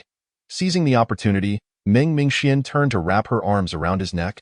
Pressing her lips against his cool ones, a hand blocked her advance, and she ended up kissing his warm palm instead. Kiss me at home. Yin Maju restrained her wandering hands. I feel awful. Ming Mingxuan's eyes turned red with urgency. Just give me a kiss. As he recalled how Yin shouting had taken her in such a state. Yin Maju's aura darkened. He held her chin, scrutinizing her rosy lips. Thankfully, he knew well how Ming Mingxian appeared after being kissed. Her lips were exceedingly delicate, becoming vividly colorful after just a couple of kisses. The more he kissed her, the more unbearable it would become. Yin Maju pressed her head into his embrace, soothing her. Be good. We shall kiss when we return home. I don't want an eye in the face of Ming Mingxuan's disobedience. Yin Maju ceased his coaxing, firmly holding her in place, preventing her from misbehaving. Unable to reach him, Ming Mingxian let out soft, almost inaudible cries of distress in his embrace, stirring a sense of unease within him. drive faster. Yin Maju lowered the partition, issued his command, and then raised it again. Initially hesitant to drive fast for fear of discomforting the two in the back, Su Li, upon receiving the order, immediately pressed the accelerator. Before long, the car sped into Jianli courtyard, coming to a steady stop at the entrance of the villa. The bodyguards at the door hurried over. As soon as the car halted, Su Li pressed the unlock button, and a bodyguard opened the back door. Yin Maju once again wrapped Meng Mingxian tightly in his suit and strode out of the car. Carrying her into the villa. No need to keep anyone here tonight. Everyone leave. Understood, Master Jiu. The servants in the villa quickly cleared out. Yin Maju carried Meng Mingxian upstairs, entering the bathroom, where he turned on the shower to let hot water flow. As soon as she was freed, Meng Mingxian immediately clung to him. While testing the water temperature, she pulled him down for a kiss. Yin Maju tilted his head slightly, and Meng Mingxuan's lips met his throat. His body trembled violently. Be good that I end the tumultuous beginnings. Some regrets are bound to linger. She was his cherished rose, vibrant and unrestrained, and he could not allow her to be wronged so easily. He desired her heart. Instead, Meng Mingxian had long lost her rationality. How could she comprehend Yin Majiao's restraint and appreciation? She playfully teased him, insisting, "Don't be obedient." In that moment of hazy consciousness on the bar's staircase, she witnessed Nie Ziang and Lu Jingxian locked in a passionate kiss, a sight that stirred something within her. Her body pressed tightly against Yin Majiao, her flexible legs even attempting to wrap around his waist. Yin Majiao, nearly losing control, reached out to grasp her raised leg. Gently pushing her away, Jiu. Her eyes were reddened, tears threatening to spill. "Let's take a shower first." When Yin Majiao returned to Jinchang courtyard with her, he knew what he ought to do, but he had to consider her well-being. At the very least, they needed to cleanse themselves. With one hand around her waist and the other running the hot water for the bathtub, he unzipped her dress from behind. Meng Mingxian tilted her head back, emitting a soft, sweet sound. It seemed she had discovered the antidote. He reached out, gently brushing her long hair aside. "You can be playful, but no crying." Meng Mingxian had never realized that intimacy between a man and a woman could bring such joy. Her understanding was still anchored in that intoxicating, heated kiss. Yet, amidst the steamy mist of the bathroom, Yin Majiao, who had taught her so much throughout her life, was guiding her into a new realm. Though Meng Mingxian was not entirely sober, she was aware of who was with her. She clung to Yin Majiao's neck, instinctively drawing closer. The bathtub was already full, yet the hot water continued to flow, drowning out her soft whimpers. The intoxication and heat served as the perfect veil for her shame. Under normal circumstances, Meng Mingxian would never have been so forthright. Unable to bear her delicate sounds, Yin Majiao lowered his head and silenced her slightly parted lips with his own. He had exerted himself so diligently. Surely he deserved some reward. Afterward, Meng Mingxian drifted into a deep slumber. Yin Majiao, exercising immense restraint, withdrew his hand from the bathtub and gently washed the sleeping Meng Mingxian. Wrapping her in a towel afterward, he lifted her, carefully stepping out of the bathroom, treating her like a princess as he dried her hair and dressed her in sleepwear. Would she cause a scene upon waking? Wrapped in the towel that had just covered Meng Mingxian, Yin Majiao squatted by the bed. After gazing at her for a moment with his deep, affectionate eyes, he reached out to tuck a lock of hair behind her ear. "You can be playful, but no crying." His body felt as though it might explode. Yin Majiao lingered only briefly, covering Meng Mingxian with a blanket, dimming the lights before returning to the bathroom, seeking solace in solitude. Half an hour later, Yin Majiao was fully dressed, bending down to kiss Meng Mingxuan's forehead before exiting the room. As he stepped out of the villa, he called Nie Ziang to inquire about the surveillance footage and investigation results. Su Li waited by the steering wheel for orders until Yin Majiao hung up the phone, coldly instructing, "Go to the Duan residence." "Yes, Jiuye," Su Li responded, immediately starting the car. Throughout the drive, Yin Majiao was preoccupied with thoughts of smoking. After gradually restoring the once intimate connection with Meng Mingxian, he had scarcely touched a cigarette. He merely held them when others offered, lighting one occasionally without inhaling. He yearned to kiss her at every moment, wondering when he might have another chance, perhaps tonight. Thus, he refrained from smoking. After all, he had her now. What need did he have for cigarettes when she was far more alluring? Recalling Meng Mingxuan's blossoming in the bathtub that evening, a slight smile graced his lips. When would she be bold enough to ask for kisses while fully conscious? Before long, the car pulled into the brightly lit Duan family mansion. Among the prominent families in Kyoto, the Duan family barely ranked in the top 10, and their engagement with the Tang family was seen as a social climb. Nie Ziang had already informed the Duan family of Yin Majiao's arrival, and the gates had swung open in anticipation. The grand, ostentatious courtyard lights cast enchanting reflections on the ground, yet were ruthlessly trampled by shiny leather shoes. Yin Majiao only donned white attire in front of Meng Mingxian.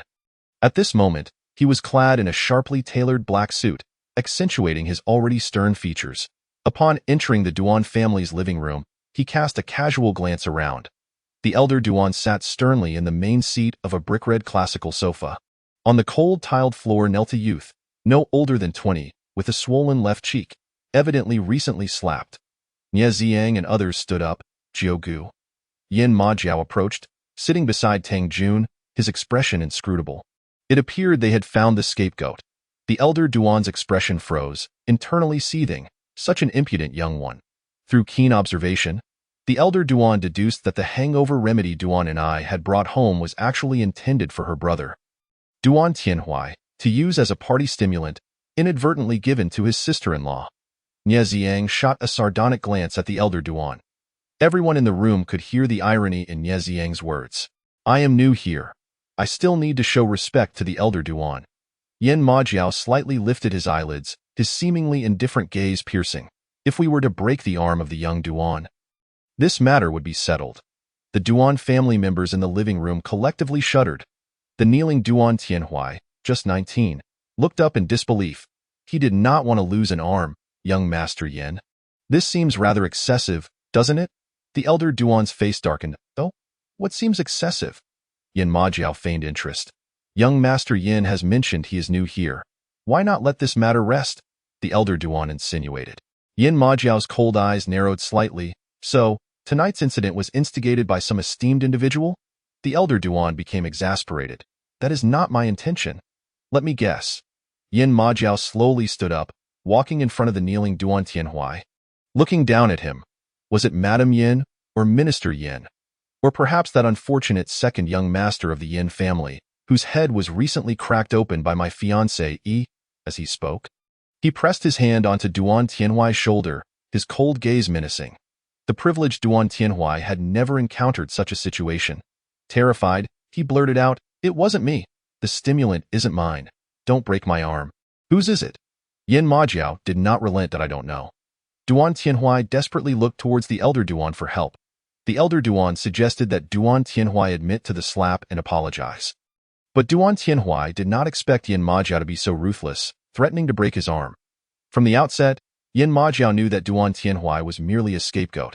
He had no intention of truly harming the young man. He released Duan Tianhui and slowly stood up. Elder Duan, while I am unaware of which esteemed individual has promised benefits to the Duan family, I can assure you, the Duan family will neither receive any benefits nor escape unscathed. The Duan family was destined for ruin in the entirety of Kyoto. Aside from a few prominent figures, no one dared to utter such bold claims.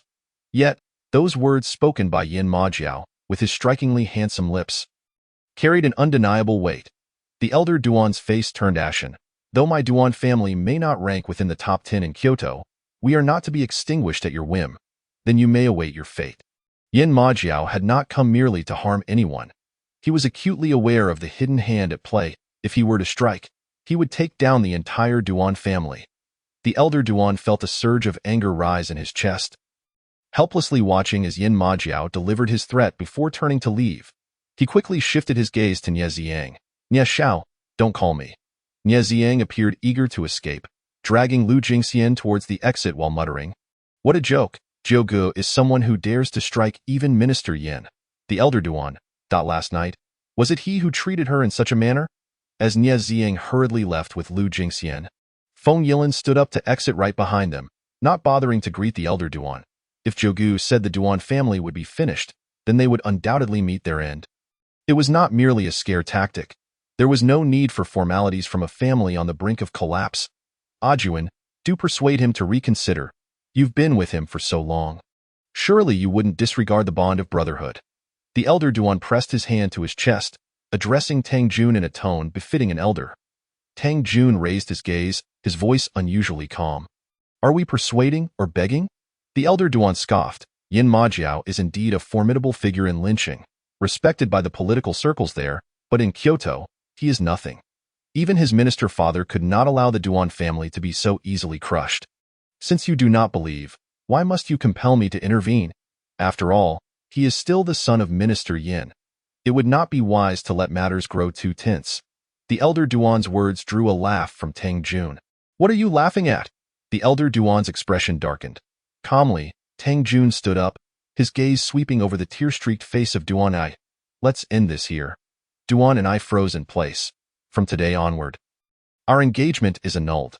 Tang Jun raised his hand and tossed the ring he had worn since their engagement onto the ground with a clink. If you wish to be with Tang Yin, I have no objections. Tang Jun had long since come to terms with everything. He was one of Jiuye's, having spent 3 years in lynching, and the Duan family had developed other intentions.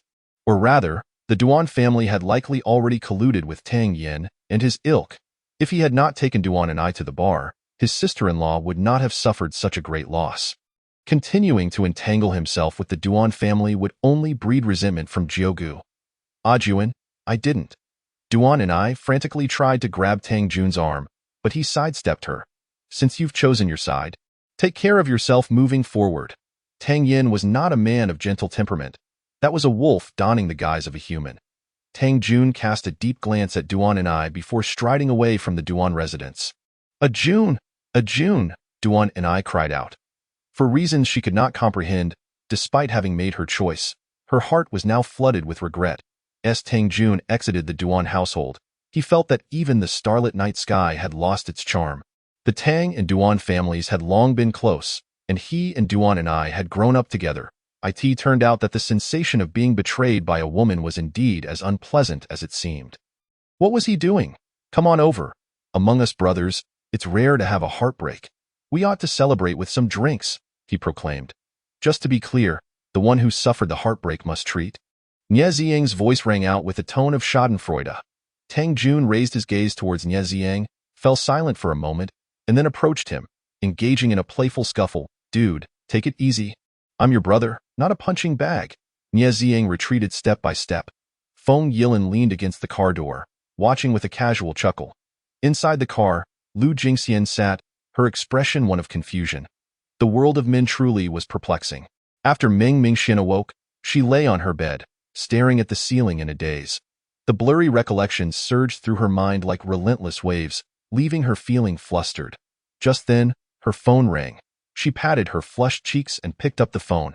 Miss Ming, you must persuade Lord Jiu to release a Ting, came a woman's tearful voice. Meng Mingxian felt an ingrained aversion to that voice, but she could not fathom why Yu Tiantian would seek her out, especially regarding Yin shouting. Last night, a Ting did nothing to you, yet Lord Jiu beat him so severely and locked him in the basement. Do you truly have no lingering feelings? Yu Tiantian continued to cry. Last night? Meng Mingxuan's previously flushed cheeks gradually turned pale. Wasn't it Jiugu who was with her last night? Suddenly, the scene outside the restroom on the 3rd floor of the bar flashed through her mind. Xin, please be good, I know I was wrong, and I won't treat you like that again. Yin Shouting's voice had soothed her. She didn't want to hear it, wanting to free herself from his grasp. But in the midst of their struggle, she began to breathe erratically, heat rising throughout her body. Gradually, Yin Shouting's face morphed into Yin Majiao's, and she leaned in to call out. It was Yin Shouting. She had mistaken him for someone else. Meng Mingxian was unaware of what else Yu Tiantian said. Her phone had long since fallen to the floor. She staggered out of bed and headed towards the bathroom. Her body still bore a hidden ache, a reminder of what she had endured the previous night. Although, as Yu Tiantian claimed, Yin Shouting had not truly done anything to her, it felt as though everything had transpired. In the living room downstairs, Yin Majio entered, shedding his black suit and hanging it on a rack. The young lady is still not awake. Lord Jiu, the young lady is awake. She should be showering. As indicated by the sounds coming from her room, a servant went up earlier and heard the water running in the bathroom. So early in the morning, what is she washing for? Did I not wash her last night? Yin Majio's gaze darkened as he ascended the stairs. Pushing open the door, he found the curtains drawn and the nightlight still on. creating a somber atmosphere that easily evoked memories of the previous night's intimacy. Listening to the sounds of water from the bathroom, he could faintly discern muffled sobs intertwined with it, if he was not mistaken. His hand tightened around the doorknob, veins slightly protruding. After a long pause, he finally closed the door and approached the bathroom. The bathroom door was ajar. No wonder the servant could hear the commotion. How long has she been in there? Yin Maju leaned against the doorframe, glancing at the trembling, crying silhouette visible through the cracked "Is it really that dirty?" Meng Mingxian stiffened slightly, tears cascading down like a burst dam, impossible to contain. She dared not turn around. The fragile thread of affection that had begun to sprout now felt like a knife piercing her heart. How could she have mistaken him for someone else? How could she? All right, that's enough cleaning. Yin Maju stepped forward and pulled her from the bathtub. Water droplets clung to Meng Mingxuan's eyelashes, unsure whether they were pearls or droplets from the showerhead. Her nose was tinged with red, and her soft lower lip bore bite marks, barely revealing traces of blood. Her skin had also turned red from scrubbing. She was truly harsh on herself. Yin Maju observed her eyes, now dull and lacking luster, expressionless as he swept her up in his arms and carried her out of the bathroom. Meng Mingxian was like a lifeless doll, shoved into the covers without even drying off. However, once wrapped up, Yin Maju fetched a hairdryer to dry her hair. All her sorrow was drowned out by the sound of the wind. Yet, Meng Mingxuan's tears continued to flow unabated. After turning off the dryer, Yin Maju half squatted between her legs, gently wiping away her falling tears. I didn't truly touch you. I merely alleviated the effects of the drug. There's no need to cry so desperately. Meng Mingxian was momentarily stunned. The man who treated her like that last night was him? Chapter 66. Who does Mingxian wish last night's man was? After Meng Mingxian awoke, Yu Tiantian's phone call dragged her from paradise to hell, leaving her inconsolable. Yet, with just a few nonchalant words from Yin Maju, she felt as if she had been pulled back to paradise. The entire experience left her disoriented. Go on, continue, she urged softly, fixating on the man squatting before her. She loved to hear it, though she feared it might be a figment of her imagination. Yin Maju watched as her eyes gradually regained their brilliance, a smirk playing at the corners of his lips. Is that so joyful? Of course. Though her eyes were still swollen, a smile emerged on her face. Yin Maju felt a pang in his heart. He had indeed raised a little expert in inflicting pain. He stood and handed her a nightgown. Meng Mingxian, realizing she was still not dressed, hurriedly put it on and looked at him expectantly, waiting for an answer. In any case, we did not engage in a substantial relationship. There's no need for you to feel so heartbroken or to punish yourself. Yin Maju gently touched her reddened collarbone with his warm fingertip. Meng Mingxian found herself at a loss for words. She had indeed been somewhat harsh on herself just now, yet she was not heartbroken. I'm not heartbroken, she asserted, grasping his alluring wrist, her gaze darting towards his hand. Previously, she had believed she was captivated by hands, eyes, delicate skin, and legs. Now, she gradually realized that it was him she was truly enamored with. Not heartbroken? Yin Maju poked at the tear on her cheek. Then what is this? Little liar, I was just a bit sad. Meng Mingxuan's ears flushed slightly. She dared not meet his gaze, lowering her head to clarify softly. I thought I had mistaken him for someone else. Yin Maju had not initially considered that angle. Such good fortune was rare in this world. Yet, he wanted to clarify. Mistaken for whom? He slowly lifted his hand, cupping her chin, his fingertip brushing against her tear-stained cheek. Yin shouting, Meng Mingxian was compelled to meet his gaze, her eyes revealing a hint of shyness. I was in a daze. I thought it was you coming to pick me up. Yin Maju, sharp as a fox, inferred from her vague words that her memories of last night were quite muddled. His gaze deepened as he examined the landscape in her eyes, leaning closer to her. Who does Mingxian wish last night's man was? How could he ask her that? If she were to say she hoped it was him, wouldn't he that expose her secret? Meng Mingxian averted her gaze, staring at the small nightlight, convincing herself that it could not be Yin shouting. She had already broken up with him, and such things should not occur.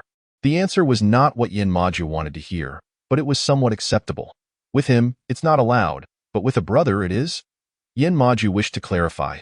If he were her brother, he could not possibly assist her in such a manner. Meng Mingxian tightened her grip on his wrist slightly. She was somewhat baffled by his meaning. If I had not broken up with him, would it have been acceptable? Yin Majiu inquired again. Not acceptable. Even if she were dense, Ming Mingxian would not allow Yin Majiu to misunderstand. Moreover, she truly no longer held feelings for Yin Xiaoting, as for the current Yin Xiaoting. He was merely an inconsequential existence to her. What is the reason? After all, Mingxian had previously liked him so much that she had forsaken her brother. Yin Majiu caressed her jaw, striving to keep his tone from sounding too sour. Ming Mingxian found it difficult to reflect on that dark history. You told me before that dating him was fine, but shouldn't he take advantage before marriage? After a long contemplation, Ming Mingxian managed to formulate such a rationale. In any case, she had done just that in her previous life, and after marriage, Yin Xiaoting had not taken advantage of her amidst the meddling of El Hui and Yu Tanta. Yin Majiu chuckled softly. So obedient. What about last night? He and she were not husband and wife, yet he had certainly taken full advantage of her. Ming Mingxian quickly retorted, last night was an accident. Had she not been under the influence of the drug, she would never have allowed herself to indulge in such a manner before him. It was yet another dark history. An accident? Yin Majiu pondered the term for a moment, choosing not to pursue the matter further. He sat at the edge of the bed, pulling her onto his lap. Does it still hurt? He asked, brushing aside her hair with a casual tone. A wave of warmth surged up Ming Mingxuan's cheeks, making her feel as if she were ill. The chaotic images she had attempted to bury in the depths of her memory flooded back into her mind. Fragmented sounds echoed in her ears. She could hardly believe they were coming from her own lips. Does it hurt a lot? Yin Majiu's eyes reflected a flicker of guilt. Perhaps he had been a bit too rough. Don't ask if it's okay. Ming Mingxian murmured, burying her face in his shoulder, unwilling to admit the pain.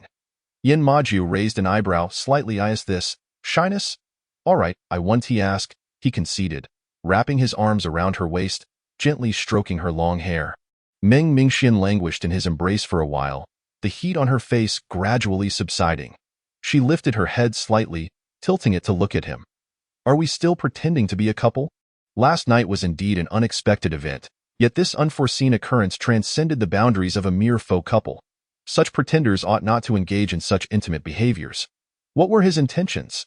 What does Mingxian think? Yin Majiu tossed the question back to her, placing the choice in her hands. If he were to unleash his emotions, she would undoubtedly feel apprehensive, for he had harbored impure thoughts about her from the very beginning. Should we not give it a try? Ming Mingxian gently bit her lip, casting her gaze downward as she whispered the inquiry. Yin Majiu fell into a moment of silence. Perhaps having waited too long, he experienced a fleeting sensation of being ensnared in a dream. The courage Ming Mingxian had mustered began to dissipate in the wake of his stillness, and she recalled her previous life, where she had been urged by El Hui to kiss Yin Ting, only to be met with disdainful humiliation as he accused her of desperation. It was utterly mortifying, even more so than that past experience. Gradually, she distanced herself from Yin Majiu's shoulder, reassuring herself that last night had merely been an accident, and she would not hold her brother responsible. Tears threatened to spill from her eyes, just as Ming Mingxuan's tears were on the verge of falling, and while she had yet to fully detach from Yin Majiu's shoulder. He gently flipped her onto the adjacent blanket. He lowered his head, inching closer to her tightly pressed lips. The tears that had begun to well up in her eyes slipped away as she lay down. Yet her gaze suddenly brightened. This was not her first kiss. She easily discerned the glimmer of desire lurking within Yin Majiu's fathomless black eyes. His lips descended upon hers, only to retreat briefly. Parting that he desired her consent, a conscious willingness, as their warm lips met. Ming Mingxian found her thoughts muddled, and upon hearing the name Yin Majiu, she hazily opened her legs. This might not be considered conscious, but it was undoubtedly voluntary. Yin Majiu hovered above her, momentarily taken aback. He then let out a soft chuckle, placing his palm against her back and leaning down to kiss her once more. He would coax her lips open willingly. Chapter 67. How does it feel? Yin Majiu gazed at her with deep, enigmatic eyes, being firmly held beneath him, as he awakened her lips with a gentle touch. Ming Mingxian felt a sense of fulfillment, as if her long-held wishes had been granted. She knew not how other couples kissed, but she felt more intoxicated than ever. He would kiss for a while, then pause, and even with her eyes closed, she could sense his scorching breath. Yet, this extended the duration of their encounter. After being kissed for what felt like an eternity, Meng Mingxuan's body turned to jelly. Unable to suppress a delicate side eye in an instant, Yin Majiao became taut with tension. Was it possible that the effects of the drug still lingered in her system? Yin Majiao gently brushed her nose, his fingers languidly parting her freshly dried, now damp hair, his voice rich like the finest wine. Meng Mingxian had been so well protected by Yin Majiao, her circle was meticulously curated, even when Yin Ting had approached her. He had to present himself in a pristine manner, unlike Yin Majiao, who had mingled with all walks of life since childhood.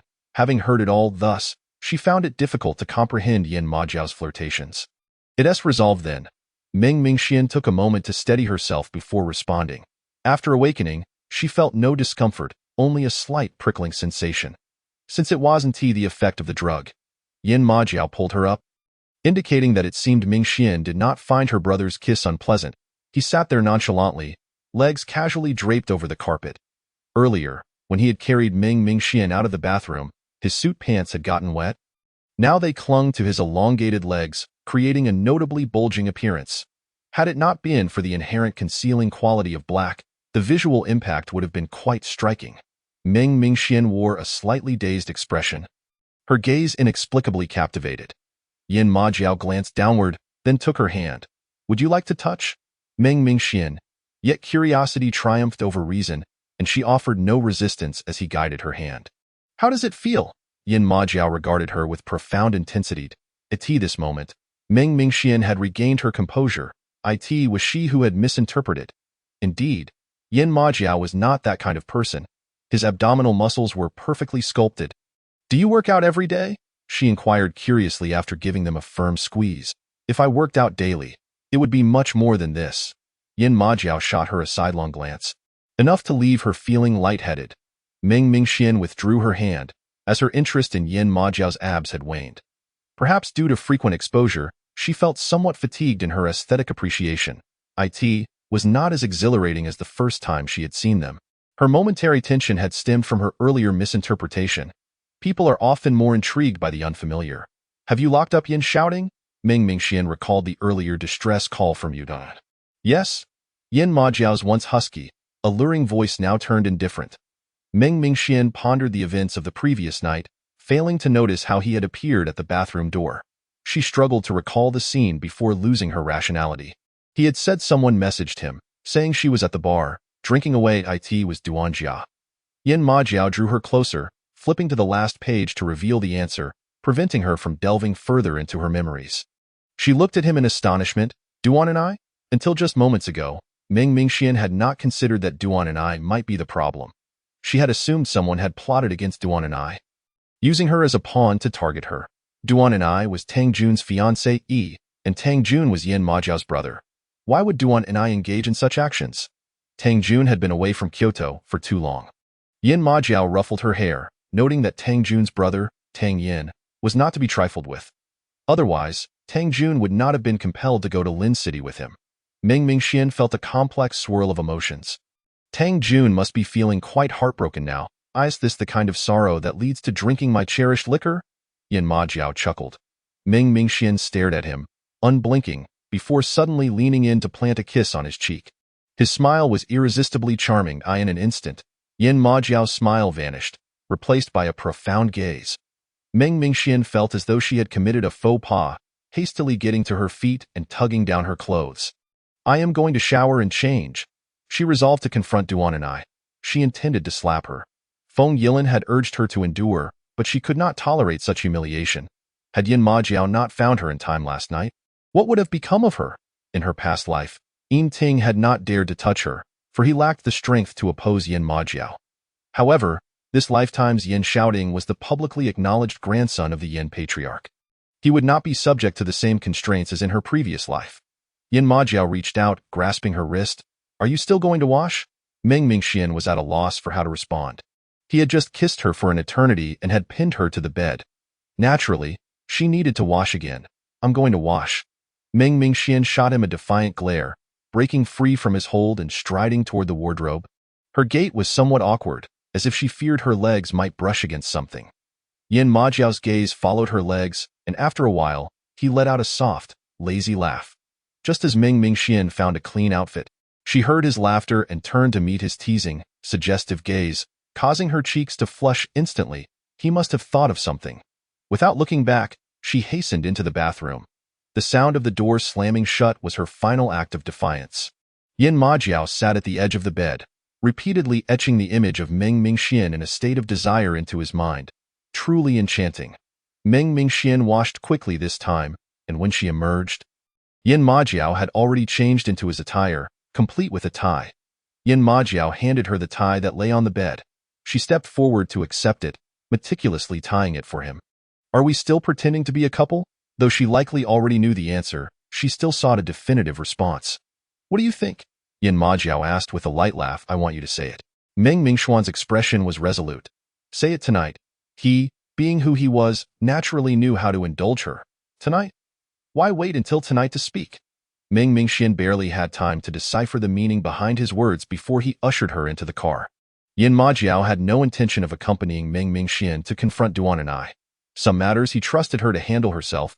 He made a call to Nie Ziyang, asking Lu Jingxi to accompany Meng Mingxian. Lu Jingxi had now developed quite the rebellious streak. How could he persuade her? Nie Ziyang's tone was tinged with envy, as if he had consumed a sour plum. Did she slap you after you kissed her last night? Not at all.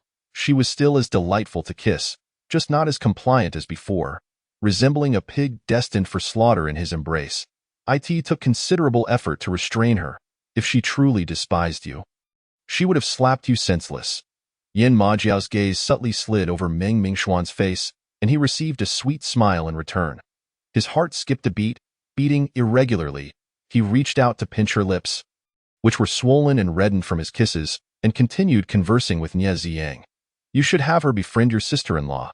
Girls tend to confide more easily with one another. Meng Mingxian widened her eyes slightly. She absolutely did not want to be a spy. Chapter 68. Are you feeling happier now? If not, I can keep kissing you. Nie Ziyang was easily swayed by Yin Majiao's words, readily agreeing. After all, Lu Jingxi was utterly unpredictable, refusing to communicate with him, leaving him clueless about her thoughts. Just as Yin Majiao hung up, Meng Mingxian grasped his hand. I don't want to be a spy. He glanced at his wrist, noticing she seemed to enjoy holding this part of him. It's not about being a spy. It's about making friends. Lu Jingxi is the daughter of the Lu family, their sole daughter with a straightforward personality. You will need to make friends in this circle in Kyoto. She can help you integrate more easily. He wrapped his arms around her waist, speaking slowly and persuasively. Meng Mingxian instinctively recoiled. Wasn't this a form of exploitation? The daughters of powerful families would not befriend someone deemed worthless. Yin Jiuye did not express his words with stark realism. Yet the truth remained unchanged. Meng Mingxian fell into a momentary silence and responded with a soft "I in her previous life. She had come to understand that her confidence stemmed from him. Perhaps, in the eyes of 99 of people, her value was intrinsically linked to him as well. Feeling disheartened, would a kiss lighten your spirits? Yin Jiuye lifted her onto his lap, his intentions somewhat playful in nature. Suli in the front row discreetly raised the small partition. Meng Mingxian. What is Suli doing? She had not consented to this. Yet with the partition raised, refusing to kiss felt like a disadvantage. Thoughts swirled in her mind, and before she knew it, her chin was gently cradled, his warm, delicate lips pressed against hers, lingering softly to be day. He was a gentleman, kissing her without an ounce of desire. Are you feeling happier now? If not, I can continue. Yin Jiuye inquired, his nose brushing against hers. Meng Mingxian found herself struggling to recognize this side of Yin Jiuye. The once intimidating patriarch had suddenly adopted a different approach to pamper her, and she found herself savoring it, even as unease crept in. Yin Xiaoting was aware of that woman's existence and that she resided in Kyoto. Would he deliberately seek her out to confuse Yin Jiuye? Would Yin Jiuye, as in her past life, end up with that woman? Yin Xiaoting had mentioned that in Kyoto. Her waist was pinched lightly. It stung a little. Meng Mingxian had intended to say, Yin Xiaoting mentioned that there was a girl in Kyoto who bore a striking resemblance to her sister. She was curious about his reaction. However, the pinch at her waist made her tremble, and she could not continue. It was both a sensitive topic and one she feared to broach. She worried that if she spoke up, he might genuinely seek out that woman. I do not like him. Yin Jiuye lowered his head and pressed his lips to hers, his hand gradually releasing its grip. I do not like him either. Meng Ming Xian's breath quickened, yet she maintained her composure to make a request. Let us not see him again, nor speak to him, shall we? At least, until he favors her more than he does my sister. Let him remain unaware of that woman's existence. Otherwise, she feared she would lose. What specific reason does Ming Xian have for disliking him? Yinamoju gently brushed her nose, gazing deeply into her eyes, where a subtle hint of anxiety flickered. What was she afraid of? Ming Xian dared not meet his gaze. He was too astute. She wrapped her arms around him, resting her chin on his shoulder.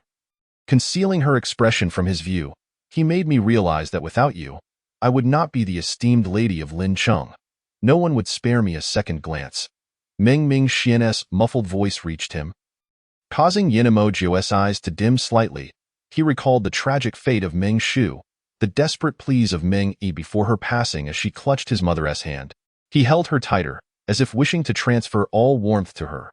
Without me, Ming Xian would still be the little princess of the Meng family. It was his 10-year-old self, eager to meet the princess sister in the photograph. That led his mother to greet him at the door, resulting in that tragic car accident.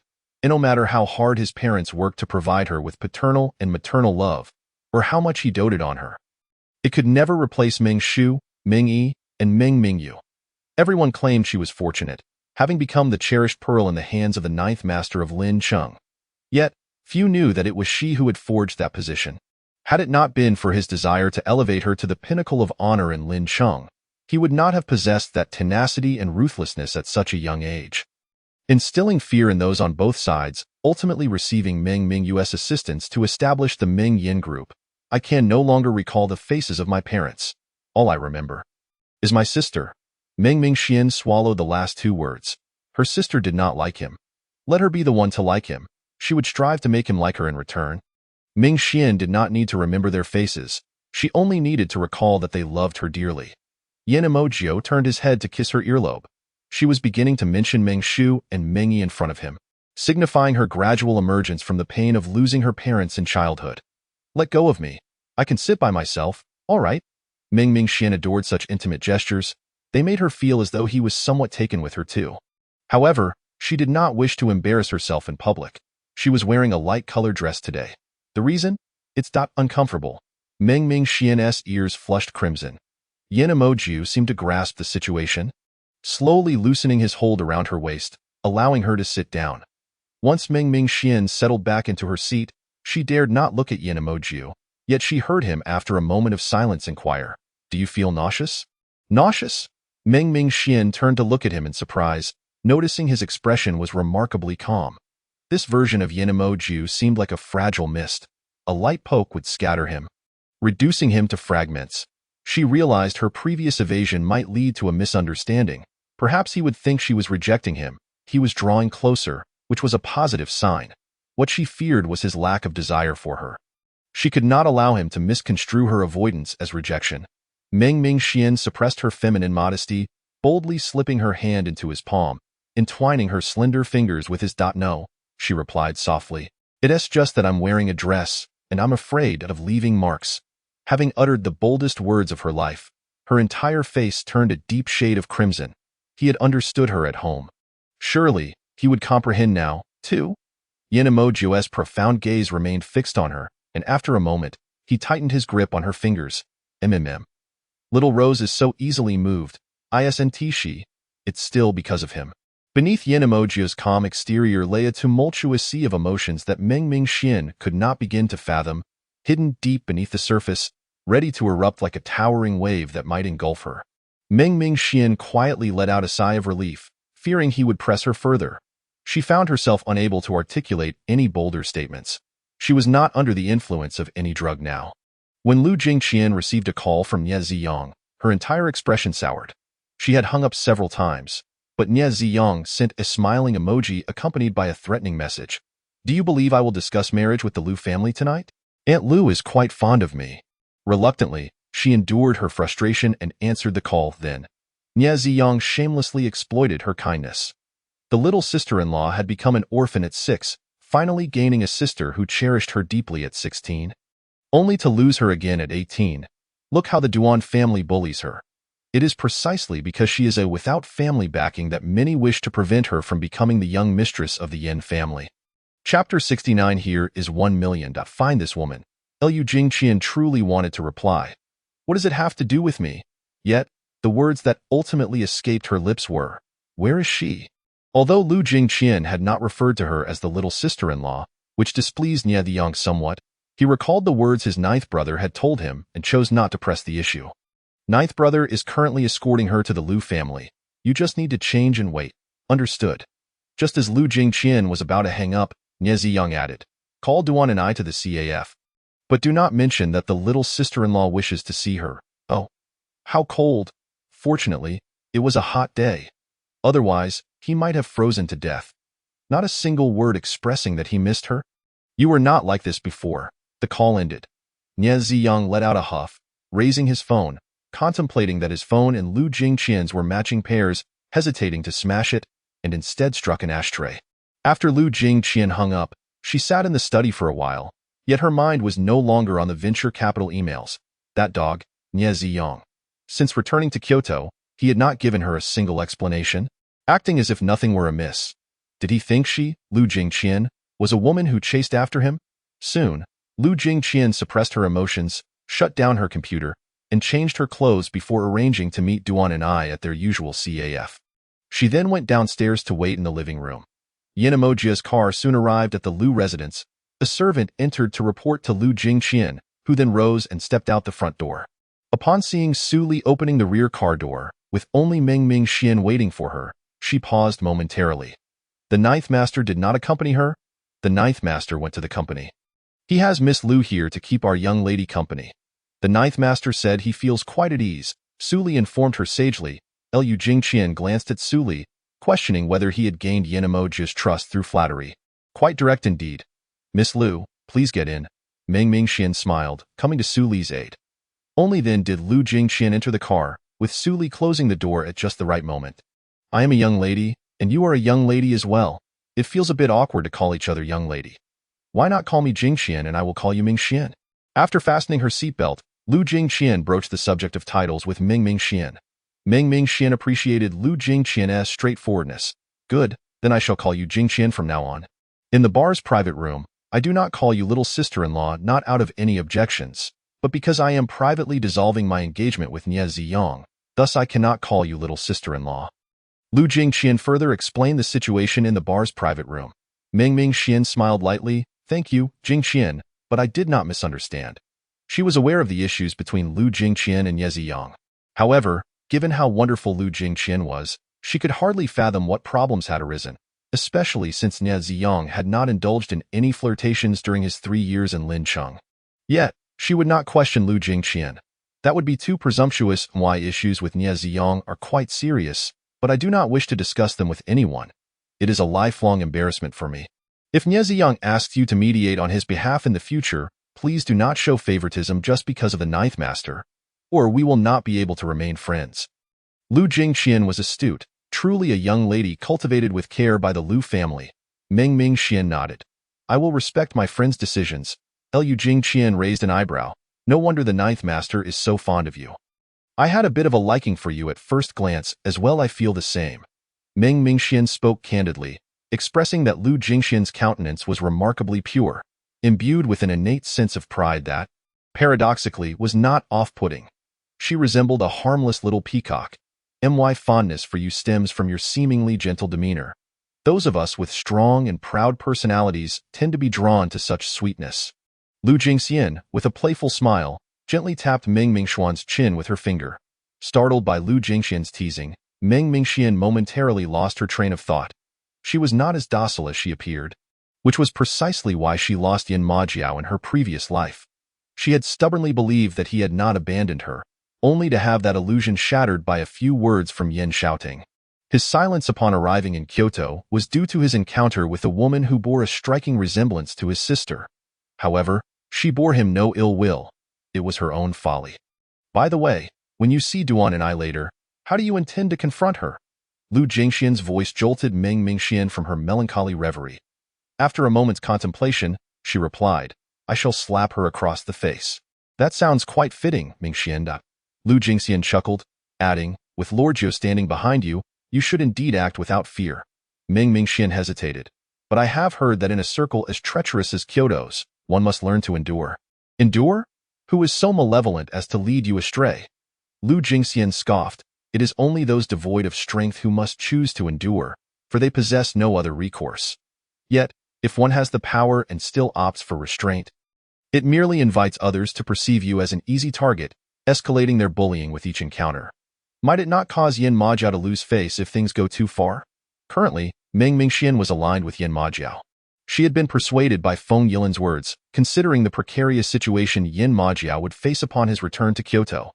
That mother-son duo was indeed formidable. She had realized this when Yin Shaoxiang brazenly crashed into her car and assaulted Song Han in broad daylight. Lu Jingxian, discerning Meng Mingxuan's apprehension, let out a light scoff. If Lord Jiu's fiancé is bullied to the point of helplessness, then it is Lord Jiu who truly has lost face. Not only would he lose face, but he would also be incensed, angry at himself for failing to protect his precious darling. With that, Lu Jingxian playfully teased Meng Mingxian once more, asking, "Did your Lord Jiu bring you to Kyoto merely to endure grievances?" She certainly did not seem to fit that mold. According to Nie Xiang's ominous words, the Duan family would soon meet its demise, as Lord Jiu intended to make an example of them. It was evident that Meng Mingxian was Lord Jiu's Achilles' heel. Whoever dared to touch her would face dire consequences. Suddenly, Meng Mingxian felt as though the clouds had parted, revealing the sun. While Feng Yilan was concerned about Yin Majiao's predicament and whether she would burden him further, perhaps Yin Majiao was more concerned about her. Thus, with newfound determination, Meng Mingxian resolutely declared, "Then I shall slap Duan, and I twice. One slap is indeed insufficient for retribution." Upon hearing this, Lu Jingxian was momentarily taken aback before bursting into delighted laughter. How adorable! Truly a rare treasured eye in the Yin family's ancestral home, a loan of 1 million. Old Master Yin looked at Yin Shouting, who bore a striking resemblance to his gentle son, and chuckled, wondering how he could dare to speak such words to his grandfather. Yin Shouting remained silent. The embarrassment was palpable. Yet, this card contains 10 million. Take it and use it for now. I will ask your uncle for more later. He owes you. Old Master Yin opened a drawer and slowly slid a card across the table to Yin Shouting. Standing before the desk, Yin Shouting seemed taken aback. "I am your own grandfather. Why would you speak of borrowing?" Old Master Yin gazed at him kindly, saying, "Next time, do not speak in such a manner." "Thank you, Grandpa." Yin Shouting picked up the card, feeling as if he had shed his prickly exterior, revealing the softest part of himself. Half an hour later, wearing a hat and mask, Yin Shouting entered a renowned private detective agency in Kyoto. "Here is a deposit of 1 million. If you locate this woman, even if she merely resembles her, I will pay you the remaining 5 million. Yin Shouting placed a box of cash and a photograph of the woman before the agency's director.